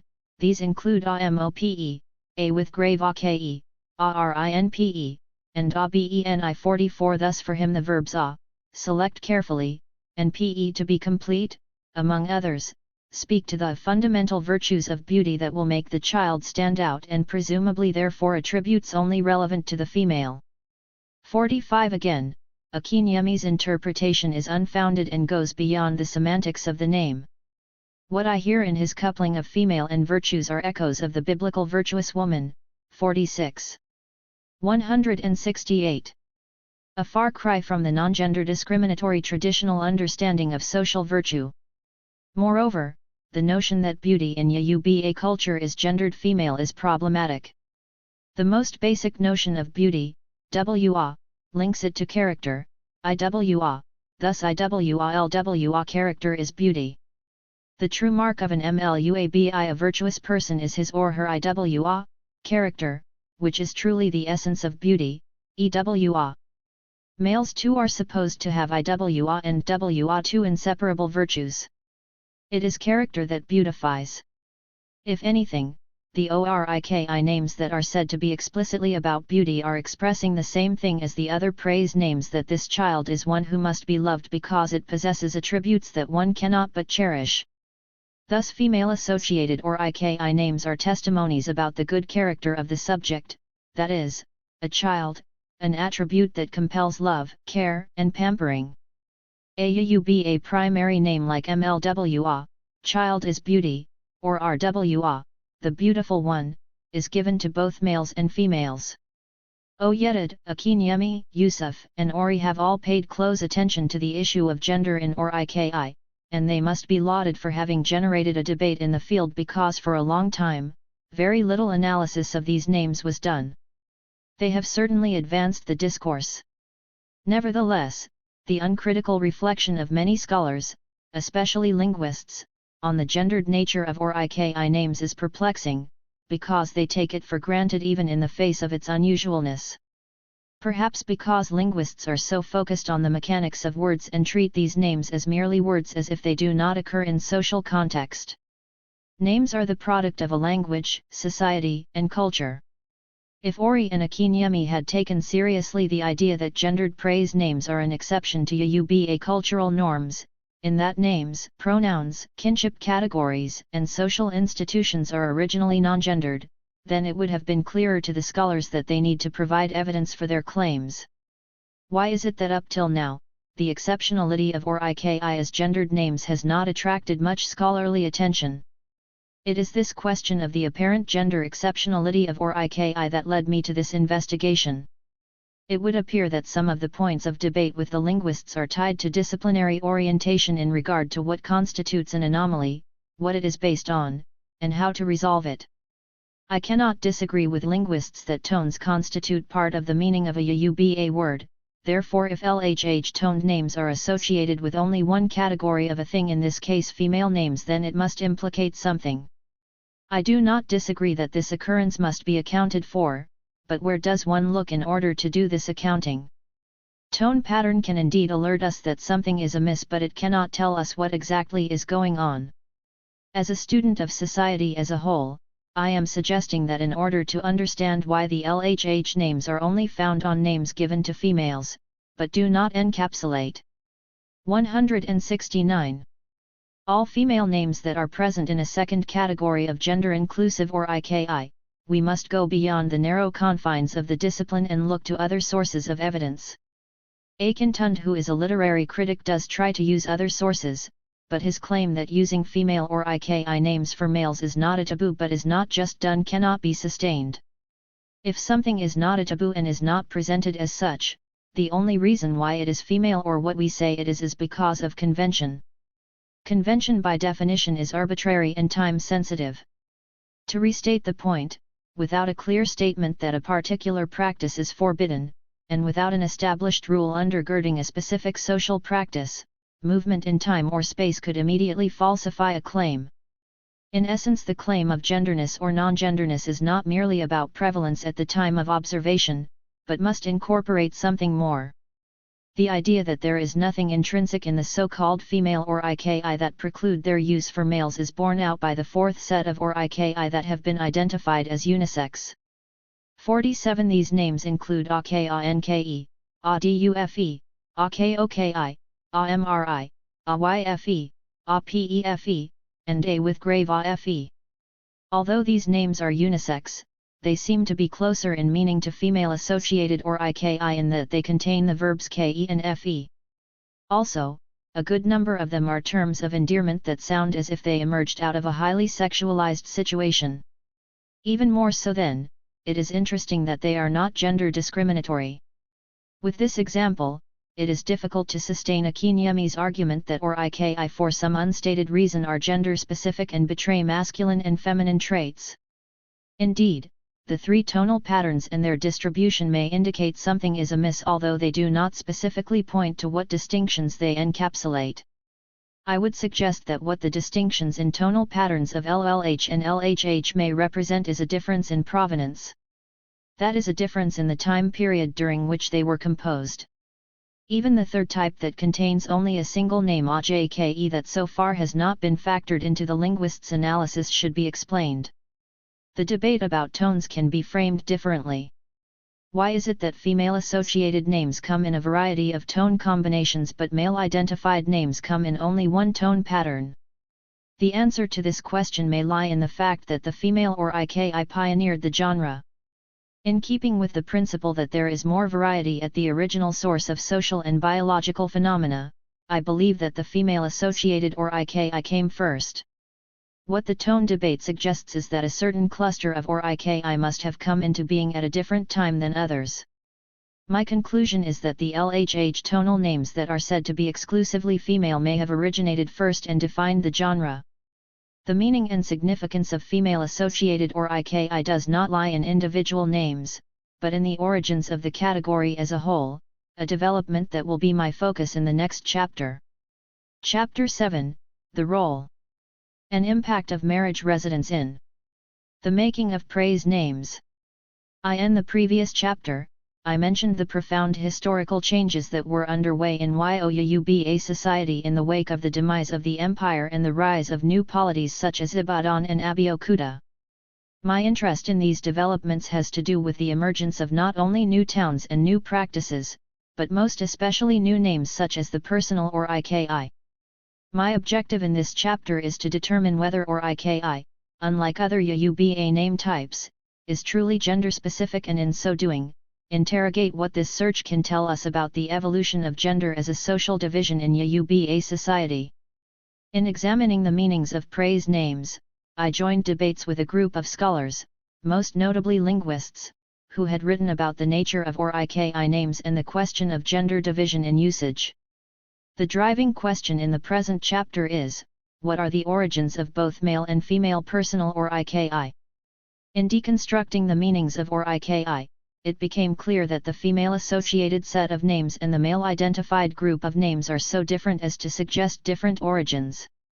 Earlier on, I pointed out that the most important question to ask may be how the two sets of names became coupled rather than whether they expressed gender specificity originally. Because it is the coupling of the two sets of names rather than anything else that lead to the idea that they are gender-specific names. The preponderant number of Oriki are female-associated. Male-identified names are much fewer. Thus it became important to examine the origin of each set of names separately. Because the female personal Oriki are truly praise names in that they laud the bearer, it is obvious then that they define the genre. 172. Consequently, we must consider their history first before we attend to the male-identified names. It is my contention therefore that female Oriki are a product of the turbulent times and the social earthquake that followed the disintegration of Old Yo in the 19th century. As such, they are relatively recent additions to the universe of Yoruba names. I do not mean that individual names are necessarily all newly composed.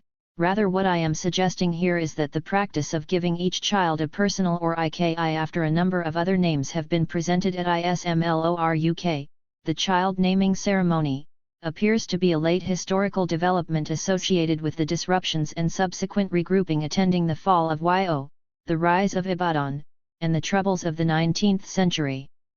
I believe that Oriki developed as part of a new genre of poetry called Kuniyawon or Rariyawo, a bridal chant performed on the eve of the bride's departure to join her husband's family. These names were originally a result of self-naming, they are one nickname in a constellation of appellations that brides gave themselves when they performed the kuniyawao as they prepared to move to the husband's family compound at the completion of marriage rites. The kuniyawao performance is a study in lamentation that borrows liberally from or iki or il, lineage poetry, in order to make its point. The bridal chant, just like personal or iki name, are particular to Oyeuba. The fact that they occur together is evidence that or iki names are part and parcel of kuniyawao. You do not find or iki names in places without kuniyawao, and vice versa. Because the names are terms of endearment, as Johnson puts it, too, they seem to be designed to comfort, pacify, soothe, and elevate the mood of the subject. In a sense, they are also prayers in a spiritually based culture. They are invocations to the personal God or a religious practice I discussed in previous chapters.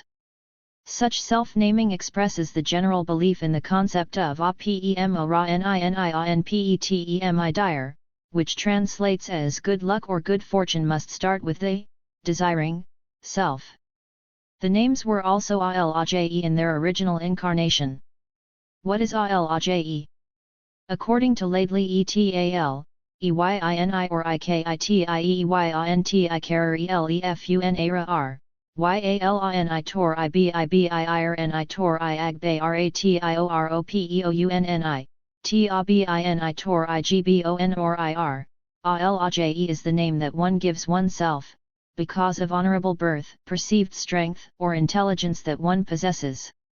3. What is clear is that these are names designed to augment one's sense of self or self-importance, one's noble ancestry, and probably underscoring free status at a time when domestic slavery had become widespread and institutionalized.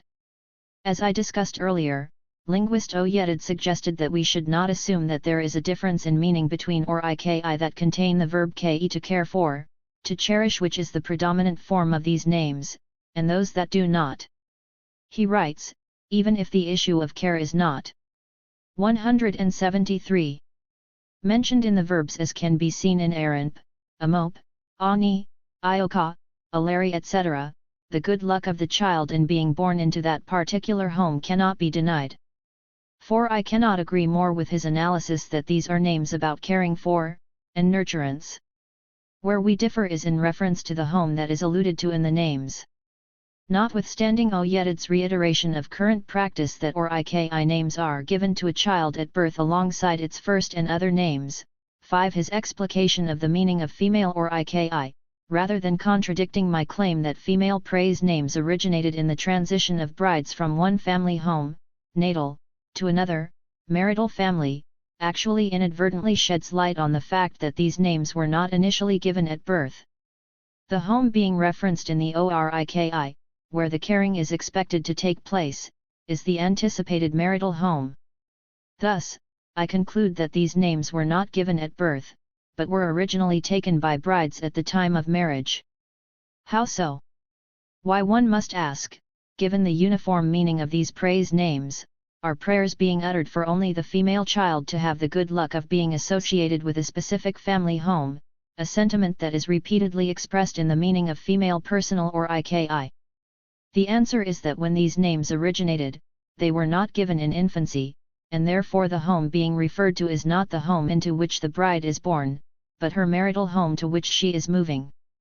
This is a marriage residence which the bride is anticipating with anxiety, hoping and praying that it will be a new home in which she will be as loved, cherished, and cared for as she had been in her own mother's bosom, in her natal home.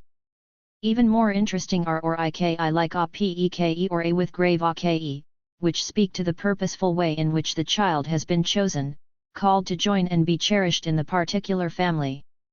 Indeed, these names express the developing process of marriage for females at the time, and today, they are selected, chosen, nay carried by the groom's family into the marital homes. Thus IGBAWO, carrying of the bride, describes what the groom's family is said to be doing when they marry a wife for their male offspring. As a bride performs the KUNIYAWO, her distress is palpable, she questions why she must make the transition from her natal home to her husband's home. This lamentation of the bride is a day-long performance, often accompanied with weeping, that the young woman stages on the day before she is to leave her natal compound for her husband's house. The purpose is to express her feelings about this impending change of state from child to adult, and most significantly to a prospective mother, from a permanent MILE, member of the family, to IAILE, IA or OBINRIN-ILE of another family, living among strangers.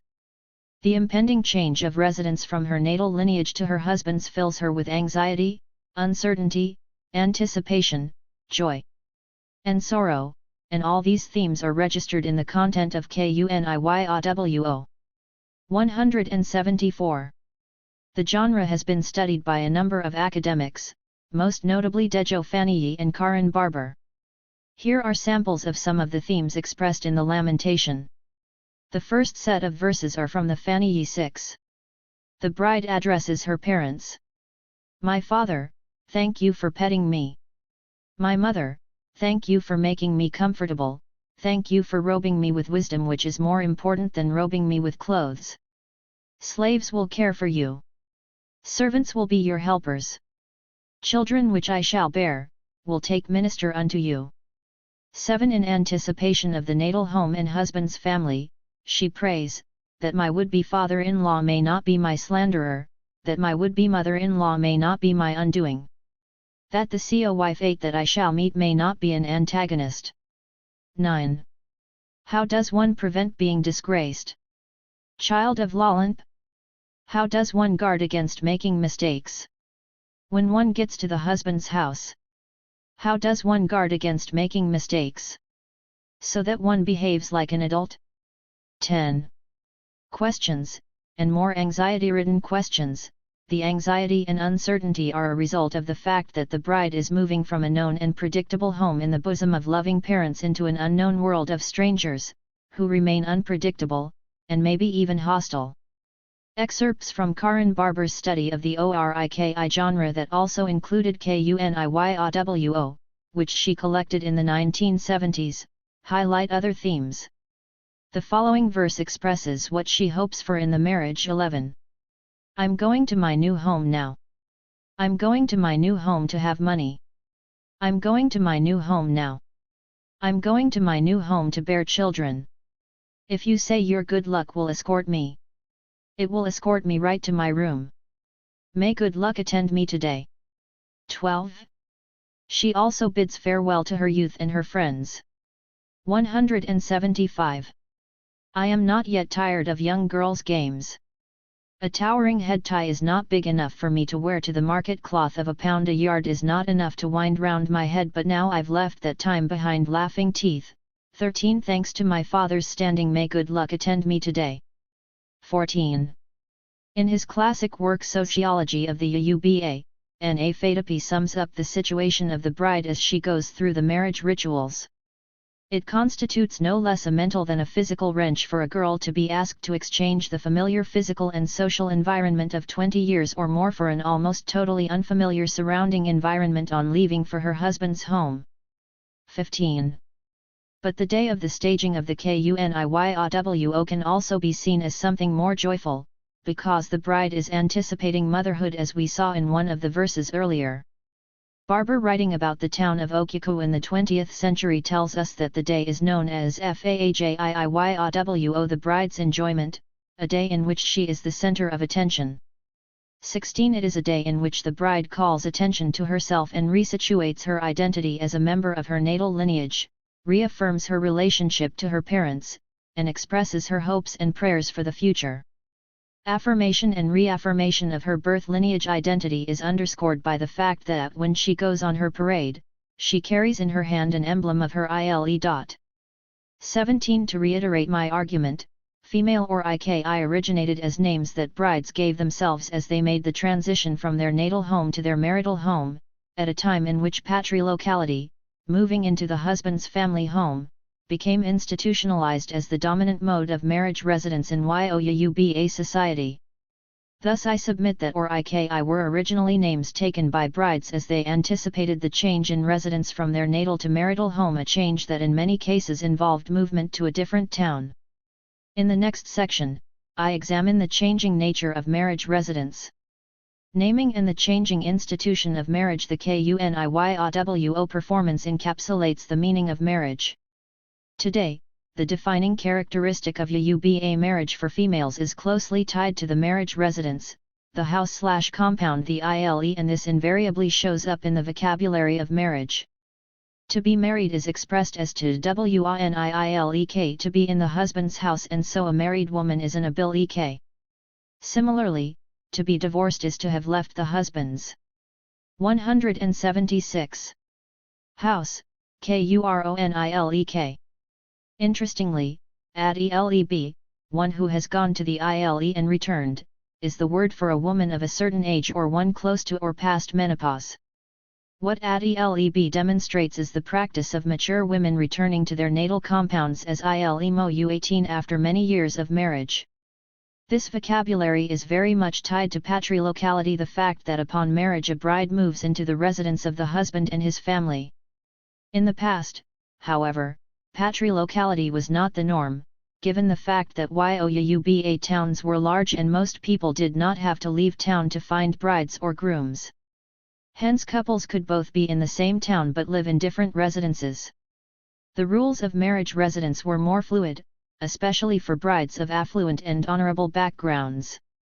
For example, Johnson writes that some girls of noble birth will marry below their rank, but would have their children brought up in their own home, and among their father's children, and adopt his totem.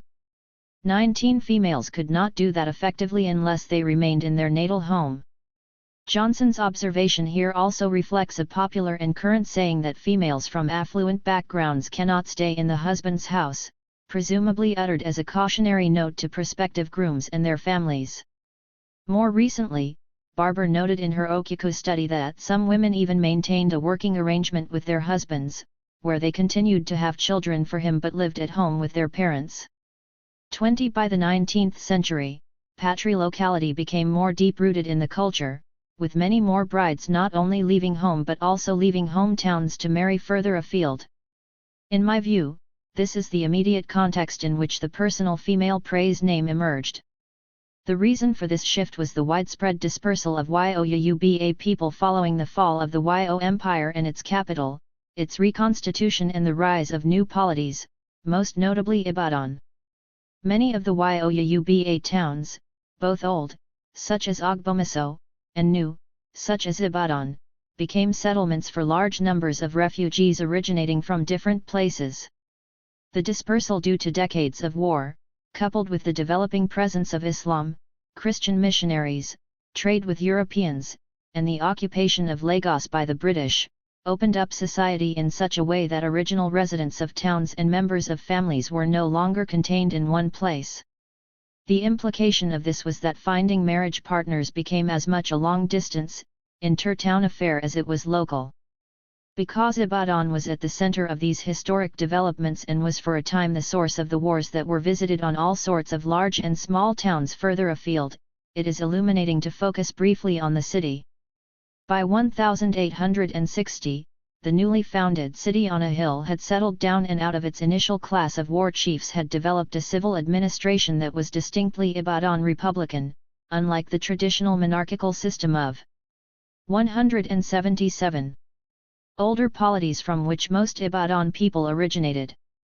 Ibadan was a slave society whose economy depended on domestic slave labor. Its political structure composed of a group of war chiefs presiding over large compounds, who enhanced their political status vis-a-vis their rivals by going to war and proving their prowess on the battlefield. Consequently, Ibadan was constantly at war, and embedded in the town praise poetry is the line AK2WAYEKAMA LARUN GON LARA, IJ OGBURA LARUNIBADAN, it is impossible for any being in this world not to have a defect. Ibadan's blemish is its constant civil war. 21 For our purposes, the most important part of this story is the type of social structure that developed as a result of the demographic movement. Ibadan had become a place of refuge for large numbers of refugees and adventurers. The city was in this incarnation what I would call a diaspora of towns, not just of people, since its Agbo Ile compounds contained people from many older Yoruba towns. Falola, a historian of Ibadan, paints a detailed picture of this process. Once a stranger came to Ibadan and succeeded in founding his own compound, becoming prosperous and famous. Some of his townsmen, whether they had any relationship with him or not, would come to settle in his compound and, in the course of time, would become permanent members. During the period under consideration, strangers from Yo would go to Isle Iba, those from Iwo could go to Isle Ogunmala, and after 1870 also to that of Ali Iwo at Agadai. Those coming from Ogbomaso, Ilara, Ugbirai, and Ofa were welcomed in the compounds of Opagbi and Ibikunal, Latoza, Adaranlo and Ailsanloyi respectively. 22. The reference to strangers here as in much of historical writing refer to males. But all these men, captives and free, required wives at some point in their lives. For the free men of stature and accomplishment, they often looked to their towns of origin for wives. What was inside these Agbo Ile compounds was equally significant. According to Falala, many of them were heterogeneous, not only in terms of ancestry and origins, but in the variety of social statuses and relationships that bound the persons within them together. In any compound, there was a dominant idile, lineage, usually of the founders, forming the core of the house, and its members known as Mile. But there were also Araile, who are not blood relations but may have joined the compound because they were from the same town of origin as the core members or they befriended the powerful leader of the compound. Also in residence were Iwfa, bondsmen, and Ruile, enslaved persons, claimed by the core members of the compound. By the late 19th century, Orage estimates that there were about 100 great households in Ibadan, averaging 500 slaves each. The slave population in the city far outnumbered the free 23 and within households. 178. Female slaves could be taken as second-class wives to increase the population of his household. 24. It is against this background that we can appreciate the origin of Kuniyawo, the development of female or Iki names, their meanings, function, and subsequent institutionalization. Given these social and political developments, there was a marriage pool of warrior chiefs, not to mention the many young men who were their retainers. Many of these men looked to their hometowns and other places for wives. Since this was a time of great flux, for newly established warriors, many of whom were of lowly origins, there must have been a desire to improve their status by marrying girls of noble birth from the older Yuba towns. It is from this class of prospective brides and their mothers that the Kuniyawo must have developed as a swan song, the final public act of a bride leaving town to marry and become an adult mother. Kuniyawo is performed only once, because a Yuba female can remarry, but she can be a bride only once. It is standard for performers of Yuba oral genre to make self-referential allusions, and I hypothesize that it was during such a performance that the first innovating bride gave herself a new name to match the occasion. Thus, I submit that Iki name originated from the rite of passage called marriage rather than a name given immediately after birth. My thesis is that originally, personal or Iki names were bridal names, but subsequently they became institutionalized as names given shortly after birth, like other ABIS. What was the path of evolution of these names from bridal to ABIS? The reason for the institutionalization of Iki names is not difficult to imagine. The fact that within the performance, the bride insists on drawing attention to her pedigree may explain why praise names are usually coupled with the family's totemic name. The habit of brides of calling attention to their background during the performance may speak to the scourge of domestic slavery, in which many female captives had been turned into wives, so that within any lineage, you have two types of wives, captive and free, who would be the mothers of the lineage children. It thus became imperative for females of relatively free birth to hold on to marks of distinction. Captive women could not be Iyawo, bride, because unlike free females, they were not spoken for, no prestations were paid on their behalf, and they would not go through the long process of marriage, including the rite of Kuniyawo, which served to establish the unburdened pedigree of non-captive brides. In short, the bridal chant, from which these names originated, became a signal of noble identity and served to distinguish these brides from the captive women who had no people and had been taken as disvalued wives, since by being enslaved, they had been dispossessed of family that would demand prestations from the prospective groom's family. Enslaved women had no grooms but owners who sexually exploited them. Oyewumi marriage was an 179. Inter-family arrangement, not just one between the couple that cemented relations between two or more lineages. The enslaved woman who became a wife, however, had no people, no relations who would stand up for her. The free bride felt the need to establish the fact that she had people who would influence the way in which she would be treated in the husband's house. The females who became brides, and who staged the kuniywo, were those for whom prestations were made and gifts exchanged.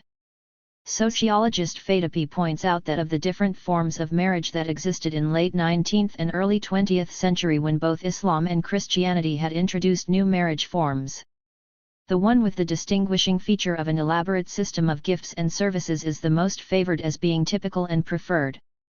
It has come to be closely identified with Freeman, in which the kinsmen of both sides of the man and woman are joined together with the two principal parties, whose members are both witnesses and guarantors of the permanence of the union. 25. Currently, the predominant word for wife is Iyawo as opposed to Iya. The word Iyawo originally meant bride.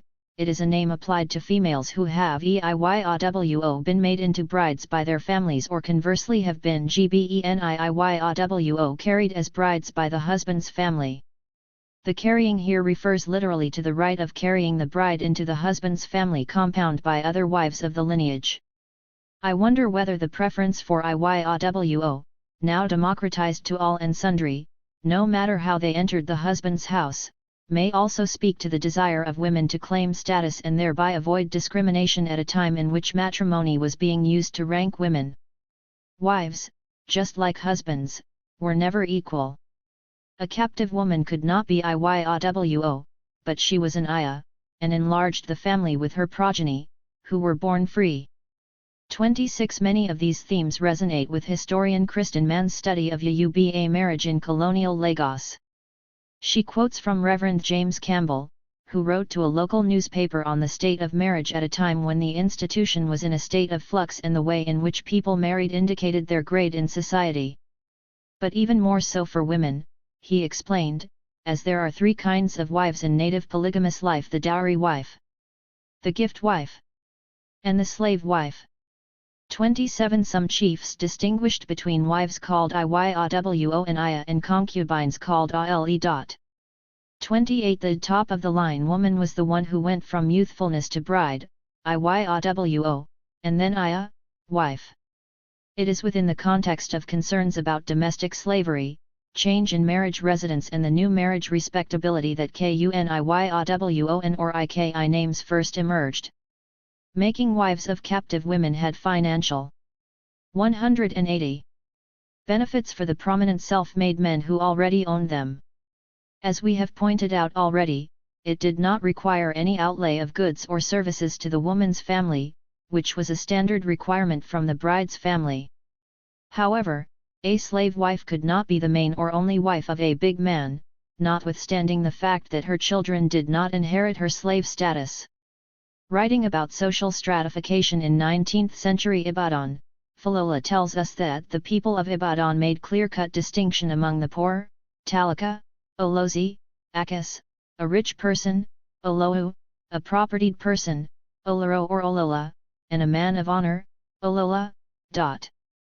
29. The warriors, the notables, who took sexual advantage of female enslavement were self-aggrandizers, to use Barber's term, who not only wanted to be recognized as Olowu, rich, but also as Olola, honorable, and some of that honor came from whose daughters they were allowed to marry.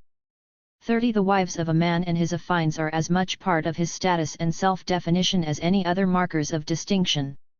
As Barber has shown, one way in which the longer personal or Iki poetry works to enhance the subject is to demonstrate his or her wealth in people by piling on relationships such as husband of so-and-so, and father of so-and-so standard lines and such chants. 31 And the Oriki poetry chanter could borrow liberally from the praise poetry of the lineage of the wife of the subject to elevate him. The man could exhibit his riches by pointing out the sheer numbers of captives that he owned, but he could not name an enslaved woman who has been turned into wife as a mark of accomplishment. Barber's argument that at the height of Ibadan militarism and the emergence of self-made, self-aggrandizing warriors, the style and content of personal Oriki poetry concentrated on naming them for their deeds and not their relationships is extremely persuasive. 32 Many of these warriors during what turned out to be a very short historical phase did not have many edifying relationships to speak of. It was not only brides who had to marry well, to use Kristen Mann's apt phrase, but also bridegrooms. It is not surprising, then, that as Ibadan settled down to a certain measure of civility, and privilege became more entrenched, the old style of Oriki extolling social relationships resurged. Oriki names anticipated the challenges of modernity when many people male and female had to leave original homes for marriage, work, school, and the like, and all could use an Oriki name like Aduke, Anike, or a with grave Ake, an invocation that suggests that even when one is among strangers, one should be loved and cared for. In that sense, then, even males could use the so-called female Oriki. It may be that the creative brides who first gave such names to themselves extended praise names to their children given the beauty and the wonderful sentiments expressed by the names. What is not to like? Oriki names are beautifully appealing. Lineage Oriki performed by Iya constituted lullaby for children, and it would not be surprising in that. 181. Context that they spread these beautiful names that spoke of love and caring.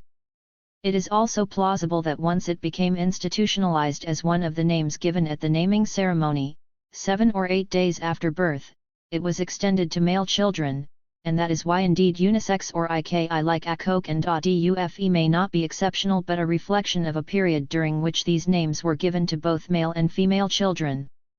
There would be nothing unusual about this, since the vast majority of Yoruba names were never gender associated and still remain gender neutral to this day. All this is a testament to the fact that the sentiments expressed in these names are universal, a sign that social and moral attributes still largely betray no gender associations. In the next section I focus on male personal Oriki. Naming and lauding masculinity. Male Oriki originated differently and probably at a later date than female ones. I believe that unlike female Oriki, male praise names are not a product of self-naming but must have emerged out of naming practices of lineage wives. In an earlier chapter, I pointed out that a major role of wives and Iya of the family is to recite the Oriki or Il to affirm and esteem their collective husbands, namely, members of their marital family, including their own children. As part of the rules of family relations, lineage wives do not address by name any members of their marital family who preceded them, by birth, into the lineage because wives are considered junior in the family hierarchy. Hence one of the immediate tasks confronting a newlywed bride, for example, is what creative names she is going to invent to address the various relatives of her husband. Thus an important function of lineage wives is to name family members by giving nicknames. I propose that this is the context in which the male Oriki emerged. The varied names that became institutionalized as male personal Oriki must have been first articulated as nicknames given by a wife of the lineage. Earlier, I drew attention to the fact that a number of male Oriki contain the verb ja, to fight, to struggle, which is a word that spells agency. Oriki names such as Ajamu, one who fights and triumphs, and Ajani, one who fights and gets what he is fighting for, strike me as the kind of a nickname that an Ile will use to tease one of her husbands. It is this context of origin that explains the agentic verb. Like the female Oriki that speaks to context of origin rather than a putative notion of femininity, there is nothing in the male Oriki that expresses some intrinsic notion of masculinity. Yet a chorus of writers and scholars have made the claim that male-identified praise names express masculinity. Following Johnson, who said male Oriki is always expressive of something heroic, brave, and strong, 33 a number of writers have expressed the same idea. Laidley et al. wrote, or ikitiawunkunje, aoriipepupninur. 182. Lon phi iwa akin ati ig boy ati abi ig bay rahan. Many of male or iki names express masculine character, bravery, and strength. My translation. 34 and Oyedid writes, usually the verbs refer to acts of bravery, manliness, specialty etc. 35 There certainly seems to be a masculinist ideology at work in the representation of these names by interpreters of the culture who by their conduct reinforce this line of thinking. Indeed, this has been the dominant theme of previous chapters of this book, the role of intellectuals in creating a masculinist ethos. Even if the names express strength, heroism, bravery, and courage, the idea that these attributes are male-exclusive in Yoruba culture cannot be taken at face value but need to be accounted for given the non-gender-exclusive nature of these values. But first, what exactly is manhood or manliness? What is masculinity? In an anthology Men and Masculinities in Africa, historian Stefan Mischer writes that masculinity refers to a cluster of norms, values, and behavioral patterns expressing explicit and implicit expectations of how men should act and represent themselves to others. Ideologies of masculinity like those of femininity are culturally and historically constructed. 36 Despite the fact that this definition recognizes that masculinity is contingent on history and culture, Mischer and his contributors seem to take the construction of masculinity for granted as an inevitable fact of life in African societies throughout history, pre-colonial and modern. But the evidence from Yoruba society does not support the idea that there were gender constructs in the past, of which masculine identity was a part. Prior to the 19th century, cultural norms, patterns, and behaviors did not support the notion that there was an ideology of masculinity. Ideas about self-respectability and maintaining the dignity of persons did not devolve into a gender binary. Mischer is equally clear that masculinity must be distinguished from manhood, which is a notion explicitly related to male physiology, often recognized in terms of male adulthood. 37 It is certainly necessary and useful to distinguish between the two. Scholarship on gender has established that we cannot make an assumption that males as individual bodies possess an intrinsic masculinity that is always already there bursting to be expressed. The fact that male and female bodies are a biological fact of existence does not necessarily mean that all societies are organized based on gender constructs, which emanate from ideas about the morphology of the human body. Many European societies whose experiences have been the template for our intellectual theories have been constructing gender as a dichotomous and oppositional category for centuries. Sociologist of masculinity R. W. Connell makes two important points. First, that the conception of masculinity in the modern age presupposes a belief in individual difference and personal agency. In that sense it is built on the conception 183 of individuality that developed in early modern Europe. 38 and second, that in Western culture the physical sense of maleness and femaleness is central to the cultural interpretation of gender. Masculine gender is, among other things, a certain feel to the skin, certain muscular shapes and tensions, certain postures and ways of moving and certain possibilities in sex. 39 Such a notion of individuality and physicality of the body was not something that Yoruba people organized around in traditional society. If anything, human persons rarely behaved or were treated or imagined as individuals. But this is not to say that there was no notion of the self or that individuals did not exist. Rather, the conception of destiny, individual fate, which I explicated at length in Chapter 3, makes it abundantly clear that persons exist as discrete individuals in the Yoruba world and are endowed with individual fate, life being its unfolding, albeit as part of a collectivity.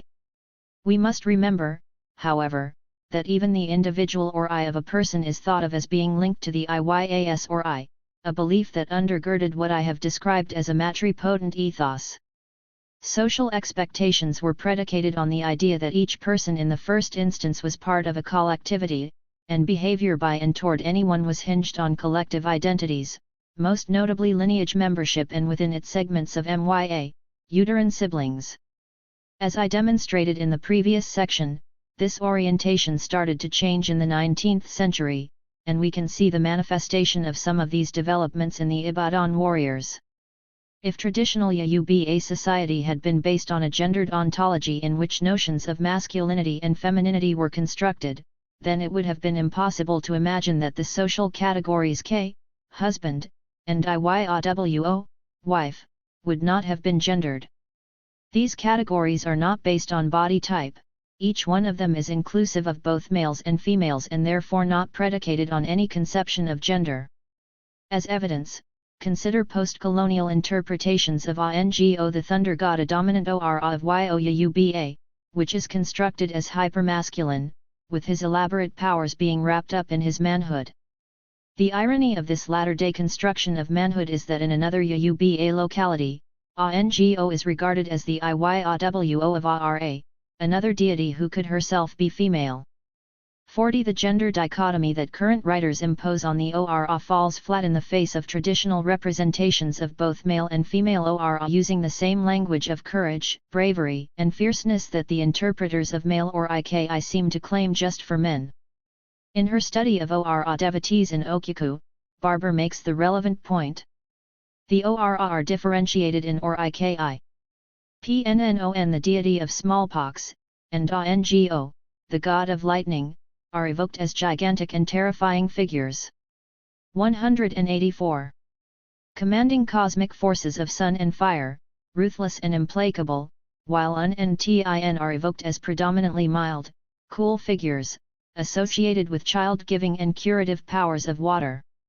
What is less well known is that in or Iki, Sunponan and Ongo are also praised for their curative powers and the ability to give children, while Un, Tin and Easel are also represented as tough, ferocious, and dangerous.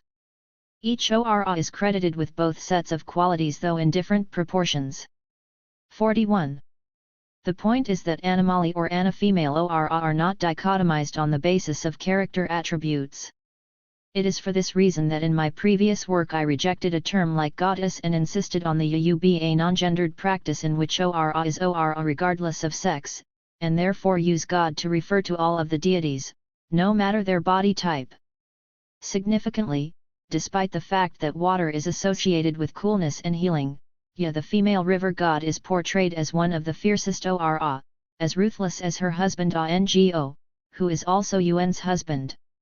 The deity represents terrifying weather events such as storm, hurricanes, and tornadoes. The fact that Ongo, who is often depicted as the hypermasculine husband of many wives in current accounts, is found to be represented as an Iyawo of Ara, a deity in another Yoruba community, troubles the dominant Western notions of masculinity. What is masculinity here? In the light of the foregoing, I would reiterate the point that there was no institutionalized endogenous notion of masculinity in Yoruba society before the fall of Old Yo. Yet many scholars continue to take for granted the idea that there was a Yoruba notion of manliness. A number of writers locate manliness in the institution of marriage. Sociologist Peel's example is typical of how current interpreters tend to think of masculinity in African societies. Peel is very clear on this question. He argued that in the 19th century, the newly Christian Yoruba men were persuaded to go to war, 42 against their pastors' injunctions, on account of frequent charges of cowardice and womanliness from heathens, his emphasis, because he asserts that Christianity was seen as a womanly religion, in contrast to Islam. 43. Peel concludes that some of these Christians repudiated the religion and embraced Islam instead, which was much more compatible with Yoruba values of manliness. 44. What are these Yoruba values of manliness? Peel does not explain, but his next sentence on polygamy betrays what must have been on his mind. He highlights the experience of David Kukomi, an Ibadan warlord and leader of one of the notable lineages, as prototypical of the sacrifice a male convert had to make, since he had to renounce all but one of his 17 wives on conversion to Christianity. 45. Presumably, he was sacrificing his masculinity in this singular act. Kukomi's 17-wife polygamy was pretty unusual, being a specific phenomenon of the flagrant polygamy of Ibadan warrior. 185. Slaveholders of the 19th century. Based on a Western gender ideology, Peel interprets polygamy as an act of sexuality, hypersexuality, rather than of social accumulation of people as wealth that it represented in the life, conduct, and imagination of Yoruba people, as in the saying Eniyan la me, people are my cloth/wealth. Marriage, among other things, represented an important mode of expanding the lineage and did not necessarily amount to sexual prowess. The irony of predicating masculinity on marriage is that in the culture, the first time a man married, it was his parents who married the wife for him, to put it in local parlance. It was the responsibility of parents and other family members to provide the gifts for securing a bride from her family. Imagine the implications of this fact in terms of lines of power, responsibility, authority, and obligations within the family. Equally important is the function of marriage in extending lineage influence through the relationships lineages contract with their affines lineages of wives they have married. The reduction of indigenous polygamy to manliness and sexual prowess represents the view of the outsider imposed on a different culture, or views propagating masculinist ideologies at a time of ascending male dominance riding on the backs of the new religions, Islam and Christianity. For one thing, in Yoruba culture, even impotent or infertile men could marry and father children through other men in the family or from outside of the family without this compromising their standing.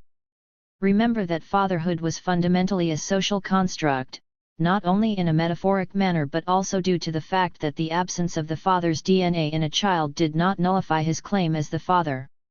Legal fatherhood of a child was secured by the gifts and prestations offered to the lineage of the bride. It was this exchange that legitimated the marriage of the Iyawo to the husband's lineage. Furthermore, it was not unusual for men who were advanced in age and sometimes impotent to marry younger women. Presumably, then, it is not illogical to suppose that there were impotent polygamous Yoruba men who could offer IDANA, bride wealth, for multiple women, some of whom preferred to join large illustrious lineages, ILELOLA, even if they had prior knowledge that the prospective husband would not be able to copulate with them. They were assured of becoming mothers and giving birth to children through other males in or out of the lineage, by arrangement. These practices may seem outlandish and un-Christian, un-Islamic, and primitive from the point of view of many contemporary Yoruba people and intellectuals, but we must remember that not everyone share current biases, and these practices may not have been uncommon and exotic as our post-colonial civilized selves may see it today. Indeed, consider a recent report in a Lagos newspaper, which suggests 186. That such practices have not been left entirely behind as the cultural reformist would prefer. A housewife, Mrs. Zainab Adabia, yesterday told an Ijebu de customary court grade A that her husband, Adewale, was not the biological father of their 3 children. Adabia, who is pregnant with the 4th child, also told the court that her husband was not responsible for the pregnancy. The husband, Adewale, who was the plaintiff, had early this month dragged his wife to court for packing out of the house with the 3 children without his consent. He urged the court to order his wife to return his 3 children to him. But the wife said she packed out of the house because her husband, who, she said, she married 12 years ago, was not the biological father of the children and was not responsible for the pregnancy. Adabia told the court that she was made to swear sick an oath to keep the secret that her husband was not the biological father of the children, adding that it was a deal between the two of them. She said her husband had been married for 10 years without an issue before she got married to him. 46. What we must appreciate is that traditionally, Yoruba marriage was not formulated as a union between an individual manly man and a feminine woman, whatever that means. Marriage in Yoruba society was imagined, conducted, and experienced as a collective act. Thus the normal idiom of marriage is polygamous, not because of the fact that many men had more than one wife, but because all the wives of the males in the lineage are seen as wives of the family and relate to each other in a seniority hierarchy that treats them as if they are married to one and the same man. They are co-wives because they married men who belong to the same lineage, not necessarily because they share the same individual husband. It is also because of the collective nature of marriage that the wives of the family are not only wives to the males of the house, they are also wives to the females of the house. Husband and wife in the first instance are social, not necessarily sexual categories. No one prevented the female members of the lineage from exercising the obligations and privileges of husbandhood even if they had no penises with which to copulate with the wives in order to produce children, because the defining part of such privileges for one individual are social, not sexual. Elsewhere, I have written about forms of Yoruba and other African marriages that did not involve sexual consummation between individual parties involved. 47. To go back to the question at hand, where and what is the meaning of manliness in such a cultural context? Given the foregoing, is it correct to assume that manliness and marriage were incontrovertibly linked for individual men? The fact that the category husband, along with its responsibilities and benefits, was not limited to male members of the lineage speaks loudly to the fact that Yoruba categories are 187. Not English or biblical ones that can be easily converted or assimilated. The questions remain: what is the masculinity that male personal or IKI are said to express? What is the origin of this masculinity? How do we understand it against the background of a society in which originally such gender consciousness and dichotomizing did not exist? Indeed, in the 19th century, by the time Kukomi was renouncing his 17 wives, many changes had already taken place in the society. The fact that Kukomi had 17 wives was a function of the particular historical period in which many of the Ibadan so-called big men, warriors, had made wives of captive women. Kukomi was one of the big men. The fact that he could willfully get rid of his wives without consulting anyone, including the wives themselves, suggests how he acquired these wives and shows how significantly things had changed. Yoruba society at this time was not an Islamized society in which when marriage is contracted under Sharia law, all that a displeased husband needs to do to divorce his wife is utter "I divorce thee" 3 times. In Yoruba land, a wife for whom IDANA was exchanged and who performed the KUNIYAWO could not be as easily dispensed with because that marriage was a union of lineages. It is clear that gendered practices, if not identities, appeared in tandem with ideologies of masculinity. The sources of gendering were 5-fold: Islamic teachings and practices, Christian missionary activities, teachings and practices, European gender notions, the increasing process of individuation emanating from a rapidly changing social structure, and a militaristic culture. The emergence of gender constructs with a recognizable ideology of masculinity was the product of a constellation of processes. In the previous section, I mentioned Barber's work on the transformation of personal or IKI poetry, appellations accumulated by men and women during the course of their lives, from a genre that made an art of locating notable men in their family relationships to one that glorified their individual, often dastardly deeds. Let us revisit her arguments more fully. Personal or IKI are composed by wives of the lineage and by professional Ajunra praise singers, who sought to salute, applaud, and enhance what Barber called big men in a culture in which warmongering and slavery had become the coin of the realm. Barber focused on the personal or IKI poetry to document the ideological changes that followed the socio-political changes of the 19th century. She concluded that the violence and masculinist values that were beginning to take hold were imprinted in the performance of personal praise poetry, as the reputation of big men was no longer enhanced by their relationships, but by the dastardly acts that became the hallmark of the era. 48. Barber contrasts the style of praise poetry of notables in the pre-Ibadan Yoruba society with that of the leaders of the new polity Ibadan and comes to the conclusion that the new notables 188 were measured by their deeds rather than by their relationships.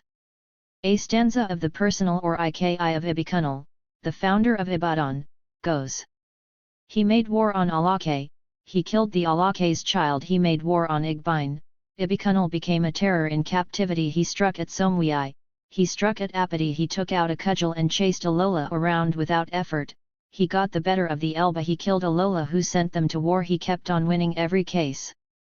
49. For contrast, Barber offers the personal or IKI of an Oba of Okuku, who reigned before the 19th century. 50. Pre-Ibadan or IKI of notables emphasized their relationship, underscoring their wealth in people.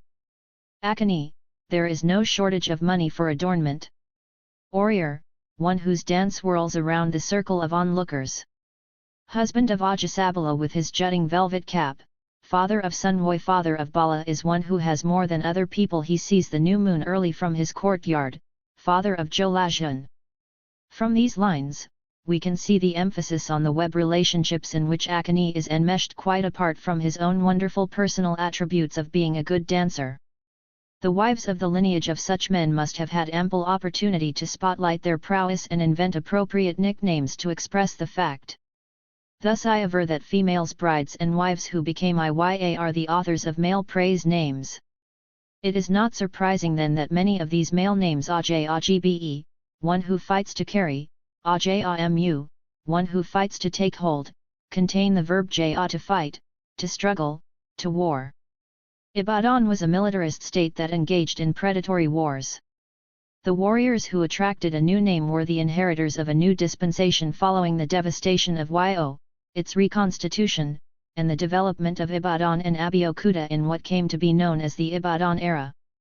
It is plausible that the many wars that were fought by men fed into emerging notions defining maleness through the antics of warriors, fighters who attracted adjectives like brave, courageous, and heroic, hence the association of these attributes with masculinity. 51. Paradoxically, some women too went to war, a fact that suggests that the coupling of masculinity and war did not preclude other possibilities. 189. But the idea that male or IKI express the fighting spirit is not the whole story. The meanings of male or IKI, unlike the female ones, were more eclectic. In deconstructing male or IKI names, we see that notions of heroism, courage, or bravery are not expressed in many of them.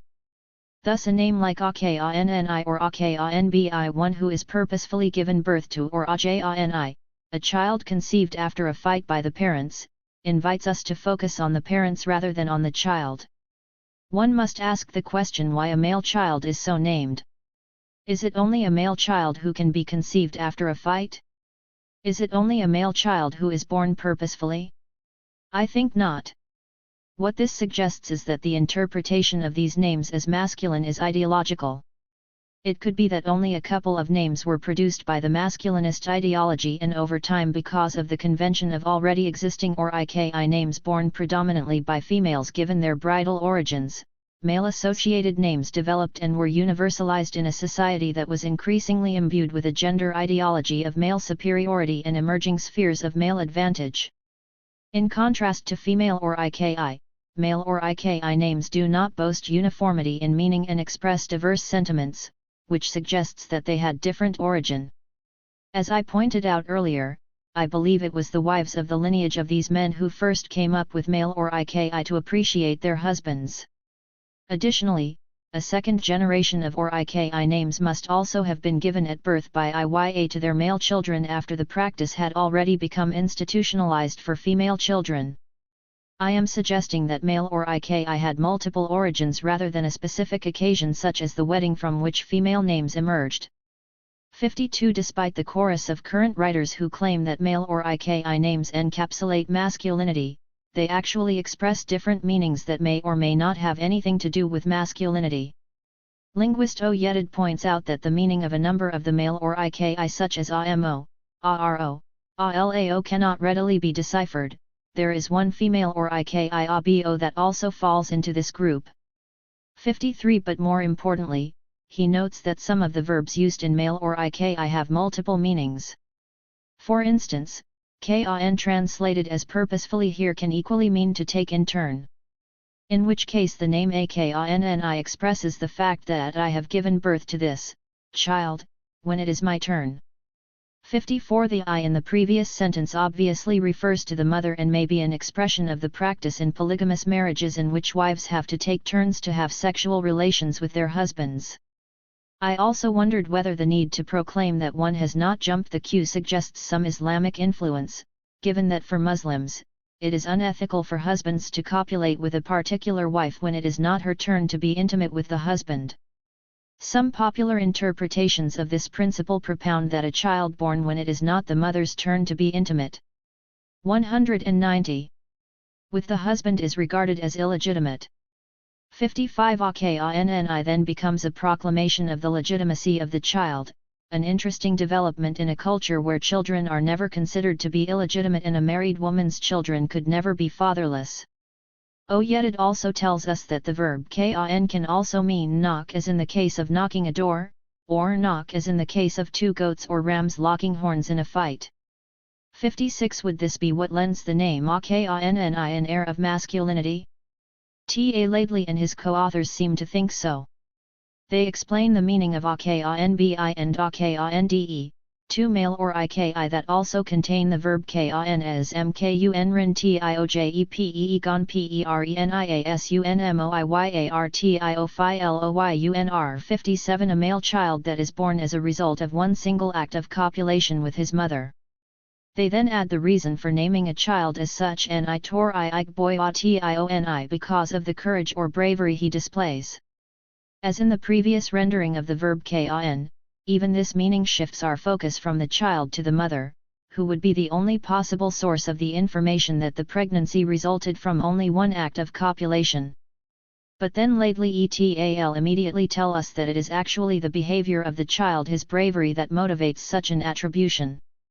It is difficult to reconcile how the idea of a child resulting from a single act of copulation means that the child is courageous or brave.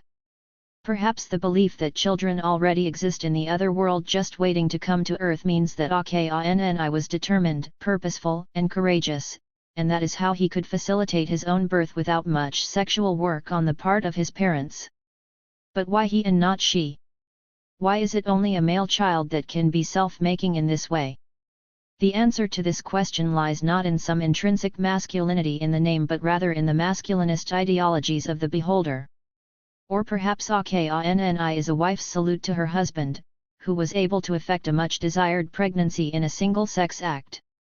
Obviously, there is nothing in the name that makes it male-exclusive other than a new custom in a society where names are not customarily gendered. Interestingly enough, if we accept that the names speak of the son and not the father, as Laidley et al. Seem to suggest, then or iki names such as Oyeronke, Okengbe, and Okenbi seem more like Omutorunwa names brought from the other world than names given after birth, Abis. The paradox is that unlike other Omutorunwa births, like those of twins, the name is not obvious until we watch the child's behavior or until the mother reveals those details of intimacy. And then unlike traditional Omutorunwa, the new names contain a gender distinction. Summary and conclusion. Or iki names as a recognizable category of names probably emerged in the 19th century in the wake of the upheavals that resulted in the 191 dispersal of Oyewumi following the fall of Yo, its reconstitution, and the emergence of new polities like Ibadan and Abeokuta. The dispersal, coupled with the developing presence of Islam, Christian missionaries, trade with Europeans, and the occupation of Lagos by the British opened up society in such a way that people realized that members of their town and families were no longer contained in one town or one place. The implication of this was that finding marriage partners became increasingly a long-distance multi-town affair. Because marriage residence, which was never universally patrilocal or virilocal, became more so, marriage for brides became fraught with all sorts of anxieties. This apprehension was expressed by brides in a new genre of poetry among Oyewumi called Kuniyawo or Rariyawo. It was in the performance of bridal chants on the eve of the bride's move to the husband's lineage compound that the female or iki names emerged. It was a name that the bride gave herself. In essence, the name was a prayer, a statement of hope, but also an affirmation that since the bride is worthy of love, she will inevitably attract in the marital home the kind of love that she has enjoyed in her family of origin. The fact that Kuniyawo and or iki names occur only among the Oyewumi reinforces the idea that they were attached and linked to the upheavals of the 19th century, because the Yo were at the center of these cataclysmic events. The fact that all female or iki names have more or less the same meaning supports the idea that they contained a specific message that articulated what should happen in the bride's new home. Because there is more variety in the female or iki, variety in number and tone combinations show that female or IKI are the original set of names that inaugurated the genre. Female or IKI are truly praise names and therefore define the genre that is known as praise names. There is nothing intrinsically feminine about them. Their femaleness has to do with the fact that they came into being in a marriage situation in which it is the bride who moves and is expected to make a home among strangers. With regard to male or IKI, I suggest that they developed later, and the initial names must have been names given by wives to lineage husbands or by Iya to male children. On close examination, we discover that these names, unlike female or IKI, have varied meanings and many did not express masculinity, as has commonly been assumed.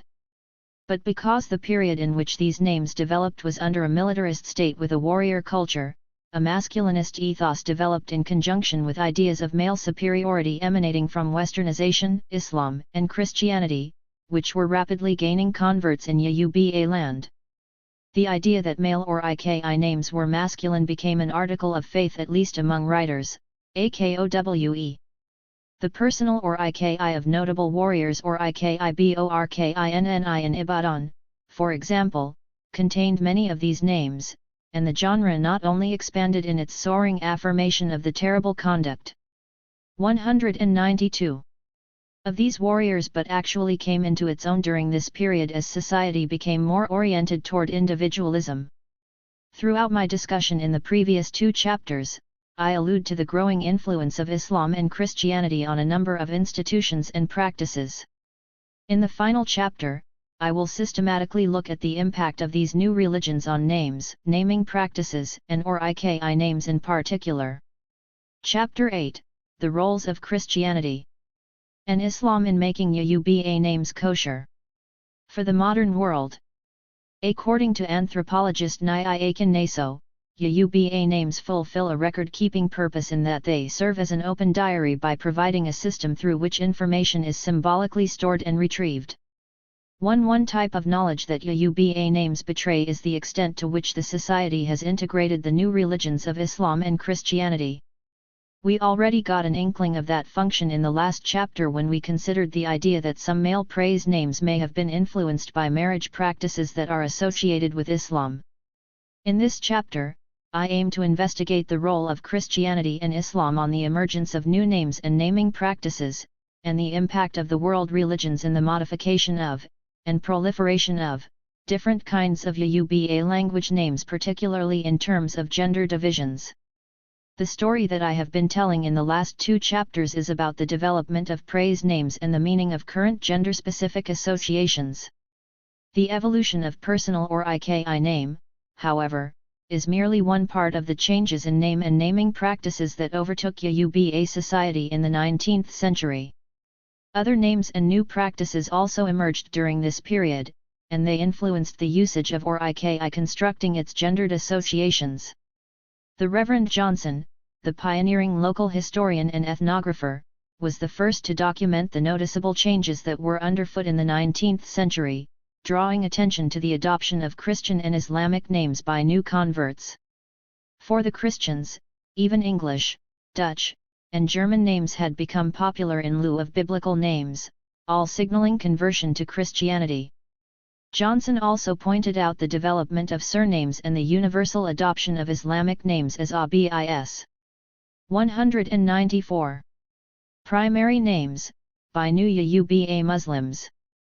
2. The Reverend himself is the poster child of Yoruba name change. Despite his cultural nationalism and his deep appreciation of the significance of names and naming in Yoruba society, it is curious that he and other members of his family never fully embraced indigenous names for themselves.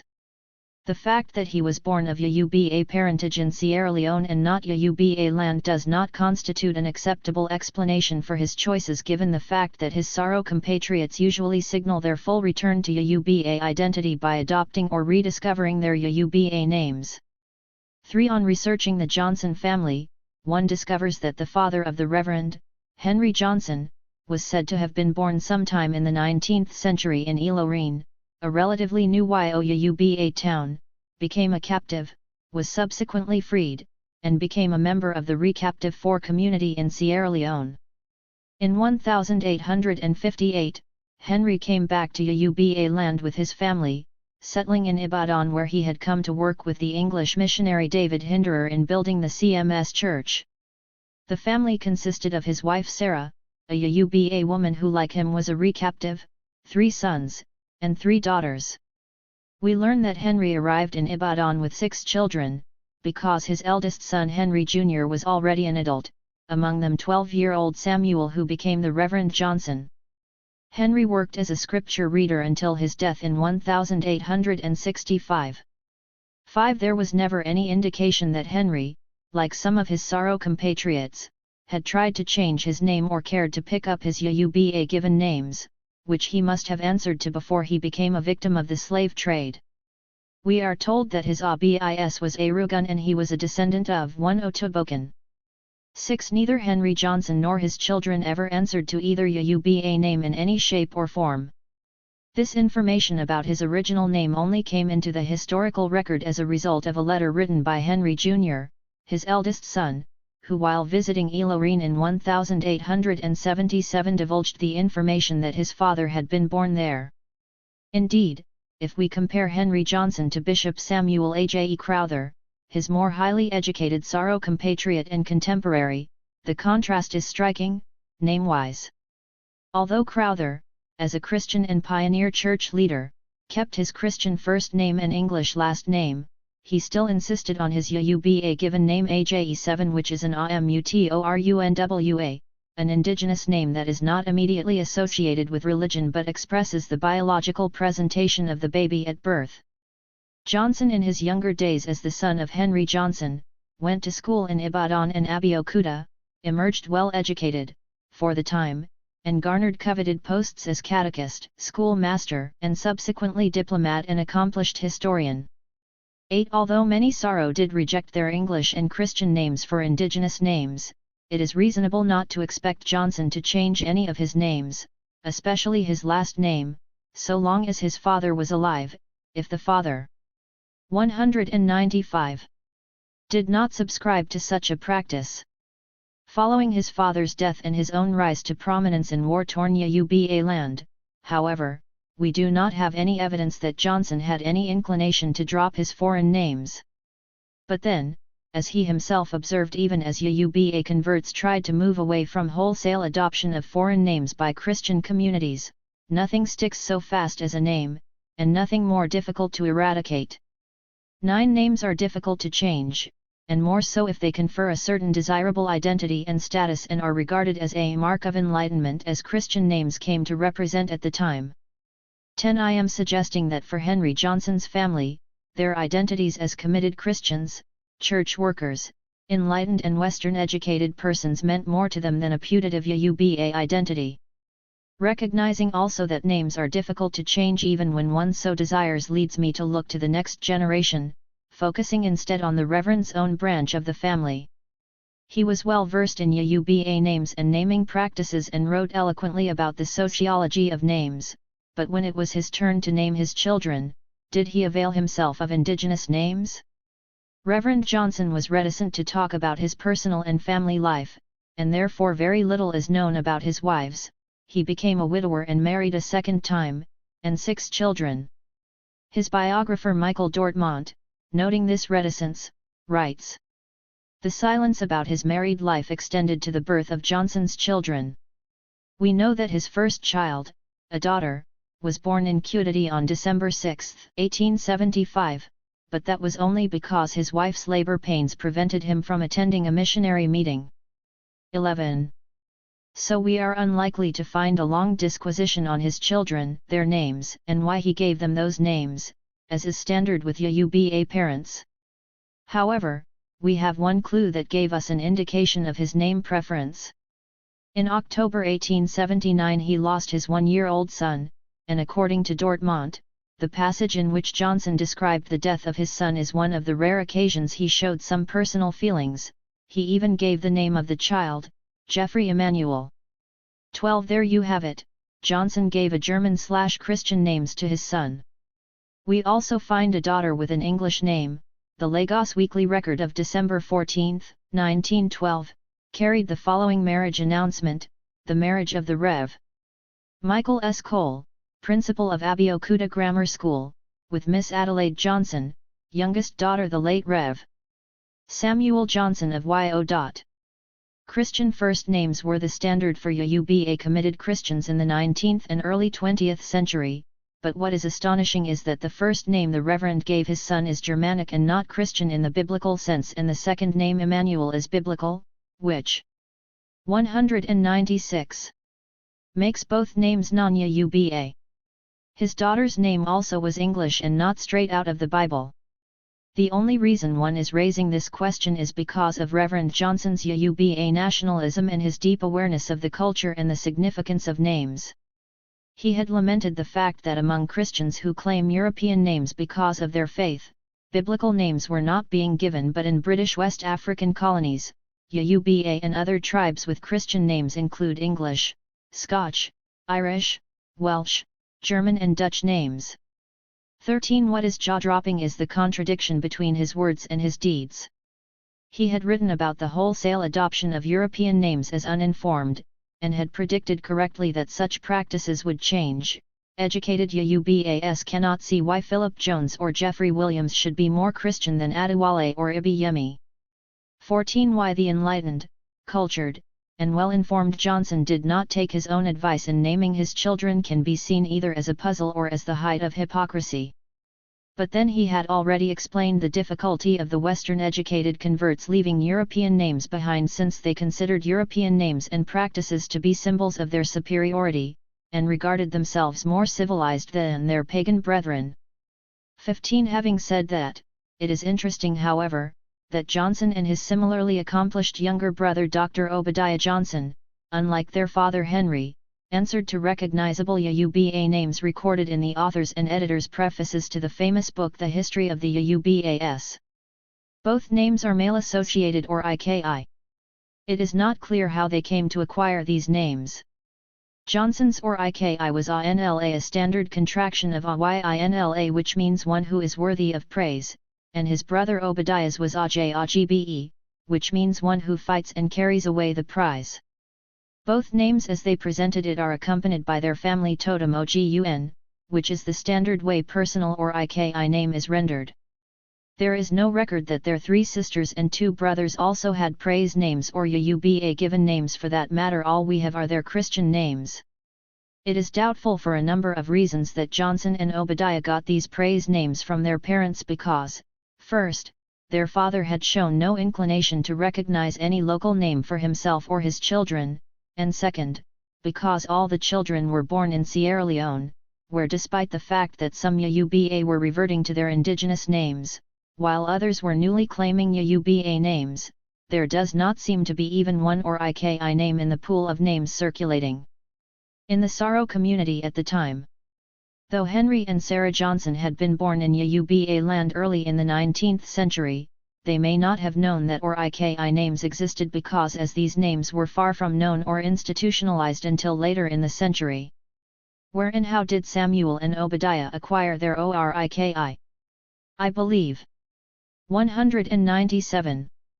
That like the bridal originators of the ORIKI genre, Johnson and Obadiah must have taken stock of their personal circumstances and lauded themselves by using the names.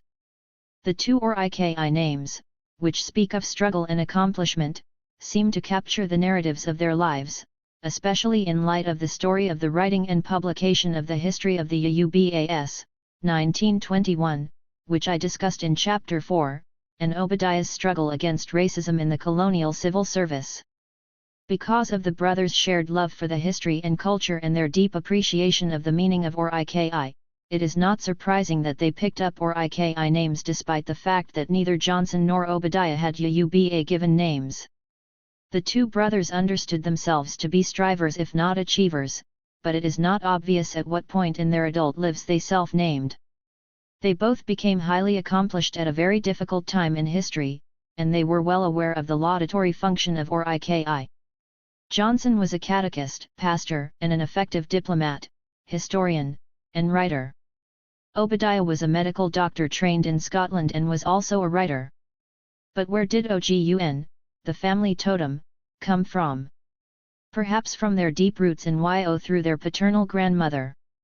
We are told that the Reverend's interest in the history of Yo and his unwavering promotion of that polity over others may have had a personal aspect to it, given that his father Henry was a grandson of Olafin Abiodun through his mother. 16. Could it be that Johnson's observation that some children take their mother's totem where the father has lost his, or more usually when the mothers indicate a higher or nobler rank? 17. Expressed his own personal experience of adopting Ogun, a totem from his paternal grandmother, who was an Yo princess.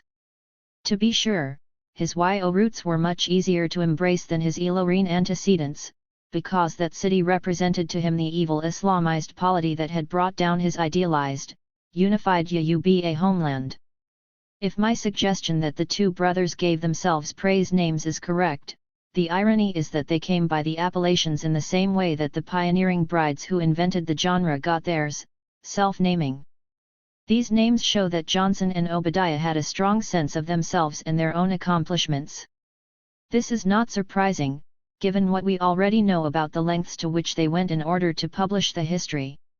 The two brothers had a profound interest in Yuba history and culture, as demonstrated by the fact that Obadiah contributed to the rewriting and publication of Johnson's master work, assembling notes and writing parts of it when the manuscript that took 20 years of labor went missing in the hands of the would-be publishers in England. What about Bishop A.J. Crowther, who was of Henry Johnson's generation? What can the experience of the pioneer missionary, intellectual, and first bishop of the Niger tell us about names, naming, and social change in 19th-century Yuba land? Crowther was born in 1806 and lived 198. A relatively long life, he died in 1891. Like Henry Johnson, Crowther had been born in Yo town Oshogun in 1806, was captured and sold into slavery, and ended up a recaptive in Sierra Leone. He converted to Christianity and received his education in both Sierra Leone and England under the tutelage of the Church of England, in which he became a bishop, the first African and black man to achieve that status. 18. Unlike the Johnsons, however, Crowther had a recognizable Yuba given name, A.J. This indigenous name remained his middle name throughout his life. Despite the fact that he was as old as Henry Johnson, we know much more about Crowther's family history and, most importantly for our purposes, the names of all his family members. His father Aimi and mother Afala had 4 children. Ajayi was the son and 3 daughters were named Bola, Lanra, and Amasa. 19. None of these primary names are or Iki, perhaps because or Iki are never first names. It was standard for Yuba Christians to adopt Christian names when they were baptized and then to give such names to their children at birth. I have not seen any of Crowther's writing in which he made his views known about naming practices one way or the other. However, his children all had Christian names. Crowther's wife's name was Susan Asano Crowther, their children's names were Samuel Jr., Abigail, Susan, Josiah, Juliana, and Danson. 20. In the 19th century, Muslim and Christian converts were eager to drop their Yuba names in favor of Christian, European, and Arabic names. The singular motivating factor was the fact that Yuba names were considered pagan. As Johnson noted, the early missionaries, notably those of Sierra Leone, abolished native names wholesale, considering them heathenish, and substituted English names instead. Such names are naturally transmitted to their children Anglicé. 21. The reason for the supposed heathenishness of indigenous names has to do with the fact that many Yuba names venerate the Ora worshipped by the parents or to whom the child is dedicated. Thus a child whose father is a devotee of the god Ogun will have a name such as Ogunniyi, Ogun is honorable, or a child whose mother is an Ife diviner could be named Aobunmi or Ife Bunmi. Ife has given me this child, and you can substitute many Ora as the prefixes of these names. Thus the initial strategy for the new Yuba converts was to reject such names and all indigenous names wholesale except if they were family names, which proved more difficult to give up. But with more discernment and reflection, it became clear that not all Yuba names and prefixes encapsulated an ode to an Ora. For example, the much-celebrated Yuba language novelist Daniel or Oowle Fagana dropped his given name Oraoul, which contains an allusion to spiritual beings for a newly minted Yoruba language Christian name Oyeronke, God loves me. It is not that the name Femi did not exist before, previously it could be. 199. Sango Femi, the god Sango loves me, or Unfemi, On loves me. The new development was that for Christians, who had embraced what they saw as a monotheistic tradition, Olu or Oluwa or El-Orun became the name for the Christian god. It is not also the case that Olu did not exist before as a name prefix, it is that the meaning of the term Olu shifted and came to be singularly associated with Christianity in certain quarters. Consequently, names with Olu/Oluwa proliferated in Yoruba society and continue to do so. But Olu was not the only acceptable prefix for Yoruba who had adopted Christianity. They realized that they could still use old-time prefixes such as Adi, crown, thus Adi Femi is the crown loves me. Another still acceptable prefix is La, honor, thus Ladunni, it is good to be honorable. Ibi, birth, kinship, was another one, thus Ibiymi, the birth of the child becomes me, kinship honors me.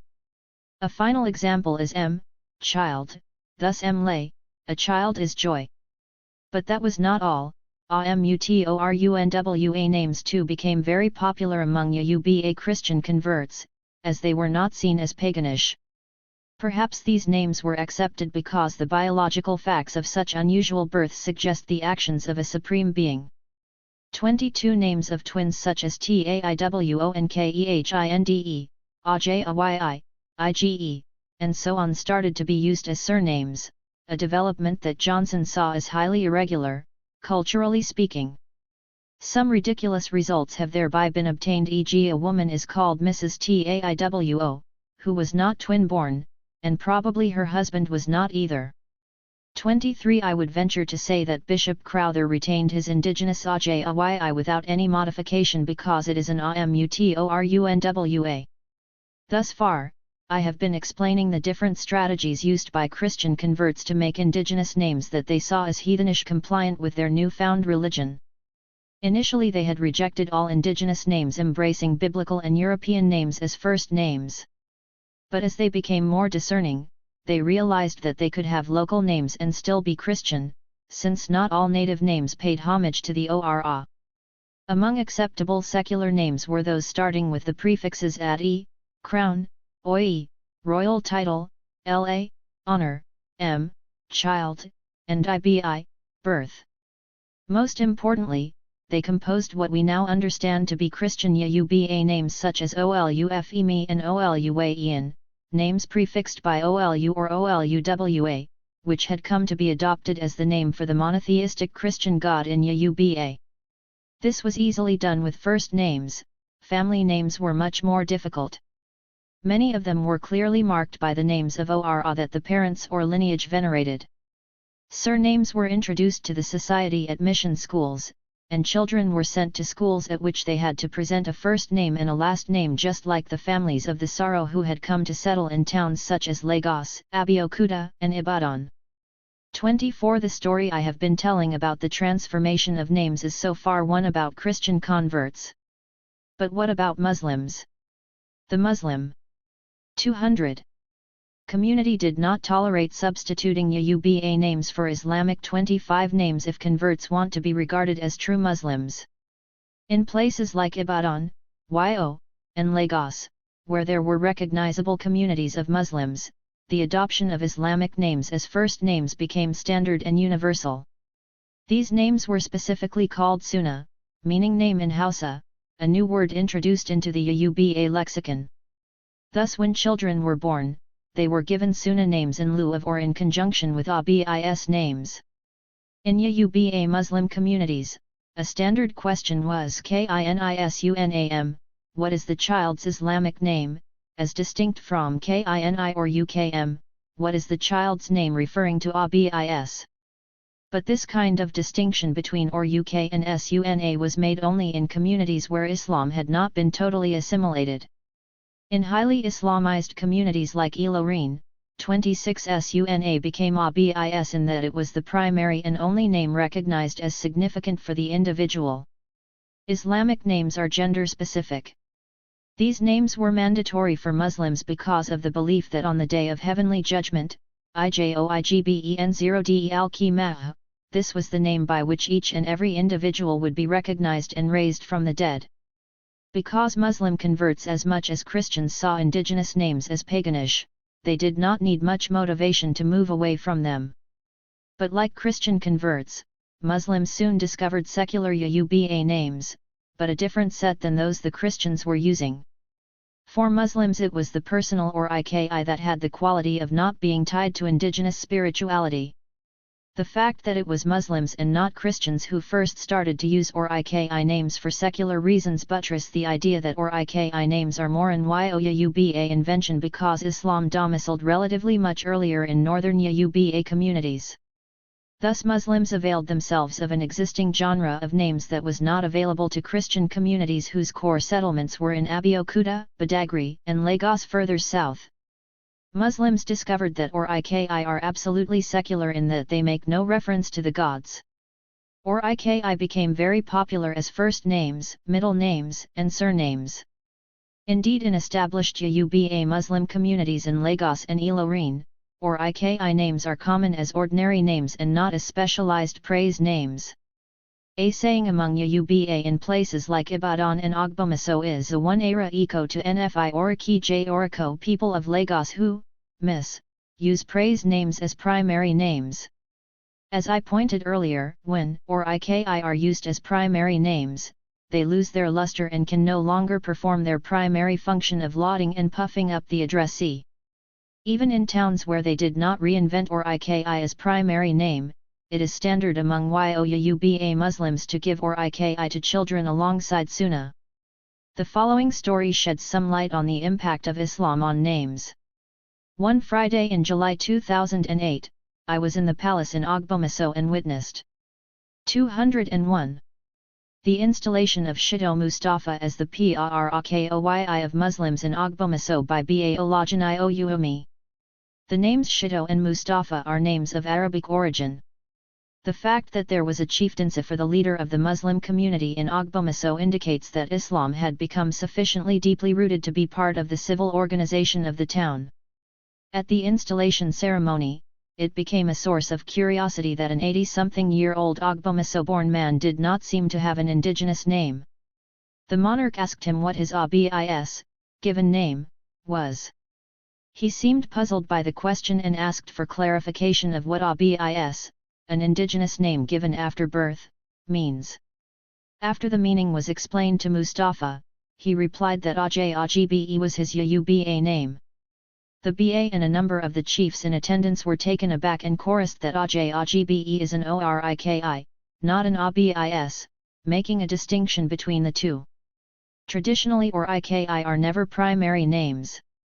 This difference was lost on Mustafa, or shall I say the distinctions between or Iki, Abis, and Sunnah had started to look anachronistic if we take into consideration the changing landscape of religion and names in the society. The ceremony proceeded. After the event, Mustafa was not available for an interview, but fortunately his daughter, a woman in her 40s, was present. I approached her and said it seemed unusual that her father did not have any Yuba appellations other than or Iki, especially given his age. The woman, who introduced herself to me as Kudairatu, an Arabic name for girls popular among Yuba Muslims, explained that in their family tradition neither she nor her siblings had been given Yuba names. The Islamic names represented for them their real names.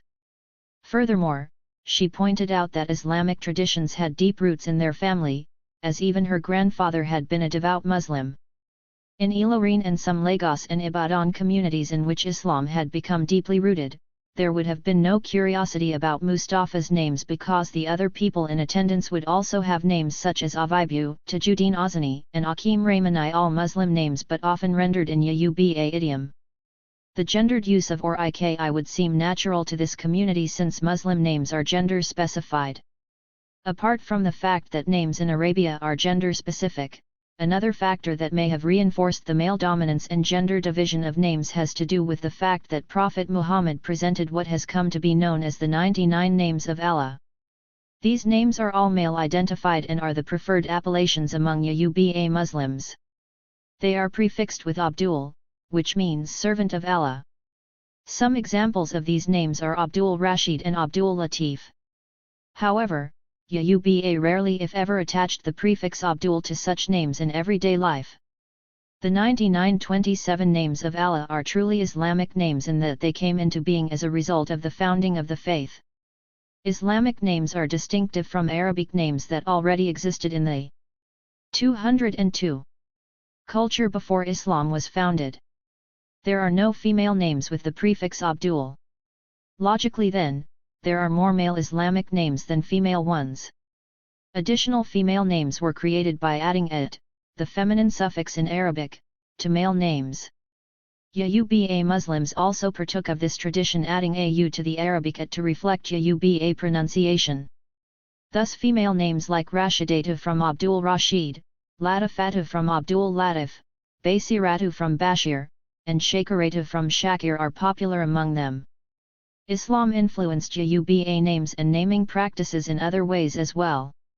The pilgrimage to Mecca, which is one of the 5 pillars of Islam, has also generated a number of Yoruba language names, of which 2 are particularly striking, Ablr and Abidemi Mecca. Ablr is a name given to the first female child born after the mother returns from Hajj, the pilgrimage to Mecca. Apparently, this is a female-identified name and there is no male counterpart. Abidemi is a Yoruba name used to name boys or girl whose fathers were away from home when they were born. Abidemi means a child born while the family await the father's, return. Yoruba Muslims added a twist to the name when they specified where the father had gone, in this case on a pilgrimage to Mecca, hence Abidemi Mecca.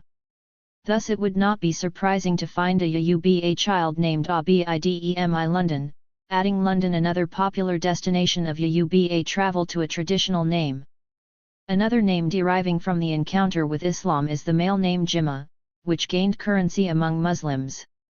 Jimma is a Yoruba rendering of Jumat, the holy day of Muslim worship given to a son born on Friday. There do not seem to be girls named Jimma, even though girls are also born on Fridays. But in Hausa communities, girls born on Friday are often named Jummai and boys, Danjuma. The Yoruba boy Jimma could also be named Jonla, important day to express the fact that he was born on a day special to Muslims. It is interesting that a Bosde or a Bios, child that comes with the week, is its Yoruba Christian counterpart, given to children, male and female, born on Sunday, as that day became recognized as the first day of the week among the Yoruba literate and westernized elite. Unlike the Akan of Ghana or Hausa of northern Nigeria, who had traditions of naming people for the day they are born, before the advent Christianity and Islam, there were few if any day names among them. The only day names present today are associated with these religions and probably Hausa, Borgu, and Fulani influences. Even more significant is that the emergence of surnames, which were a new development, provided an impetus for gendering names and propagating certain kinds of names. I have already discussed how many Christians modified existing names by dropping the reference to Ora and inserting Olu or Oluwa, monotheistic God, in its place, or using more secular prefixes like La, Oye, Ibi, and Adi instead of the names of Or alike. 203. Ogun, Ango, Ye, Ife, and so on. In Yoruba Muslim communities, many started to use or Iki as surnames. Names like Al-Agbe, Akanni, and Atanda became recognizable surnames among the Yoruba. Shido Mustafa, whom we encountered earlier at his chieftaincy installation, could have introduced himself as Shido Agbe. The following example is a good illustration of the phenomenon. In the summer of 2010, I was invited by the Department of Cultural Studies to give a lecture at Obafemi Awolowo University in Ile-Ife. During the lecture I discussed some of my research findings on Or Iki and the influence of Islam on Yoruba naming. After the lecture, during the question and answer session, Professor Akinkunmilao, my host and the departmental chair, shared his family's experience. He said that his experience mirrored my findings in that his father was the first in their village outside of Ibadan to become a Muslim, as a result of which he immediately adopted his Orikilao as their family name, which set them apart from the rest of the lineage. Mr. Ilao Sr. subsequently changed his religion and converted to Christianity, but he did not have to change his name again because Ilao was already an acceptable name even for a Christian. Ilao was not perceived to be paganish. Thus, I am suggesting that there is a relationship between Islam and the intensification of use of male praise names. Recall that one meaning usually attributed to the male or ikinni makes sense only in relation to an Islamic practice. The least we can say is that Islam intensified the use of already existing or iki and may have facilitated the introduction of a few more, although male or iki became recognized and used as surnames as the practice of using surnames was institutionalized in the newly established colonial and missionary schools, both Christian and Islamic. Because of the practice of each individual having multiple names, many Yuba who have highly gender-specific Islamic names bear such names alongside their indigenous non-gender-specific ABIS, a fact that does not seem to produce any gender anxiety for them. It is interesting that Christians also introduced AMUTORUNWA names as surname despite the fact that these names are not exclusively male-identified. 28 This orientation parallels the practice among non-westernized Yuba women, and men, whose personal or iki were used as part of self-identification in ways that suggested a surname. For women, this practice is striking because female-associated or iki functioned like surnames. Many women would introduce themselves with their Sunnah, Islamic name, or ABIS as first name and their female or iki as last name, for example, SINOTUABAKE, SALAMOTUAGBEKE, SARIYUABENI, and SUBEDATUALAKE, KIKELMAMOKE, ADEKEMEADUFE, more ENIK with grave ABI, and LASMBABIKE. Such an approach to naming and identification continues to occur wherever women want to identify themselves eschewing Western practices of imposing fathers. 204. Or husband's name as their last name. In fact, the examples I have used here were taken from a list of members of Mrs. Funmilayo Ransom Kuti's Abeokuta Women's Club in 1944. 95% of the names on this list follow the practice of using their personal female or iki as last names. Similarly, Salawat Abeni and Badalai Alake, two current popular Yuba female musician, exhibit this pattern of female or iki as surname. Especially interesting here is that most of the first names on this list are Islamic names. I will discuss the significance of this later. Writer K. Yusuf advocated that women should use their oriki as last name and that this would be an effective way of de-seeing surnames. 29 Another scholar, Akinyemi, challenged this idea by raising several objections to what he saw as Yusuf's feminist stance. His most significant disagreement is that oriki names are so few that they cannot successfully be used for that purpose. 30 The point that seems to be lost in this academic debate is that earlier, in the 20th century and continuing until today, many non-westernized married women already use their oriki as their last name. So do some Yuba men, it is just not as visible as that of women. Hence at one level, the relative paucity of oriki has not been a deterrent to this practice. There are many possibilities of developing a whole series of female oriki-based names by hyphenating them with other names. One informant told me about a woman whose last name is Abeni. Abeni is a female-associated oriki. Beyond the superficial issue of numbers is a larger issue to which the debaters have been able to draw attention. Why in the first place surnames for everyone in society must be the father's name, and for women the husband's name. Johnson in regard to the new custom of women taking their husband's last name stated categorically neither Christianity nor civilization requires a man's name to be given to his wife or children, considering the purpose for which children are named amongst the Ubas. 31 In fact, Islam enjoins that women must bear their father's name and not the husband's. But alas, it was increasingly not a matter of choice.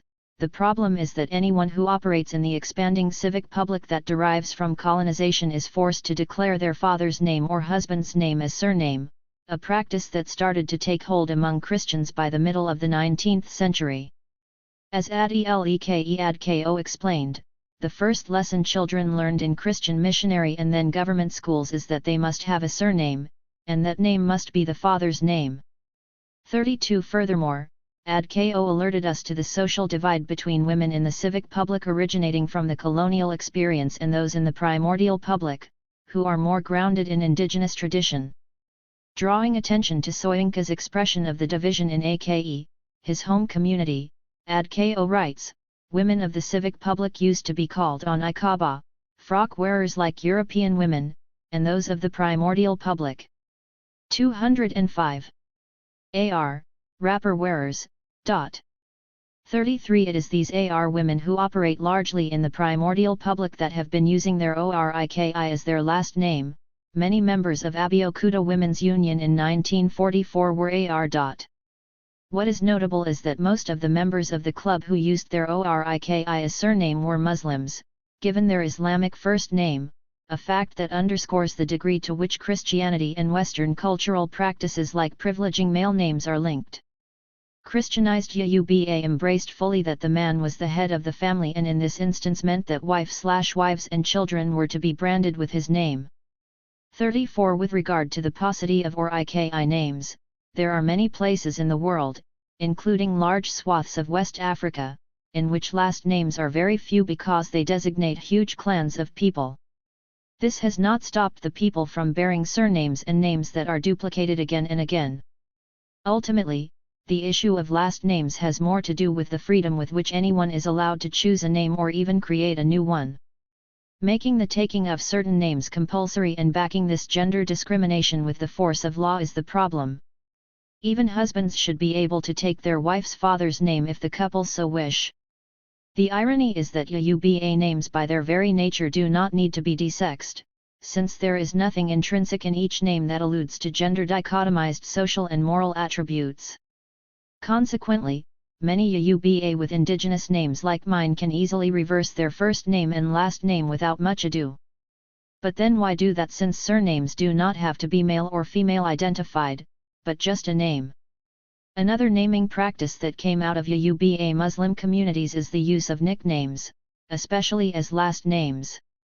Nicknames are or Najij, which are or uktinjelehintiabatidagbanipelor kejinialefunara nini najij tiyoodunungboletitiyoo bulletin yikunmluabieniyon. Bagon naaew, awneninyon, re, aladuugbo. GBEATIOGBALEFUNENIYONNI or UKI Najij. 35 Names given when one is already an adult, we may call them second names. One can give oneself such a name because it is music to the ears and may boost one's self-esteem. Similarly, such names may come from friends, neighbors, fellow club members, all can give one a nickname. Many of these nicknames became surnames of prominent families. In Ibadan most notably, names like Arekol, Alebiou, Aregbela, Ajelunbwi, Ajidagba, Ajomale, Adaranimle, Ajafe, Ajewale, Aonifari, Arowolo, Aodununni, and the like. Like Yoruba Christians who invented new names and recomposed old ones, the idea was to find new names that did not implicate the gods, since many Ibadan had converted to Islam. 206. An equally interesting phenomenon developed in regard to Arabic names and nicknames among Yoruba Muslims. According to Laidley et al. Nigbatisnmusulumidel Yoruba, AWNTIWONBAKOR AWNSILELATIGBA AD2NIMAAN PA or UKWNDASITI or UKLARUBAAWA AWNYUBAWAFUN or UKLARUBAW New York INI or UKAPEJEK GON, IRU or UKBAY2FER Phi ARAJ or IKI, AWN on ILUASIMA Phi IKI AWNTINJE. When Islam came to Yuba land, converts who want to lay down their Ora and accept the Islamic faith changed their names to Arab ones. Yuba people then attached to these Arabic names single appellations, such names resemble or IKI. In fact, performers, praise singers, use them as such. They look like or IKI because they start with the vowel A and quite a number of them are trisyllabic. Some of these Arabic names with their Yuba appellations are Sanusiaka, Al-Akaa on Iaka, Salami Agbaje, Agbajeella, Wahabilarape, Lawaniamubya, Humani Alaga, Rajilakane, Awwaranrikootu, Gbadimoiaibuki, Ariola. 36. Today we have many families who use these Yuba appellations especially as last names without any awareness that originally such a name had an Arabic pair. 37. What the origin of this practice is unclear. However, a linguist alerted me to the fact that this pairing of local names with Arabic ones is not just a Yuba phenomenon, it has also been identified in Fulbe and Wolof communities in Senegal and in Hausa communities in Nigeria. 38. The practice may have been more widespread at the beginning of the incorporation of Islam into these African communities but may have tapered off as Islam deepened. It requires further research and in the context of this study, to determine if there are any gender associations in the way the process evolved. The aforementioned list of names includes names of men and women. Perhaps, I should note that in the past 25 years or so, with the deepening of Arabic knowledge and the spread influence of Wahhabism, a fundamentalist ideology originating from Saudi Arabia, many Yuba Muslims have embraced Islamic and Arabic names as both first names and last names. They are increasingly rejecting any Yuba language names, be they or IKI or not. They are also streamlining the spellings to fit exactly the original Arabic. They have dropped the ubiquitous ending vowel in Yuba female Islamic names such that Sharifatu is now Sharifat, Basiratu is now Basira. 207. And Latifatu is now Latifat. One striking change is the Yuba Muslim male name Burmo. It is now faithfully rendered as the Arabic, Ibrahim. Yuba are also now insisting on the Abdul prefix that is part of male names like Latif and Rashid, which are drawn from the 99 names of Allah. Despite the fact that I have emphasized the distinctly different processes by which Yuba Christians and Muslims modified existing names, minted new ones, and created new pairings to express their new religious identities, the two faith communities were not separate but rather quite intertwined. Because of a tradition of religious tolerance emanating from the multiplicity of Ora, 39 and the relatively peaceful way in which Islam and Christianity spread in Yuba land, families tended to include persons of both Abrahamic faiths, as well as members who still venerated the Ora. What the experience of Professor Alao shows is that one religious group may have originally favored certain names over others, but over time, due to reconversion and intermarriage, last names have become generally mixed up. One will find both Muslim and Christian Yuba with or IKI last names. It is also interesting that one would also find Yuba with Islamic last names like Shito, Dasu, Idris, Salau, and Salami, who are practicing Christians, a sign of conversion and reconversion that is a continuing hallmark of such a religiously plural and tolerant society. The process of making Yuba names kosher clearly had gender elements in it in a number of ways. First, the direct adoption of English, German, Arabic, and biblical names following their usage in the cultures of origin meant that Yuba also used them in a gender-specific fashion. For example, Johnson named his son Jeffrey and not his daughter, despite his awareness that Yoruba did not use ABIS in a gender-specific way.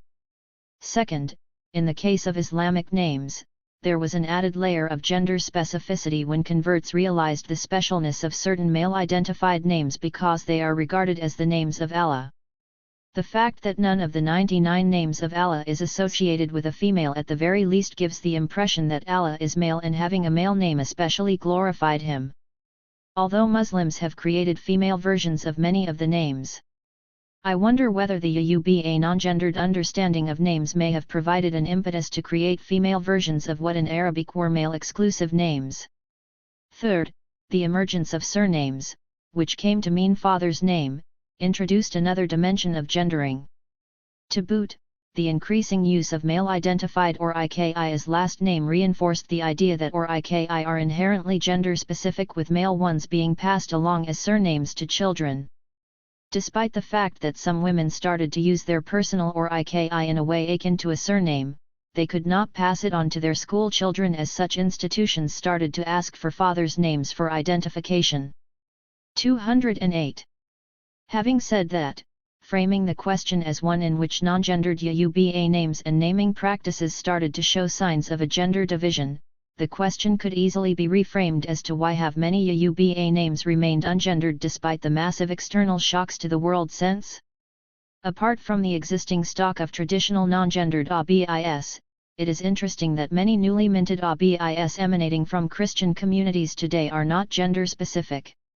With the contemporary Pentecostal movement, in the past 2 decades, we see a rash of new Yoruba Christian names, a process akin to that of the 19th century first generation of Christians. Many of the popular current names are focused on what are regarded as Christian concepts such as love, hope, grace, and the like, with OLUWA, the preferred Yoruba Christian name for God. Thus we have IFEOLUWA, OLUDARA, OLUWADAMILOLA, ROLUWA, IRETIOLUWA, L-Oruntobi, and some new names substituting Jesus for OLUWA, such as in Jesu Bunmi. What is remarkable about this new generation of Christianity-induced Yoruba names is that both males and females bear these names, therefore they are not gender-specific. Clearly, in any discussion of names over long periods of time, there are many trends and ideological shifts in the choices that parents make, and I do not want to minimize those. Still, the non-genderness of the stock of basic Abizo names, old and newly invented, is striking. Today, the process of inventing new Yoruba language names is largely driven by Yoruba Christians. For Yoruba Muslims, adoption of Islamic names and Arabic language names more extensively rendered faithfully in the original language, has become the norm. When they include Yoruba language names as part of the tradition of having multiple names, such appellations are likely to be old school and distinct from the ones preferred, and newly coined, by Christians. Their Yoruba names remain non-gendered, unlike the favored Arabic names. It seems as though Yoruba Muslims have transferred their creativity in naming to Arabic language names, some of which are said to be non-existent in Arabia. An empirical study of current names and naming practices will do much to answer the many questions this study has raised. What is not in a name? In my exposition of Yoruba names and naming practices, I began with the question of whether to gender or not to gender Oriki names. Such a question is clearly informed by colonization. Why must anything be gendered, given that gender division is a social contrivance with nothing inherent about it, as Yoruba culture shows? When we say a social practice or institution is gendered, we tend to think of it as his or hers and assume that it was gendered at its point of origin. Such an assumption works in a society where gender constructs are routine and the norm. In the Yoruba world. 209. This is not the case, and therefore the apparent gender of Oriki does not constitute gender per se. The difference between current female-associated names and male-associated ones reflects a difference in the origins of each set, and not in the nature of the names or the function that they perform. The fact that ordinary, non-Oriki, Yoruba language names continue to be used in a non-gendered manner even in a post-colonial society would support the argument that Oriki names are intrinsically not gendered.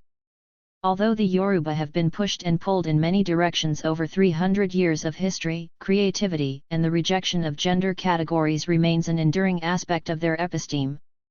As I have shown in the last 3 chapters, Yoruba names are varied and various, encapsulating a myriad of values and performing different functions. For this reason, instead of asking the question "what's in a name?" one might better ask, "what is not in a name?" The answer to this question with regard to Yoruba is gender. 40. This study also raises questions about how we use gender as an analytical category. On what basis is gender attribution made to institutions and social practices? Is it possible to think about gendering as a multilayered process taking into account its varied depth in time among other variables? In many societies, gender categories remain epiphenomenal. 41. Even in the face of the current Euro/American-led, male-dominant global system. I am wondering about the extent to which the taken-for-grantedness of gender typing, and stereotyping globally, reifies and promote gender binaries with all their negative power dynamics. Conclusion. Motherhood in the quest for social transformation.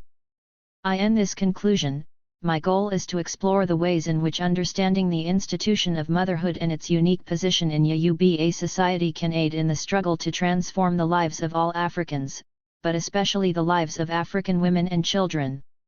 Specifically, I will focus on the relationship between motherhood and leadership as it has emerged in a variety of social and political contexts from the colonial period to the present. As I have demonstrated throughout the book, the dominance of the West threatens to obliterate matripotent values, institutions, and episteme. Thus I will begin by considering the implications for Africans of Western feminist dominance in the construction of motherhood. As I reflected on the institution of motherhood in this book, I have returned to the transformations that have taken place in Yoruba society post-colonization, and hence the changes in the construction of motherhood, many of them to negative effect. In Chapter 3, I drew attention to how aspects of the IYA as a category has been demonized as new religions and new values have come to dominate the lives and imaginations of people. In Chapter 8, I showed how even as we recognize the persistence of gender-free Yoruba language names in the society, we cannot ignore the fact that the focus of meaning-making in many Yoruba names today seem to have shifted from the Ora to Jesus and the Christian God, Olowa, or to Arabic names as first and last names. These have implications for what values we hold dear and who authorizes them. More disturbing than current naming practices is the high rate of maternal mortality, a bane of many African countries and a sign of the depth of the continent's predicament. There is no question, then, that another transformation is necessary. From the perspective of a society grounded on a matripotent ethos, there is nothing worse than the death of a mother in 212. Childbirth, which, as I pointed out in Chapter 3, portends all sorts of misfortune. According to Laidley et al., such a death has for centuries called for elaborate and costly cleansing rituals. But today, we have become so inured to the loss of women in childbirth that cleansing rituals rarely, if ever, take place, even among those few who still worship the gods who demand them. Feminism and motherhood. Let me start with an anecdote. On Mother's Day 2014, I went out to dinner in New York City, on the Upper West Side, not far from my apartment. After dinner, I decided to walk home, and on my way I stopped at a small grocery store to buy some fruit. As I entered the store, the owner greeted me with the words "Happy Holidays." From his accent, I surmised that he was an immigrant. I immediately asked him where he was from, and he said Egypt. I then asked him why he did not know that the appropriate rendering of the greeting for that special day was Happy Mother's Day. He laughed and then he tilted his head toward me in a conspiratorial manner, even though we were the only two in the store, and said that I would not believe how many times women who had come into the store on that day had registered strong objections to the greeting, Happy Mother's Day. They said they were not mothers, would never consider becoming mothers, and felt insulted by being addressed as such. The storekeeper said that as a result, he stopped using the greeting, but felt that he still had to acknowledge that the day was special. His solution to the dilemma was Happy Holidays, a greeting that has its own controversy in the United States when it is used during the Christmas season as a standard greeting, to accommodate those who do not identify as Christian. I was not surprised by the story recounted by the grocer. It confirmed much recent research concerning Western feminism and motherhood, some of which I have responded to in my own work. 2. It seems as if in many circles in the United States, motherhood is a four-letter word, as it is blamed for women's troubles however they are defined. At the time that I had the Mother's Day encounter in New York, 3. The reigning book on the New York Times bestseller list was by Sheryl Sandberg, the Chief Operations Officer, COO, of Facebook. In this book, Lean In, Women, Work, and the Will to Lead, Sandberg laments the absence of women in leadership positions in all sectors of society, especially in the corporate world, an absence she attributes to the fact that many women have no will to lead. We hold ourselves back in ways both big and small, by lacking self-confidence, by not raising our hands, by pulling back when we should be leaning. Conclusion 213. We internalize negative messages throughout our lives, the messages that say it is wrong to be outspoken, aggressive, and more powerful than men. We internalize the negative messages we get throughout our lives. We compromise our career goals to make room for children who may not yet exist. This book makes a case for leaning in, for being ambitious in our pursuits. 4. In her view, then, becoming a mother is not only unambitious, it is anti-ambition. Although Sandberg's is not a scholarly book, its message on motherhood recalls that of many academics. 5. The central theme in white feminist theorization of motherhood in the United States is matrophobia, which Adrienne Rich defines as the fear not of one's mother or motherhood but of becoming one's mother. 6. Although Rich did not coin the word matrophobia, she reintroduced it into the discourse in her classic book of Woman Born, Motherhood as Experience and Institution. The reason she offers for white feminist matrophobia, and it is indeed specific to white women in the United States, 7. is the fact of the patriarchal conditions under which motherhood takes place in their society. Rich explains, the mother stands for the victim in ourselves, the unfree woman, the martyr. Our personalities seem dangerously to blur with our mothers, and in a desperate attempt to know where mother ends and daughter begins, we perform radical surgery. 8. D. Lynn Hallstein argues for the purging of matrophobia from white feminism because this malady is partly to blame for the persistent claim that feminism is anti-motherhood. 9. Significantly, she explains, it is clear to me that, if we want to understand fully both contemporary feminism and maternity and the relationship that exists today between the two, then, we must finally purge matrophobia from our analyses. 10. Hallstein's book White Feminists and Contemporary Maternity, Purging Matrophobia explores the construction of motherhood, white feminist analysis of mothering, and the history of the malady called matrophobia. She also noted that the preference for sisterhood over motherhood as a term of solidarity among women is also tied to matrophobia. 11. In earlier work, questioning the wholesale globalization of sisterhood. A concept that emerged from a specifically white cultural experience, I observed. In the nuclear family, the gender identification of children with their mothers underscores the fact that the mother is first and foremost, even to her children, the patriarch's wife.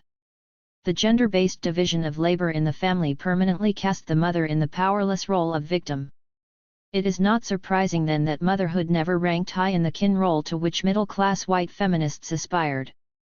They could, on the other hand, identify with their sisters, who not only grew up under the terrifying shadow of the patriarchal father but shared the same difficult gender identification with the powerless mother.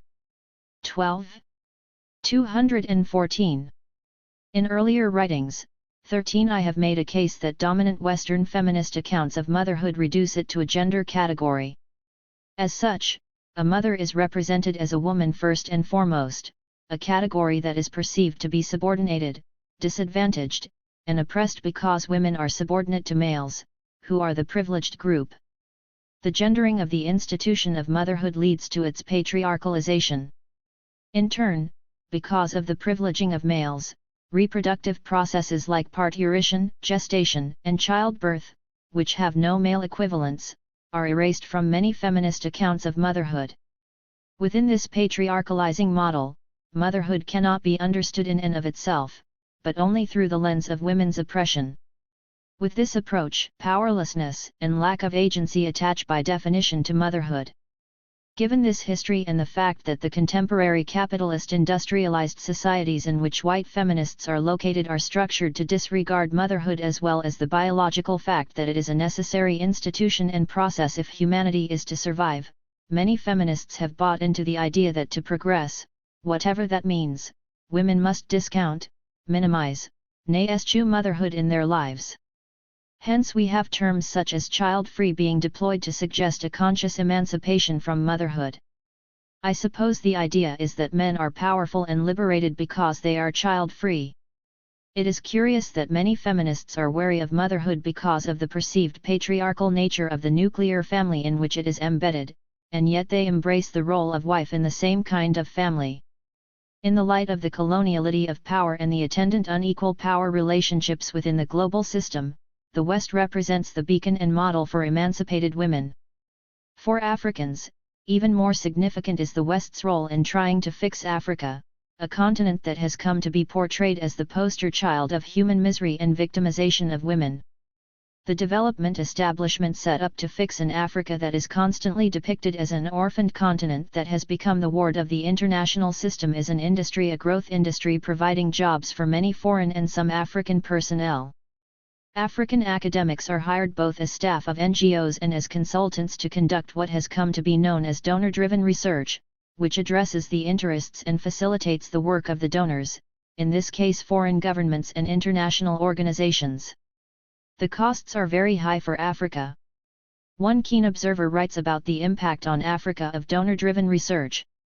Given the ideological nature of development policies in Africa that are often driven by neoliberal agenda and the dictates of globalization, the research agenda on gender tends to be determined by external priorities and policy. Conclusion 215. Orientations that reinforce recolonization of African social science. Donor-driven research can also undermine academic programs if the faculty is motivated by the pursuit of funds for research, especially in the light of the economic difficulties of the continent and the low salaries of faculty. 14. Most pertinent to our focus here, external interests overdetermine gender research on the continent, to the extent that the only African woman who is of interest to many international organizations is the victimized, the mutilated, and the poorest of the world's poor, to use some of the favored jargon. There is no room to imagine African women who can help themselves, or African cultures poised to teach the world important lessons, including the benefits of matripotency. It is not surprising, then, that there is very little feminist research on the continent that can tell us about endogenous constructions of motherhood, because our scholars take their funds, concepts, and cues from Western feminist research.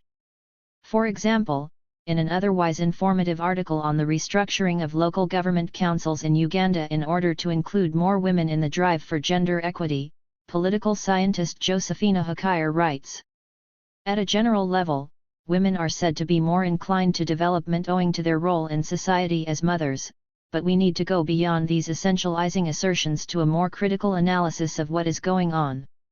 Views on the appropriateness of putting women in charge of finance signified essentialist notions of womanhood. 15. Hakire seems to have missed an opportunity to investigate and analyze why mothers and women are thought of in these very positive and enabling terms in Uganda. Instead, she dismisses such constructions with a Western feminist flourish of essentialism.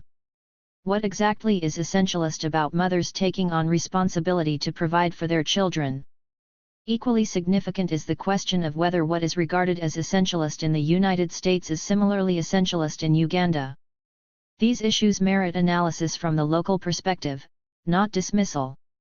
Hakire correctly calls for critical analysis, but the feminist cry of essentialism that she utters is a strategy of co-optation and should itself be subjected to critical analysis.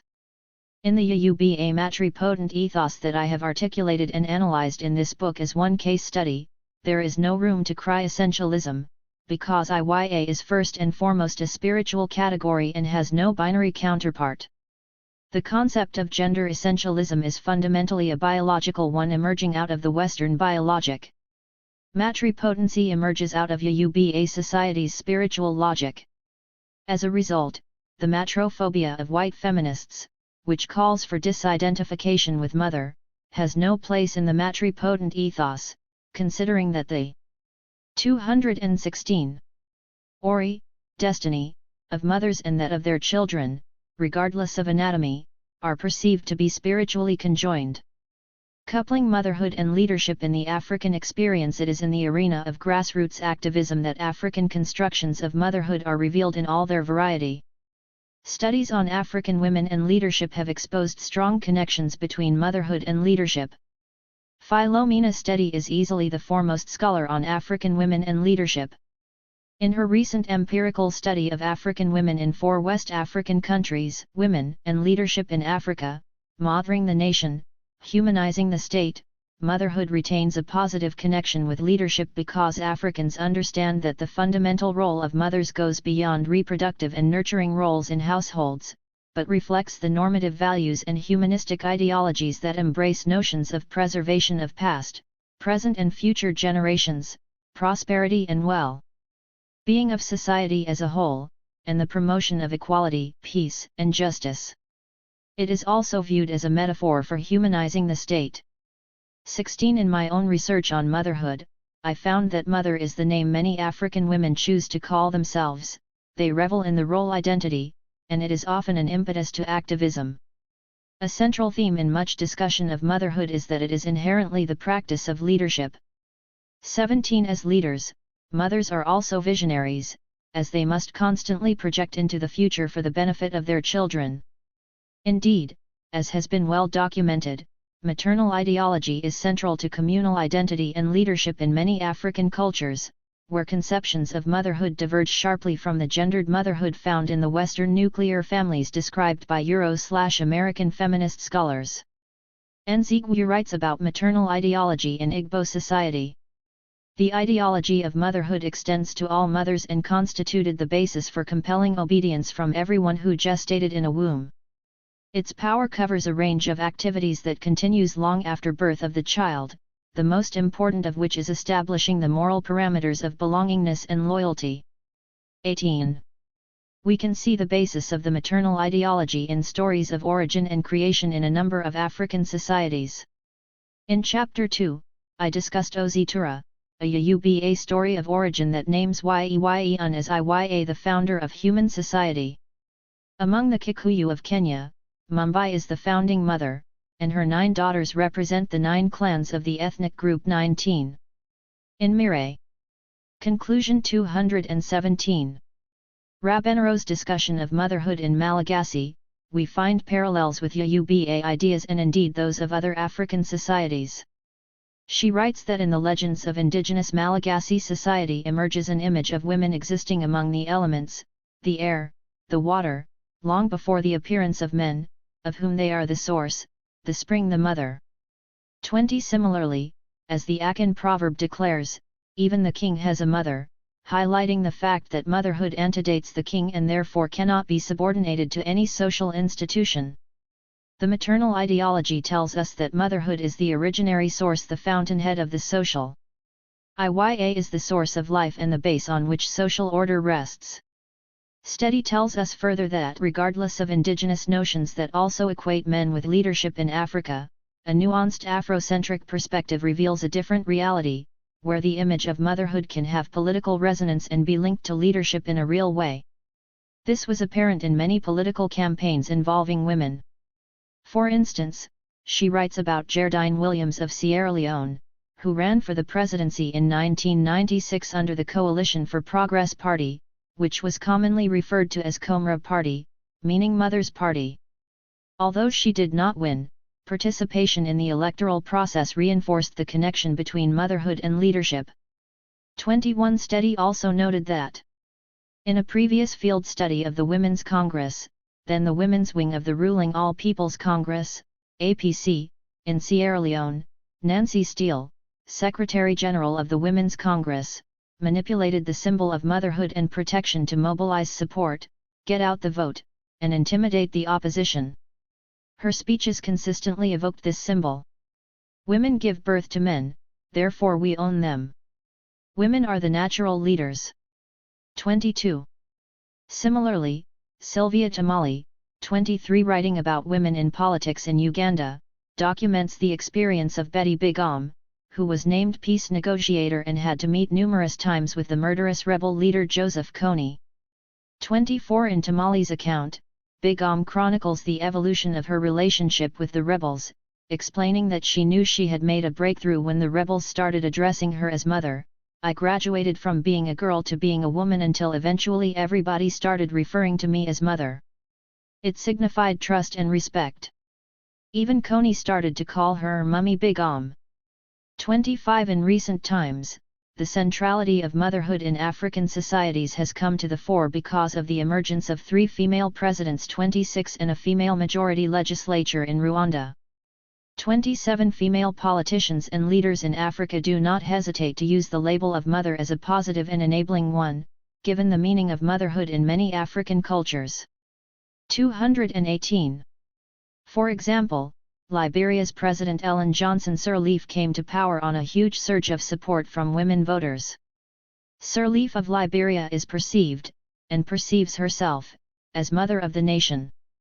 The symbolism of motherhood, as a tool of mobilization, offers an opportunity for rebirth and renewal. As Ma Ellen, Sirleaf was viewed as a mother who could heal her ailing nation, devastated and traumatized by a 14-year civil war. This was all the more poignant because her opponent, George Weah, a football hero, was young enough to be her son. 28. The point I am emphasizing here is that unlike in Europe and America, being called a mother in politics is welcome, because the role is associated with leadership and responsibility, and thus has the potential to garner votes. What this suggests is that our research on Africa must start with African realities, and that we must not lose sight of our own traditions by hiding under the skirts of our feminist senior sisters from Europe and America. Motherhood as enabling identity is equally apparent in social movements across the continent. In Nobel laureate Wangari Maathai's Green Belt movement and the Liberian peace movement, we see that ordinary women are motivated by the ideology of motherhood, which propels their activism and leadership. The focus on motherhood is not a reification of biology or biological motherhood, but a recognition that mothers in raising children create and sustain the future. Motherhood is by definition visionary. As Maathai puts it, women have a capacity to care for others, to see beyond personal gain. Many women, I believe, are at their happiest and best when they are serving. I myself am at my happiest and my best when I am serving. There is nothing wrong with women serving, for service exemplifies the noble ideal of giving oneself to the community to better the lot of all. 29. Mothers see themselves as custodians of society. Lamek Bowie, another Nobel laureate, the leader of the Liberian peace movement, explains women's motivation in confronting Charles Taylor, the warmongering president, in these words: "We are tired of war. We are tired of running. We are tired of begging for bulgur wheat. We are tired of our children being raped. We are now taking this stand, to secure the future of our children. Because we believe, as custodians of society, tomorrow our children will ask us, Mama, what was your role during the crisis?" 30. The story I have been telling so far is real enough, but there is also the reality of the world we live in today. We live in a Eurocentric universe. Africans are no longer self-authorizing. Globalization has made Africans. Conclusion 219. Wards or children of the international system, in other words, the West. On the continent, the problem that has plagued Africans in the past 3 centuries, at least, is that resources are not in the hands of those who want to serve, but in the clutches of a rapacious male-dominant elite of kleptocrats. Mothers have all the responsibilities but few of the resources required to nurture and build society and the future. We look to the West for all our solutions, even though Western exploitation has created privileges for some and some fundamentally unresolvable problems given the capitalist, racist, and patriarchal models under which women are supposed to lean in. Why is the West, which has pathologized motherhood, and African motherhood even more, our model for liberation or for any kind of transformation. Studies of globalization draw attention to the stratification of mothers and the privileges that accrue to a tiny minority at the expense of the majority. Affluent career women increasingly earn their status not through leisure as they might have a century ago, but by apparently doing it all, producing a full-time career, thriving children, a contented spouse, and a well-managed home. In order to preserve this illusion, domestic workers and nannies make the house hotel room perfect, feed and bathe the children, cook, clean up and magically fade from sight. The lifestyles of the First World are made possible by a global transfer of the services associated with a wife's traditional role: child care, homemaking, and sex from poor countries to rich ones. 31. Black feminist Audre Lorde understood this many decades before globalization was part of the discourse. Poor women and women of color know there is a difference between the daily manifestations of marital slavery and prostitution because it is our daughters who line 42nd Street. If white American feminist theory need not deal with the differences between us, and the resulting difference in our oppressions, then how do you deal with the fact that the women who clean your houses and tend your children while you attend conferences on feminist theory are, for the most part, poor women and women of color? What is the theory behind racist feminism? 32. Today, the process of exploiting poorer women to augment the lives of class-privileged women is not limited to whites or the West. In the global South, privileged women of all colors owe their well-ordered lives to the sacrifice of poor women. It is clear that few of us can lean into anything when someone is standing on top of our heads. The ideology that informs lean in, like all Western 220 ideologies emanating from a racist capitalist patriarchal system, prizes the sort of individualism that preserves white privilege and male privilege. As such, it is unsustainable. In contrast, indigenous African maternal ideologies are community-oriented. How can we bring this to bear in social transformation? Steady writes about the sociocentric ethos of African feminism, in which the advancement and well-being of society is central rather than groups as groups, based on gender or special interest agendas, or the advancement of individuals. 33. Motherhood in African contexts is a collective rather than an individually constructed category. Consequently, I believe, the maternal ideology should be the basis of our activism. It is enabling, ennobling, and inclusive. Leaning into career, as Sandberg and many feminists are advocating, is unsustainable because most mothers do not have opportunities for careers. Rather, in a capitalist world, where jobs are few and far between, they labor at starvation wages to feed their children. Children, in turn, are perceived to be the private responsibility of their parents, particularly mothers, although in reality what they represent is a human necessity and a collective good. Humanity cannot reproduce itself without motherhood. Therefore, the institution and everyday practices of mothering humanity must be a collective act, impelled by communal will.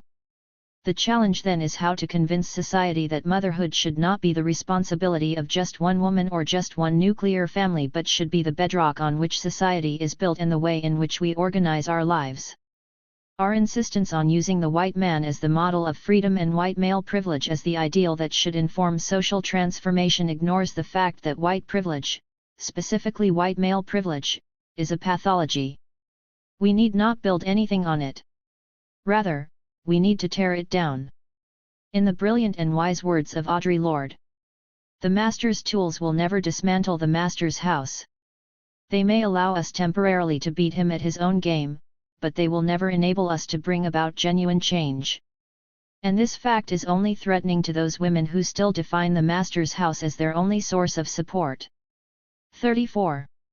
In a world of possibilities for all who are born of Iya, the maternal ideology, which is community-oriented, all-inclusive, life-giving, life-sustaining, and life-preserving, can provide the vision and the foundation for political action and necessary social transformation.